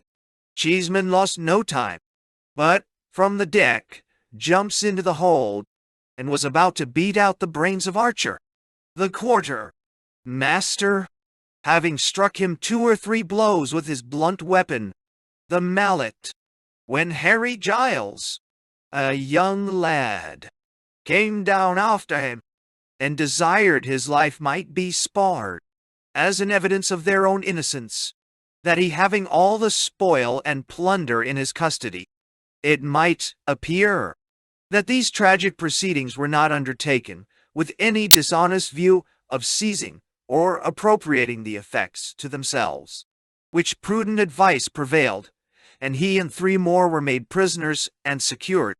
The work being done, they went about ship, altered the course from Newfoundland to Boston, and arrived safe the 3rd of May following, to the great joy of that province. On the 12th of May, 1724, a special court of admiralty was held for the trial of these pirates, when John Fillmore, Edward Cheeseman, John Combs, Henry Giles, Charles Ivemay, John Bootman, and Henry Payne, the 7 that confederated together for the pirates' destruction, were honorably acquitted, as also 3 French men, John Baptiste, Peter Taffery, and Isaac Lasson, and 3 Negroes, Padron, Francisco, and Piero, and John Rose Archer. The quarter master, William White, William Taylor, and William Phillips, were condemned. The 2 latter were reprieved for a year and a day, in order to be recommended, though I don't know for what, as objects of His Majesty's mercy. The 2 former were executed on the 2d of June, and died very penitently, making the following declarations at the place of execution, with the assistance of 2 grave divines that attended them. The dying declarations of John Rose Archer and William White on the day of their execution at Boston, June 2nd, 1724, for the crimes of piracy, dotes. First, separately of Archer. I greatly bewail my profanations of the Lord's day, and my disobedience to my parents, and my cursing and swearing, and my blaspheming the name of the glorious God, unto which I have added the sins of unchastity. And I have provoked the Holy One at length to leave me unto the crimes of piracy and robbery, wherein at last I have brought myself under the guilt of murder also. But one wickedness that has led me as much as any to all the rest has been my brutish drunkenness. By strong drink I have been heated and hardened into the crimes that are now more bitter than death unto me. I could wish that masters of vessels would not use their men with so much severity, as many of them do, which exposes us to great temptations. And then, of white, I am now, with sorrow, reaping the fruits of my disobedience to my parents, who used their endeavors to have me instructed in my Bible and my catechism, and the fruits of my neglecting the public worship of God, and profaning the holy Sabbath, and of my blaspheming the name of God, my Maker. But my drunkenness has had a great hand in bringing my ruin upon me. I was drunk when I was enticed aboard the pirate, and now, for all the vile things I did aboard, I own the justice of God and man in what is done unto me. Of both together we hope. We truly hate the sins, whereof we have the burthen lying so heavy upon our consciences. We warn all people, and particularly young people, against such sins as these. We wish all may take warning by us. We beg for pardon for the sake of Christ, our Savior, and our hope is in Him alone. Oh, that in His blood our scarlet and crimson guilt may be all washed away. We are sensible of an hard heart in us, full of wickedness, and we look upon God for His renewing grace upon us. We bless God for the space of repentance which He has given us, and that He has not cut us off in the midst and height of our wickedness. We are not without hope that God has been savingly at work upon our souls. We are made sensible of our absolute need of the righteousness of Christ, that we may stand justified before God in that. We renounce all dependence on our own. We are humbly thankful to the ministers of Christ for the great pains they have taken for our good. The Lord reward their kindness. We don't despair of mercy, but hope, through Christ, that when we die, we shall find mercy with God and be received into His kingdom. We wish others, and especially the seafaring, may get good by what they see this day befalling of us. Declared in the presence of JWDM. Chap. Lol. 16. Of Captain Francis Spriggs and his crew. Spriggs sailed with Lowe for a pretty while, and I believe came away from Lowther. Along with him, he was quarter master to the company, and consequently had a great share in all the barbarities committed by that execrable gang, till the time they parted, which was about Christmas, last E1 1723 Czech, when Lowe took a ship of 12 guns on the coast of Guinea, called the Delight, formerly the Squirrel man-of-war, commanded by Captain Hunt. Spriggs took possession of the ship with 18 men, left Lowe in the night, and came to the West Indies. This separation was occasioned by a quarrel with Lowe concerning a piece of justice Spriggs would have executed upon one of the crew, for killing a man in cold blood, as they call it, one insisting that he should be hanged, and the other that he should not. A day or two after they parted, Spriggs was chose captain by the rest, and a black ensign was made, which they called Jolly Roger, with the same device that Captain Lowe carried, viz., a white skeleton in the middle of it, with a dart in one hand, striking a bleeding heart, and in the other, an hour-glass. When this was finished and hoisted, they fired all their guns to salute their captain and themselves, and then looked out for prey. In the voyage to the West Indies, these pirates took a Portuguese bark, wherein they got valuable plunder. But not contented with that alone, they said they would have a little game with the men, and so ordered them a sweat, more for the brute's diversion than the poor men's healths, which operation is performed after this manner. They stick up lighted candles, circularly round the mast between decks, within which the patients one at a time enter. Without the candles, the pirates post themselves, as many as can stand, forming another circle, and armed with pen, knives, tuxuous words, forks, compasses, and and as he runs round and round, the music playing at the same time, they prick him with those instruments. This usually lasts for 10 or 12 minutes, which is as long as the miserable man can support himself.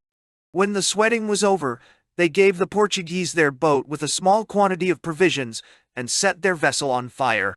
Near the island of St. Lucia, they took a sloop belonging to Barbados, which they plundered, and then burned, forcing some of the men to sign their articles. The others they beat and cut in a barbarous manner, because they refused to take on with the crew, and then sent them away in the boat, who all got safe afterwards to Barbados.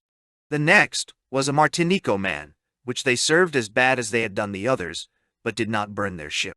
Some days afterwards, in running down to leeward, they took one Captain Hawkins, coming from Jamaica, loaden chiefly with logwood. They took out of her stores, arms, ammunition, and several other things, as they thought fit, and what they did not want they threw over, bored or destroyed. They cut the cables to pieces, knocked down the cabins, broke all the windows, and in short took all the pains in the world to be mischievous. They took by force out of her Mr. Burridge and Mr. Stevens, the two mates, and some other hands, and after detaining the ship from the 22nd of March to the 29th, they let her go. On the 27th, they took a Rhode Island sloop. Captain Pike and all his men were obliged to go aboard the pirate, but the mate, being a grave, sober man, and not inclinable to stay, they told him he should have his discharge, and that it should be immediately writ on his back, whereupon he was sentenced to receive 10 lashes from every man in the ship, which was rigorously put in execution. The next day, Mr. Burridge, Captain Hawkins' mate, signed their articles, which was so agreeable to them, he being a good artist and sailor, that they gave 3 huzzas, fired all the guns in the ship, and appointed him master. The day was spent in boisterous mirth, roaring and drinking of healths, among which was, by mistake, that of King George II. For you must know, now and then the gentry are provoked to sudden fits of loyalty by the expectation of an act of grace.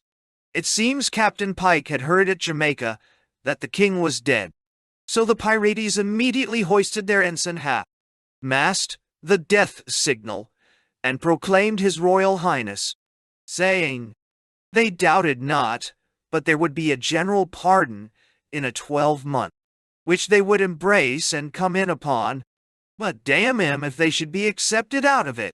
They would murder every Englishman that should fall into their hands.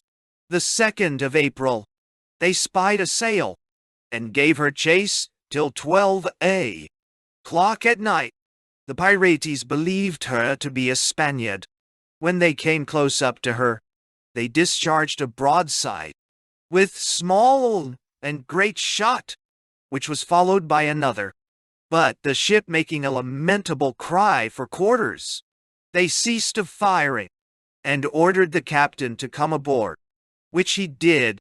But how disappointed the rogues were when they found 'twas their old friend Captain Hawkins, whom they had sent away 3 days before, worth not 1 penny. This was such a balk to them, that they resolved he should suffer for falling in their way, though it was so contrary to his own inclinations. About 15 of them surrounded the poor man with sharp cutlashes, and fell upon him, whereby he was soon laid flat on the deck. At that instant Burridge flew amongst the thickest of the villains, and begged earnestly for his life, upon whose request 'twas granted. They were now most of them drunk, as is usual at this time of night, so they unanimously agreed to make a bonfire of Hawkins' ship, which was immediately done, and in half an hour she was all of a blaze. After this, they wanted a little more diversion, and so Captain Hawkins was sent for down to the cabin to sup. What should the provision be but a dish of candles, which he was forced to eat, having a naked sword and a pistol held to his breast all the while. When this was over, they buffeted him about for some time, and sent him forward amongst the other prisoners, who had been treated with the same delicacies. 2 days afterwards they anchored at a little uninhabited island, called Raton Uratoni near the Bay of Honduras, and put ashore Captain Hawkins, and several other men, one of them his passenger, who died there of the hardships he underwent. They gave them powder and ball, and a musquet, with which they were to shift as they could, the pirates sailing away the next day for other adventures. Captain Hawkins and his unfortunate companions stayed 10 days upon this island, supplying themselves with both fish and fowl, such as there were, at which time came 2 men in a canoe that had been left upon another maroon island near Bonaca, who carried the company at several times thither, it being more convenient in having a good well of fresh water, and plenty of fish. And see, 12 days afterward they spied a sloop off at sea, which, upon their making a great smoke, stood in, and took them off. She was the Miriam, Captain Jones, lately escaped out of the Bay of Honduras from being taken by the Spaniards. At an island to the westward, the pirates cleaned their ship, and sailed towards the island of St. Christopher's, to wait for one Captain Moore, who commanded the Eagle sloop. When she took Lowthers upon the careen at Blanco, Spriggs resolved to put him to death, whenever he took him, for falling upon his friend and brother.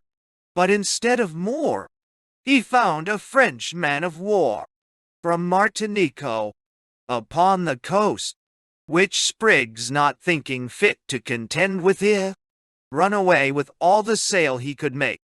The Frenchman crowded after him, and was very likely to speak with Mr. Spriggs, when unfortunately his main topmast came by the board, which obliged him to give over the chase. Spriggs then stood to the northward, towards Bermudas, or the Summer Isles, and took a schooner belonging to Boston. He took out all the men and sunk the vessel, and had the impudence to tell the masters that he designed to increase his company on the banks of Newfoundland, and then would sail for the coast of New England in quest of Captain Salgard, who attacked and took their consort Charles Harris. Spriggs being then in Lowe's sloop, very fairly run for it. The pirates asked the master if he knew Captain Salgard, who, answering no, he asked another the same question, and then a third, who said he knew him very well, upon which Spriggs ordered him to be sweated, which was done in the manner before described. Instead of going to Newfoundland as the pirates threatened, they came back to the islands, and to windward of St. Christopher's, on the 4th of June, 1724, took a sloop, Nicholas Trotmaster, belonging to St. Eustatia, and, wanting a little diversion, they hoisted the men as high as the main and fore tops, and let them run down amain, enough to break all the bones in their skins. And after they had pretty well crippled them by this cruel usage, and by whipping them along the deck, they gave Trot his sloop, and let him go, keeping back only 2 of his men, besides the plunder of his vessel. Within 2 or 3 days, they took a ship coming from Rhode Island to St. Christopher's, loaden with provisions and some horses. The pirates mounted the horses and rid them about the deck, backwards and forwards a full gallop, like madmen at New Market, one cursing, swearing, and hollowing at such a rate that made the creatures wild. At length, 2 or 3 of them throwing their riders, they fell upon the ship's crew, and whipped, cut, and beat them in a barbarous manner, telling them it was for bringing horses without boots and spurs, for want of which they were not able to ride like gentlemen. After this, he was so bold as to cruise off of Port Royal in the island of Jamaica, and, in sight thereof, take a sloop and plunder her, upon which the Diamond and Spence, two men of war that lay there, gave chase to the pirate, but missing of her on the coast of that island, one of them returned into the harbor, and the other continued in pursuit to the Bay of Honduras, whither the man of war thought she might probably be gone, which happened accordingly. For Spriggs, taking a sloop a little before, put in one Shipton with about 40 hands, and sailed to the aforesaid bay, and there took 10 or 12 English ships and vessels that came thither for logwood and sea. And while he was plundering his prizes, the man of war came down and gave the pirates a broadside. The pirates were in great consternation, but, however, returned several shot at the man of war, though they did not think fit to contest the honor of the day, for they got out their oars with the utmost expedition, and, there being but little wind, made shift to row into shoal water and escape. By this seasonable assistance, the owners recovered most of their ships, but not without loss, the pirates having taken several goods, stores, and money from them, besides several of their men. From the bay, they sailed through the Gulf and the Channel of the Bahamas for the continent of North America, in which run they were almost starved for want of provisions.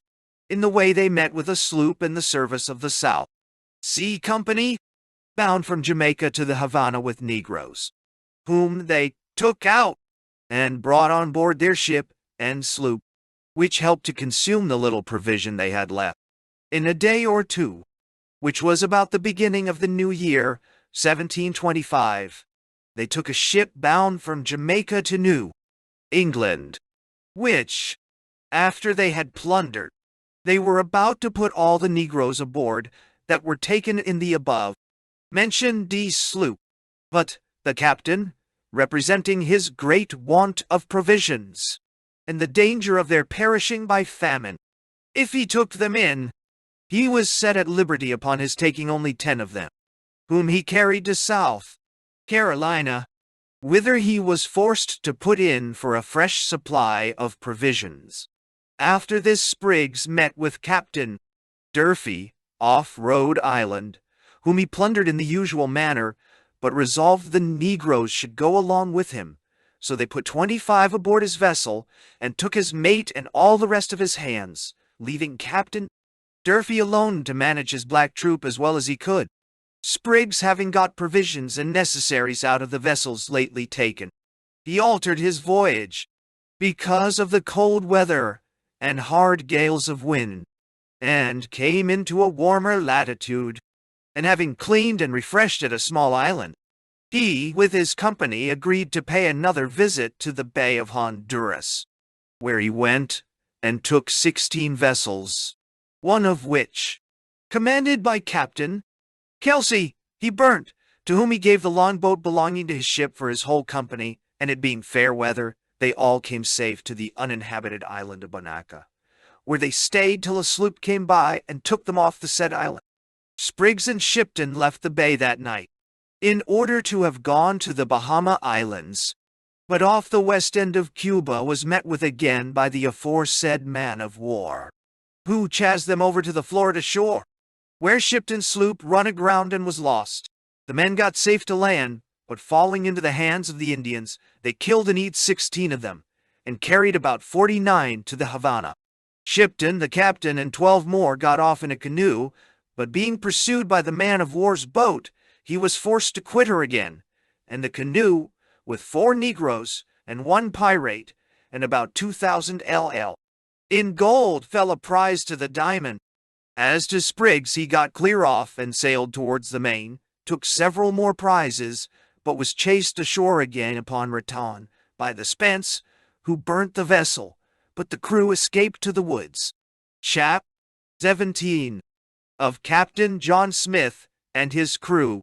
John Smith, alias Gow, about 35 years of age, was born at Cariston in the Orkneys, and had used the sea many years, sometimes in men of war, and sometimes in merchant ships.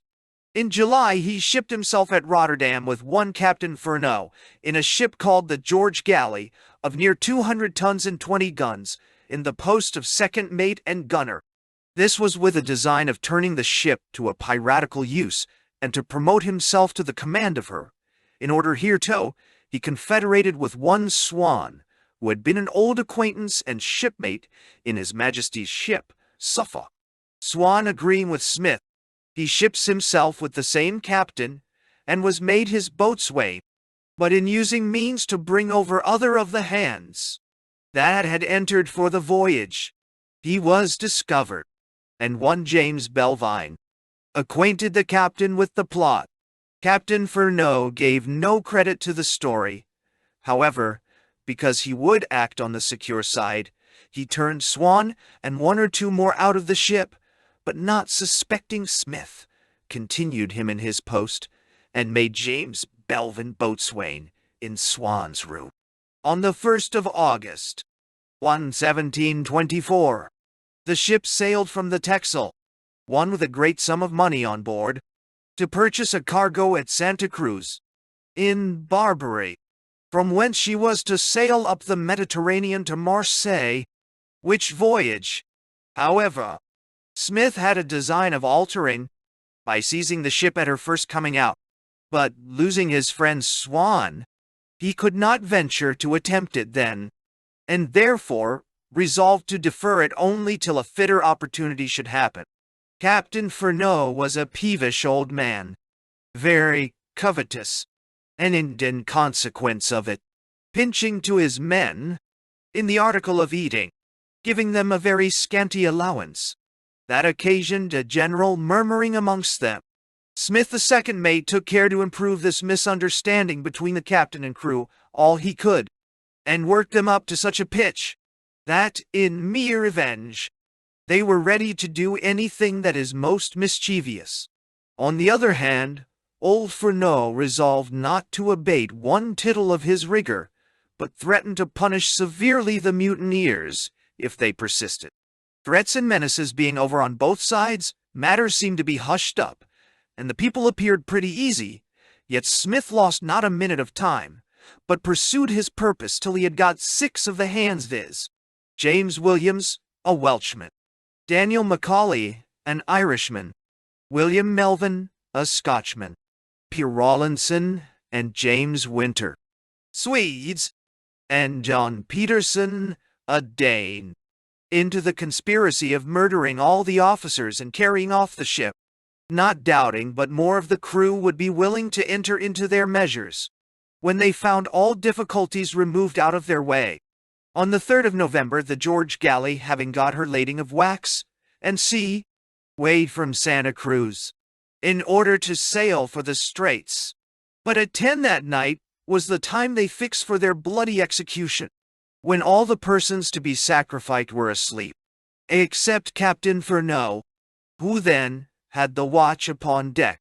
Accordingly, Winter went down to Thomas Guy, the surgeon, Peterson to the chief mate, Bonaventure Jelfs, and Daniel Macaulay to the poor Shrevenue clerk, and presently cut their throats.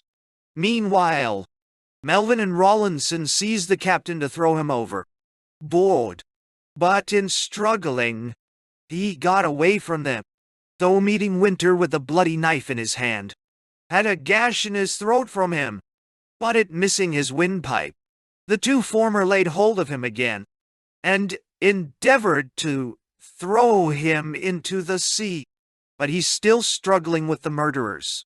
Smith came up with a pistol and shot him through the body. The 3 whose throats were cut between decks or in the hold did not die immediately, but crawling upon deck were there dispatched with pistols by Williams, and all thrown overboard. The Shriven or clerk desired earnestly to live till he had said his prayers, but the villains not moved thereat, said dead, knew this is no time to pray, and so shot him dead. While this scene was acting, they secured Belvin the boatswain, Murphy the carpenter, with Finnis and Booth who were upon the watch, in the great cabin, and threatened the rest with death if they stirred from their hammocks, so that there was not the least opposition offered. When all was over, all hands were called upon deck, and Smith, being declared captain, said to them, "If hereafter I see any of you whispering together, you shall be served in the same manner as those that are gone before." Thus they set out upon their piratical adventures, new named the ship, the Revenge, and steered away to the northeastward in quest of business. The first prize they took was on the 18th of November, off Cape St. Vincent, belonging to Poole, Thomas Wisemaster, from Newfoundland to Cadiz, loaden with fish, which was of no great value to them. So they took out the men, with the anchors, cables, sails, and what else they found fit for their purpose, and sunk the vessel. Standing away to the northward, some days after this, they came up with a Scotch snow from Glasgow, loaden with herrings and salmons for Genoa. One Mr. John Somerville master.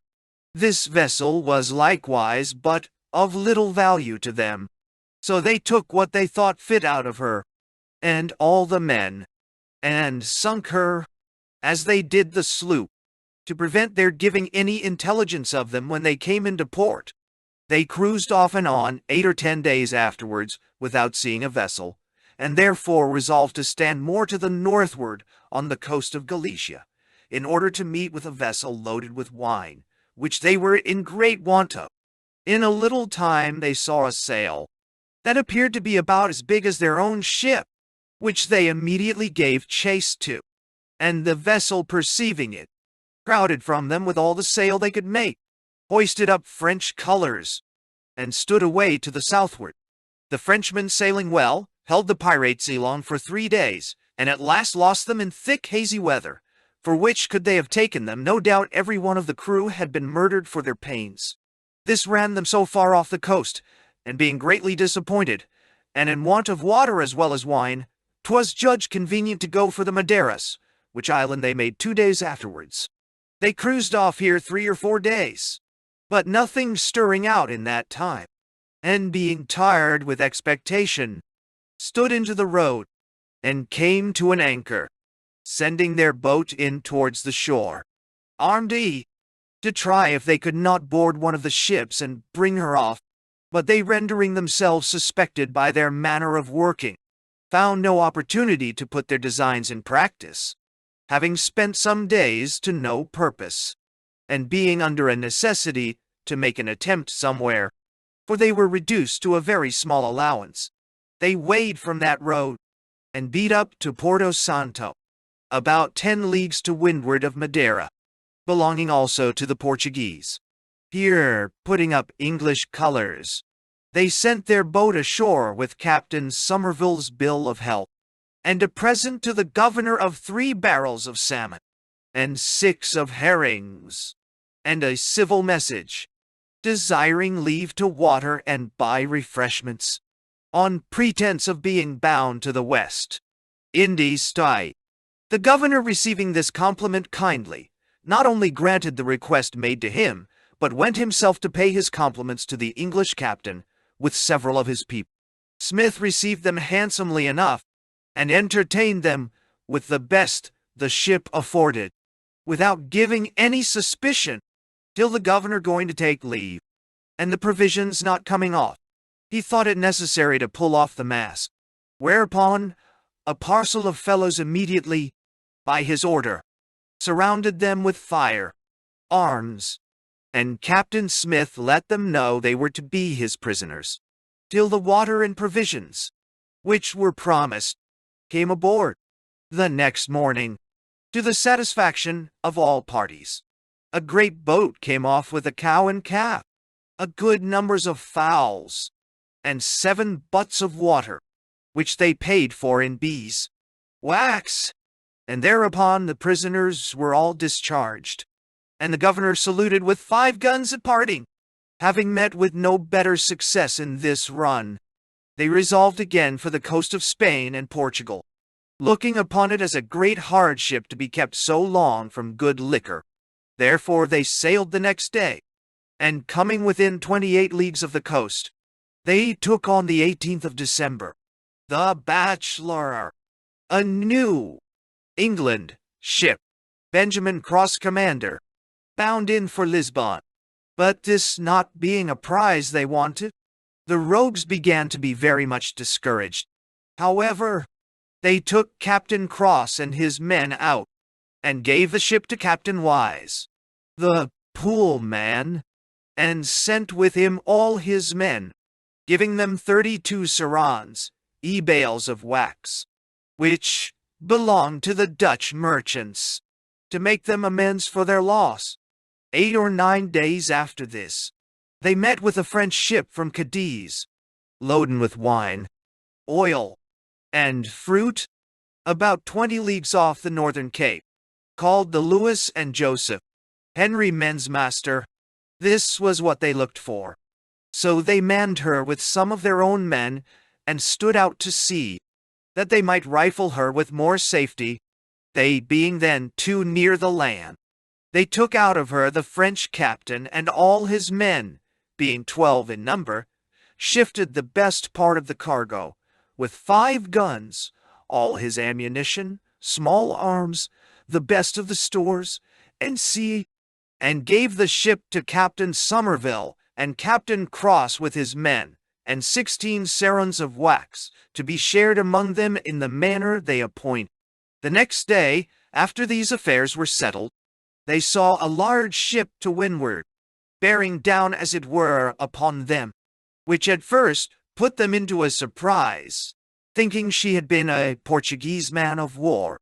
But perceiving she kept on her own course, they lay by till they made her to be a French merchant ship, and, as they supposed, bound home from the West Indies.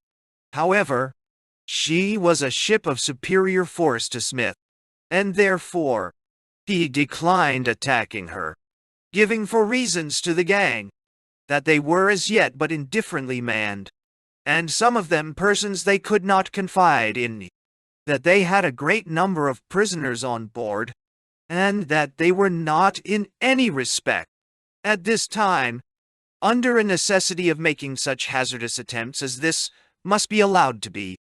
Almost all were of Smith's mind, and agreed to leave her. But Williams, his lieutenant, strenuously opposed it, flew into a great rage, upbraided the captain with cowardice, proposed first to cut all the prisoners' throats, and then to fight the ship, and demanding boldly of Smith to give orders accordingly, and he still declining to do it, William snapped a pistol at his head, which however did not go off. Winter and Peterson, standing near them, and seeing William so furious, flew at him immediately, and each of them fired a pistol at him. One shot him through the arm, and the other into his belly, at which he fell, and the men, thinking him to be killed, laid hold of him to throw him overboard. But as they lifted him up, he started violently out of their hands, leaped down into the hole, and from thence ran desperately to the powder room, with his pistol cocked in his hand, to blow up the ship, but was fortunately seized just as he had got the scuttle open to put his resolution in practice. Having secured this mad fellow, they handcuffed him, loaded him with irons, and put him among the prisoners in the hold. 2 days after, viz., the 6th of January, they fell in with a Bristol ship from Newfoundland, bound to Oporto with fish. She was called the Triumvirate, Joel Davis commander. They had no occasion for the fish, so they let her cargo alone, but took out the greatest part of her provisions, ammunition, sails, and stores, forced 2 of the men into their abominable gang, and put 10 of the Frenchmen aboard of her, and was about to let her go. But, consulting what to do with that barbarous fellow Williams, their lieutenant. It was resolved to put him on board also, whereupon they delivered him up, bound in irons, with directions to the captain to put him aboard the first man of war they met without, in order to his being hanged for a piracy, notwithstanding his submission, and all entreaties to the contrary. It was now time to leave the coast of Portugal, it being reasonable to think that as soon as the triumvirate came into Lisbon, she would certainly give an account of them, and consequently some ship or other would be sent after them. Therefore a council was called, and the matter debated. Some were for going to the coast of Guinea, and others for the West Indies, but Smith had a private view of his own, very inconsistent with his present affairs. The case was this. Smith had for a long time courted a young gentlewoman, the daughter of one Mr. Jean, in the Orkneys, where he was bred up, and was not ill received at his house. But as Smith's circumstances in the world were not in any extraordinary condition then, the gentleman promised to consent to the match, whenever he could obtain to be master of a ship, which he had often assured him he had reason soon to expect, and indeed I have understood that Mr. Smith endeavored to climb to that preferment, after the same manner he did to his present captainship, some time before he shipped himself in the George Galley, on board an English merchant ship, bound home from Lisbon to London, where he served as boatswain, but not being able to draw enough into the Confederacy to make an attempt, the design was given over, which being afterwards discovered to the captain at London, he endeavored to have Smith apprehended, and this was the occasion of his going over to Holland. But to return, Smith was resolved at all events to return to his own country, and claim the promise of his intended father in law, but not to let him into the secret of his adventures. This he thought he should be able by good management to keep from the knowledge of any, at least, if at length he should be discovered. He imagined it would not be in their power to raise a force against him, and therefore spoke to his men in this manner. Gentlemen, it is certain that after alarming the coast there will be no staying here, and the shortness of provision and water make voyages dangerous. Besides, the ship being foul, we might be put to distress as well by enemies as the weather. Therefore, says he, let us go to the north of Scotland, a country I am acquainted with, where I was born and bred, and where we shall be least suspected. And there, passing for a merchant ship, bound up the Baltic, but driven to the northward by stress of weather, we may securely clean and refit, as well as water and victual our vessel, by which time the Greenland fleet will pass by, among whom we may make up our market. But if we should meet with no purchase on the sea, I can tell how we shall enrich ourselves by going on shore, without any hazard or danger. For though the country should be alarmed, yet before any man of war could be sent to attack us, we might do our business and be gone whither we pleased. This speech had sufficient influence over the company to make them consent, and without more ado they stood to the northward round Ireland, and arrived at the Orkneys towards the latter end of January, and came to an anchor under the lee of a small island at some distance from Cariston. Here Smith went ashore, and several of the men kept on a civil correspondence with the inhabitants, paid for what they had, and imposed themselves on the people for honest folks. Smith pursued his courtship, and since he was visibly a captain of a ship, all obstacles to his suit were removed, and the marriage agreed on. But it happened that the day before the appointed time of consummation, a young fellow gave them the slip, and got away to a farmhouse which lay under a hill, out of sight. There he hired a horse and escaped to Kirkwall, the chief town of the Orkneys, about 12 miles from the place where the ship lay. He discovered the whole scene of roguery to the magistrates, and that they designed before they went off to plunder the country. But another disaster, more fatal than this, attended them immediately after. For 8 or 10 of the crew, most of them forced men, got into the long boat and made the best of their way to the mainland of Scotland. But, driving down the firth with the current, they were met with by a custom house boat belonging to Queen's Ferry, to whom they surrendered, and made also a full discovery, whereupon they were brought ashore, examined, and put into prison.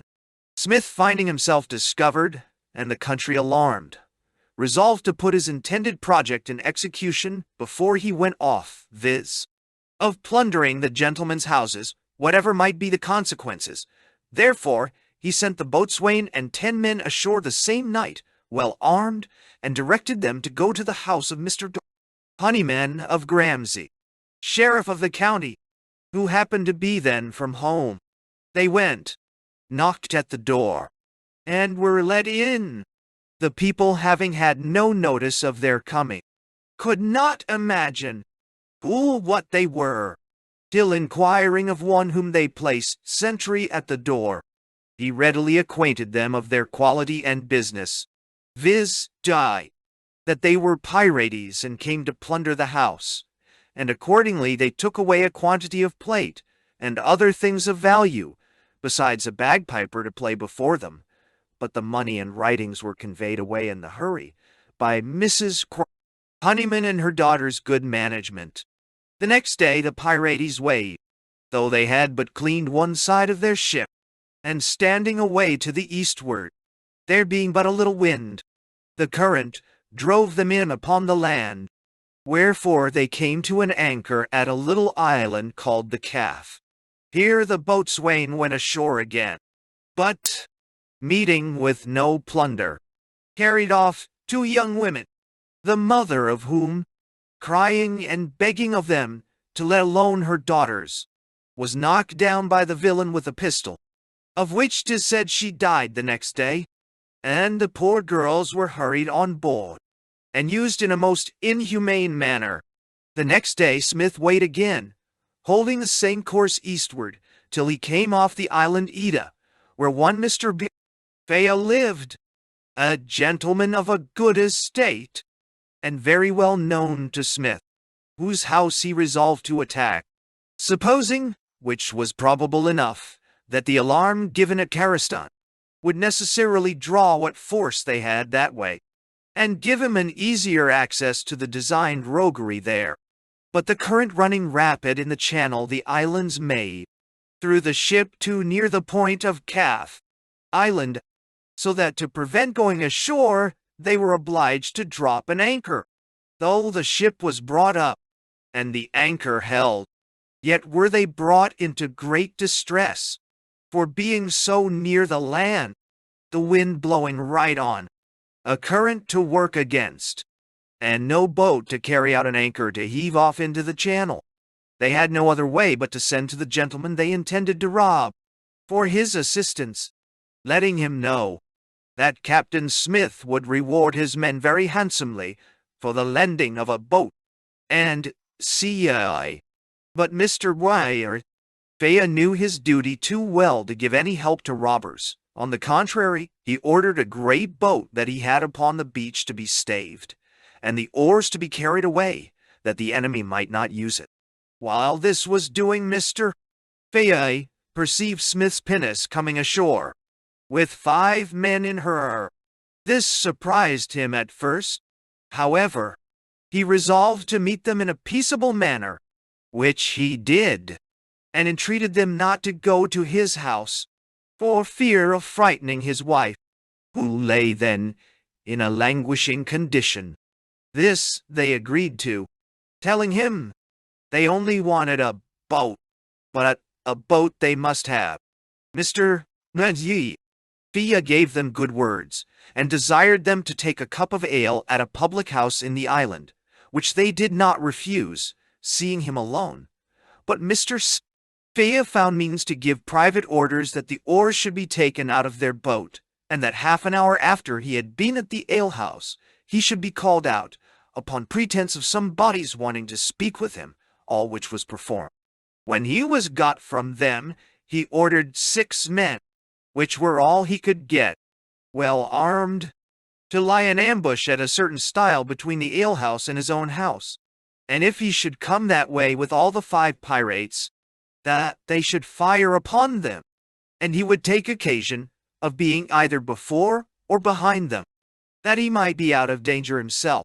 But if the boatswain, who headed them, came alone, they should suddenly start out and seize him. Having given these orders, he returned to the company, and told them he would do them all the service he could, and that, if they would take the trouble of walking up to his house in a peaceable manner, that his family might not be frightened, they should have all the assistance in his power. This was presently agreed to, but after a while the pirates resolved not to go all, but deputed the boatswain, which was what Mr. Fea most desired, and so he fell easily into the snare. The boatswain being secured, Mr. Fea and his men returned immediately to the alehouse, and, before they were aware, seized the other pirates with their arms, and sent all 5 under a guard to a village in the middle of the island, where they were kept bound, and all separate from one another. The next day, being the 14th of February, it blew very hard. The wind shifted to W, and Smith, finding no assistance come off, nor any sight of his own men, feared what had really happened, and therefore, without expecting either, determined with the rest of the crew to take this opportunity of the wind, and put to sea. But when the cable was cut, for it was not convenient to heave up the anchor, the ship cast the wrong way, and instead of going between the islands, run directly ashore on the Calf, which proved their inevitable destruction, as Smith himself observed to the rest, by crying out in a terrifying manner, "We are all dead men." The next morning Smith, finding himself and crew in a helpless condition, hung out a white flag as a signal for a parley, and sent a letter to Mr. Fea, desiring him to assist them with men and boats to take out part of the cargo, in order to lighten the ship, to set her afloat, and he would himself be hostage for their safe coming back, offering Mr. Fea £1,000 in goods for such service, and at the same time declared that if this small succor was refused him, he would take care that no body should be the better for his misfortune, for that rather than be taken, they would set fire to the ship and perish altogether. When this could not be obtained, Smith requested by letter to have the great boat, and masts, sails and oars, with some provisions, that they might transport themselves safe out of the country, and on that condition the ship and cargo should be left to Mr. Fea. But no answer being returned, it was resolved that Smith should go in person upon Calf Island, and make the best terms he could, which he accordingly did, unarmed, except his sword, and alone, only a man at a distance, carrying a white flag, making signals for a parley. But Mr. Fea refused treating with him at any rate, not having legal power so to do, and therefore ordered him to be taken prisoner.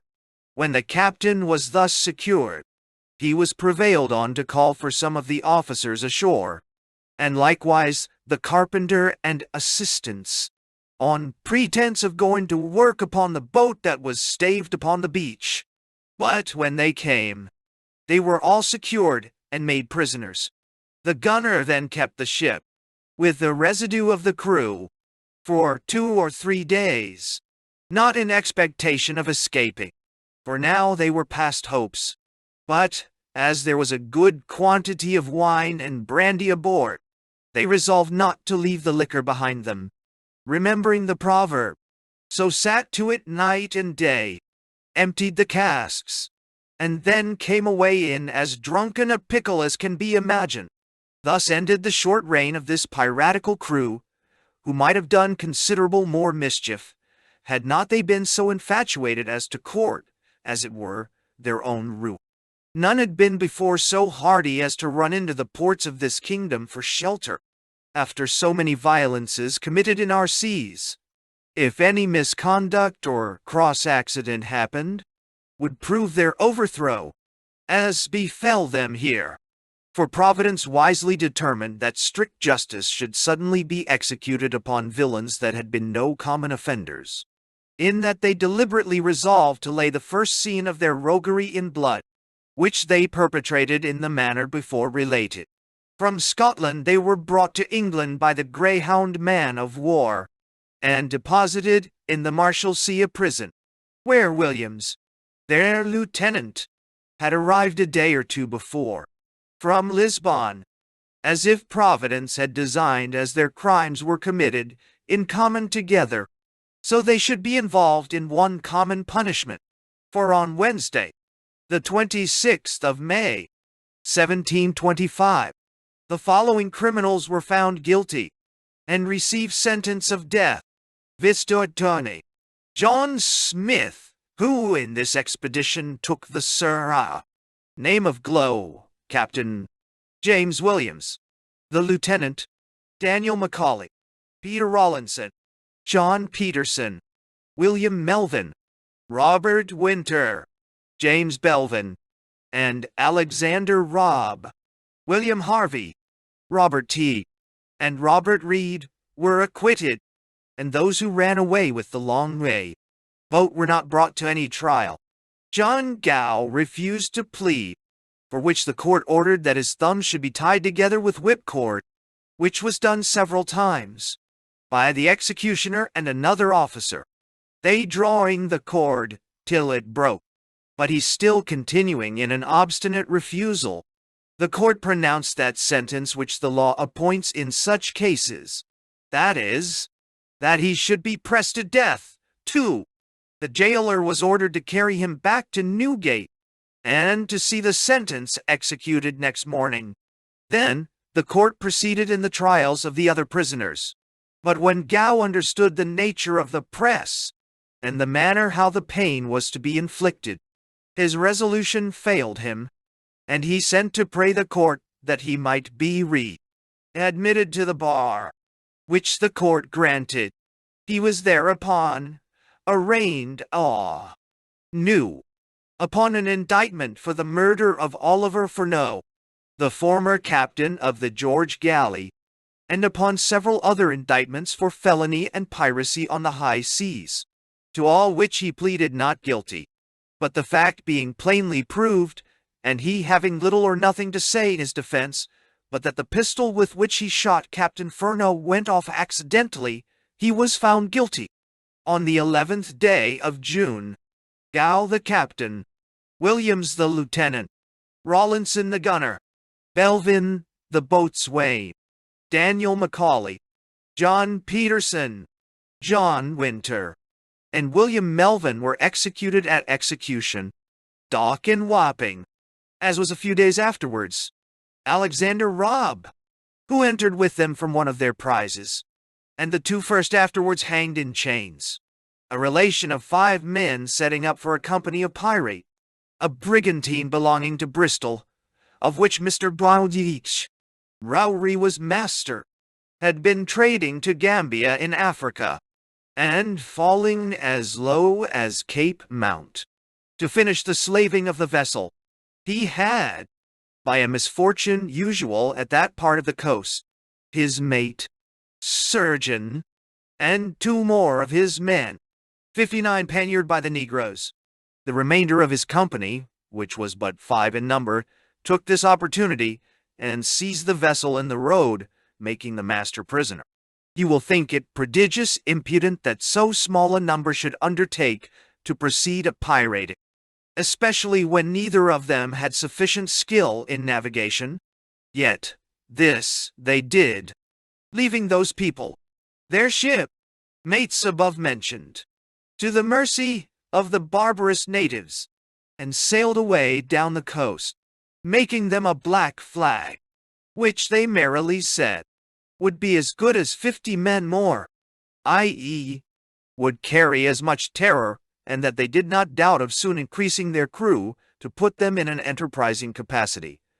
But their vain projection was soon happily frustrated, and after this manner, the master whose life they had preserved, perhaps only for supplying their own unskillfulness in navigation, advised them that, since, contrary to their expectations, they had met with no ship between Cape Mount and the Bight of Calabar, to proceed to the island of St.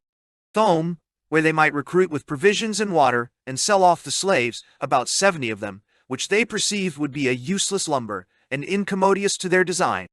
They arrived there in August 1721, and at one evening, while part of them were on shore, applying for this purpose to the governor, and the other part carelessly from the deck, Mr.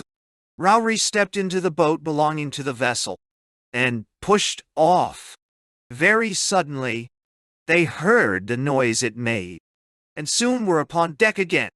But having no other boat to pursue, nor a musket ready to fire, he got safe on shore, and ran to the governor with his complaint, who immediately imprisoned those already there, and sent a launch off to take the rest out of the ship. The Swallow arrived at St.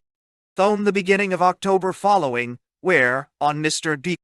Rowry's remonstrance, application was made to the Portuguese governor of that island for a surrendery of these 5 English prisoners then in the castle.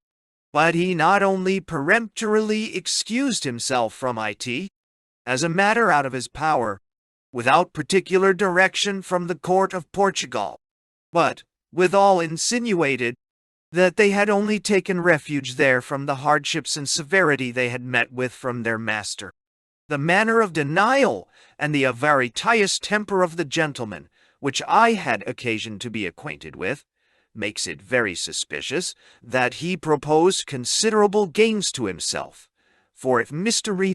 Rowry had not made such an escape to him, the slaves had been his for little or nothing, as a bribe to silence his suspicions, which any man less acute than he must have had from the awkward and unskilful carriage of such merchants. But enough of this. Perhaps he is not the only governor abroad that finds an interest in countenancing these fellows. An account of the piracies and murders committed by Philip Roche, and see, Philip Roche was born in Ireland, and from his youth had been bred up to the sea. He was a brisk, genteel fellow, of 30 years of age at the time of his death, one whose black and savage nature did no ways answer the comeliness of his person, his life being almost one continued scene of villainy, before he was discovered to have committed the horrid murders we are now speaking of. This inhuman monster had been concerned with others, in insuring ships to a great value, and then destroying them, by which means, and other rogueries, he had got a little money, and being mate of a ship, was diligent enough in trading for himself between Ireland and France, so that he was in a way of getting himself a comfortable livelihood. But, as he resolved to be rich, and finding fair dealing brought in wealth but slowly, he contrived to put other things in execution, and certainly had murdered several innocent persons in the prosecution of his abominable schemes. But as I have now forgot the particular circumstances of those relations, I shall confine myself at present to the fact for which he suffered.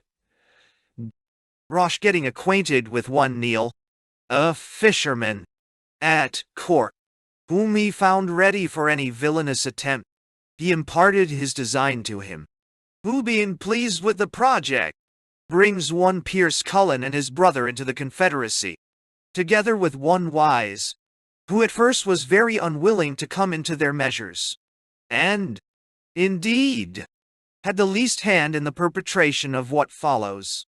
They pitched upon a vessel in the harbor, belonging to a Peter Tartuet, a Frenchman, to execute their cruel intentions upon, because it was a small one, and had not a great number of hands on board, and 'twas easy afterwards to exchange it for one more fit for piracy, and therefore they applied themselves to the master of her for a passage to Nantes, whereto the ship was bound, and accordingly, the beginning of November, 1721, they went aboard, and when at sea, Philip Roche being an experienced sailor, the master of the vessel readily trusted him with the care of her.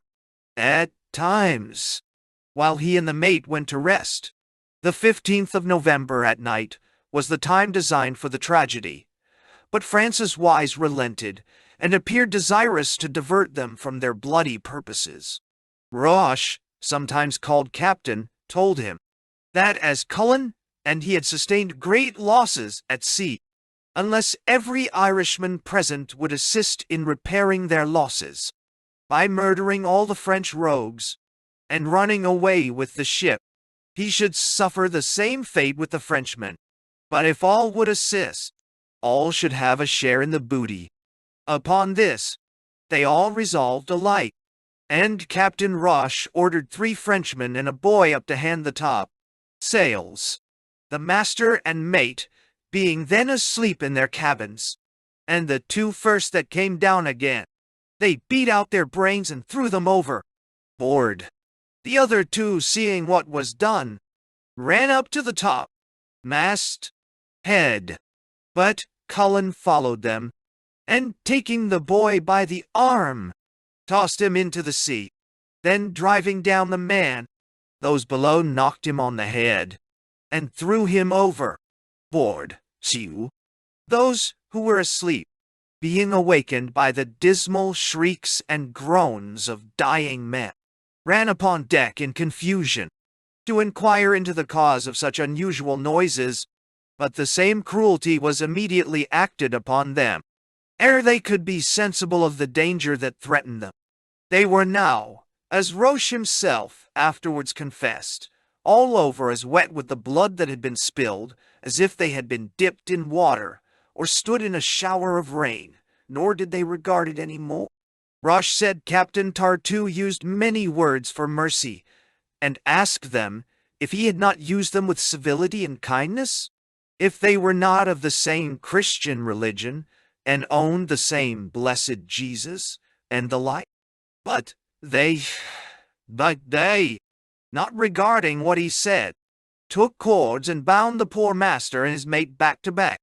And while that was doing, both of them begged with the utmost earnestness, and used the most solemn entreaties, that they would at least allow them a few minutes to say their prayers, and beg mercy of God for the various sins and offenses of their lives.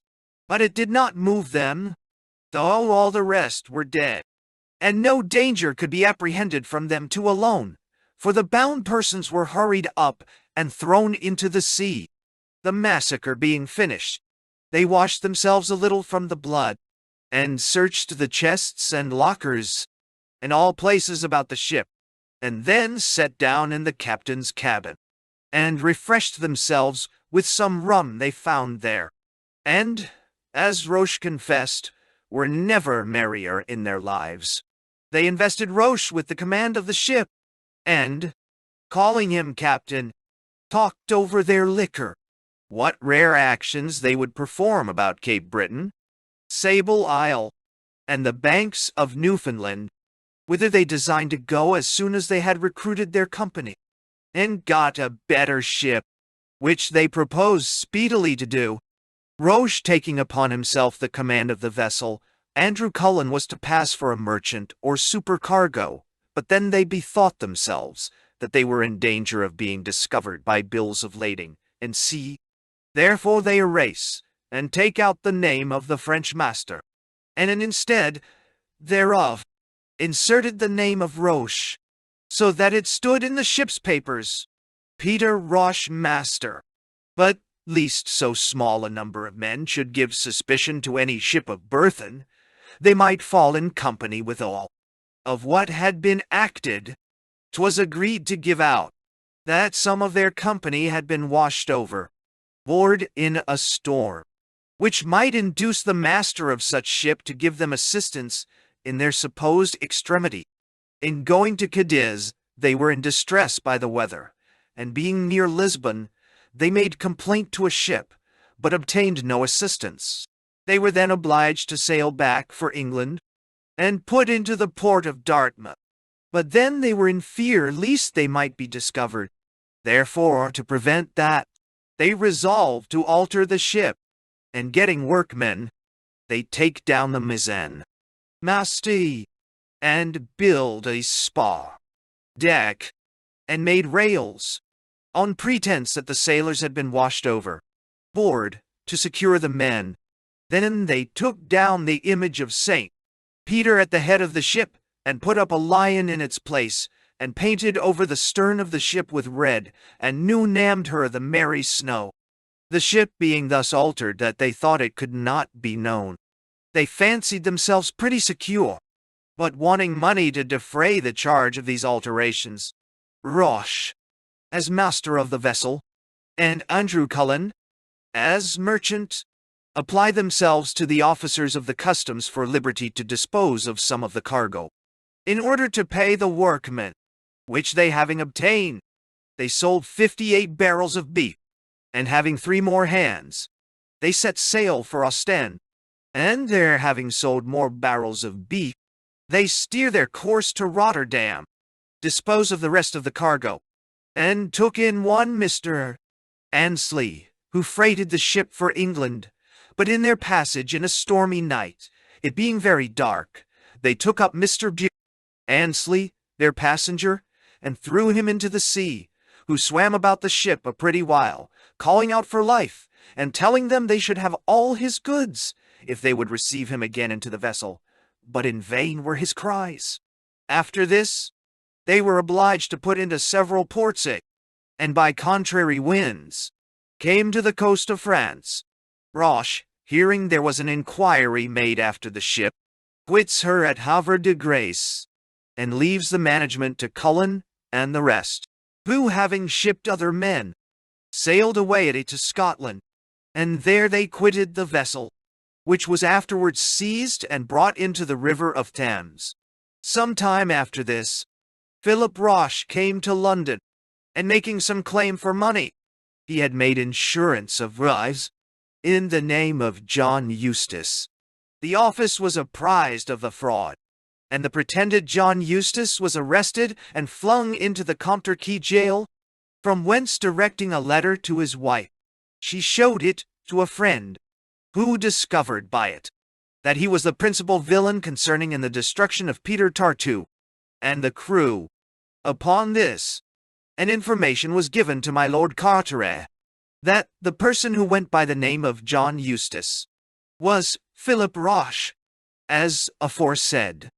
But being brought down by his lordship's warrant, he stifely denied it for some time, notwithstanding a letter was in his pocket, directed to him by the name of Roche, till being confronted by a captain of a ship, who knew him well, he confessed it, but prevaricated in several particulars, whereupon he was committed to Newgate upon violent suspicion, and the next day was brought down again at his own request, confessed the whole, desired to be made an evidence, and promised to convict 3 men worse than himself.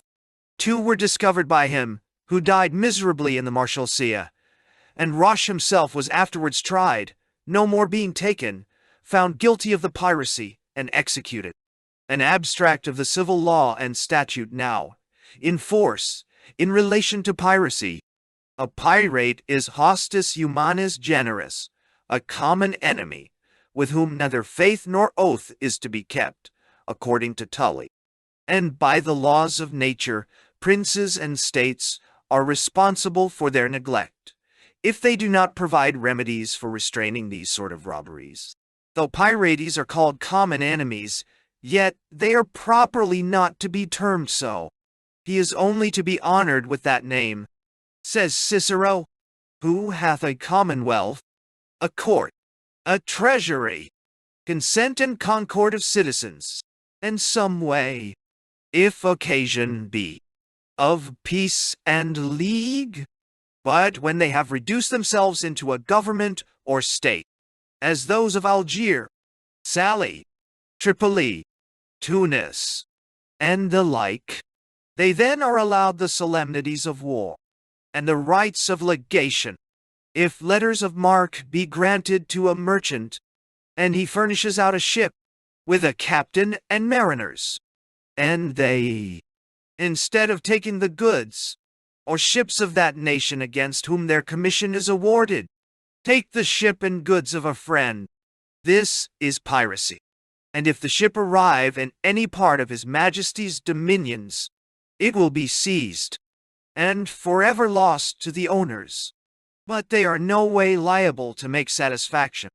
If a ship is assaulted and taken by the pirates, for redemption of which the master becomes a slave to the captors, by the law marine, the ship and lading are tacitly obliged for his redemption, by a general contribution. But if it happen through his own folly, then no contribution is to be made. If subjects in enmity with the crown of England are aboard an English pirate, in company with English, and a robbery is committed, and they are taken, it is felony in the English, but not in the stranger, for it was no piracy in them, but the depredation of an enemy, and they will be tried by a martial law. If piracy is committed by subjects in enmity with England upon the British seas, it is properly only punishable by the Crown of England, who have a stewed regimen and dominum exclusive of all other power. If piracy be committed on the ocean, and the pirates in the attempt be overcome, the captors may, without any solemnity of condemnation, hang them up at the main yard. If they are brought to the next port, and the judge rejects the trial, or the captors cannot wait for the judge, without peril or loss, justice may be done upon them by the captors. If merchandise be delivered to a master to carry to one port, and he carries it to another and sells and disposes of it, this is not felony. But if, after unlading it at the first port, he retakes it, it is piracy. If a pirate attack a ship, and the master for redemption gives his oath to pay a sum of money, though there be nothing taken, yet it is piracy by the law marine. If a ship is riding at anchor, and the mariners all ashore, and a pirate attack her, and rob her, this is piracy. If a man commit piracy upon the subjects of any prince or republic, though in amity with us, and brings the goods into England, and sells them in a market overt, the same shall bind, and the owners are forever excluded. If a pirate enters a port of this kingdom, and robs a ship at anchor there, it is not piracy, because not done super altum mare, but is robbery at common law, because infra corpus comitatus.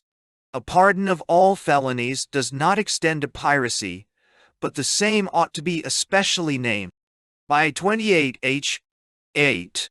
Murders and robberies committed upon the sea, or in other places, where the admiral pretends jurisdiction, shall be inquired into, tried, heard, and determined, in such places and counties within the realm, as shall be limited by the King's commission, in like manner, as if such offences were done at land, and such commissions, being under the Great Seal, shall be directed to the Lord Admiral, his lieutenant or deputy, and to 3 or 4 such others as the Lord Chancellor shall name. The said commissioners, or 3 of them, have power to inquire of such offences by 12 lawful men of the county, so limited in their commissions, as if such offences were done at land, within the same county, and every indictment so found and presented shall be good in law, and such order, progress, judgment, and execution shall be used. Had she when he was civil, done, and made thereupon, as against offenders for murder and felony done at land. Also, the trial of such offences, if they be denied, shall be had by 12 men of the county, limited in the said commission, as aforesaid, and no challenge shall be had for the 100, and such as shall be convicted of such offences shall suffer death without benefit of clergy, and forfeit land and goods, as in case of felonies and murders done at land. This act shall not prejudice any person, or persons, urged by necessity for taking victuals, cables, ropes, anchors, or sails out of another ship that may spare them, so as they either pay ready money, or money worth for them, or give a bill for the payment thereof, if on this side the Straits of Gibraltar, within 4 months, if beyond, within 12 months, when any such commission shall be sent to any place within the jurisdiction of the same ports, say, it shall be directed to the warden of the said ports, or his deputy, with 3 or 4 other persons, as the Lord Chancellor shall name, and the inquisition or trial of such offences there shall be made and had by the inhabitants of the said ports and members of the same, by 11 and 12 WA, 3, 2, Sion, Jerion, Anardu Diwa, 7, Val, if any natural-born subjects or denizens of England commit piracy, or any act of hostility against His Majesty's subjects at sea, under color of a commission or authority, from any foreign prince or state, or person whatsoever, such offenders shall be adjudged pirates. If any commander or master of a ship, or seaman or mariner, give up his ship, and sea up to pirates, or combine to yield up, or run away with any ship, or lay violent hands on his commander, or endeavor to make a revolt in the ship, he shall be adjudged a pirate. All persons who after the 29th of September, 1700, shall set forth any pirate, or be aiding and assisting to any such pirate, committing piracy on land or sea, or shall conceal such pirates, or receive any vessel or goods piratically taken, shall be adjudged accessory to such piracy, and suffer as principals, by 4G by C. Say, 11, Tal, or Zain, Sect. 7, 12. All persons who have committed, or shall commit any offences, for which they ought to be adjudged pirates by the Act 11 and 12 WW. 3. Dry C. 7, Don 2. May be tried for every such offence in such manner as by the Act 28 H. 8. C. 15. Is directed for the trial of pirates, and shall not have the benefit of the clergy. Sect. 8 C. Can you mind? Now I'll bower down. This act shall not extend to persons convicted or attainted in Scotland. Sect. 9. This act shall extend to His Majesty's dominions in America, and be taken as a public act. The history of the pirates, containing the lives of the and their several crews, intermixed with a description of Magadoxa in Ethiopia, the natural hatred and cruelty of the inhabitants to all whites, their laws, manners, customs, government and religion, with a particular account of the beautiful tombs, and their ceremony of guarding them, taken from Captain Beeve's journal, and that of a mulatto, who belonged to the Fade captain, was taken by, and lived several years with the Magadoxians. To the whole is added an appendix, which completes the lives of the first volume, corrects some mistakes, and contains the trial and execution of the pirates at Providence, under Governor Rogers, with come other necessary insertions, which did not come to hand till after the publication of the first volume, and which makes up what was defective, collected from journals of pirates, brought away by a person who was taken by and forward to live with them 12 years, and from chose of commenders, who had fallen into their hands, some of whom have permitted their names to be made use of while, as a proof of the veracity of what we have published, the whole instructive and entertaining. Voldoidi. To I. By Captain Charles Johnson, author of Voldialti said, I. Die. Omne tulit punctum, qui miscit, udil dulci. Hor doi. London. Printed for and sold by T. Woodward, at the Half Moon, over against St. Dunstan's Church, Fleet Street. Title page of Volume 2, 1728. Tor. The motto on the title page is from Horace, Ars Poetica, 343. He has won every vote who has blended profit with pleasure. Volume 2. Chap. Tal. I. Of Captain Misson. We can be somewhat particular in the life of this gentleman, because by very great accident we have got into our hands a French manuscript, in which he himself gives a detail of his actions. He was born in Provence, of an ancient family. His father, whose true name he conceals, was master of a plentiful fortune, but having a great number of children, our rover had but little hopes of other fortune than what he could carve out for himself with his sword. His parents took care to give him an education equal to his birth. After he had passed his humanity and logic, and was a tolerable mathematician, at the age of 15 he was sent to Angers, one where he was a year learning his exercises. His father, at his return home, would have put him into the musketeers, but, as he was of a roving temper, and much affected with the accounts he had read in books of travels, he chose the sea as a life which abounds with more variety, and would afford him an opportunity to gratify his curiosity by the change of countries. Having made this choice, his father, with letters of recommendation, and everything fitting for him, sent him volunteer on board the Victoire, commanded by Monsieur Forbin, his relation.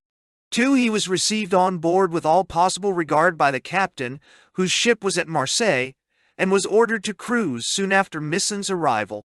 Nothing could be more agreeable to the inclinations of our volunteer than this cruise, which made him acquainted with the most noted ports of the Mediterranean, and gave him a great insight into the practical part of navigation. He grew fond of this life, and was resolved to be a complete sailor, which made him always one of the first on a yard-arm, either to hand or reef. 3. And very inquisitive in the different methods of working a ship.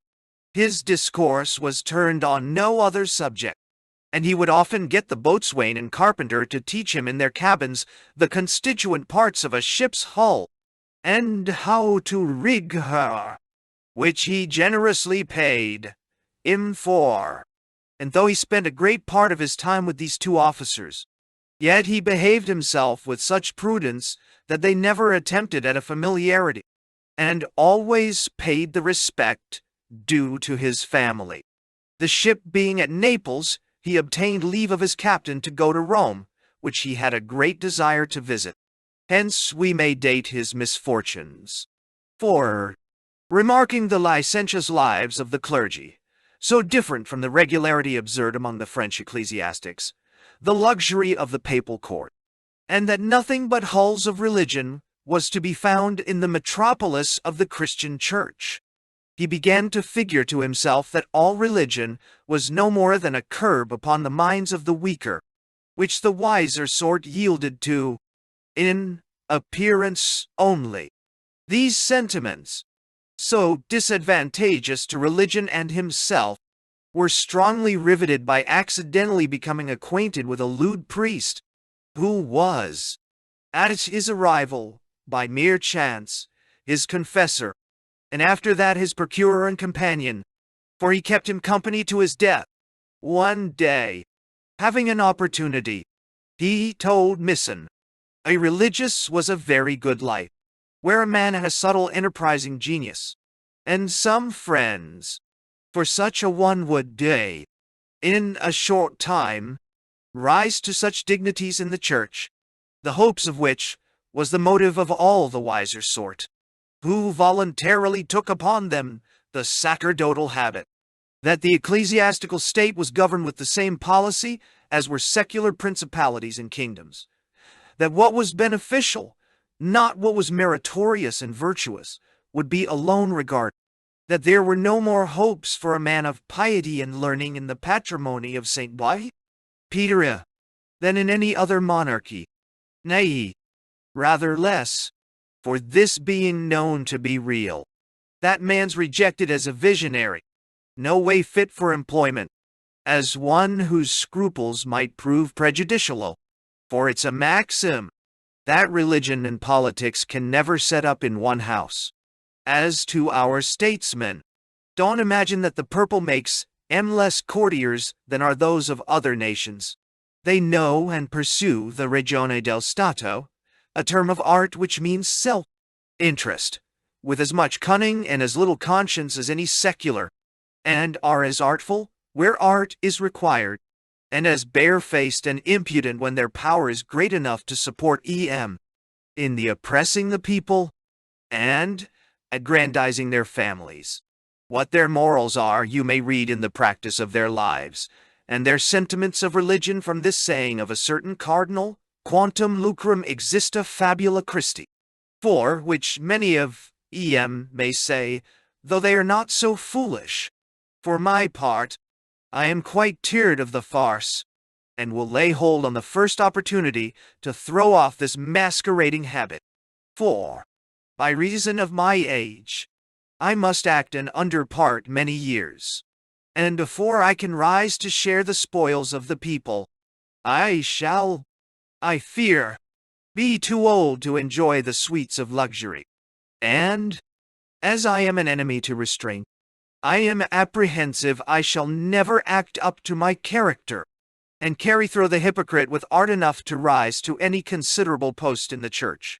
My parents did not consult my genius, or they would have given me a sword instead of a pair of beads. Misson advised him to go with him volunteer, and offered him money to clothe him. The priest leaped at the proposal, and a letter coming to Misson from his captain, that he was going to Leghorn, and left to him either to come to Naples, or go by land. He chose the latter, and the Dominican, whom he furnished with money, clothing himself very cavalierly, threw off his habit, and preceded him 2 days, staying at Pisa for Misson, from whence they went together to Leghorn, where they found the Victoire, and Signor Caraccioli, recommended by his friend, was received on board. 2 days after they weighed from hence, and after a week's cruise fell in with 2 Sally men, the one of 20, the other of 24 guns. The Victoire had but 30 mounted, though she had ports for 40.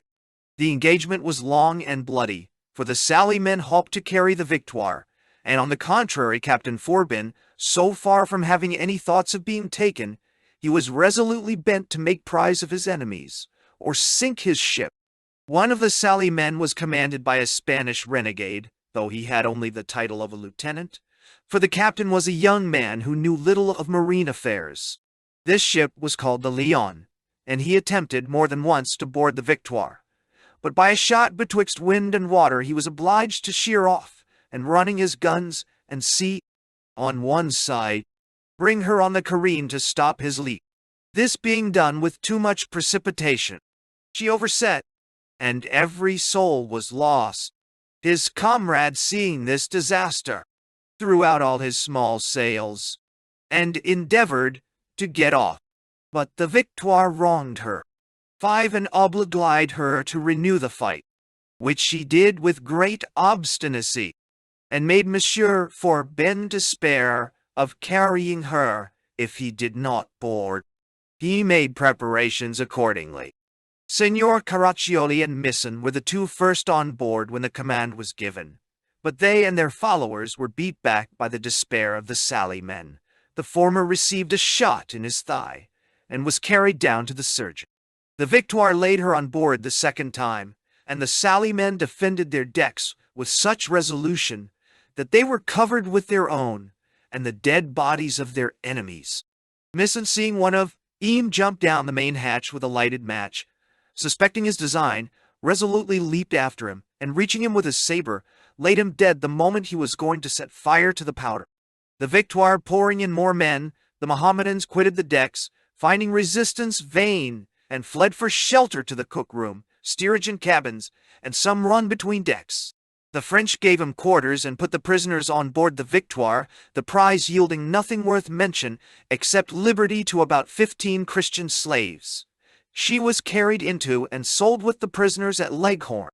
The Turks lost a great many men, the French not less than 35 in boarding, for they lost very few by the great shot, the Sally men firing mostly at the masts and rigging, hoping by disabling to carry.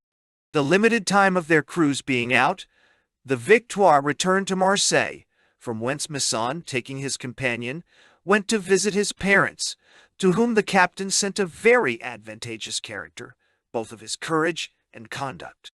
He was about a month at home when his captain wrote to him that his ship was ordered to Rochelle, from whence he was to sail for the West Indies with some merchantmen. This was very agreeable to Misson and Signor Caraccioli, who immediately set out for Marseille. This town is well fortified, has 4 parish churches, and the number of inhabitants is computed to be about 120,000. The harbor is esteemed the safest in the Mediterranean, and is the common station for the French galleys. Leaving this place, they steered for Rochelle, where the Victoire was docked, the merchant ships not being near ready. Misson, who did not care to pass so long a time in idleness, proposed to his comrade the taking a cruise on board the Triumph, who was going into the English Channel. The Italian readily consented to it. Betwixt the Isle of Guernsey and the Start Point, they met with the Mayflower, Captain Baladin commander, a merchant ship of 18 guns, richly loaden, and coming from Jamaica.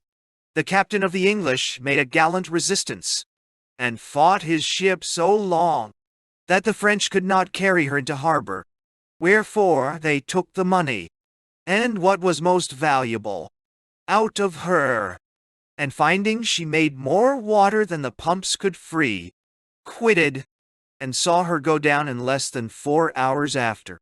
Monsieur Leblanc, the French captain, received Captain Baladin very civilly, and would not suffer either him or his men to be stripped, saying, "None but cowards ought to be treated after that manner.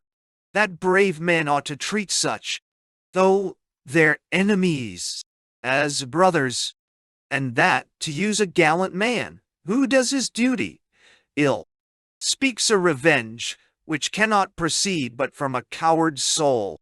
He ordered that the prisoners should have their chests, and when some of his men seemed to mutter, he bid them remember the grandeur of the monarch they served, that they were neither pirates nor privateers, and, as brave men, they ought to show their enemies an example they would willingly have followed, and use their prisoners as they wished to be used. They ran up the English Channel as high as Beachy Head, and, in returning, fell in with 3 50-gun ships, which gave chase to the Triumph. But, as she was an excellent sailor, she run out of sight in 7 glasses, 6, and made the best of her way for the lands. And they here cruised 8 days. Then, doubling Cape Cornwall, ran up the Bristol Channel, near as far as Nash Point, and intercepted a small ship from Barbados, and stretching away to the northward, gave chase to a ship they saw in the evening, but lost her in the night. The Triumph stood then towards Milford, and spying a sail, endeavored to cut her off the land, but found it impossible, for she got into the haven, though they came up with her very fast, and she had surely been taken, had the chase had been anything longer. Captain Baladin, who took the glass, said it was the Port Royal, a Bristol ship, which left Jamaica in company with him and the Charles. They now returned to their own coast, and sold their prize at Brest, where at his desire they left Captain Baladine, and Monsieur Leblanc made him a present of purse with 40 louis for his support. His crew were also left here. At the entrance into this harbor the Triumph struck upon a rock, but received no damage. This entrance, called Gauntlet, is very dangerous on account of the number of rocks, which lie on each side under water. Though the harbor is certainly the best in France. The mouth of the harbor is defended by a strong castle. The town is well fortified, and has a citadel for its farther defense, which is of considerable strength. In 1694, the English attempted a descent, but did not find their market, for they were beat off with the loss of their general and a great many men. From hence the Triumph returned to Rochelle, and in a month after our volunteers, who went on board the Victoire, took their departure for Martinico and Guadeloupe. They met with nothing in their voyage thither worth noting. I shall only observe that Signor Caraccioli, who was as ambitious as he was irreligious, had by this time, made a perfect dist of Misson, and thereby convinced him that all religion was no other than human policy, and showed him that the law of Moses was no more than what were necessary, as well for the preservation as the governing of the people. For instance, said he, the African Negroes never heard the institution of circumcision, which is said to be the sign of the covenant made between God and this people, and yet they circumcise their children. Doubtless for the same reason the Jews and other nations do, who inhabit the southern climes, the prepuce consolidating the perspired matter, which is of a fatal consequence. In short, he ran through all the ceremonies of the Jewish, Christian, and Mahometan religion, and convinced him these were, as might be observed by the absurdity of many, far from being institutions of men inspired, and that Moses, in his account of the creation, was guilty of known blunders, and the miracles, both in the New and Old Testament, inconsistent with reason.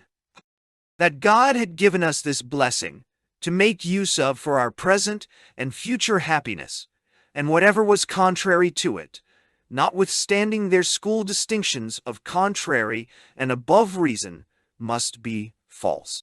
This reason teaches us that there is a first cause of all things, an ens entium, 7, which we call God, and our reason will also suggest that he must be eternal, and, as the author of everything perfect, he must be infinitely perfect. If so, he can be subject to no passions, and neither loves nor hates. He must be ever the same, and cannot rashly do today what he shall repent tomorrow. He must be perfectly happy, consequently nothing can add to an eternal state of tranquility, and though it becomes us to adore him, yet can our adorations neither augment nor our sins take from this happiness. But his arguments on this head are too long, and too dangerous to translate, and as they are worked up with great subtlety, they may be pernicious to weak men, who cannot discover their fallacy, or who finding agreeable to their inclinations, and would be glad to shake off the yoke of the Christian religion, which galls and curbs their passions, would not give themselves the trouble to examine them to the bottom, but give in to what pleases, glad of finding some excuse to their consciences. Though as his opinion of a future state has nothing in it which impugns the Christian religion, I shall set it down in few words. That reasoning faculty, says he, which we perceive within us, we call the soul, but what that soul is unknown to us. It may die with the body, or it may survive. I am of opinion it's immortal, but to say that this opinion is the dictate of reason, or only the prejudice of education would, I own, puzzle me. If it is immortal, it must be an emanation from the divine being, and consequently, at its being separated from the body, will return to its first principle, if not contaminated. Now, My reason tells me, if it is estranged from its first principle, which is the deity, all the hells of man's invention can never yield tortures adequate to such a banishment. As he had privately held these discourses among the crew, he had gained a number of proselytes, who looked upon him as a new prophet risen up to reform the abuses in religion, and a great number being Rochellers, and, as yet, tainted with Galvanism, his doctrine was the more readily embraced. When he had experienced the effects of his religious arguments, he fell upon government and showed that every man was born free and had as much right to what would support him as to the air he respired. A contrary way of arguing would be accusing the deity with cruelty and injustice, for he brought into the world no man to pass a life of penury, and to miserably want a necessary support, that the vast difference betwixt man and man, the one wallowing in luxury, and the other in the most pinching necessity, was owing only to avarice and ambition on the one hand, and a pusillanimous subjection on the other. That at first no other than a natural was known, a paternal government. Every father was the head, the prince and monarch of his family, and obedience to such was both just and easy. For a father had a compassionate tenderness for his children, but ambition, creeping in by degrees, the stronger family set upon and enslaved the weaker, and this additional strength over, run a third, by every conquest gathering force to make others. And this was the first foundation of monarchy. Pride increasing with power, man usurped the prerogative of God over his creatures, that of depriving them of life, which was a privilege no one had over his own. For as he did not come into the world by his own election, he ought to stay the determined time of his Creator. That indeed, death given in war, was by the law of nature allowable, because it is for the preservation of our own lives. But no crime ought to be thus punished, nor indeed any war undertaken, but in defense of our natural right, which is such a share of earth as is necessary for our support. These topics he often declaimed on, and very often advised with Misson about the setting up for themselves. He was as ambitious as the other, and as resolute. Caraccioli and Misson were by this time expert mariners, and very capable of managing a ship. Caraccioli had sounded a great many of the men on this subject, and found them very inclinable to listen to him. An accident happened which gave Caraccioli a fair opportunity to put his designs in execution, and he laid hold of it. They went off Martinico on a cruise, and met with the Winchelsea, an English man of war of 40 guns, commanded by Captain Jones. They made for each other, and a very smart engagement followed. The first broadside killed the captain, second Captain Elm, and 3 lieutenants on board the Victoire, and left only the master, who would have struck. But Misson took up the sword, ordered Caraccioli to act as lieutenant, and encouraging the men, fought the ship 6 glasses, when by some accident the Winchelsea blew up, and not a man was saved but Lieutenant Franklin, whom the French boats took up, and he died in 2 days. None ever knew before this manuscript fell into my hands how the Winchelsea was lost, for her head being driven ashore at Antigua, and a great storm having happened a few days before her head was found. It was concluded that she foundered in that storm. 8 after this engagement, Caraccioli came to Misson, and saluted him captain, and desired to know if he would choose a momentary or a lasting command.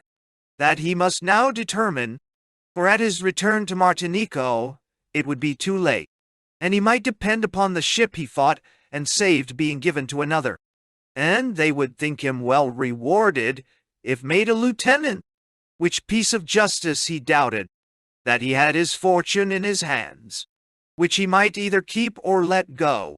If he made choice of the latter, he must never again expect she would court him to accept her favors, that he ought to set before his eyes his circumstances, as a younger brother of a good family, but nothing to support his character, and the many years he must serve at the expense of his blood before he could make any figure in the world, and consider the wide difference between the commanding and being commanded, that he might with the ship he had under foot, and the brave fellows under command, bid defiance to the power of Europe, enjoy everything he wished, reign sovereign of the southern seas, and lawfully make war on all the world, since it would deprive him of that liberty to which he had a right by the laws of nature, that he might in time become as great as Alexander was to the Persians, and by increasing his forces by his captures, he would every day strengthen the justice of his cause,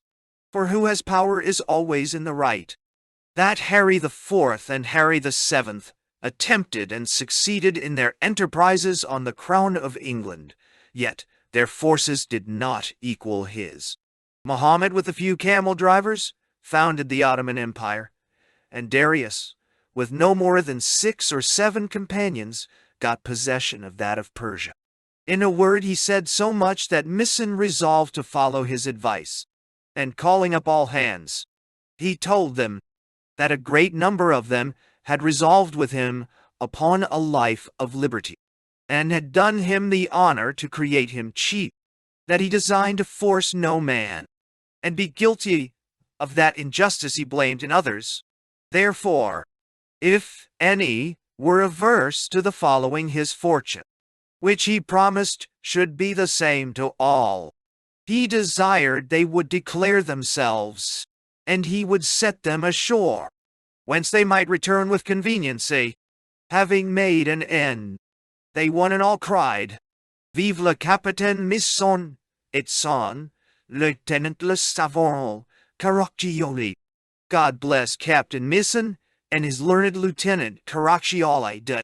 Misson thanked them for the honor they conferred upon him, and promised he would use the power they gave for the public good only, and hoped, as they had the bravery to assert their liberty, they would be as unanimous in the preserving it, and stand by him in what should be found expedient for the good of all, that he was their friend and companion, and should never exert his power, or think himself other than their comrade. But when the necessity of affairs should oblige him, they shouted a second time, Vive le Capitaine Nul. He, after this, desired they would choose their subaltern officers, and give them power to consult and conclude upon what might be for the common interest, and bind themselves down by an oath to agree to what such officers and he should determine. This they readily gave into. The schoolmaster they chose for second lieutenant, Jean Bezos they nominated for third, and the boatswain and a quartermaster, named Matthew Letondu, with the gunner they desired might be their representatives in council. The choice was approved, and that everything might pass methodically, and with general approbation, they were called into the great cabin, and the question put what course they should steer. The captain proposed the Spanish coast as the most probable to afford them rich prizes. This was agreed upon by all. The boatswain then asked what colors they should fight under, and advised black as most terrifying. But Caraccioli objected that they were no pirates, but men who were resolved to assert that liberty which God and nature gave them, and own no subjection to any, farther than was for the common good of all. That, indeed, obedience to governors was necessary, when they knew and acted up to the duty of their function, were vigilant guardians of the people's rights and liberties, saw that justice was equally distributed, were barriers against the rich and powerful, when they attempted to oppress the weaker, when they suffered none, on the one hand to grow immensely rich, either by his own or his ancestors' encroachments, nor on the other, any to be wretchedly miserable, either by falling into the hands of villains, unmerciful creditors, or other misfortunes, while he had eyes impartial, and allowed nothing but merit to distinguish between man and man. And instead of being a burthen to the people by his luxurious life, he was by his care for and protection of them a real father, and in everything acted with the equal and impartial justice of a parent. But when a governor, who is the minister of the people, thinks himself raised to this dignity, that he may spend his days in pomp and luxury, looking upon his subjects as so many slaves, created for his use and pleasure, and therefore leaves them and their affairs to the immeasurable avarice and tyranny of someone whom he has chosen for his favorite, when nothing but oppression, poverty, and all the miseries of life flow from such an administration, that he lavishes away the lives and fortunes of the people, either to gratify his ambition, or to support the cause of some neighboring prince, that he may in return strengthen his hands should his people exert themselves in defense of their native rights, or should he run into unnecessary wars, by the rash and thoughtless counsels of his favorite, and not able to make head against the enemy he has rashly or wantonly brought upon his hand, and by a peace, which is the present case of France, as everyone knows, by supporting King James, and afterwards proclaiming his son, 9. And drain the subject, should the people's trade be willfully neglected, for private interests, and while their ships of war lie idle in their harbors, suffer their vessels to be taken, and the enemy not only intercepts all commerce, but insults their coasts. It speaks a generous and great soul to shake off the yoke, and if we cannot redress our wrongs, withdraw from sharing the miseries which meaner spirits submit to, and scorn to yield to the tyranny